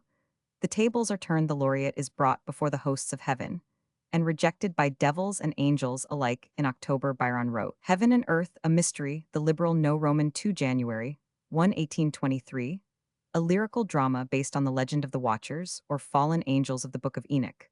The Countess and her family had been expelled from Ravenna in July, but Byron still lingered on in his apartments in the Palazzo Giccioli. At length, October 28, he set out for Pisa. On the road he met his old friend Lord Clare, and spent a few minutes in his company. Rogers, whom he met at Bologna, was his fellow traveler as far as Florence. At Pisa, he rejoined the Countess, who had taken on his behalf the Villa Lanfranchi on the Arno. At Ravenna, Byron had lived amongst Italians. At Pisa, he was surrounded by a knot of his own countrymen, friends and acquaintances of the Shelleys. Among them were E.J. Trelawney, Thomas Medwin, author of the well-known Conversations of Lord Byron, 1824, and Edward Elliker Williams. His first work at Pisa was to dramatize Miss Lee's Kreutzner, or the German's Tale. He had written a first act in 1815, but as the MS was mislaid, he made a fresh adaptation of the story, which he rechristened Werner, or The Inheritance. It was finished on the 20th of January, and published on the 23rd of November, 1822. Werner is in parts Kreutzner, cut up into loose blank verse, but it contains lines and passages of great and original merit. Alone of Byron's plays, it took hold of the stage. Macready's Werner was a famous impersonation. In the spring of 1822, a heavy and unlooked-for sorrow befell Byron. Allegra, his natural daughter, by Claire Claremont, died at the convent of Bagna Cavallo on the 20th of April, 1822. She was in her 6th year, an interesting and attractive child, and he had hoped that her companionship would have atoned for his enforced separation from Ada. She is buried in a nameless grave at the entrance of Harrow Church. Soon after the death of Allegra, Byron wrote the last of his 8 plays, The Deformed Transformed, published by John Hunt, February 2018-24. The sources are Goethe's Faust, The Three Brothers, a novel by Joshua Pickersgill, and various chronicles of the sack of Rome in 1527. The theme or motif is the interaction of personality and individuality. Remonstrances on the part of publisher and critic induced him to turn journalist. The control of a newspaper or periodical would enable him to publish what, and as he pleased. With this object in view, he entered into a kind of literary partnership with Leigh Hunt, and undertook to transport him, his wife, and 6 children to Pisa, and to lodge them in the Villa Lanfranchi. The outcome of this arrangement was the liberal verse and prose from the South. 4 numbers were issued between October 1822 and June 1823. The liberal did not succeed financially, and the joint menage was a lamentable failure. Correspondence of Byron and some of his contemporaries. 1828 was Hunt's revenge for the slights and indignities which he suffered in Byron's service. Yachting was one of the chief amusements of the English colony at Pisa. A schooner, the Bolivar, was built for Byron, and a smaller boat, the Don Juan, renamed Ariel for Shelley Hunt, arrived at Pisa on the 1st of July. On the 8th of July, Shelley, who had remained in Pisa on Hunt's account, started for a sail with his friend Williams and a lad named Vivian.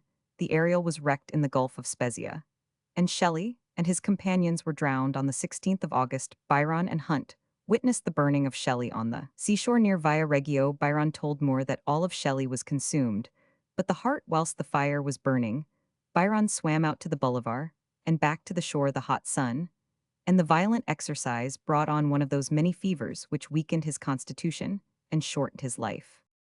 The Austrian government would not allow the Gambas or the Countess Guiccioli to remain in Pisa. As a half measure, Byron took a villa for them at Montenero near Leghorn, but as the authorities were still dissatisfied, they removed to Genoa. Byron and Leigh Hunt left Pisa on the last day of September. On reaching Genoa, Byron took up his quarters with the Gambas at the Casa Saluzzo, a fine old palazzo with an extensive view over the bay, and Hunt and his party at the Casa Nigrotto with Mrs. Shelley. Life at Genoa was uneventful. Of Hunt and Mrs. Shelley he saw as little as possible, and though his still unpublished poems were at the service of the Liberal, he did little or nothing to further its success. Each number was badly received. Byron had some reason to fear that his popularity. Roman 5p was on the wane, and though he had broken with Murray, and was offering Don Juan cantos Roman 6 Roman 12 to John Hunt, the publisher of the Liberal, he meditated a run down to Naples and a recommencement of Childe Harold. There was a limit to his defiance of the world's rebuke. Home politics and the Congress of Verona. November-December 1822 suggested a satire entitled The Age of Bronze, published April 1, 1823. It is, as he said, stilted and cries out for notes, but it embodies some of his finest and most vigorous work as a satirist. By the middle of February 1823, he had completed The Island or Christian and His Comrades, published June 26, 1823. The sources are Bligg's narrative of the mutiny of the Bounty and Mariner's account of the Tonga Island satire, and tale are a reversion to his earlier method. The execution of the island is hurried and unequal, but there is a deep and tender note in the love story, and the recital of the feasts and loves and wars of the islanders. The poetic faculty has been softened into feeling by the experience of life. When the island was finished, Byron went on with Don Juan. Early in March, the news reached him that he had been elected a member of the Greek Committee, a small body of influential liberals, who had taken up the cause of the liberation of Greece. Byron at once offered money and advice, and after some hesitation on the score of health determined to go to Greece. His first step was to sell the Bolivar to Lord Blessington, and to purchase the Hercules, a collier-built tub of 120 tons. On the 23rd of July, the Hercules sailed from Leghorn and anchored off Cephalonia on the 3rd of August. The party on board consisted of Byron, Pietro Gamba, Trelawney, Hamilton, Brown, and 6 or 7 servants. The next 4 months were spent at Cephalonia, at first on board the Hercules in the harbor of Argostoli, and afterwards at Metexata. The object of this delay was to ascertain the real state of affairs in Greece. The revolutionary Greeks were split up into parties, not to say factions, and there were several leaders. It was a question to which leader he would attach himself. At length a message reached him which inspired him with confidence. He received a summons from Prince Alexander Mavrocordato, a man of birth and education, urging him to come at once to Missolonghi, and enclosing a request from the legislative body to cooperate with Mavrocordato in the organization of Western Greece. Byron felt that he could act with a clear conscience in putting himself at the disposal of a man whom he regarded as the authorized leader and champion of the Greeks. He sailed from Argostoli on the 29th of December 1823. and after an adventurous voyage landed at Missolonghi on the 5th of January 1824, he met with a royal reception. Byron may have sought, but he did not find a soldier's grave during his 3 months' residence at Missolonghi. He accomplished little, and he endured much. He advanced large sums of money for the payment of the troops for repair and construction of fortifications, for the provision of medical appliances. He brought opposing parties into line, and served as a link between Odysseus, the democratic leader of the insurgents, and the Prince Mavrocordato. He was eager to take the field, but he never got the chance. A revolt in the Mora, and the repeated disaffection of his Suliote guard, prevented him from undertaking the capture of Epacto, an exploit which he had reserved for his own leadership. He was beset with difficulties. But at length events began to move. On the 18th of March. He received an invitation from Odysseus and other chiefs to attend a conference at Salona, and by the same messenger, an offer from the government to appoint him Governor General of the enfranchised parts of Greece. He promised to attend the conference, but did not pledge himself to the immediate acceptance of office. But to Salona, he never came. Roads and rivers were impassable, and the conference was inevitably postponed. His health had given way, but he does not seem to have realized that his life was in danger. On the 15th of February, he was struck down by an epileptic fit, which left him speechless though not motionless. He recovered sufficiently to conduct his business as usual, and to drill the troops, but he suffered from dizziness in the head and spasms in the chest, and a few days later he was seized with a second though slighter convulsion. These attacks may have hastened, but they did not cause his death. For the first week of April, the weather confined him to the house. But on the 9th, a letter from his sister raised his spirits and tempted him to ride out with Gamba. It came on to rain, and though he was drenched to the skin, he insisted on dismounting and returning in an open boat to the quay in front of his house. 2 hours later, he was seized with ague and violent rheumatic pains. On the 11th, he rode out once more through the olive groves, attended by his escort of Suliote guards, but for the last time. Whether he had got his death blow or whether copious bloodletting made recovery impossible, he gradually grew worse, and on the 9th day of his illness fell into a comatose sleep. It was reported that, in his delirium, he had called out half in English, half in Italian, "Forward, forward, courage, follow my example, don't be afraid," and that he tried to send a last message to his sister. And to his wife he died at 6 o'clock in the evening of the 19th of April 1824, aged 36 years and 3 months. The Greeks were heartbroken. Mavrocordato gave orders that 37 minute guns should be fired at daylight, and decreed a general mourning of 21 days. His body was embalmed, and lay in state on the 25th of May.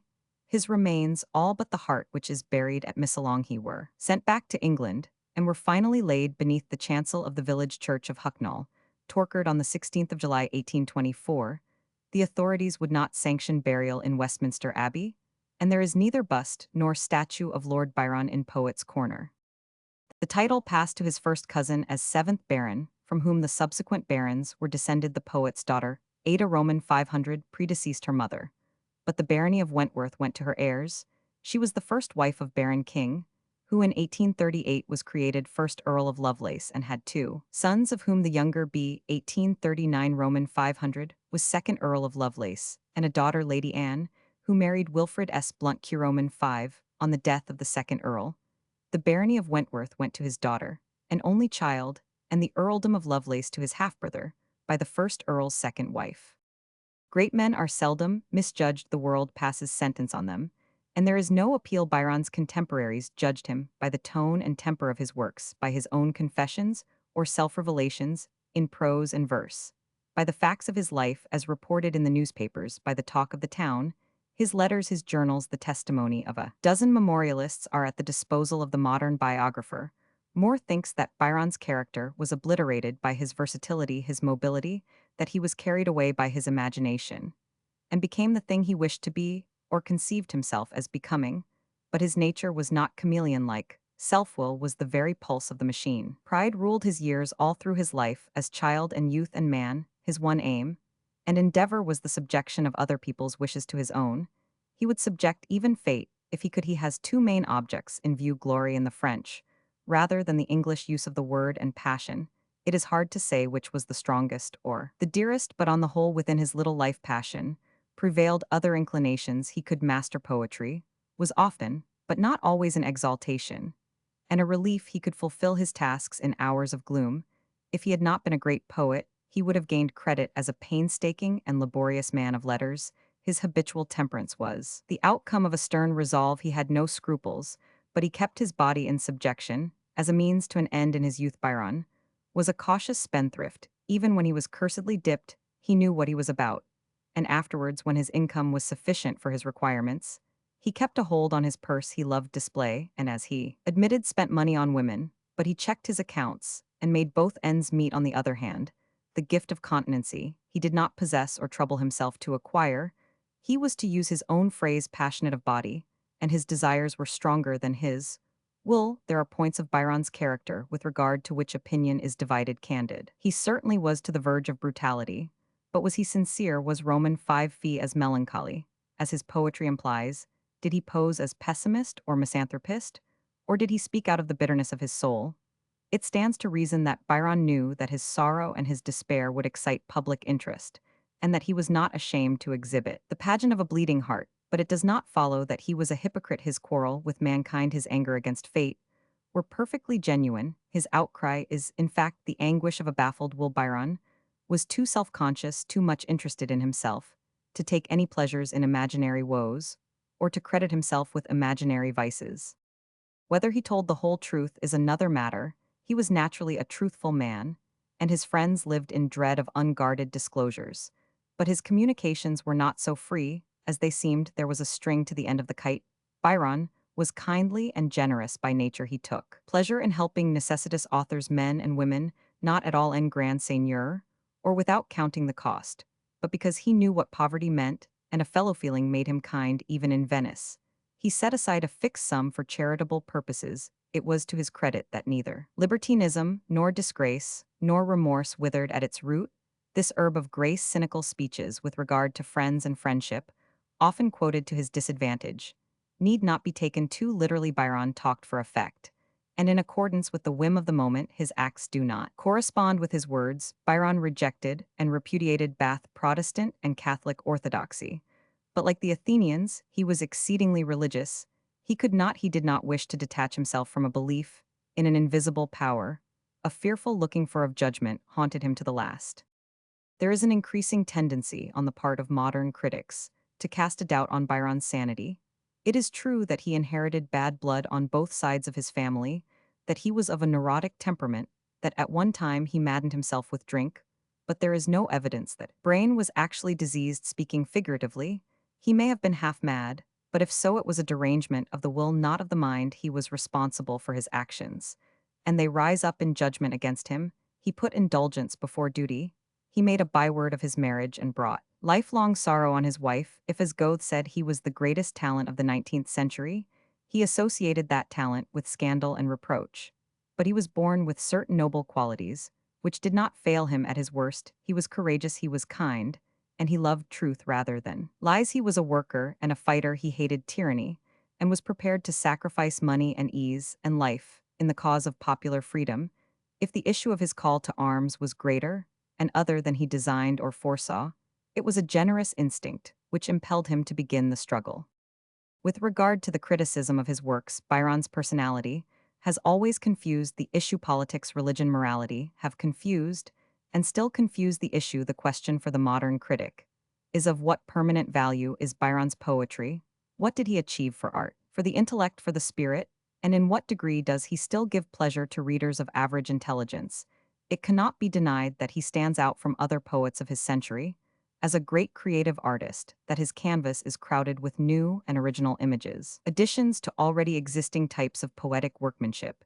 It has been said that Byron could only represent himself under various disguises, that Childe Harold and the Corsair Lara and Manfred and Don Juan are variants of a single personality, the egotist who is at war with his fellows, the generous but nefarious sentimentalist who sins and suffers, and yet is to be pitied for his suffering none the less. With whatever limitations as artist or moralist, he invented characters and types of characters real enough and distinct enough to leave their mark on society as well as on literature. These masks, or replicas of his own personality, were formative of thought and were powerful agents in the evolution of sentiment and opinion in language, which was intelligible and persuasive under shapes and forms which were suggestive and inspiring. Byron delivered a message of liberation, There was a double motive at work in his energies. As a poet, he wrote, as he said, because his mind was full of his own loves, his own griefs, but also to register a protest against some external tyranny of law, or faith, or custom. His own countrymen owe Byron another debt. His poems were a liberal education in the manners and customs of the gorgeous East, in the scenery, the art, the history, and politics of Italy and Greece. He widened the horizon of his contemporaries, bringing within their ken wonders and beauties hitherto unknown or unfamiliar. And in so doing, he heightened and cultivated, he touched with emotion, the unlettered and unimaginative many that reading public, which despised or eluded the refinements and subtleties of less popular writers. To the student of literature, the first half of the 19th century is the age of Byron. He has failed to retain his influence over English readers. The knowledge, the culture of which he was the immediate channel, were speedily available through other sources. The politics of the Revolution neither interested nor affected the liberalism or radicalism of the middle classes. It was not only the loftier and wholesomer poetry of Wordsworth and of Tennyson which averted enthusiasm from Byron, not only moral earnestness and religious revival, but the optimism and the materialism of commercial prosperity as time went on. A severer and more intelligent criticism was brought to bear on his handiwork. As a poet, it was pointed out that his constructions were loose and ambiguous, that his grammar was faulty, that his rhythm was inharmonious, and it was argued that these defects and blemishes were outward and visible signs of a lack of fineness in the man's spiritual texture, that below the sentiment and behind the rhetoric the thoughts and ideas were mean and commonplace. There was a suspicion of artifice, a questioning of the passion, as genuine poetry came to be regarded more and more as a source of spiritual comfort, if not a religious exercise, yet in some sort a substitute for religion. There was little or nothing in Byron's poetry which fulfilled this want. He had no message for seekers after truth. Matthew Arnold, in his preface to the poetry of Byron, prophesied that when the year 1900 is turned, and our nation comes to recount the poetic glories in the century, which has then just ended, her first names with her will be those of Byron and Wordsworth. That prophecy still waits fulfillment, but without doubt, there has been a reconsideration of Byron's place in literature, and he stands higher than he did say in 1875. His quarrel with orthodoxy neither alarms nor provokes the modern reader. Cynical or flippant turns of speech, which distressed and outraged his contemporaries, are taken, as they were meant for witty or humorous byplay. He is regarded as the herald and champion revolt. He is praised for his sincerity and strength, for his single-mindedness, his directness, his audacity. A dispassionate criticism recognizes the force and splendor of his rhetoric. The purple patches have stood the wear and tear of time. Byron may have mismanaged the Spenserian stanza, may have written up to or anticipated the guidebook, but the spectacle of the bullfight at Cadiz is forever warm. The sound of revelry on the eve of Waterloo still echoes in our ears, and Marathon and Venice, Greece, and Italy still rise up before us, as from the stroke of an enchanter's wand. It was, however, in another vein that Byron achieved his final triumph. In Don Juan, he set himself to depict life as a whole. The style is often misnamed the mock heroic. It might be more accurately described as humorous realistic. His plan was to have no plan in the sense of synopsis or argument, but in the person of his hero, to unpack his heart, to avenge himself on his enemies, personal or political, to suggest an apology for himself, and to disclose a criticism and philosophy of life. As a satirist in the widest sense of the word, as an analyzer of human nature, he comes at whatever distance after, and yet next to Shakespeare. It is a test of the greatness of Don Juan that its reputation has slowly increased, and that in spite of its supposed immoral tendency, in spite of occasional grossness and voluptuousness, it has come to be recognized as Byron's masterpiece. Don Juan will be read for its own sake, for its beauty, its humor, its faithfulness. It is a hymn to the earth, but it is a human sequence to its own music chaunted. Roman 5p. In his own lifetime, Byron stood higher on the continent of Europe than in England or even in America. His works as they came out were translated into French, into German, into Italian, into Russian, and the stream of translation has never ceased to flow. The Bride of Abydos has been translated into 10 Cain, into 9 languages of Manfred. There is 1 Bohemian translation, 2 Danish, 2 Dutch, 2 French, 9 German, 3 Hungarian, 3 Italian, 2 Polish, 1 Romaic, 1 Romanian, 4 Russian, and 3 Spanish translations. The dictum or verdict of Goethe that the English may think of Byron as they please, but this is certain, that they show no poet who is to be compared with him, was, and is the keynote of continental European criticism, a survey of European literature, is a testimony to the universality of his influence. Victor Hugo Lamartine, de Levine Alfred de Musset in France born Muller, and Heine in Germany the Italian poets Leopardi and Giusti Pushkin and Lermontov among the Russians Mickiewicz and Slowacki among the Poles more, or less, as eulogists or imitators, or disciples were of the following of Byron. This fact is beyond dispute that after the first outburst of popularity, he has touched and swayed other nations rather than his own. The part he played or seemed to play in revolutionary politics endeared him to those who were struggling to be free. He stood for freedom of thought and of life. He made himself the mouthpiece of an impassioned and welcome protest against the hypocrisy and arrogance of his order and his race. He lived on the continent and was known to many men in many cities. It has been argued that foreigners are insensible to his defects as a writer, and that this may account for an astonishing and perplexing preference. The cause is rather to be sought in the quality of his art.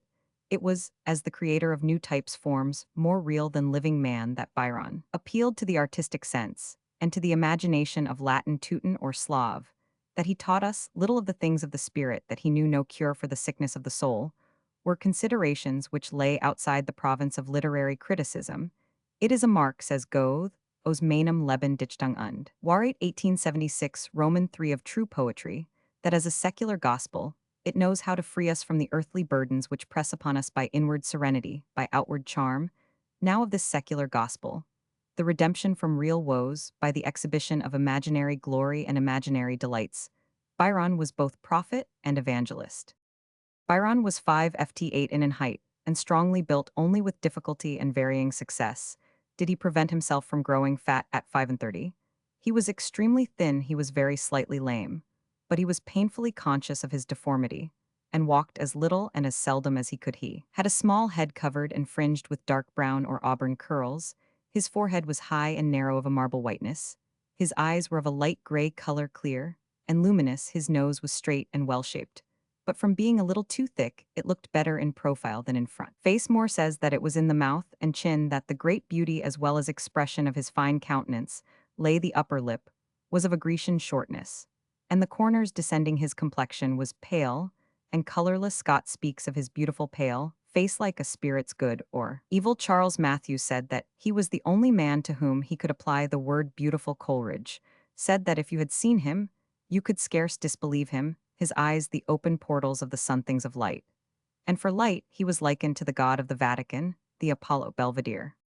The best known portraits are one Byron at the age of 7 by Kay of Edinburgh, 2, a drawing of Lord Byron at Cambridge by Gilchrist 18083, a portrait in oils by George Sanders 1809, 4 a miniature by Sanders 1812, 5 a portrait in oils by Richard Westall Raw 1813, 6 a portrait in oils Byron in Albanian dress by Thomas Phillips Raw 1813, 7 a portrait in oils by Phillips 1813-89, a sketch for a miniature, and a miniature by James Holmes 1815-10, a sketch by George Henry Harlow 1818-11, a portrait in oils by Vincenzio Camuccini in the Vatican Roman 112, a portrait in oils by W. H. West 1822-13, a sketch by Count d'Orsay 1823. Busts were taken by Bertel Thorwaldsen 1817, and by Lorenzo Bartolini 1822.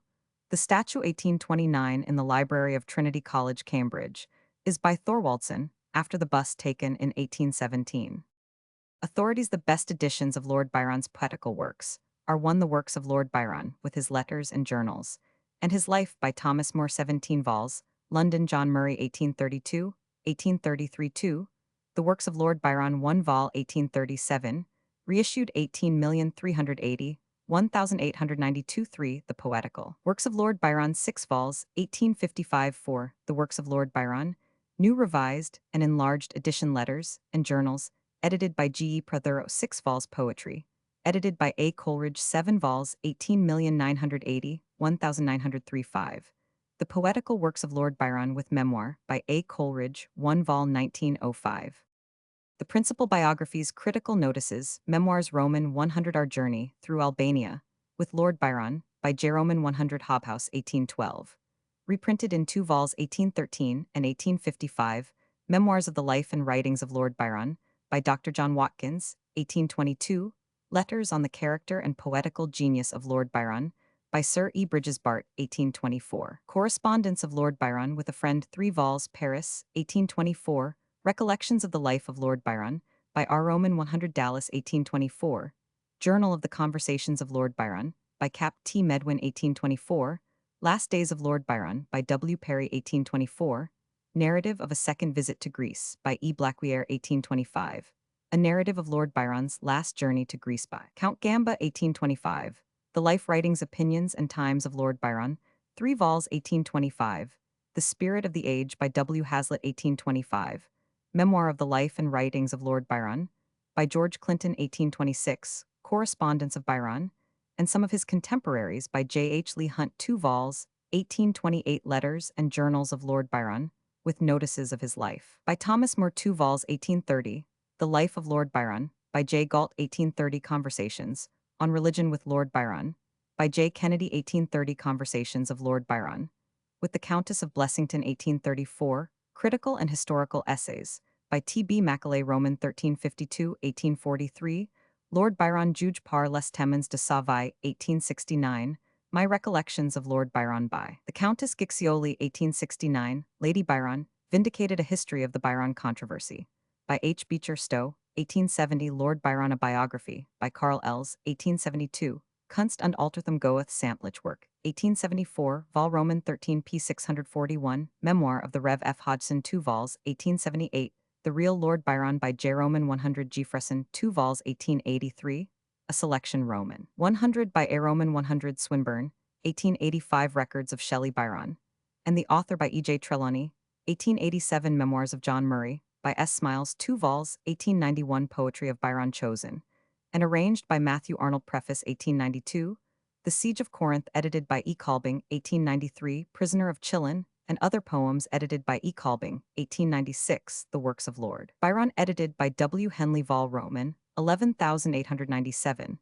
A Brandels Goeths Verholtnis, zu Byron Goeth Jobach Swanzigster Band, 1899. Main Currents in 19th Century Literature, by G. Brandes, 6 vols, 19,011,905. Translated from Hopstromungen, Der Literatur, des 19. Jahrhunderts, 4 BDE, Berlin, 18,721,876. Chamber Cyclopedia of English Literature. Vol Roman 30 1903. Art Byron, by T. Watts. Dunton Studies in Poetry and Criticism, by J. Churton Collins, 1905. Lord Byron Seine Leben Roman 100, by Richard Ackerman Byron. 3 vols in the Bibliotheca Velikik Pisate Le Pod Redaxe, edited by S.A. Venjasova, St. Petersburg, 1906. A Variorum translation, Byron et le Romantisme Francais, by Edmund Esteve, 1907. E. H. Roman 100. Byron Henry James, 18,340,1884. English playwright, son of Henry Byron. At one time, British consul at Port-au-Prince, was born in Manchester in January 1834. He entered the Middle Temple as a student in 1858. With the intention of devoting his time to playwriting, he soon ceased to make any pretense of legal study and joined a provincial company as an actor in this line. He never made any real success, and though he continued to act for years chiefly in his own plays, he had neither originality nor charm. Meanwhile, he wrote assiduously, and few men have produced so many pieces of so diverse a nature. He was the first editor of the weekly comic paper Fun, and started the short-lived comic Trials. His first successes were in burlesque. But in 1865, he joined Miss Marie Wilton, afterwards Lady Bancroft, in the management of the Prince of Wallace Theatre near Tottenham Court Road. Here several of his pieces, comedies and extravaganzas, were produced with success. But upon his severing the partnership 2 years later, and starting management on his own account in the provinces, he was financially unfortunate. The commercial success of his life was secured with Our Boys, which was played at the Vaudeville from January 1875 till April 1879. A then unprecedented run, The Upper Crust, another of his successes, gave a congenial opportunity to Mr. J. Roman 50 Toole for one of his Roman 5 pinomitably broad character sketches. During the last few years of his life, Byron was in frail health. He died in Clapham on the 11th of April 1884. H.J. Byron was the author of some of the most popular stage pieces of his day, yet his extravaganzas have no wit but that of violence. His rhyming couplets are without polish and decorated only by forced and often pointless puns, His sentiment had T.W. Robertson's insipidity without its freshness, and restored an element of vulgarity, which his predecessor had labored to eradicate from theatrical tradition. He could draw a Cockney character with some fidelity, but his dramatis personae were usually mere puppets for the utterance of his jests. Byron was also the author of a novel Paid, in full 1865, which appeared originally in Temple Bar in his social relations. He had many friends among whom he was justly popular for geniality and imperturbable good temper. Byron John Byron, 1st Baron Roman 1,001,652, English Cavalier, was the eldest son of Sir John Byron Roman 500, a member of an old Lancashire family, which had settled at Newstead near Nottingham during the third decade of the 17th century. Byron was Member of Parliament for the town and afterwards for the county of Nottingham, and having been knighted and gained some military experience, he was an enthusiastic partisan of Charles Roman I. During his struggle with the Parliament in December 1641, the king made him lieutenant of the Tower of London, but in consequence of the persistent demand of the House of Commons, he was removed from this position at his own request. Early in 1642, at the opening of the Civil War, Byron joined Charles at York. He was present at the skirmish at Powick Bridge. He commanded his own regiment of horse at Edgehill and at Roundway Down, where he was largely responsible for the Royalist victory, and at the First Battle of Newbury, Falkland, placed himself under his orders in October 1643. He was created Baron Byron of Rochdale, and was soon serving the king in Cheshire, where the soldiers sent over from Ireland augmented his forces. His defeat at Nantwich, however, in January 1644, compelled him to retire into Chester, and he was made governor of the city by Prince Rupert at Marston Moor. As previously at Edgehill, Byron's rashness gave a great advantage to the enemy.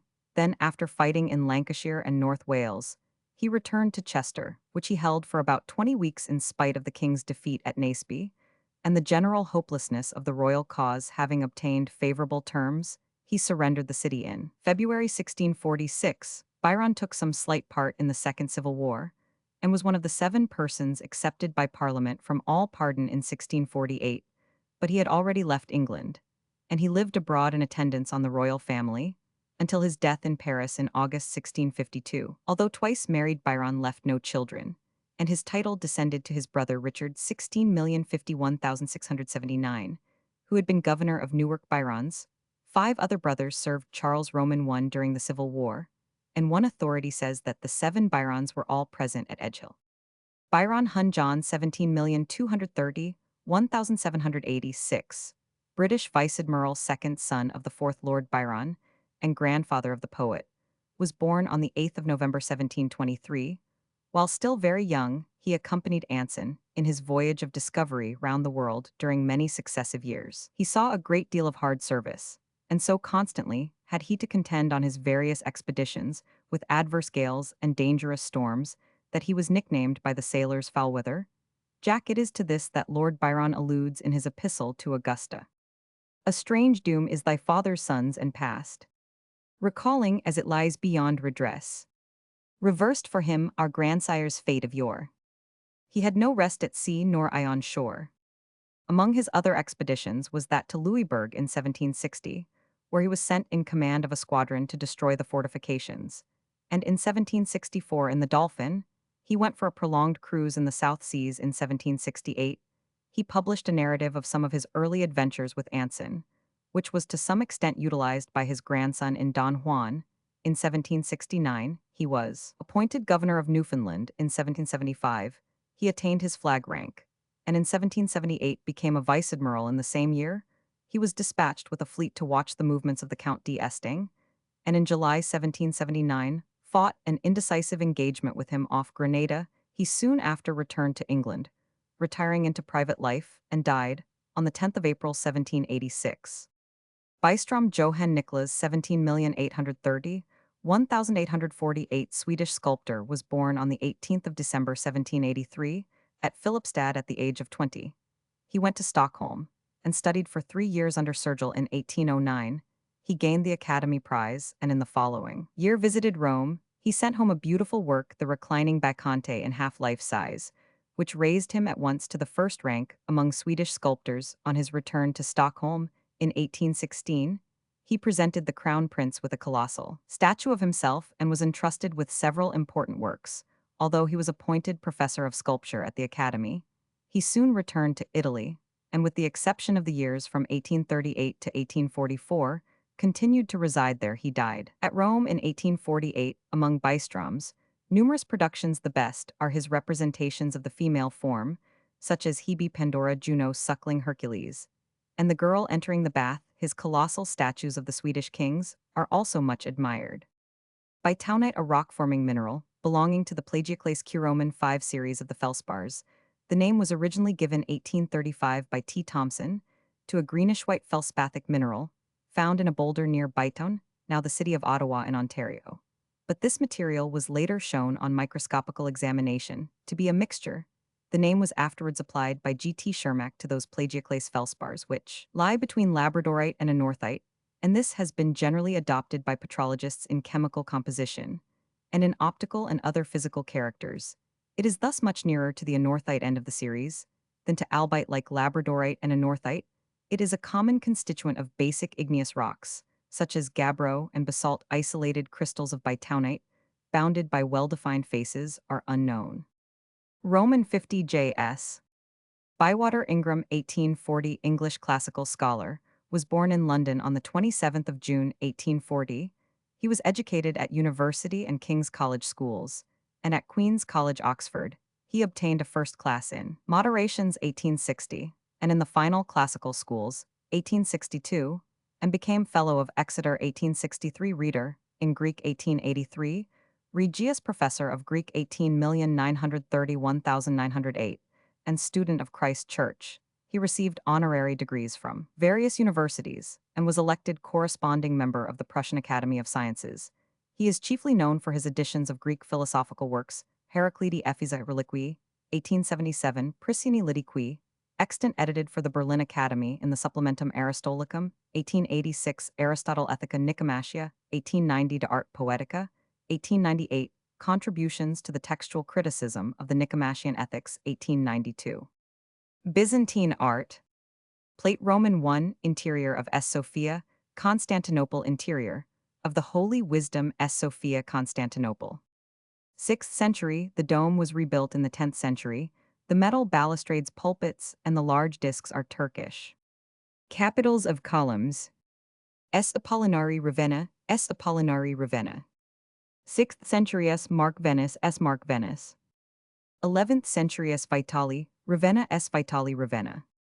6th century.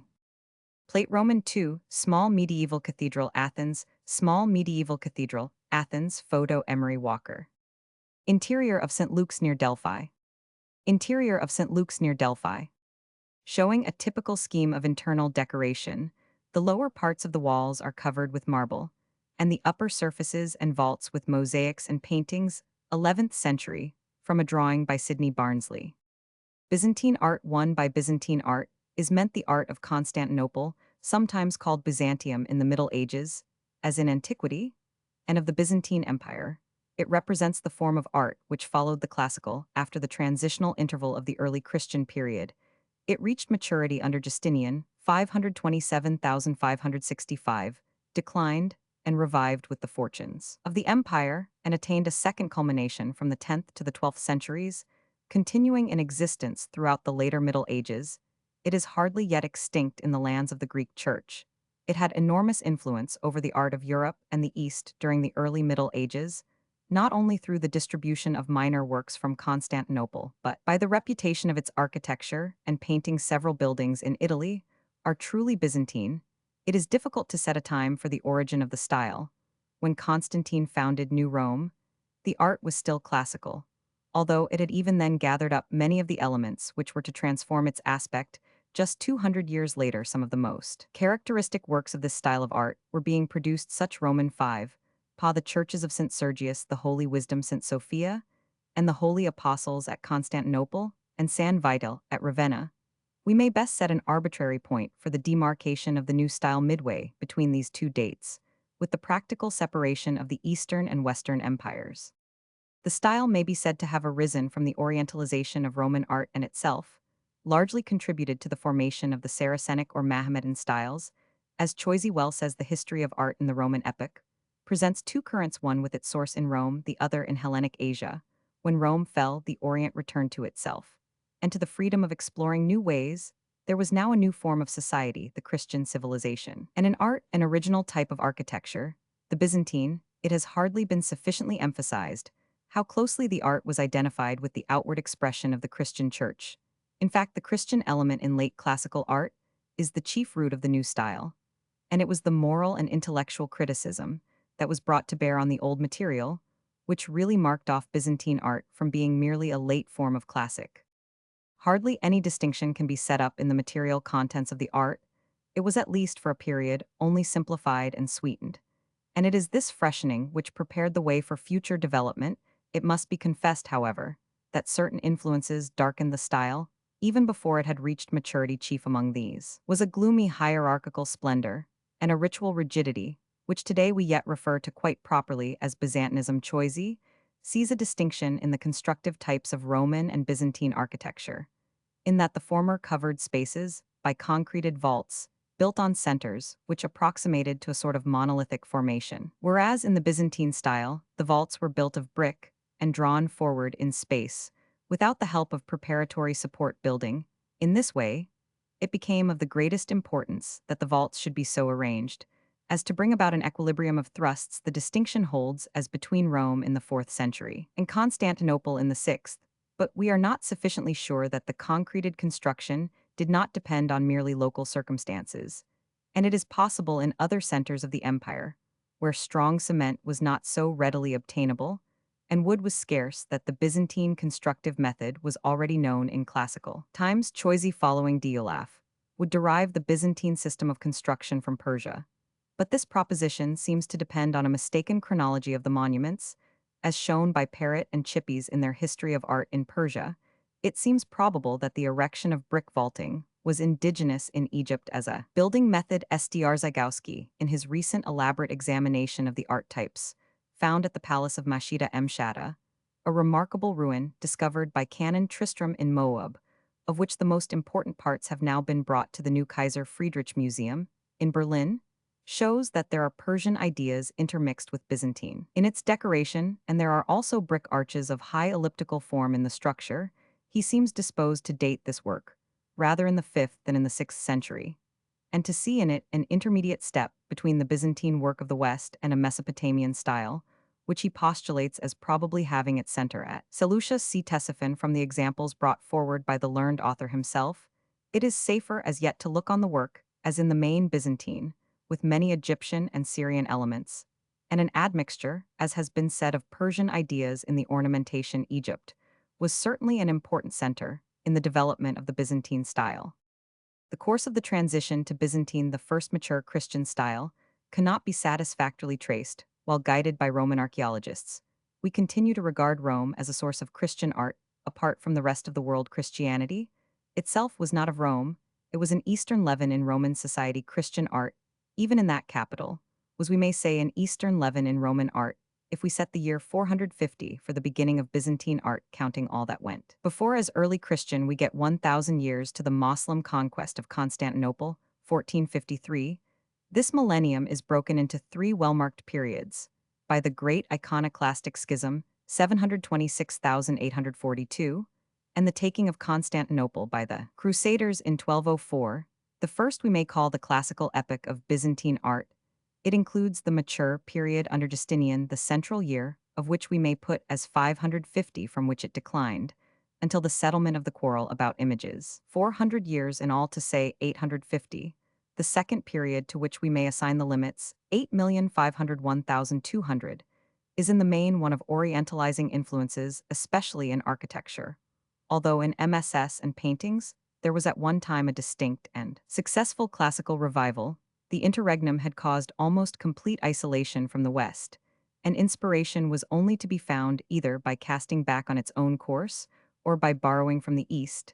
This period is best represented by the splendid works undertaken by Basil the Macedonian, 867,886, and his immediate successors in the imperial palace Constantinople. The third period is marked by the return of Western influence, of which the chief agency was probably the establishment of Cistercian monasteries. This Western influence, although it may be traced here, and there was not sufficient, however, to change the essentially Oriental character of the art, which from first to last may be described as Oriental Christian. Architecture. The architecture of our period is treated in some detail in the article Architecture. Here we can only glance at some broad aspects of its development. As early as the building of Constantine's churches in Palestine, there were two chief types of plan in use: basilican or axial type, represented by the basilica at the Holy Sepulchre, and the circular or central type, represented by the great octagonal church, once at Antioch. Those of the latter type, we must suppose, were nearly always vaulted, for a central dome would seem to furnish their very raison d'etre. The central space was sometimes surrounded by a very thick wall in which deep recesses to the interior were formed, as at the noble church of St. George Salonika 5th century, or by a vaulted aisle as at Sta Costanza Rome 4th century, or annexes were thrown out from the central space in such a way as to form a cross, in which these additions helped to counterpoise the central vault, as at the mausoleum of Galla Placidia, Ravenna 5th century. The most famous church of this type was that of the Holy Apostles. Constantinople vaults appear to have been early applied to the basilican type of plan. For instance, at St. Irene, Constantinople 6th century, the long body of the church is covered by two domes. At St. Sergius, Constantinople, and San Vito, Ravenna churches of the central type, the space under the dome was enlarged by having apsidal additions made to the octagon. Finally, at St. Sophia 6th century, a combination was made, which is perhaps the most remarkable piece of planning ever contrived. A central space of 100 ft square is increased to 200 ft in length by adding two hemicycles to it to the east and the west. These are again extended by pushing out three minor apses eastward, and two others one on either side of a straight extension to the west. This unbroken area, about 260 ft long, the larger part of which is over 100 ft wide, is entirely covered by a system of domical surfaces. Above the conch of the small apses rise the two great semidomes which cover the hemicycles, and between these bursts out the vast dome over the central square, on the two sides to the north and south of the dome. It is supported by vaulted aisles in 2 stories, which bring the exterior form to a general square. At the Holy Apostles 6th century, 5 domes were applied to a cruciform plan, that in the midst being the highest after the 6th century. There were no churches built which in any way competed in scale with these great works of Justinian, and the plans more or less tended to approximate to one type.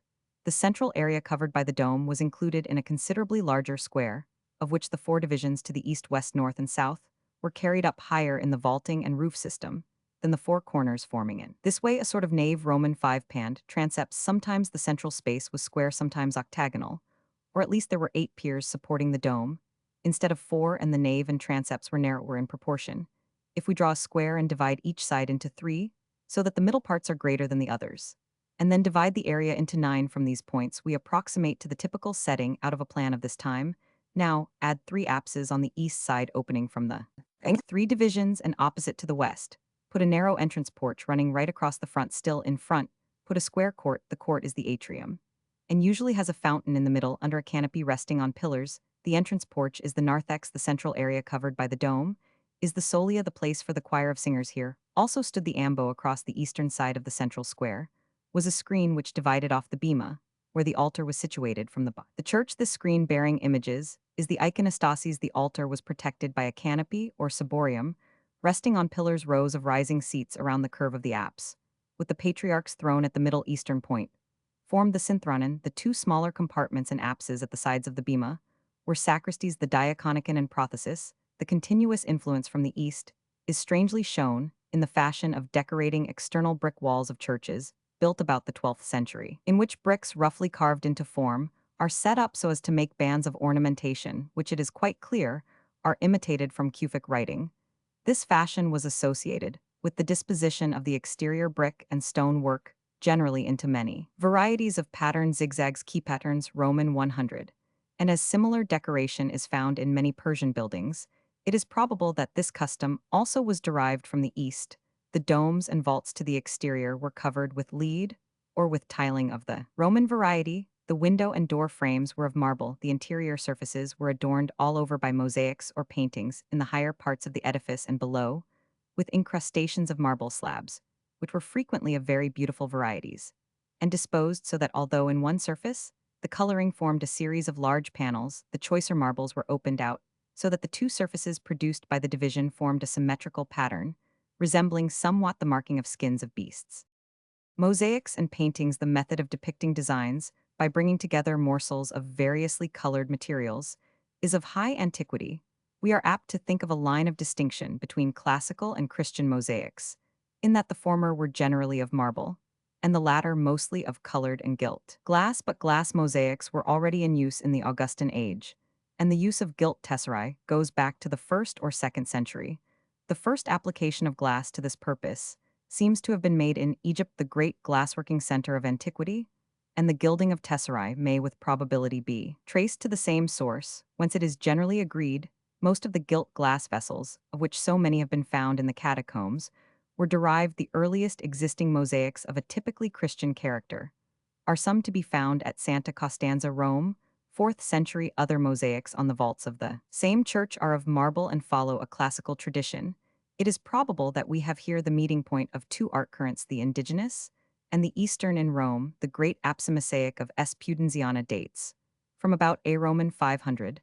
The mausoleum of Galla Placidia Ravenna is encrusted within by mosaic work of the 5th century, and most probably the dome mosaics of the Church of St. George Salonika are also of this period of the 6th century.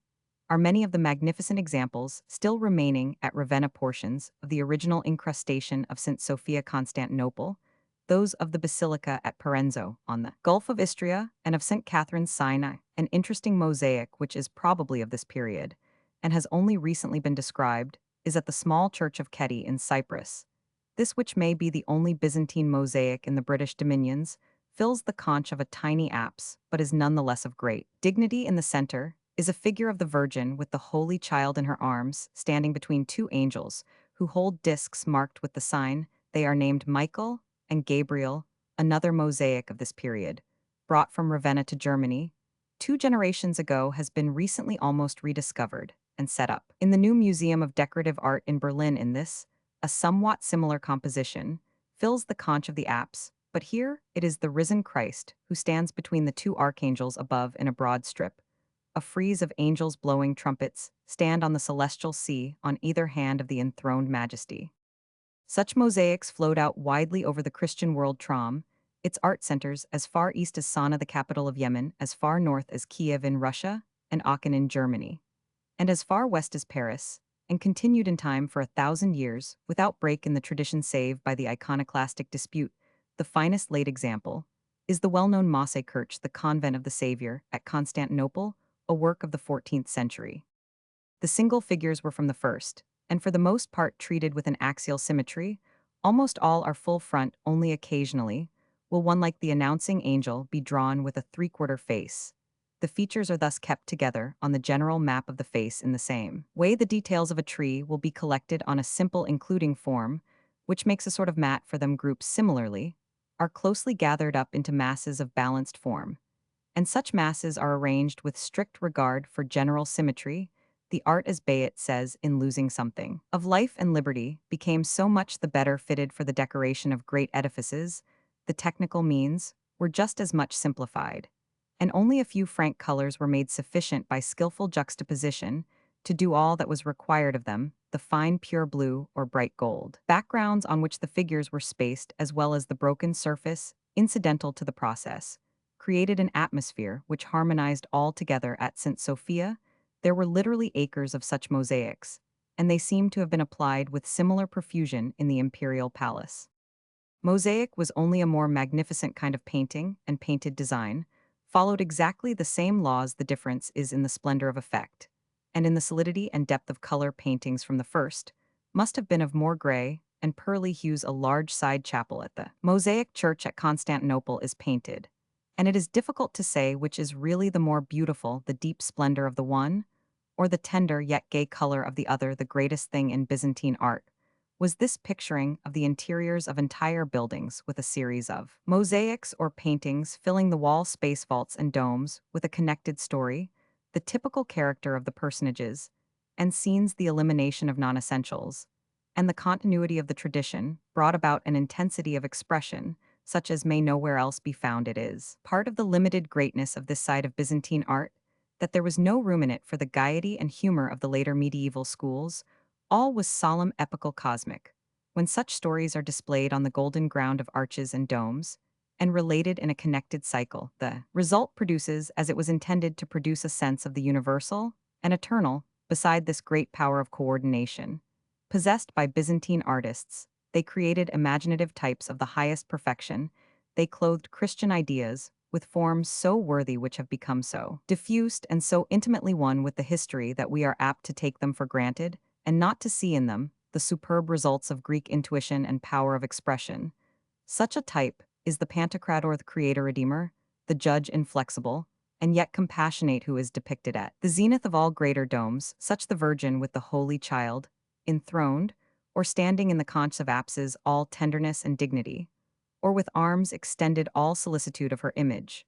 The painter's guide directs that it is to be painted with the complexion, the color of wheat. Hair and eyes brown, grand eyebrows, and beautiful eyes clad in beautiful clothing, humble, beautiful, and faultless. Such are the angels with their mighty Roman 5p wings, splendid impersonations of beneficent power. Such are the prophets, doctors, martyrs, saints, all have been fixed into final types.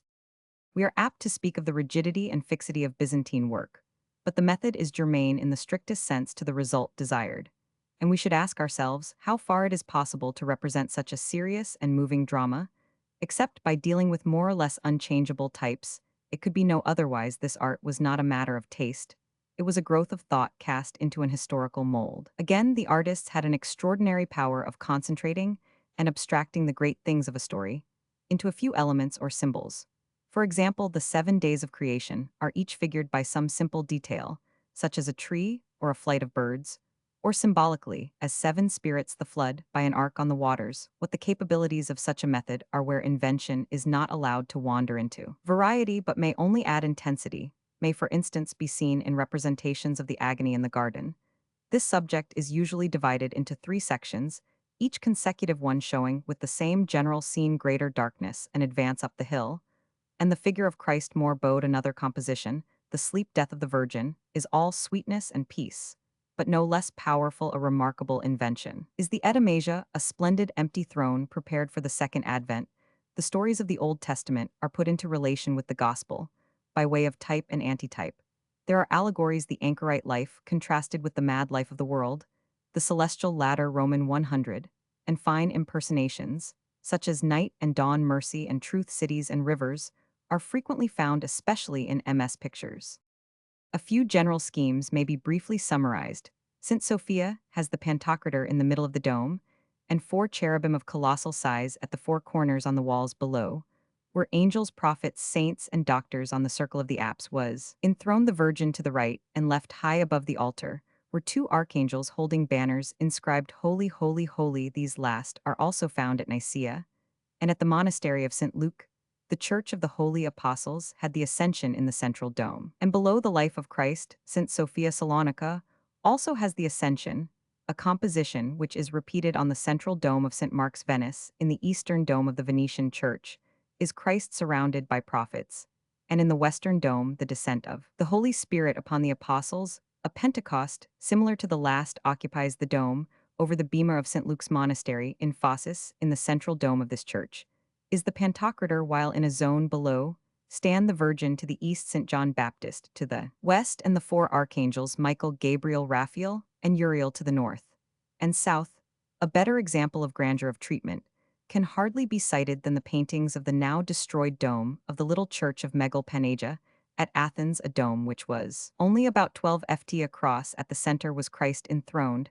Next came a series of 9 semicircles containing the orders of the angels, seraphim, cherubim, thrones, dominations, virtues, powers, principalities, archangels, and angels. Below these came a wide blue belt, set with stars and the signs of the zodiac to the east, the sun to the west, the moon. Still below these were the winds, hail, and snow, and still lower mountains and trees, and the life on the earth, with all of which were interwoven passages from the last 3 Psalms, forming a benedicite after St. Mark's, Venice, the completest existing scheme of mosaics. is that of the Church of St. Luke. Those of Daphne, Athens, are the most beautiful. A complete series of paintings exists in one of the monastic churches on Mount Athos. The Pantocrator is at the center of the dome, then comes a zone with the Virgin St. John Baptist, and the orders of the angels, then the prophets between the windows of the dome, and the four evangelists in the pendentives on the rest of the vaults. Is the life of Christ ending at the bema, with the ascension in the apse? Is the Virgin above the divine liturgy lower? And the four doctors of the church below. All the walls are painted, as well as the vaults. The mosaics overflowed from the interiors on to the external walls of buildings even in Roman days, and the same practice was continued on churches. The remains of an external mosaic of the 6th century exist on the west facade of the basilica at Parenzo. Christ is there seated amongst the 7 candlesticks and adored by saints at the basilica at Bethlehem. The gable end was appropriately covered with a mosaic of the Nativity, also a work of the age of Justinian in Rome. St. Peter's and other churches had mosaics on the facades, a tradition represented in a small way at San Miniato, Florence. At Constantinople, according to Clavigo, the Spanish ambassador, who visited that city about 1400, the Church of St. Mary of the Fountain had its exterior richly worked in gold, azure, and other colors, and it seems almost necessary to believe that the bare front of the narthex of St. Sophia was intended to be decorated in a similar manner in Damascus. The courtyard of the Great Mosque seems to have been adorned with mosaics. Photographs taken before the fire in 1893 show patches on the central gable in some of the spandrels of the side colonnade, and on the walls of the isolated octagonal treasury. The mosaics here were of Byzantine workmanship, and their effect, used in such abundance, must have been of great splendor in Jerusalem.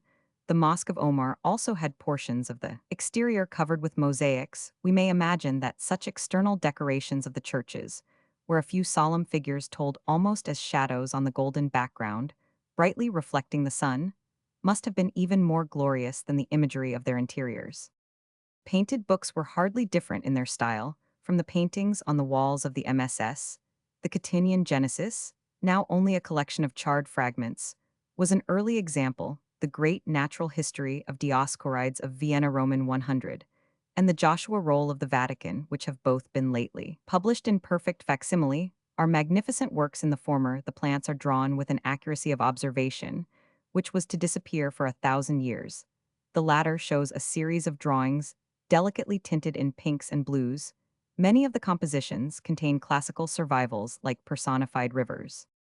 In some of the miniatures of the later school of the art, the classical revival of the 10th century, was especially marked. Still later others show a very definite Persian influence in their ornamentation, where intricate arabesques, almost of the style of Eastern rugs, are found. The plastic artif painting under the new conditions entered on a fresh course of power and conquest, if it set itself successfully to provide an imagery for new and intense thought. Sculpture, on the other hand, seems to have withered away as it became removed from the classic stock. Already, in the pre-Constantinian epoch of classical art, sculpture had become strangely dry and powerless, and as time went on the traditions of modeling appear to have been forgotten. 2 points of recent criticism may be mentioned here. It has been shown that the porphyry images of warriors at the southwest angle of St. Mark's, Venice, are of Egyptian origin, and are of late classical tradition. The celebrated bronze St. Peter at Rome is now assigned to the 13th century. Not only did statuemaking become nearly a lost art, but architectural carvings ceased to be seen as modeled form, and a new system of relief came into use. Ornament, instead of being gathered up into forcible projections, relieved against retiring planes, and instead of having its surfaces modulated all over with delicate gradations of shade, was spread over a given space in an even fretwork. Such a highly developed member, as the capital, for instance, was thought of first as a simple solid form, usually more or less the shape of a bowl, and the carving was spread out over the general surface, the background being sunk into sharply defined spaces of shadow, all about the same size. Often the background was so deeply excavated that it ceased to be a plane supporting the relieved parts, but passed wholly into darkness. Styrzygowski has given to this process the name of the deep dark ground. A further step was to relieve the upper fretwork of carving from the ground altogether in certain places by cutting away the sustaining portions. Roman 5p. The simplicity, the definition, and crisp sharpness of some of the results are entirely delightful. The bluntness and weariness of many of the later modeled Roman forms disappear in the new energy of workmanship, which was engaged in exploring a fresh field of beauty. These brightly illuminated lattices of carved ornament seem to hold within them masses of cold shadow beautiful. As was this method of architectural adornment, it must be allowed that it was in essence much more elementary than the school of modeled form. All such carvings were usually brightly colored and gilt, and it seems probable that the whole was considered rather as a color arrangement than as sculpture proper. Plaster work again, an art on which wonderful skill was lavished in Rome, became under the Byzantines extremely rude. Many good examples of this work exist at San Vital and San Apollinaire in class at Ravenna, also at Parenz, and at St. Sophia, Constantinople. Later examples of plasterwork of Byzantine tradition are to be found at Cividale and at St. Ambrogio, Milan, where the tympana of the well-known baldachin are of this material and contain modeled figures. Coins and medallions of even the best period of Byzantine art prove what a deep abyss separates them from the power over modeled relief shown. In classical examples, the sculptural art is best displayed by ivory carvings, although this is more to be attributed to their pictorial quality than to a feeling for modeling. Metalwork ivories and textiles. One of the greatest of Byzantine arts is the goldsmiths. This absorbed so much from Persian and Oriental schools as to become semi-barbaric under Justinian. The transformation from classical art was almost complete. Some few examples, like a silver dish from Cyprus in the British Museum, show refined restraint. On the other hand, the mosaic portraits of the Emperor and Theodora show crowns and jewels of full Oriental style, and the description of the splendid fittings of St. Sophia read, like an Eastern tale. Goldsmith's work was executed on such a scale for the great church as to form parts of the architecture of the interior. The altar was wholly of gold, and its ciborium and the iconostases were of silver. In the later palace church, built by Basil the Macedonian, the previous metals were used to such an extent that it is clear from the description that the interior was intended to be as far as possible like a great jeweled shrine. Gold and silver, we are told, were spread over all the church, not only in the mosaics, but in plating and other applications. The enclosure of the bema with its columns and entablatures was of silver gilt, and set with gems and pearls. The most splendid existing example of goldsmith's work on a large scale is the Paid di Oro of St. Mark's, Venice, an assemblage of many panels on which saints and angels are enameled. The monastic church of St. Catherine Sinai is entered through a pair of enameled doors, and several doors inlaid with silver still exist in these doors. The ground was of gilt bronze, but there is also record of silver doors in the imperial palace at Constantinople. The inlaid doors of St. Paul outside the walls at Rome were executed in Constantinople by Storicios in 1070 and have Greek inscriptions. There are others at Salerno, Roman 100, but the best known are those at St. Mark's, Venice. In all these the imagery was delineated in silver on the gilt bronze ground. The earliest works of this sort are still to be found in Constantinople. The panels of a door at St. Sophia bear the monograms of Theophilus and Michael. 842 other doors, in the narthex of the same church having simpler ornamentation of inlaid silver, are probably as early as the time of Justinian. The process of enameling dates from late classical times, and Venturi supposes that it was invented in Alexandria.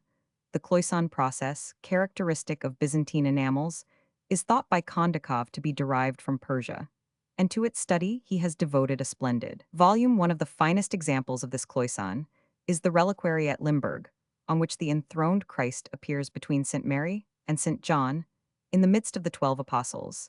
An inscription tells that it was executed for the emperors Constantine and Romanus 940-8959. A reliquary lately added to the J. Pierpont Morgan collection at South Kensington is of the greatest beauty in regard to the color and clearness of the enamel.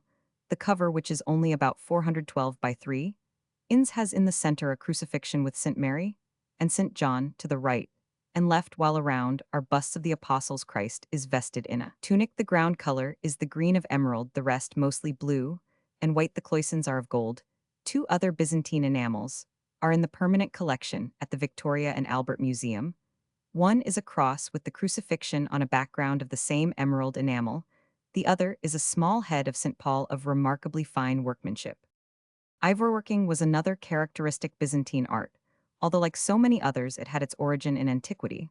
One of the earliest ivories of the Byzantine type is the diptych at Monza showing a princess and a boy supposed to be Galla Placidia and Valentinian Roman 3. This already shows the broad, flattened treatment which seems to mark the ivory work of the East, the majestic archangel of the British Museum. One of the largest panels known is probably of the 5th century, and almost certainly, as S.D.R. Zagowski has shown of Syrian origin design and execution, are equally fine. The drawing of the body and the modeling of the drapery are accomplished and classical. Only the full front pose, the balanced disposition of the large wings, and the intense outlook of the face give it the Byzantine type. Ivory, like goldwork and enamel, was pressed into the adornment of architectural works. The ambo erected by Justinian at St. Sophia was in part covered by ivory panels set into the marble. The best existing specimen of this kind of work is the celebrated ivory throne at Ravenna. This masterpiece, which resembles a large high-backed chair, is entirely covered with sculptured ivory, delicate carvings of scriptural subjects. An ornament, it is of the 6th century and bears the monogram of Bishop Maximian. It is probably of Egyptian or Syrian origin. So many fragments of ivories have been discovered in recent explorations in Egypt that it is most likely that Alexandria, a fit center for receiving the material, was also its center of distribution. The weaving of patterned silks was known in Europe in the classical age, and they reached great development in the Byzantine era. A fragment long ago figured by Semper showing a classical design of a nereid on a seahorse is so like the designs found on many ivories discovered in Egypt that we may probably assign it to Alexandria. Such fabrics going back to the 3rd century have been found in Egypt, which must have been one of the chief centers for the production of silk. As for linen textiles, the Victoria and Albert Museum is particularly rich in early silks, one fine example having rose-colored stripes and repeated figures of Samson, and the lion must be of the great period of the 6th century. The description of St. Sophia written at that time tells of the altar curtains that they bore woven. Images of Christ, St. Peter, and St. Paul, standing under tabernacles upon a crimson ground, their garments being enriched with gold embroidery. Later, the patterns became more barbaric and of great-scale lions trampled across the stuff, and in large circles were displayed eagles, griffins, and the like in a fine heraldic style. From the origin of the raw material in China and India, and the ease of transport, such figured stuffs gathered up and distributed patterns over both Europe and Asia. The Persian influence is marked. There is, for example, a pattern of a curious dragon having front feet and a peacock's tail. It appears on a silver Persian dish in the Hermitage Museum. It is found on the mixed Byzantine and Persian carvings of the Palace of Mashida, and it occurs on several silks, of which there are 2 varieties at the Victoria and Albert Museum, both of which are classed as Byzantine. It is difficult to say of many of these patterns whether they are Sasanian originals or Byzantine adaptations from them. Authorities. A very complete bibliography is given by H. Leclerc, Manuel d'Archéologie Crescent, Paris, 1907.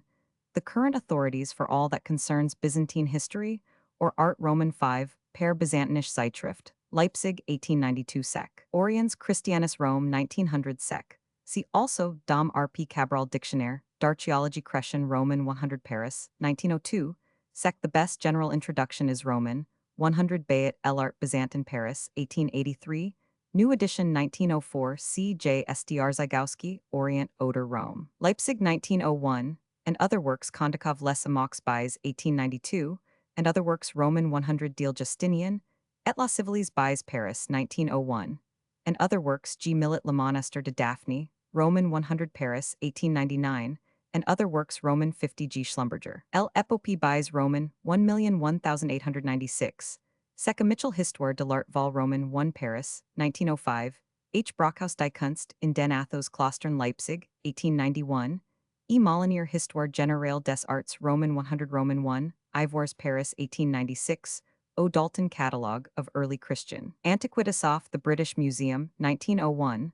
A Van Millingen Byzantine, Constantinople, 1899. Salzenberg Altchristlich Bodenkmaler, Roman 100, Berlin, 1854. A Choisy L'Art de Batter chez les Byzantins, Paris, 1875.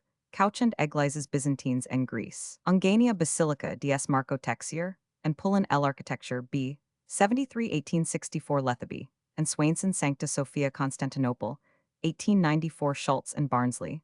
The Monastery of St. Luke, Roman 1,001,890, Roman 50 de Bailly L. Habitation Buys, Paris, 1903, for Syria, Roman 1,000 de Vogue L. Architecture Edens La Syrie Central, Paris, 18,661,877, H. Roman 100 Butler Architecture, and Other Arts, Roman 100 New York, 1904, for Egypt We Crum Coptic Monuments, Cairo, 1902, Agayat Elart, Cop Paris, 1902, A.J. Butler, Ancient Coptic Churches. For North Africa, SC Cell Les Monuments Antiques de l'Algérie, Paris, 1901.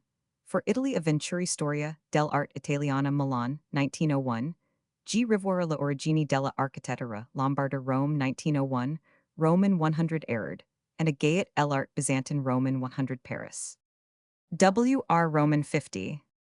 Byzantium, an ancient Greek city on the shores of the Bosporus, occupying the most easterly of the 7 hills on which modern Constantinople stands.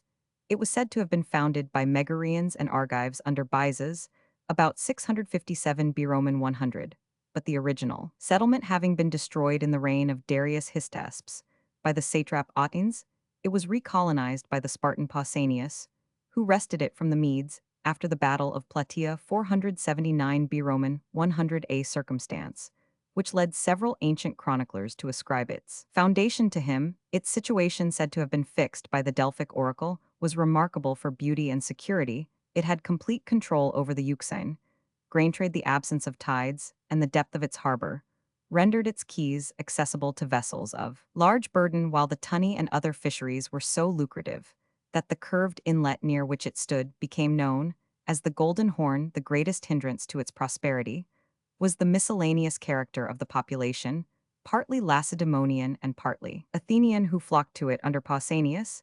It was thus a subject of dispute between these states, and was alternately in the possession of each till it fell into the hands of the Macedonians. From the same cause arose the violent intestine contests which ended in the establishment of a rude and turbulent democracy. About 7 years after its second colonization, the Athenian Cimon wrested it from the Lacedaemonians, but in 440 B. Roman 100, it returned to its former allegiance. Alcibiades, after a severe blockade 408 B. Roman 100, gained possession of the city through the treachery of the Athenian party. In 405 B. Roman 100, it was retaken by Lysander and placed under a Spartan Harmost. It was under the Lacedaemonian power when the 10,000, exasperated by the conduct of the governor, made themselves masters of the city, and would have pillaged it had they not been dissuaded by the eloquence of Xenophon. In 390 B. Roman 100, Thrasybulus, with the assistance of Heracles and Archibius, expelled the Lacedaemonian oligarchy and restored democracy and the Athenian influence. After having withstood an attempt under Epaminondas to restore it to the Lacedaemonians, Byzantium joined with Rhodes, Kioskos, and Mausolus, king of Caria, in throwing off the yoke of Athens, but soon after sought Athenian assistance. When Philip of Macedon, having overrun Thrace, advanced against it, the Athenians under Charles suffered a severe defeat from Amyntas, the Macedonian admiral, but in the following year gained a decisive victory under Phocion, and compelled Philip to raise the siege. The deliverance of the besieged from a surprise, by means of a flash of light, which revealed the advancing masses of the Macedonian army, has rendered this siege memorable. As a memorial of the miraculous interference, the Byzantines erected an altar to torch-bearing Hecate and stamped a crescent on their coins, a device which is retained by the Turks to this day. They also granted the Athenians extraordinary privileges and erected a monument in honor of the event in a public part of the city. During the reign of Alexander, Byzantium was compelled to acknowledge the Macedonian supremacy. After the decay of the Macedonian power, it regained its independence, but suffered from the repeated incursions of the Scythians. The losses which they sustained by land roused the Byzantines to indemnify themselves on the vessels which still crowded the harbor, and the merchantmen which cleared the straits. But this had the effect of provoking a war with the neighboring naval powers, the exchequer being drained by the payment of 10,000 pieces of gold to buy off the Gauls, who had invaded their territories, about 279 B. Roman 100, and by the imposition of an annual tribute, which was ultimately raised to 80 talents. They were compelled to exact a toll on all the ships which passed the Bosporus, a measure which the Rhodians resented and avenged by a war wherein the Byzantines were defeated. After the retreat of the Gauls, Byzantium rendered considerable services to Rome in the contests with Philip Roman II, Antiochus, and Mithridates. During the first years of its alliance with Rome, it held the rank of a free confederate city, but having sought arbitration on some of its domestic disputes, it was subjected to the imperial jurisdiction and gradually stripped of its privileges, until reduced to the status of an ordinary Roman colony. In recollection of its former services, the Emperor Claudius remitted the heavy tribute which had been imposed on it, but the last remnant of its independence was taken away by Vespasian, who, in answer to a remonstrance from Apollonius of Tyana, taunted the inhabitants with having forgotten to be free during the civil wars. It espoused the party of Pescennius Niger, and though skillfully defended by the engineer Periscus, it was besieged and taken a Roman 500 by Severus, who destroyed the city, demolished the famous wall, which was built of massive stones so closely riveted together as to appear one block, put the principal inhabitants to the sword, and subjected the remainder to the Perinthians. This overthrow of Byzantium was a great loss to the empire, since it might have served as a protection against the Goths, who afterwards sailed past it into the Mediterranean. Severus afterwards relented and, rebuilding a large portion of the town, gave it the name of Augusta Antonina. He ornamented the city with baths and surrounded the hippodrome with porticos. But it was not till the time of Caracalla that it was restored to its former political privileges. It had scarcely begun to recover its former position when, through the capricious resentment of Gallienus, the inhabitants were once more put to the sword, and the town was pillaged. From this disaster, the inhabitants recovered so far as to be able to give an effectual check to an invasion of the Goths in the reign of Claudius Roman II, and the fortifications were greatly strengthened during the civil wars which followed the abdication of Diocletian Licinius after his defeat, before Adrianople retired to Byzantium, where he was besieged by Constantine and compelled to surrender a Roman 500,324 to check the inroads of the barbarians on the north of the Black Sea. Diocletian had resolved to transfer his capital to Nicomedia, but Constantine, struck with the advantages which the situation of Byzantium presented, resolved to build a new city there on the site of the old and transfer the seat of government to it. The new capital was inaugurated with special ceremonies, a Roman 500 c. Constantinople. The ancient historians invariably note the profligacy of the inhabitants of Byzantium. They are described as an idle, depraved people, spending their time for the most part in loitering about the harbor or carousing over the fine wine of Maronia. In war they trembled at the sound of a trumpet, in peace they quaked before the shouting of their own demagogues, and during the assault of Philip Roman II, they could only be prevailed on to man the walls by the savor of extempore cookshops distributed along the ramparts. The modern Greeks attribute the introduction of Christianity into Byzantium to St. Andrew. It certainly had some hold there in the time of Severus. Roman 5p. See, the third letter in the Latin alphabet and its descendants corresponds in position and in origin to the Greek gamma, which in its turn is borrowed from the third symbol of the Phoenician alphabet heb. Gimel. The earliest Semitic records give its form as shape, like Cyrillic ch, or more frequently shape like small lambda, or shape like capital lambda. The form as last is found in the earliest inscriptions of Crete, Attica, Naxos, and some other of the Ionic islands in Argolis and Euboea.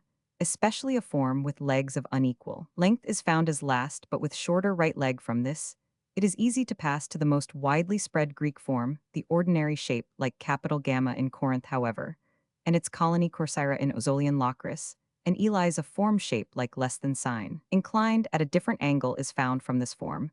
The transition is simple to the rounded C, which is generally found in the same localities as the pointed form, but is more widely spread, occurring in Arcadia and on Chalcidian vases of the 6th century B. Roman 100 in Rhodes and Megara with their colonies in Sicily. In all these cases, the sound represented was a hard G, as in gig. The rounded form was probably that taken over by the Romans, and with the value of G, this is shown by the permanent abbreviation of the proper names Gaius and Gnaeus by Roman 100 and CN, respectively. On the early inscription discovered in the Roman Forum in 1899, the letter occurs, but once in the form reversed rounded C written from right to left. The broad lower end of the symbol is rather an accidental pit in the stone than an attempt at a diacritic marked word. Is Rege in all probability the early dative form of Rex King? It is hard to decide why Latin adopted the G symbol with the value of K, a letter which it possessed originally, but dropped except in such stereotyped abbreviations as K for the proper name Kiso and Cal for Calendee. There are at least two possibilities: one, that in Latium G and K were pronounced almost identically as, for example, in the German of Württemberg, or in the Celtic dialects, the difference consisting only in the greater energy with which the K sound is produced; two, that the confusion is graphic, K being sometimes written K written like Ike, which was then regarded as two separate symbols A further peculiarity of the use of C in Latin is in the abbreviation for the district subura in Roma and its adjective suburanus, which appears as SVC here. C, no doubt represents G, but there is no interchange between G and B in Latin. In other dialects of Italy, B is found representing an original voiced guttural GW, which however is regularly replaced by V in Latin, as the district was full of traders. Subura may very well be an imported word, but the form with C must either go back to a period before the disappearance of G before V, or must come from some other Italic dialect. The symbol G was a new coinage in the 3rd century B Roman 100. The pronunciation of C throughout the period of classical Latin was that of an unvoiced guttural stop K. In other dialects, however, it had been palatalized to a sibilant before ison some time, before the Christian era. For example, in the Umbrian fascia, Latin facial in Latin, there is no evidence for the interchange of C with a sibilant earlier than the 6th century A Roman 500 in South Italy, and the 7th century A Roman 500 in Gaul. Lindsay Latin language, p88. This change has however taken place in all Romance languages except Sardinian in Anglo-Saxon. C was adopted to represent the hard stop after the Norman conquest. Many English words were respelt under Norman influence, thus Norman French spelt its palatalized C sound TSH with CH as in share, and the English palatalized Sild Roman 100 became Child Roman 100 in Provencal from the 10th century, and in the northern dialects of France from the 13th century. This palatalized C in different districts, TS and TSH, became a simple S. English also adopted the value of S for C in the 13th century before EI and Y in some foreign words like cicala. The CH-TSH value is given to Roman 100 in the transliteration of foreign languages. Also, it receives different values, having that of TSH in the transliteration of Sanskrit and of TS in various Slavonic dialects. As a numeral C denotes 100, this use is borrowed from Latin, in which the symbol was originally circle with central dot, a form of the Greek. This, like the numeral symbols later, identified with L and M, was thus utilized, since it was not required as a letter, there being no sound in Latin corresponding to the Greek popular etymology, identified the symbol with the initial letter of centum 100. PG. Cab shortened about 1825 from the FR cabriolet derived from cabriole, implying a bounding motion, a form of horsed vehicle for passengers, either with two hansom or four wheels four-wheeler or growler, introduced into London, as the cabriolet de place from Paris. In 1820, see carriage. Other vehicles plying for hire, and driven by mechanical means, are included in the definition of the word cab in the London Cab and Stage Carriage Act 1007. The term cab is also applied to the driver's or stoker's shelter on a locomotive engine. Cabs, or hackney carriages as they are called in English Acts of Parliament, are regulated in the United Kingdom by a variety of statutes. In London, the principal acts are the Hackney Carriage Acts of 18,311,853, the Metropolitan Public Carriages Act 1869, the London Cab Act 1896, and the London Cab and Stage Carriage Act 1907. In other large British towns, cabs are usually regulated by private acts which incorporate the Town Police Clauses Act 1847, an act which contains provisions more or less similar to the London Acts. The Act of 1869 defined a hackney carriage as any carriage for the conveyance of passengers, which plies for hire within the Metropolitan Police District, and is not a stage-coach. Roman 1, a conveyance in which the passengers are charged separate and distinct fares for their seats. Every cab must be licensed by a license renewable every year by the Home Secretary, the license being issued by the Commissioner of Police. Every cab, before being licensed, must be inspected at the police station of the district by the Inspector of Public Carriages, and certified by him to be in a fit condition for public use. The license costs to the number of persons which the cab is licensed to carry must be painted at the back on the outside. It must carry a lighted lamp during the period between 1 hour after sunset and 1 hour before sunrise. The cab must be under the charge of a driver having a license from the Home Secretary. A driver, before obtaining a license, which costs 5 shillings per annum, must pass an examination as to his ability to drive and as to his knowledge of the topography of London. General regulations with regard to fares and hiring may be made from time to time by the Home Secretary under the London Cab and Stage Carriage Act 1907. The hiring is by distance or by time, as the hirer may decide at the beginning of the hiring, If not otherwise expressed, the fare is paid.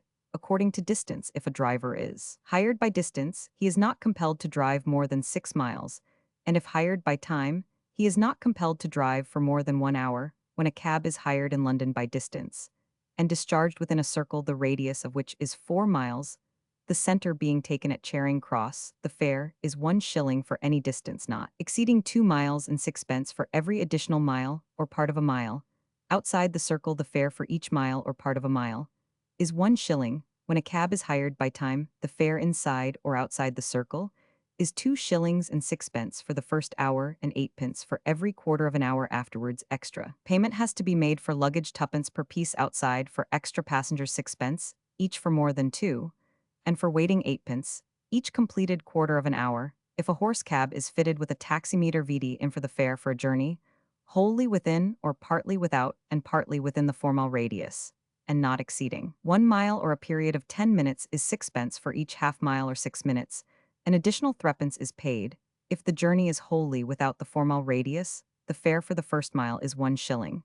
And for each additional quarter of a mile or period of 3 minutes, threepence is paid if the cab is one propelled by mechanical means. The fare for a journey not Roman 5 exceeding 1 mile or a period of 10 minutes is eightpence. And for every additional quarter mile or period of 212 minutes, twopence is paid. A driver required to wait may demand a reasonable sum as a deposit, and also payment of the sum which he has already earned. The London Cab Act, 1896, by which for the first time legal sanction was given to the word cab, made an important change in the law in the interest of cab drivers. It renders liable to a penalty on summary conviction any person who hires a cab knowing or having reason to believe that he cannot pay the lawful fare, or with intent to avoid payment b, fraudulently endeavors to avoid payment c, refuses to pay or refuses to give his address, or gives a false address with intent to deceive. The offenses mentioned, generally known as bilking, may be punished by imprisonment without the option of a fine, and the whole or any part of the fine imposed may be applied in compensation to the driver. Strictly speaking, it is an offense for a cab to ply for hire when not waiting on an authorized standing, but cabs passing in the street for this purpose are not deemed to be plying for hire. These stands for cabs are appointed by the Commissioner of Police or the Home Secretary. Privileged cabs is the designation given to those cabs which, by virtue of a contract between a railway company and a number of cab owners, are alone admitted to ply for hire within a company's station, until they are all engaged on condition, one of paying a certain weekly or annual sum, and two of guaranteeing to have cabs in attendance at all hours. This system was abolished by the Act of 1907, but the Home Secretary was empowered to suspend or modify the abolition if it should interfere with the proper accommodation of the public. At one time, there was much discussion in England as to the desirability of legalizing on cabs the use of a mechanical fare recorder, such as under the name of taximeter or taximeter, is in general use on the continent of Europe. It is now universal on hackney carriages propelled by mechanical means, and it has also extended largely to those drawn by animal power. A taximeter consists of a securely closed and sealed metal box containing a mechanism actuated by a flexible shaft connected with the wheel of the vehicle. In the same manner as the speedometer on a motor car, it has within plain view of the passenger a number of apertures in which appear figures showing the amount payable at any time. A small lever with a metal flag bearing the words "for hire" stands upright upon it. When the cab is disengaged, as soon as a passenger enters the cab, the lever is depressed by the driver, and the recording mechanism starts at the end of the journey. The figures upon the dials show exactly the sum payable for hire. This sum is based on a combination of time and distance.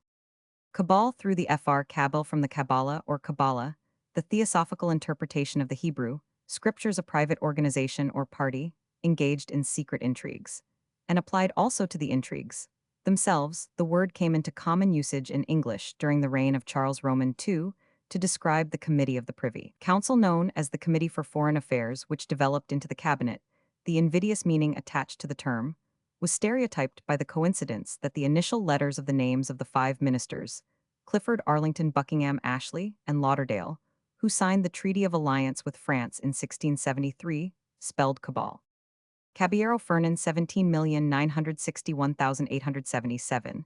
The pseudonym adopted from the name of a village in the province of Ciudad Real by the Spanish novelist Cecilia Francisca Josepha Boll de Faber, Weileria, born at Morges in Switzerland on the 24th of December 1796. She was the daughter of Johann Nicolas Boll von Faber, a Hamburg merchant who lived long in Spain, married a native of Cadiz, and is creditably known to students of Spanish literature as the editor of the Floresta de Rimas Antiguas Catalanas, 18,211,825, and the Titro Espanol Anterior a Lope de Vega, 1832, educated principally at Hamburg.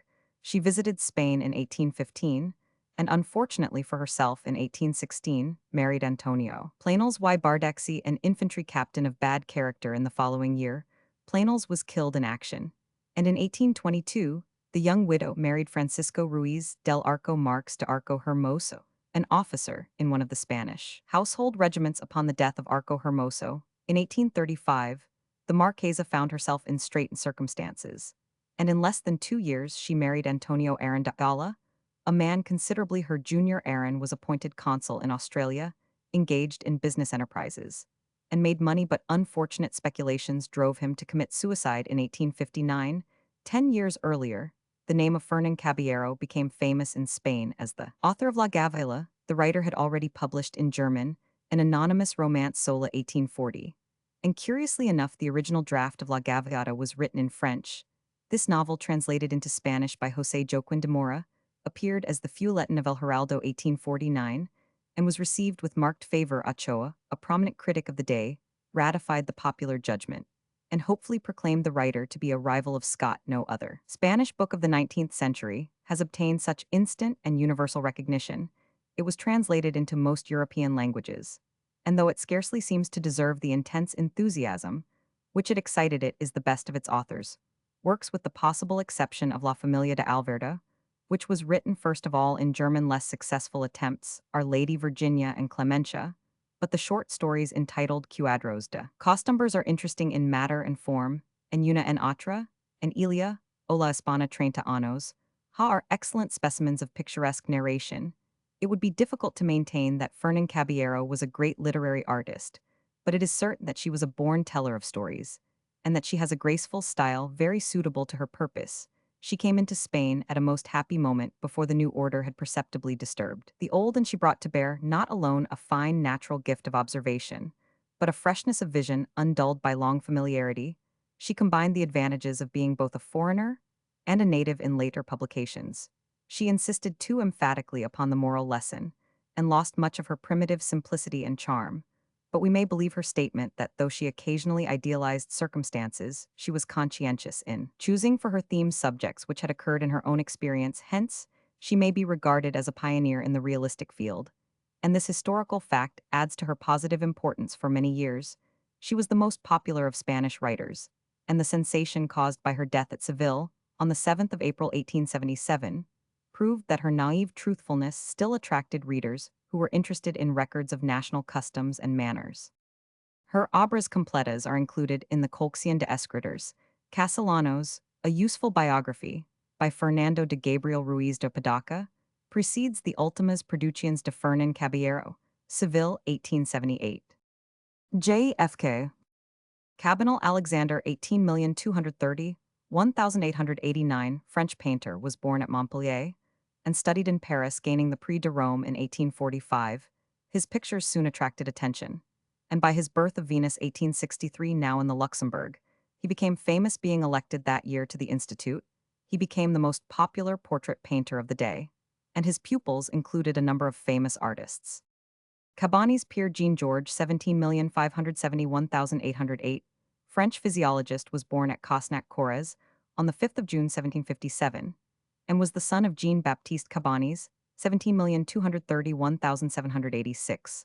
A lawyer and agronomist sent at the age of 10 to the College of Brives, he showed great aptitude for study, but his independence of spirit was so excessive that he was almost constantly in a state of rebellion against his teachers, and was finally dismissed from the school. He was then taken to Paris by his father, and left to carry on his studies at his own discretion for 2 years, from 1773 to 1775. He traveled in Poland and Germany, and on his return to Paris, he devoted himself mainly to poetry. About this time, he ventured to send into the Academy a translation of the passage from Homer proposed for their prize, and though his attempt passed without notice, he received so much encouragement from his friends that he contemplated translating the whole of the Iliad, but at the Roman 5p desire of his father he relinquished these pleasant literary employments, and resolving to engage in some settled profession, selected that of medicine in 1789. His observations sur les hôpitaux procured him an appointment as administrator of hospitals in Paris, and in 1795 he became professor of hygiene at the Medical School of Paris, a post which he exchanged for the chair of legal medicine and the history of medicine in 1799. From inclination and from weak health, he never engaged much in practice as a physician, his interests lying in the deeper problems of medical and physiological science. During the last 2 years of Murraybaugh's life, he was intimately connected with that extraordinary man and wrote the 4 papers on public education, which were found among the papers of Murraybaugh at his death, and were edited by the real author soon afterwards, in 1791. During the illness which terminated his life, Murraybaugh confided himself entirely to the professional skill of Cabanis, of the progress of the malady and the circumstances attending the death of Murraybaugh. Cabanis drew up a detailed narrative, intended as a justification of his treatment of the case. Cabanis espoused with enthusiasm the cause of the revolution. He was a member of the Council of 500, and then of the Conservative Senate, and the dissolution of the Directory was the result of a motion which he made to that effect. But his political career was not of long continuance. A foe to tyranny in every shape, he was decidedly hostile to the policy of Bonaparte, and constantly rejected every solicitation to accept a place under his government. He died at Meulan on the 5th of May, 1808. A complete edition of Cabanis' works was begun in 1825, and 5 volumes were published. His principal work, Rapports du physique et du moral de l'homme, consists in part of memoirs read in 1796 and 1797 to the Institute, and is a sketch of physiological psychology. Psychology is with Cabanis directly linked on to biology for sensibility. The fundamental fact is the highest grade of life and the lowest of intelligence. All the intellectual processes are evolved from sensibility, and sensibility itself is a property of the nervous system. The soul is not an entity, but a faculty. Thought is the function of the brain. Just as the stomach and intestines receive food and digest it, so the brain receives impressions, digests them, and has as its organic secretion thought. Alongside of this harsh materialism, Cabanis held another principle. He belonged in biology to the vitalistic school of G. Stahl, and in the posthumous work Letter sur les causes premières 1824, the consequences of this opinion became clear. Life is something added to the organism over and above the universally diffuse sensibility. There is some living and productive power to which we give the name of nature, but it is impossible to avoid ascribing to this power both intelligence and will in us. This living power constitutes the ego, which is truly immaterial and immortal. These results Cabanis did not think out of harmony with his earlier theory. Cabarrus François 17,521,810, French adventurer and Spanish financier, was born at Bayonne, where his father was a merchant being sent into Spain on business. He fell in love with a Spanish lady, and marrying her settled in Madrid. Here his private business was the manufacture of soap, but he soon began to interest himself in the public questions, which were ventilated even at the court of Spain. The Enlightenment of the 18th century had penetrated as far as Madrid. The King Charles Roman III was favorable to reform, and a circle of men animated by the new spirit were trying to infuse fresh vigor into an enfeebled state. Among these, Cabarrus became conspicuous especially in finance. He originated a bank and a company to trade with the Philippine Islands, and as one of the Council of Finance, he had planned many reforms in that department of the administration. When Charles Roman III died 1788, and the reactionary government, Charles Roman IV, arrested every kind of enlightened progress. The men who had taken an active part in reform were suspected and prosecuted. Cabarrus himself was accused of embezzlement and thrown into prison. After a confinement of 2 years, he was released, created a count, and employed in many honorable missions. He would even have been sent to Paris as Spanish ambassador had not the Directory objected to him, as being of French birth. Cabarrus took no part in the transactions by which Charles Roman IV was obliged to abdicate and make way for Joseph, brother of Napoleon, but his French birth and intimate knowledge of Spanish affairs recommended him to the emperor as the fittest person for the difficult post of Minister of Finance, which he held at his death. His beautiful daughter Therese, under the name of Madame Tallien, afterwards Princess of Chimay, played an interesting part in the later stages of the French Revolution.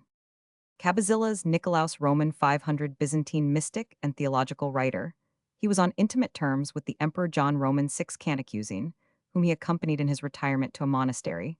In 1355, he succeeded his uncle Nilus Cabasilas, like himself, a determined opponent of the union of the Greek and Latin churches, as Archbishop of Thessalonica in the Hesychast controversy.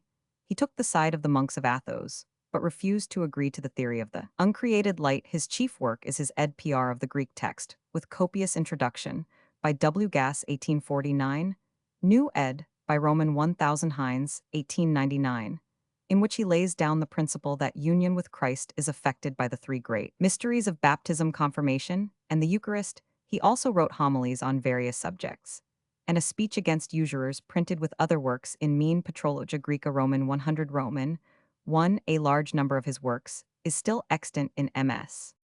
See Roman 100 Krumbacher Geschichte der Byzantinischen Literatur 1897, an article in Herzog Hoch Real Encyclopaedia für Protestantische Theologie, 1901. Cabatuan, a town of the province of Iloilo, Panay, Philippine Islands, on a branch of the Sueju River 15 Roman 1000 NW of Iloilo. The capital Pop, 1903 16,497. In 1903, after the census had been taken, the neighboring town of Mawson, with a population of 8401, was annexed to Cabatuan. Its climate is healthful, the surrounding country is very fertile, and produces large quantities of rice as well as Indian corn, tobacco, sugar, coffee, and a great variety of fruits. The language is Viscan. Cabatuan was founded in 1732.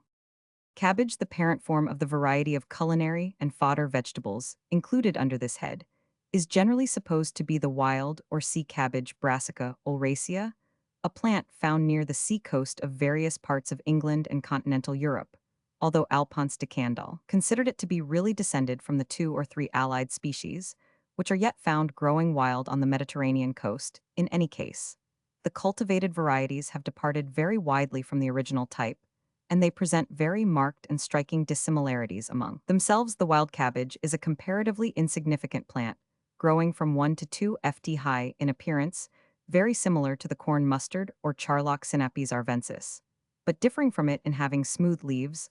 The wild plant has fleshy, shining, waved and lobed leaves, the uppermost being undivided, but toothed large yellow flowers, elongated seedpod and seeds, with conduplicate cotyledons. Notwithstanding the fact that the cultivated forms differ in habit so widely, it is remarkable that the flower seedpods and seeds of the varieties present no appreciable difference.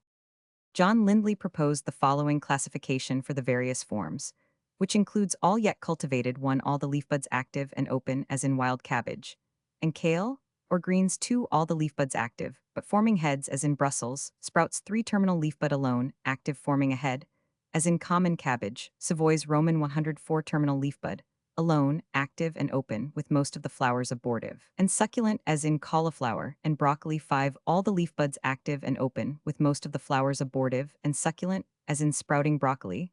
The last variety bears the same relation to common broccoli as Brussels sprouts. Due to the common cabbage of all these forms, there are numerous gardener's varieties, all of which reproduce faithfully enough their parent form by proper and separate cultivation. Under Lindley's first-class common or Scotch kale, or Borkel brassica, Oleracea varicephala, or var fimbriata, includes several varieties which are amongst the hardiest of our esculents and seldom fail to yield a good supply of winter greens. They require well-enriched soil and sufficient space for full exposure to air, and they should also be sown early so as to be well Roman 5 established and hardened before winter. The main crops should be sown about the first week of April, or in the north in the third week of March, and a succession a month later. The Buta is sown in May and planted out in September, but a sowing for late spring use may be made in the last week of August and transplanted towards the end of September. To prevent overcrowding, the plants should be transplanted as soon as they are of sufficient size. But if the ground is not ready to receive them, a sufficient number should be pricked out in some open spot. In general, the more vigorous sorts should be planted in rows 3 ft, and the smaller growers 2 ft apart and 18 in from plant to plant. In these, the heads should be first used only so much of the heart as is fresh and tender, being cut out for boiling. Side shoots, or sprouts, are afterwards produced for a long time in succession, and may be used so long as they are tender enough to admit of being gathered by snapping their stalks asunder. The plant sends up a stout central stem, growing upright to a height of about 2 ft, with close-set large thick plain leaves of a light red or purplish hue. The lower leaves are stripped off for use, as the plants grow up, and used for the preparation of broth or Scotch Kyle dish, at one time in great repute in the northeastern districts of Scotland. A very remarkable variety of open-leaved cabbage is cultivated in the Channel Islands under the name of the Jersey or branching cabbage. It grows to a height of 8 ft, but has been known to attain double that altitude. It throws out branches from the central stem, which is sufficiently firm and woody to be fashioned into walking sticks, and the stems are even used by the islanders as rafters for bearing the thatch on their cottage roofs.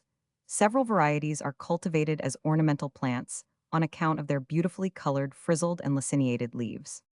Brussels sprouts Brassica oleracea varbolata gemifera are miniature cabbage heads about an inch in diameter, which form in the axils of the leaves. There appears to be no information as to the plant's origin, but according to Van Maan's 17,651,842, physician and chemist, it is mentioned in the year 1213 in the regulations for holding the markets of Belgium. Under the name of Sprite and Sprouts, it is very hardy and productive, and is much esteemed for the table on account of its flavor. And its sightly appearance. The seed should be sown about the middle of March and again in the first or second week in April for succession. Any good garden soil is suitable for an early crop. It may be sown in a warm pit in February, pricked out and hardened in frames, and planted out in a warm situation in April. The main crop may be planted in rows 2 ft asunder, the plants 18 in apart. They should be got out early so as to be well established, and come into use before winter. The head may be cut and used after the best of the little rosettes, which feather the stem, have been gathered, but if cut too early, it exposes these rosettes, which are the most delicate portion of the produce, to injury. If the weather be severe, the earliest sprouts become fit for use in November, and they continue good or even improve in quality till the month of March following. By successive sowings, the sprouts are obtained for the greater part of the year. The third class is chiefly represented by the common or drumhead cabbage Brassica oleracea var capitata, the varieties of which are distinguished by difference in size, form, and color in Germany.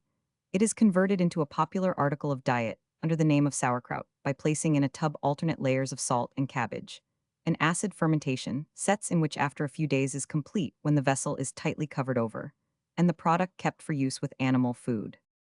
The Savoy is a hardy green variety characterized by its very wrinkled leaves. The Portugal cabbage, or couve tranchuda, is a variety the tops of which form an excellent cabbage, while the midribs of the large leaves are cooked like sea kale.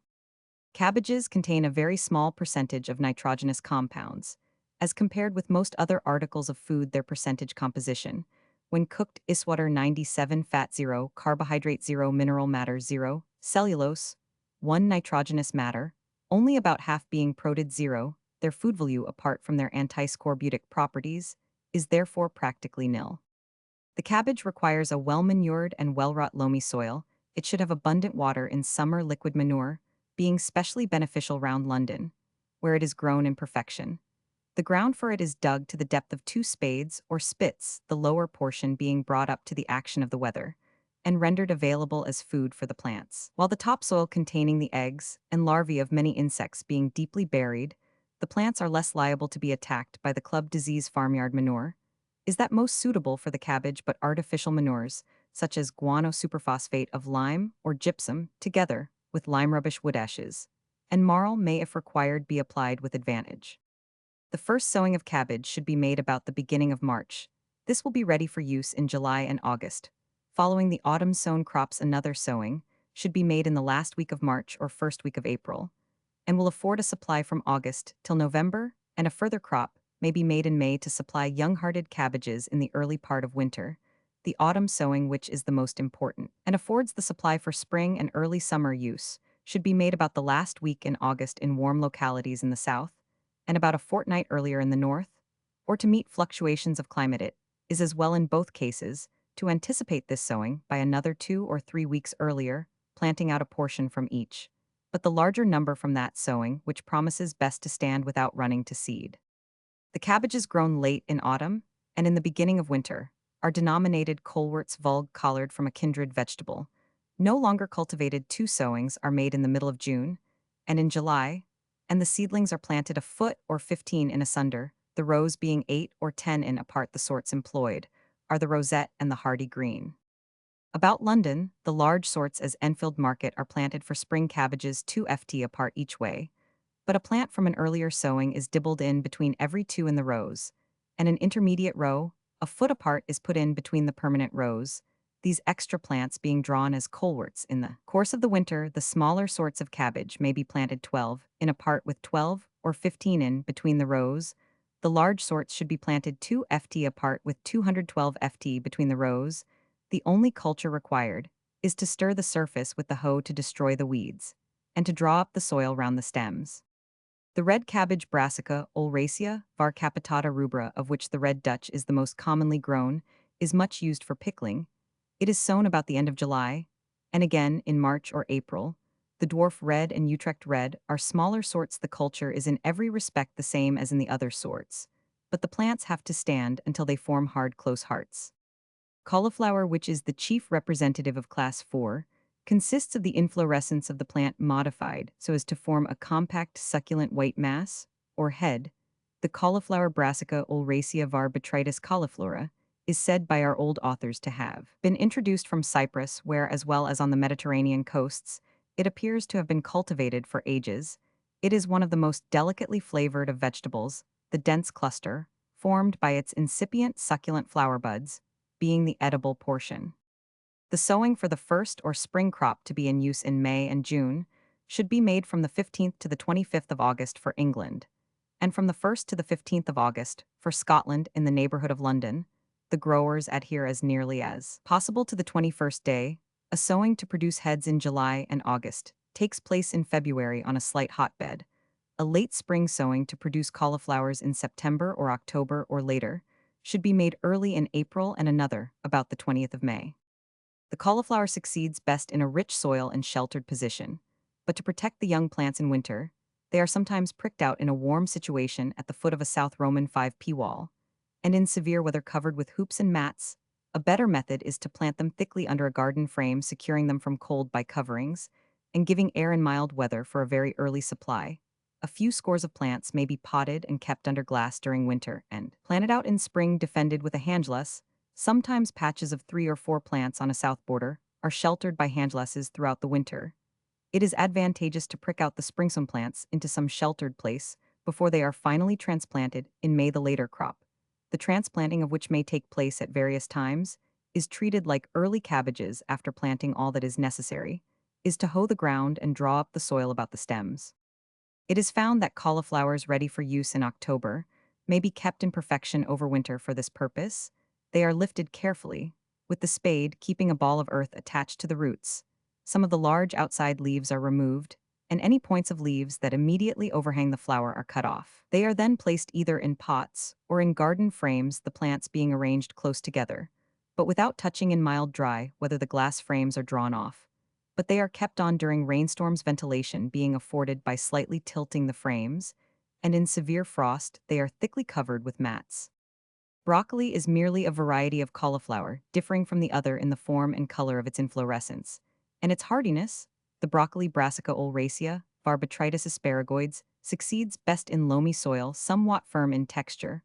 For the autumn broccolis, the ground can scarcely be too rich, but the winter and spring sorts on ground of this character are apt to become so succulent and tender that the plants suffer from frost even in sheltered situations, while plants less stimulated by manure and growing in the open field may be nearly all saved even in severe winters. The main crops of the early sorts for use in autumn should be sown early in May and planted out while young to prevent them coming too early into flower. In the north, they may be sown a fortnight earlier. The later sorts for use during winter and spring should be sown about the middle or end of May, or about 10 days earlier. In the north, the seed beds should be made in fresh, light soil, and if the season be dry, the ground should be well watered before sowing. If the young plants are crowding each other, they should be thin. The ground should not be dug before planting them out, as the firmer it is the better, but a shallow drill may be drawn to mark the lines. The larger growing sorts may be put in rows 3 ft apart, and the plants about 212 ft apart in the rows, and the smaller growing ones at from 2 to 212 ft between, and 112 to 2 ft in the rows. If the ground is not prepared, when young plants are ready for removal, they should be transferred to nursery beds. and planted at 3 to 4 in apart, but the earlier they can be got into their permanent places, the better. It is, of course, the young flower heads of the plant, which are eaten when these form. They should be shielded from the light by bending or breaking down an inner leaf or two. In some of the sorts, the leaves naturally curve over the heads to prevent injury to the heads by frost. In severe winters, the plants should be laid in with their heads, sloping towards the north, the soil being thrown back so as to cover their stems, or they may be taken up and laid in closely in deep trenches, so that none of the lower bare portion of the stem may be exposed. Some dry fern may also be laid over the tops. The spring varieties are extremely valuable as they come at a season when the finer vegetables are scarce. They afford a supply from December to May inclusive. Broccoli sprouts, the representative of the fifth class, are a form of recent introduction and consist of flowering sprouts springing from the axils of the leaves. The purple-leaved variety is a very hardy and much esteemed vegetable. Kohlrabi brassica oleracea varcolorapa is a peculiar variety of cabbage, in which the stem just above ground swells into a fleshy turnip-like mass. It is much cultivated in certain districts as a food for stock, for which purpose the drumhead cabbage and the thousand-headed kale are also largely used. Kohlrabi is exceedingly hardy, withstanding both severe frosts and drought. It is not much grown in English gardens, though when used young it forms a good substitute for turnips. The seeds should be sown in May and June, and the seedlings should be planted shallowly in well-manured ground 8 or 10 in a part in rows 15 in asunder, and they should be well watered so as to induce quick growth. The varieties of cabbage, like other fresh vegetables, are possessed of antiscorbutic properties, but unless eaten when very fresh and tender, they are difficult of digestion and have a very decided tendency to produce flatulence. Although the varieties reproduce by seed with remarkable constancy, occasional departures from the types occur, more especially among the varieties of spring cabbages, cauliflowers, and broccoli. The departures, known technically as rogues, are not, as a rule, sufficiently numerous to materially affect crops grown for domestic purposes. Rogues appearing among the stocks of seed growers, however, if allowed to remain, very materially affect the character of particular stocks by the dissemination of strange pollen, and by the admixture of their seed. Great care is exercised by seed growers with reputations to maintain to eliminate these from among their stockplants before the flowering period is reached. Several species of palm, from the fact of yielding large, sapid central buds, which are cooked as vegetables, are known as cabbage palms. The principal of these is Erica oleracea, but other species such as the coca palm, the royal palm Oreodoxa regia aringa saccharifera, and others yield similar edible leaf buds. Calgary in Greek mythology, a group of minor deities of whose character and worship nothing certain is known. Their chief seats of worship were the islands of Lemnos, Imbros, and Samothrace, the coast of Troas, Thessalia, and Boeotia.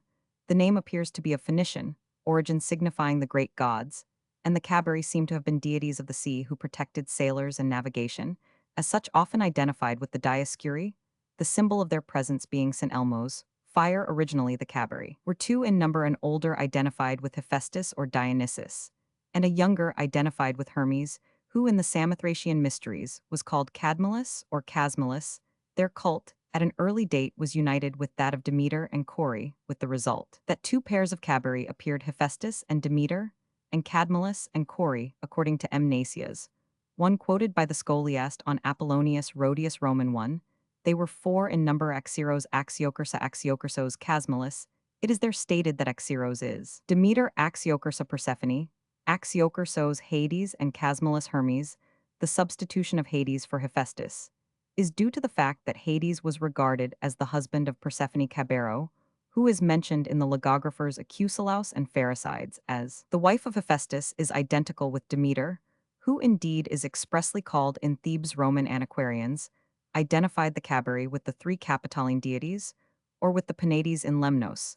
An annual festival of the Calgary was held, lasting 9 days, during which all the fires were extinguished and fire brought from Delos. From this fact, and from the statement of Strabo Roman 10 p. 473, that the father of the Calgary was Camillus, a son of Hephaestus, the Calgary have been thought to be like the Corybantes, Curites, and Dactyli, demons of volcanic fire, but this view is not now generally held in Lemnos. They fostered the vine and fruits of the field, and from their connection with Hermes in Samothrace, it would also seem that they promoted the fruitfulness of cattle. By far the most important seat of their worship was Samothrace, here as early as the 5th century B. Roman 100. Their mysteries, possibly under Athenian influence, attracted great attention, and initiation was looked upon as a general safeguard against all misfortune.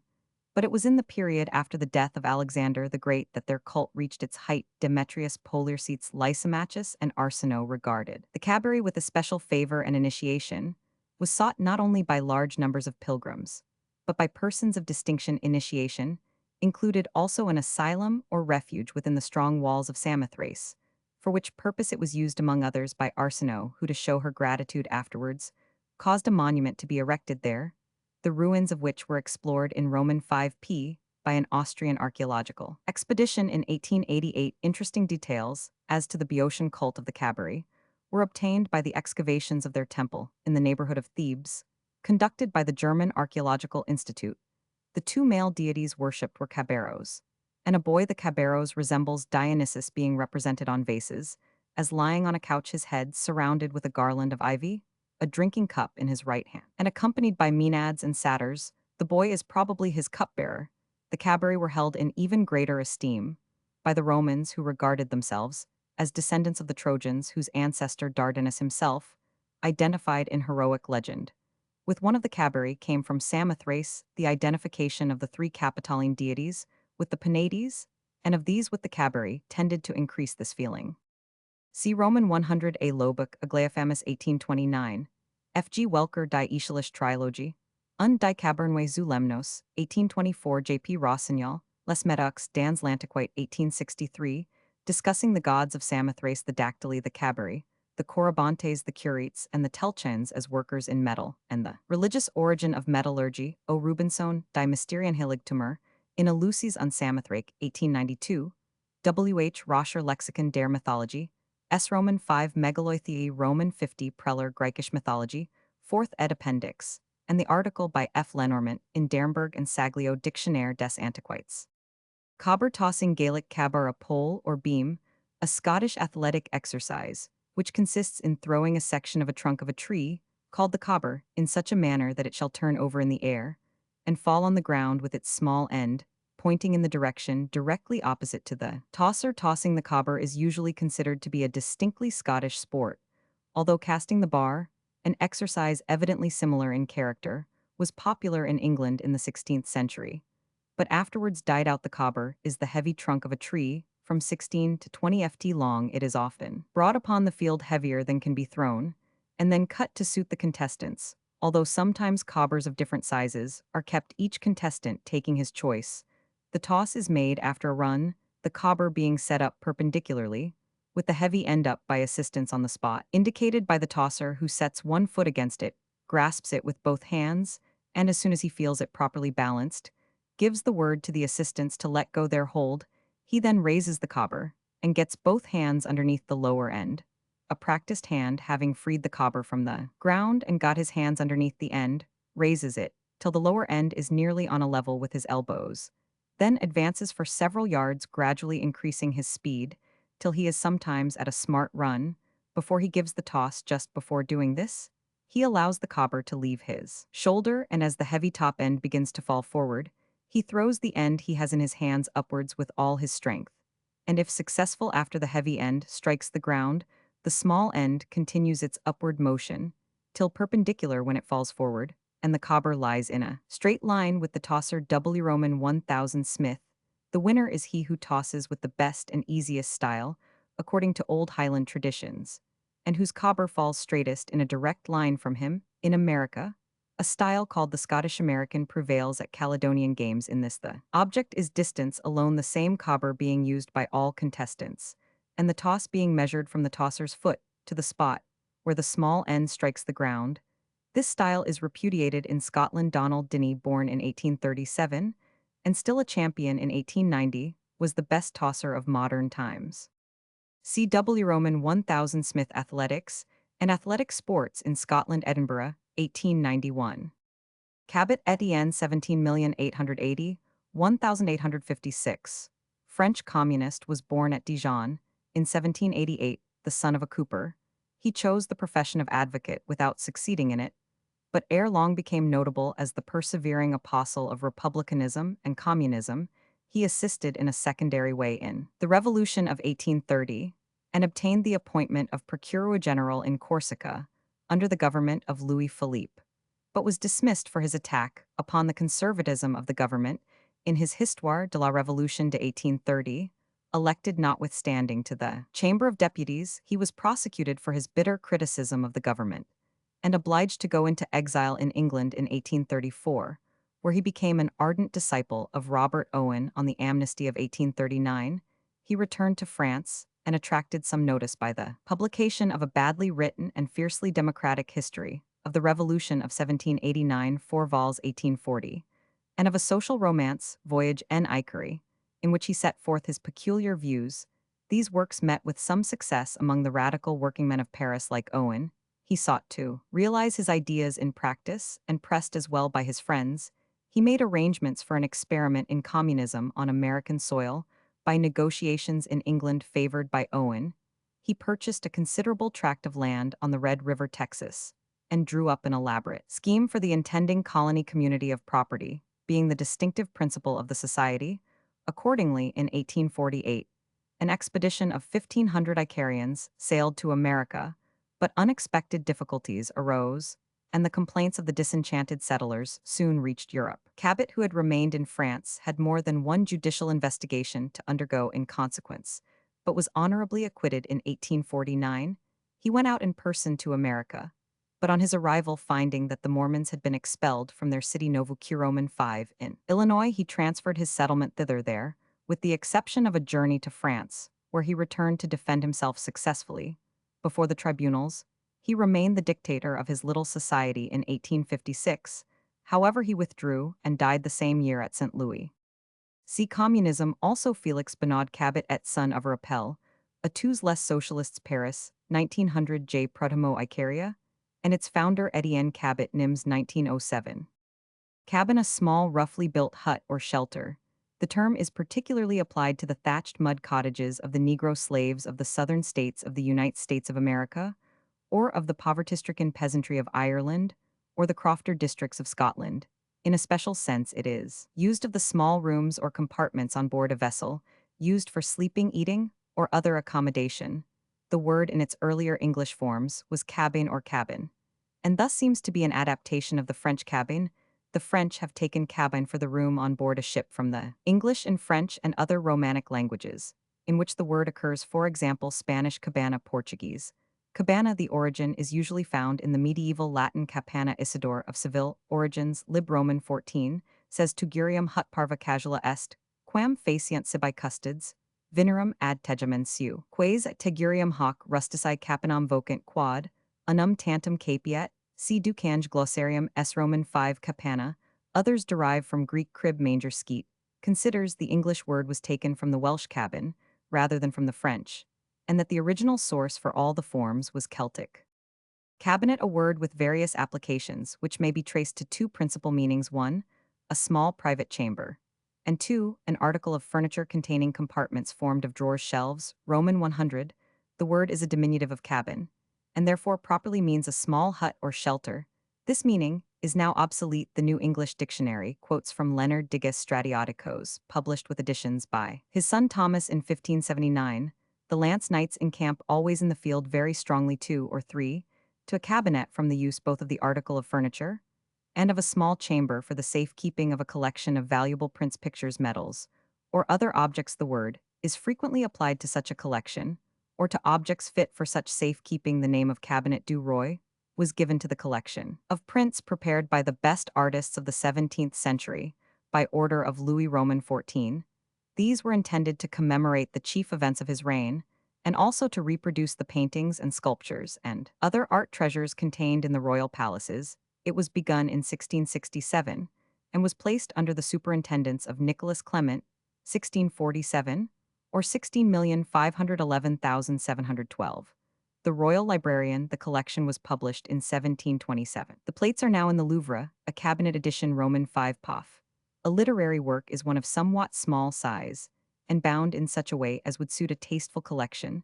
The term is applied also to a size of photograph of a larger size than the carte de visite, but smaller than the panel. The political use of the term is derived from the private chamber of the sovereign or head of a state, in which his advisors met. Cabinet in furniture. The artificer who constructs furniture is still called a cabinet maker, although the manufacture of cabinets, properly so called, is now a very occasional part of his work. Cabinets can be divided into a very large number of classes, according to their shape, style, period, and country of origin. But their usual characteristic is that they are supported upon a stand, and that they contain a series of drawers and pigeonholes. The name is, however, now given to many pieces of furniture for the safekeeping or exhibition of valuable objects, which really answer very little to the old conception of a cabinet. The cabinet represented an evolution brought about by the necessities of convenience, and it appealed to so many tastes and needs that it rapidly became universal in the houses of the gentle classes, and in great measure took the impress of the peoples who adopted it. It would appear to have originated in Italy, probably at the very beginning of the 16th century. In its rudimentary form, it was little more than an oblong box with or without feet small enough to stand upon a table or chair, filled with drawers, and closed with doors. In this early form, its restricted dimensions permitted of its use only for the safeguard of jewels, precious stones, and sometimes money. One of the earliest cabinets of which we have mentioned belonged to Francis Roman I of France, and is described as covered with gilt leather tooled with Moresque work. As the Renaissance became general, these early forms gave place to larger, more elaborate, and more architectural efforts, until the cabinet became one of the most sumptuous of household adornments. It was natural that the countries which were earliest and most deeply touched by the Renaissance should excel in the designing of these noble and costly pieces of furniture. The cabinets of Italy, France, and the Netherlands were especially rich and monumental. Those of Italy and Flanders are often of great magnificence and of real artistic skill, though like all other furniture their style was often grievously debased, and their details incongruous and bizarre. Flanders and Burgundy were indeed their lands of adoption, and Antwerp added to its renown as a metropolis of art by developing consummate skill in their manufacture and adornment. The cost and importance of the finer types have ensured the preservation of innumerable examples of all but the very earliest periods, and the student never ceases to be impressed by the extraordinary variety of the work of the 16th and 17th centuries, and very often of the 18th. Also, the basis of the cabinet has always been wood carved, polished, or inlaid, but lavish use has been made of ivory, tortoiseshell, and those cut and polished precious stones, which the Italians call pietra dura. In the great Flemish period of the 17th century, the doors and drawers of cabinets were often painted with classical or mythological scenes. Many French and Florentine cabinets were also painted in many classes. Drawers and pigeonholes are enclosed by folding doors carved or inlaid, and often painted on the inner sides. Perhaps the most favorite type during a great part of the 16th and 17th century, a type which grew so common that it became cosmopolitan, was characterized by a conceit which acquired astonishing popularity. When the folding doors are opened, there is disclosed in the center of the cabinet a tiny but palatial interior floored with alternate squares of ebony and ivory to imitate a black and white marble pavement adorned with Corinthian columns or pilasters, and surrounded by mirrors. The effect, if occasionally affected and artificial, is quite as often exquisite, although cabinets have been produced in England in considerable variety, and sometimes of very elegant and graceful form. The foreign makers on the whole produced the most elaborate and monumental examples. As we have said, Italy and the Netherlands acquired a special distinction in this kind of work in France, which has always enjoyed a peculiar genius for assimilating modes in furniture. Flemish cabinets were so greatly in demand that Henry Roman IV determined to establish the industry in his own dominions. He therefore sent French workmen to the Low Countries to acquire the art of making cabinets, and especially those which were largely constructed of ebony and ivory. Among these workmen were Jean Mace and Pierre Boulle, a member of a family which was destined to acquire something approaching immortality. Many of the Flemish cabinets, so called, which were in such high favor in France and also in England, were really armoires consisting of two bodies superimposed, whereas the cabinet proper does not reach to the floor, pillared and fluted with paneled sides in front, elaborately carved with masks and human figures. These pieces, which were most often in oak, were exceedingly harmonious and balanced. Long before this, however, France had its own school of makers of cabinets, and some of their carved work was of the most admirable character. At a somewhat later date, André Charles Boulle made many pieces to which the name of cabinet has been more or less loosely given. They were usually of massive proportions and of extreme elaboration of marquetry. The North Italian cabinets, and especially those which were made or influenced by the Florentine school, were grandiose and often gloomy, conceived on a palatial scale, painted or carved or encrusted with marble and pietra. dura they were intended for the adornment of galleries and lofty bare apartments where they were not felt to be overpowering. These North Italian cabinets were often covered with intarsia or marquetry, which by its subdued gaiety retrieved somewhat their heavy stateliness of form.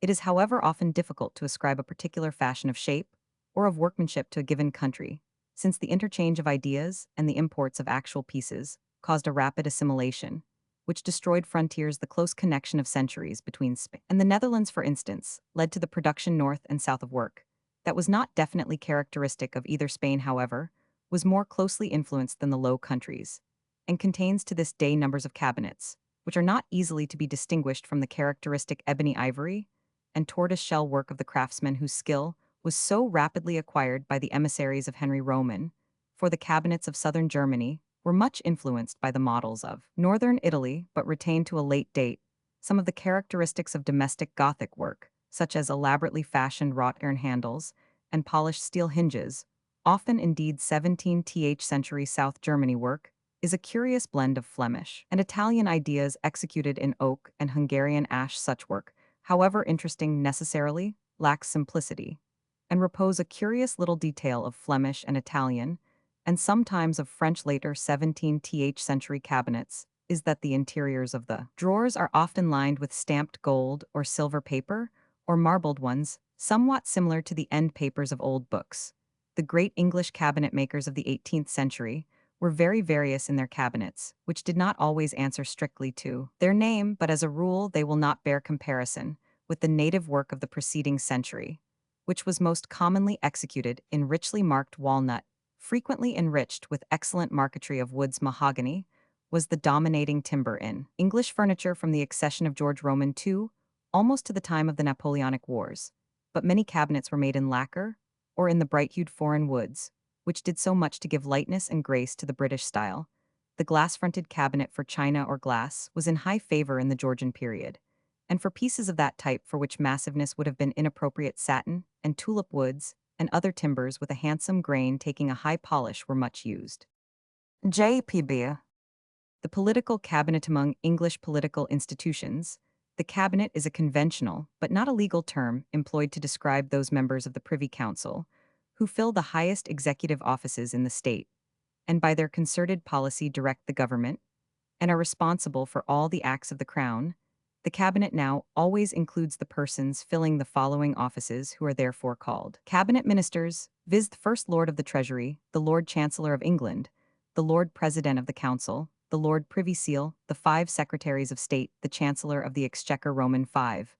Pan, the First Lord of the Admiralty, the Chancellor of the Duchy of Lancaster, the Postmaster General, the First Commissioner of Works, the President of the Board of Trade, the Chief Secretary for Ireland, the Lord Chancellor of Ireland, the President of the Local Government Board, the President of the Board of Agriculture, and the President of the Board of Education, are usually members of the cabinet, but not necessarily. So a modern cabinet contains from 16 to 20 members. It used to be said that a large cabinet is an evil, and the increase in its numbers in recent years has often been criticized, but the modern widening of the franchise has tended to give the cabinet the character of an executive committee for the party in power, no less than that of the Prime Minister's consultative committee.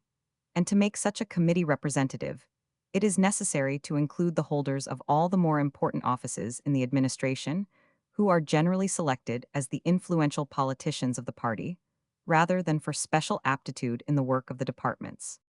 The word cabinet or cabinet council was originally employed as a term of reproach. Thus Lord Bacon says in his essay of Council Roman 20, the doctrine of Italy and practice of France in some king's times hath introduced cabinet councils a remedy worse than the disease. And again, as for cabinet councils, it may be their motto plenus rimorum sum Lord Clarendon, after stating that in 1640, when the great council of peers was convened by the king at York, the burden of affairs rested principally on Lord Strafford and Coddington, with 5 or 6 others, added to them on account of their official position, and ability. Adds, these persons made up the Committee of State, which was reproachfully after called the Juncto, and enviously then in court the Cabinet Council, and in the second remonstrance in January 1642 Parliament, complained of the managing of the great affairs of the realm in cabinet councils, by men unknown and not publicly trusted, But this use of the term, though historically curious, has in truth nothing in common with the modern application of it. It meant at that time the employment of a select body of favorites by the king, who were supposed to possess a larger share of his confidence than the Privy Council at large, under the Tudors at least from the later years of Henry Roman VIII. And under the Stuarts, the Privy Council was the council of state or government during the Commonwealth. It assumed that name. The Cabinet Council properly so called dates from the reign of William Roman III and from the year 1693, for it was not until some years after the Revolution that the king discovered and adopted the two fundamental principles of a constitutional executive government, namely that a ministry should consist of statesmen holding the same political principles and identified with each other, and secondly, that the ministry should stand upon a parliamentary basis, that is, that it must command and retain the majority of votes in the legislature. It was long before these principles were thoroughly worked out and understood, and the perfection to which they have been brought in modern times is the result of time experience, and in part of accident, but the result is that the Cabinet Council for the time being is the government of Great Britain, that all the powers vested in the sovereign, with one or two exceptions, are practically exercised by the members of this body, that all the members of the cabinet are jointly and severally responsible for all its measures, for if differences of opinion arise their existence is unknown as long as the cabinet lasts. When publicly manifested the cabinet is at an end, and lastly that the cabinet being responsible to the sovereign for the conduct of executive business is also collectively responsible to Parliament both for its executive conduct and for its legislative measures, the same men being as members of the cabinet the servants of the crown, and as members of Parliament and leaders of the majority, responsible to those who support them by their votes and may challenge, in debate, every one of their actions in this latter sense. The Cabinet has sometimes been described as a standing committee of both houses of Parliament. One of the consequences of the close connection of the Cabinet with the legislature is that it is desirable to divide the strength of the ministry between the two houses of Parliament. Pitt's Cabinet of 1783 consisted of himself in the House of Commons and 7 peers.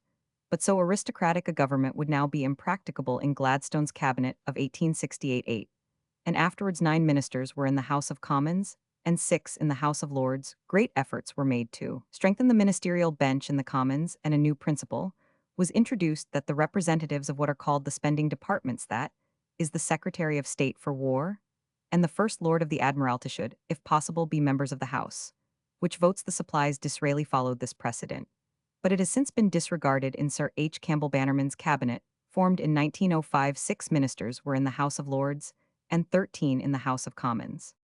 Cabinets are usually convoked by a summons addressed to His Majesty's confidential servants by the Prime Minister, and the ordinary place of meeting is either at the official residence of the First Lord of the Treasury in Downing Street or at the Foreign Office, but they may be held anywhere no secretary or other officer is present at the deliberations of this council.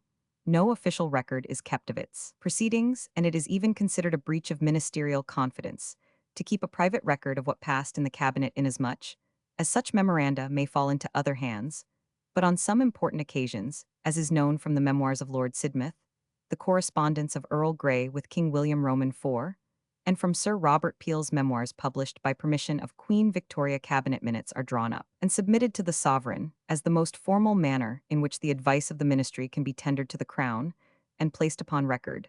See also Sir Algernon West's Recollections, 1899. More commonly, it is the duty of the Prime Minister to lay the collective opinion of his colleagues before the sovereign and take his pleasure on public measures and appointments. The sovereign never presides at a cabinet, and at the meetings of the Privy Council, where the sovereign does preside, the business is purely formal. It has been laid down by some writers, as a principle of the British Constitution, that the sovereign is never present at a discussion between the advisers of the crown, and this is no doubt an established fact and practice. But like many other political usages of Great Britain, it originated in a happy accident. King William and Queen Anne always presided at weekly cabinet councils, but when the Hanoverian princes ascended the throne, they knew no English, and were barely able to converse at all with their ministers. For George Roman I or George Roman II to take part in or even to listen to a debate in council was impossible. When George Roman III mounted the throne, the practice of the independent deliberations of the cabinet was well established, and it has never been departed from. Upon the resignation or dissolution of a ministry, the sovereign exercises the undoubted prerogative of selecting the person who may be thought by him most fit to form a new cabinet in several instances. The statesmen selected by the crown have found themselves unable to accomplish the task confided to them. But in more favorable cases, the minister chosen for this supreme office by the crown has the power of distributing all the political offices of the government as may seem best to himself, subject only to the ultimate approval of the sovereign, the prime minister, is therefore in reality the author and constructor of the cabinet. He holds it together. And in the event of his retirement from whatever cause the cabinet is really dissolved, even though its members are again united under another head. Authority Sir W. Anson Law and Custom of the Constitution, 1896. W. Bagehot The English Constitution Roman 1000 T. Blowelt The Development of Cabinet Government in England, New York, 1902. E. Boutme The English Constitution Trans Roman 1 Roman 1000, Eden 1891a. Lawrence Lowell The Government of England 1908 Part 1a Roman 5 Dicey Law of the Constitution 1902 Sir T. Erskine May Constitutional History of England 18,630,1865.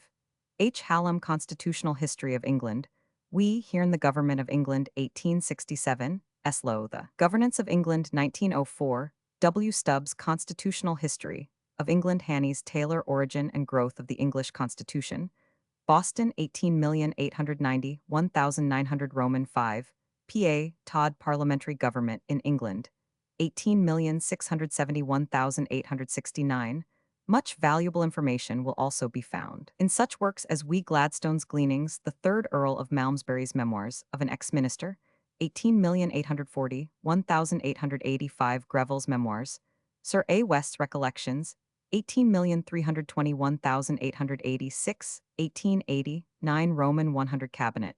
Noir the name given in France to the office where the letters of suspected persons were opened and read by public officials before being forwarded to their destination. This practice had been in vogue since the establishment of posts, and was frequently used by the ministers of Louis Roman XIII and Louis Roman XIV, but it was not until the reign of Louis Roman XV that a separate office for this purpose was created. This was called the Cabinet du Secret des Postes, or more popularly, the Cabinet Noir. Although declaimed against at the time of the Revolution, it was used both by the revolutionary leaders and by Napoleon. The Cabinet Noir has now disappeared, but the right to open letters in cases of emergency appears still to be retained by the French government, and a similar right is occasionally exercised in England under the direction of a Secretary of State, and indeed in all civilized countries in England. This power was frequently employed during the 18th century, and was confirmed by the Post Office Act of 1837, its most notorious use being perhaps the opening of Mazzini's letters in 1844. Cable George Washington, 1844, American author, was born in New Orleans, Louisiana, on the 12th of October, 1844. At the age of 14, he entered a mercantile establishment. As a clerk, joined the Confederate Army 4th Mississippi Cavalry. At the age of 19, at the close of the war, engaged in civil engineering and in newspaper work in New Orleans, and first became known in literature by sketches and stories of old French-American life. In that city, these were first published in Scribner's Monthly, and were collected in book form in 1879 under the title of Old Creole Days, The Characteristics of the Siriasoph, which the novelette Madame Delphine 1881 is virtually a parterre neatness of touch, sympathetic accuracy of description of people and places, and a constant combination of gentle pathos with quiet humor.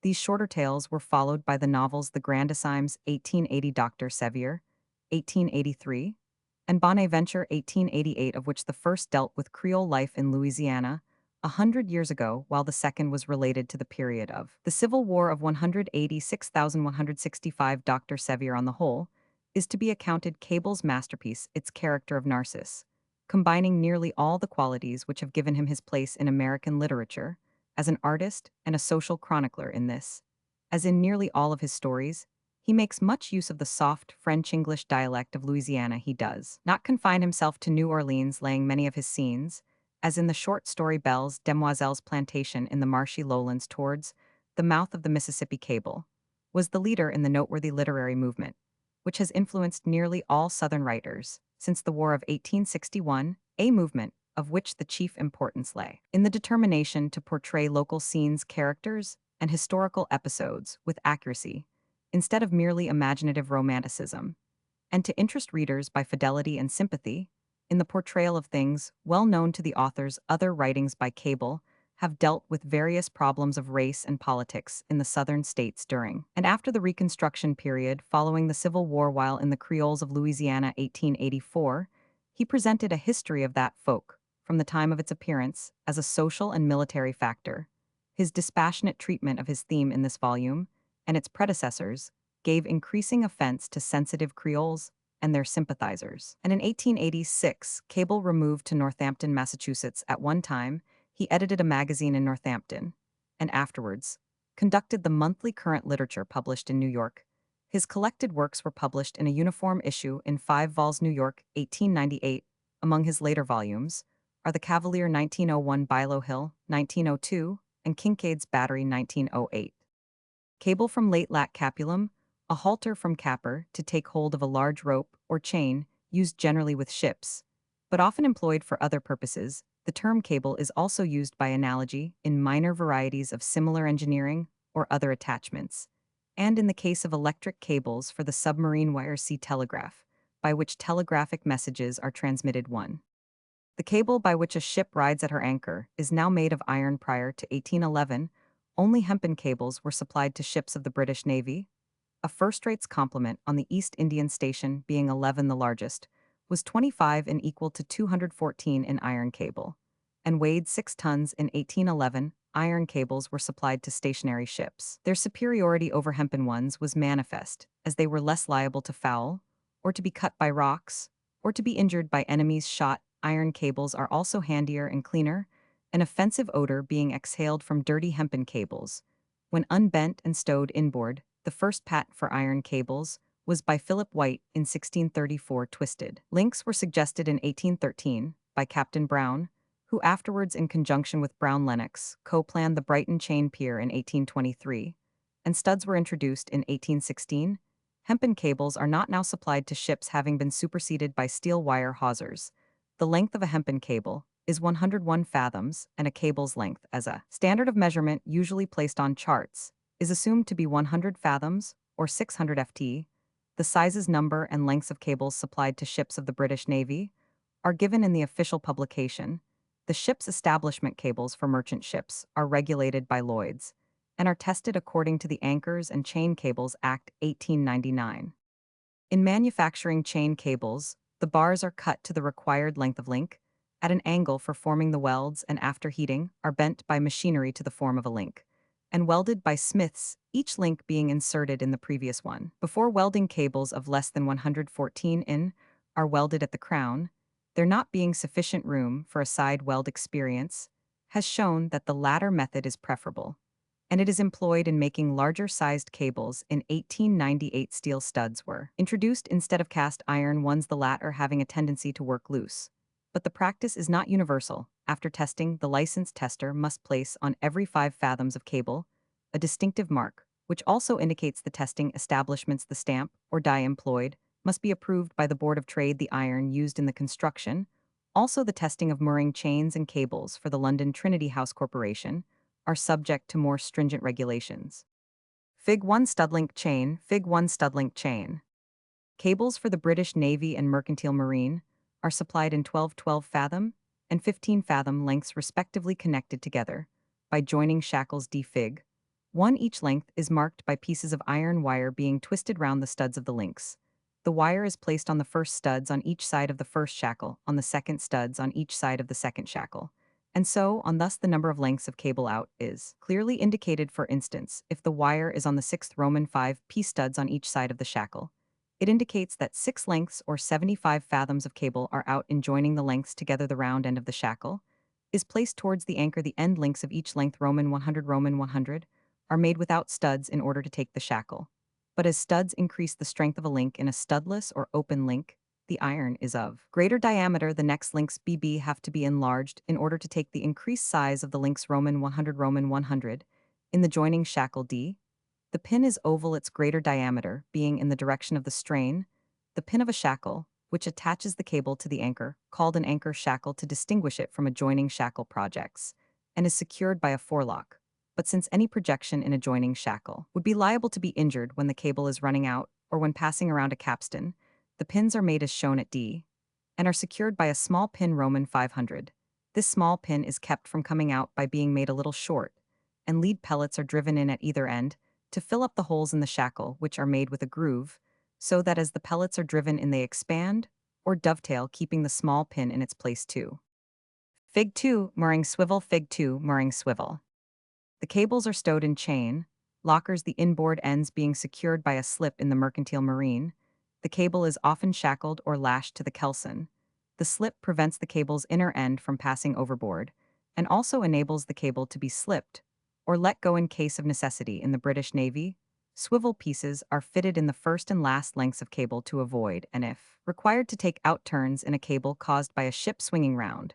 When at anchor with a ship moored with two anchors, the cables are secured to a mooring swivel. Fig 2, which prevents a foul hawse. Roman 1, the cables being entwined round each other when mooring, unmooring, and as may be necessary, cables are temporarily secured by slips shackled to eye or ring bolts in the deck. Sea anchor. The cable is hove up by either a capstan or windlass. Sea capstan, actuated by steam, electricity, or manual power. Ships in the British Navy usually ride by the compressor, the cable holder being used for checking the cable running out. When a ship has been given the necessary cable, the cable holder is eased up, and the compressor bows to, in a heavy sea, a turn, or if necessary, two turns are taken round the bitts. A strong iron structure placed between the hawse and naval deck pipes.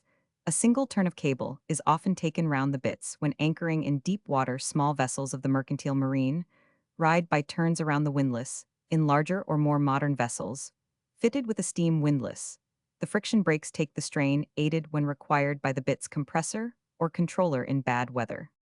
J.W. Roman 500.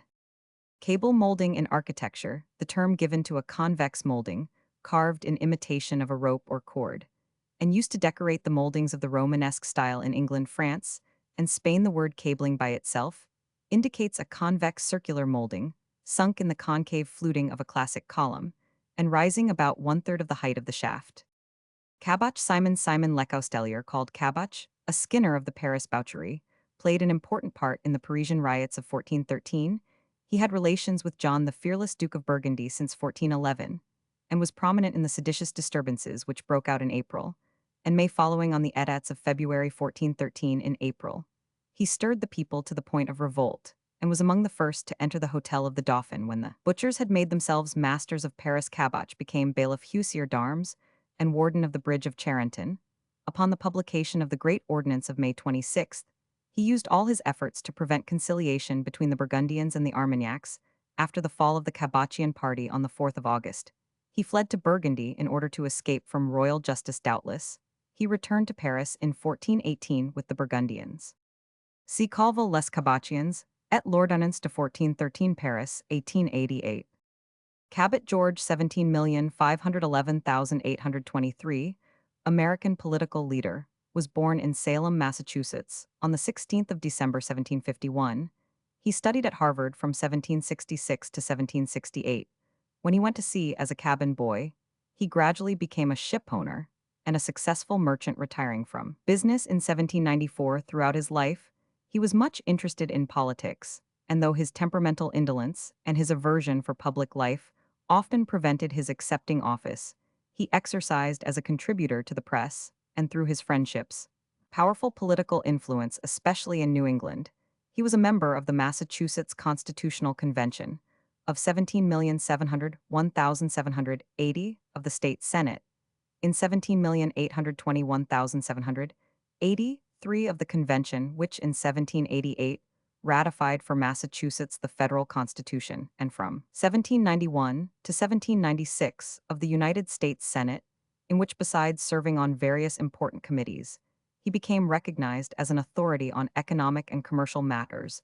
Among the bills introduced by him in the Senate was the Fugitive Slave Act of 1793.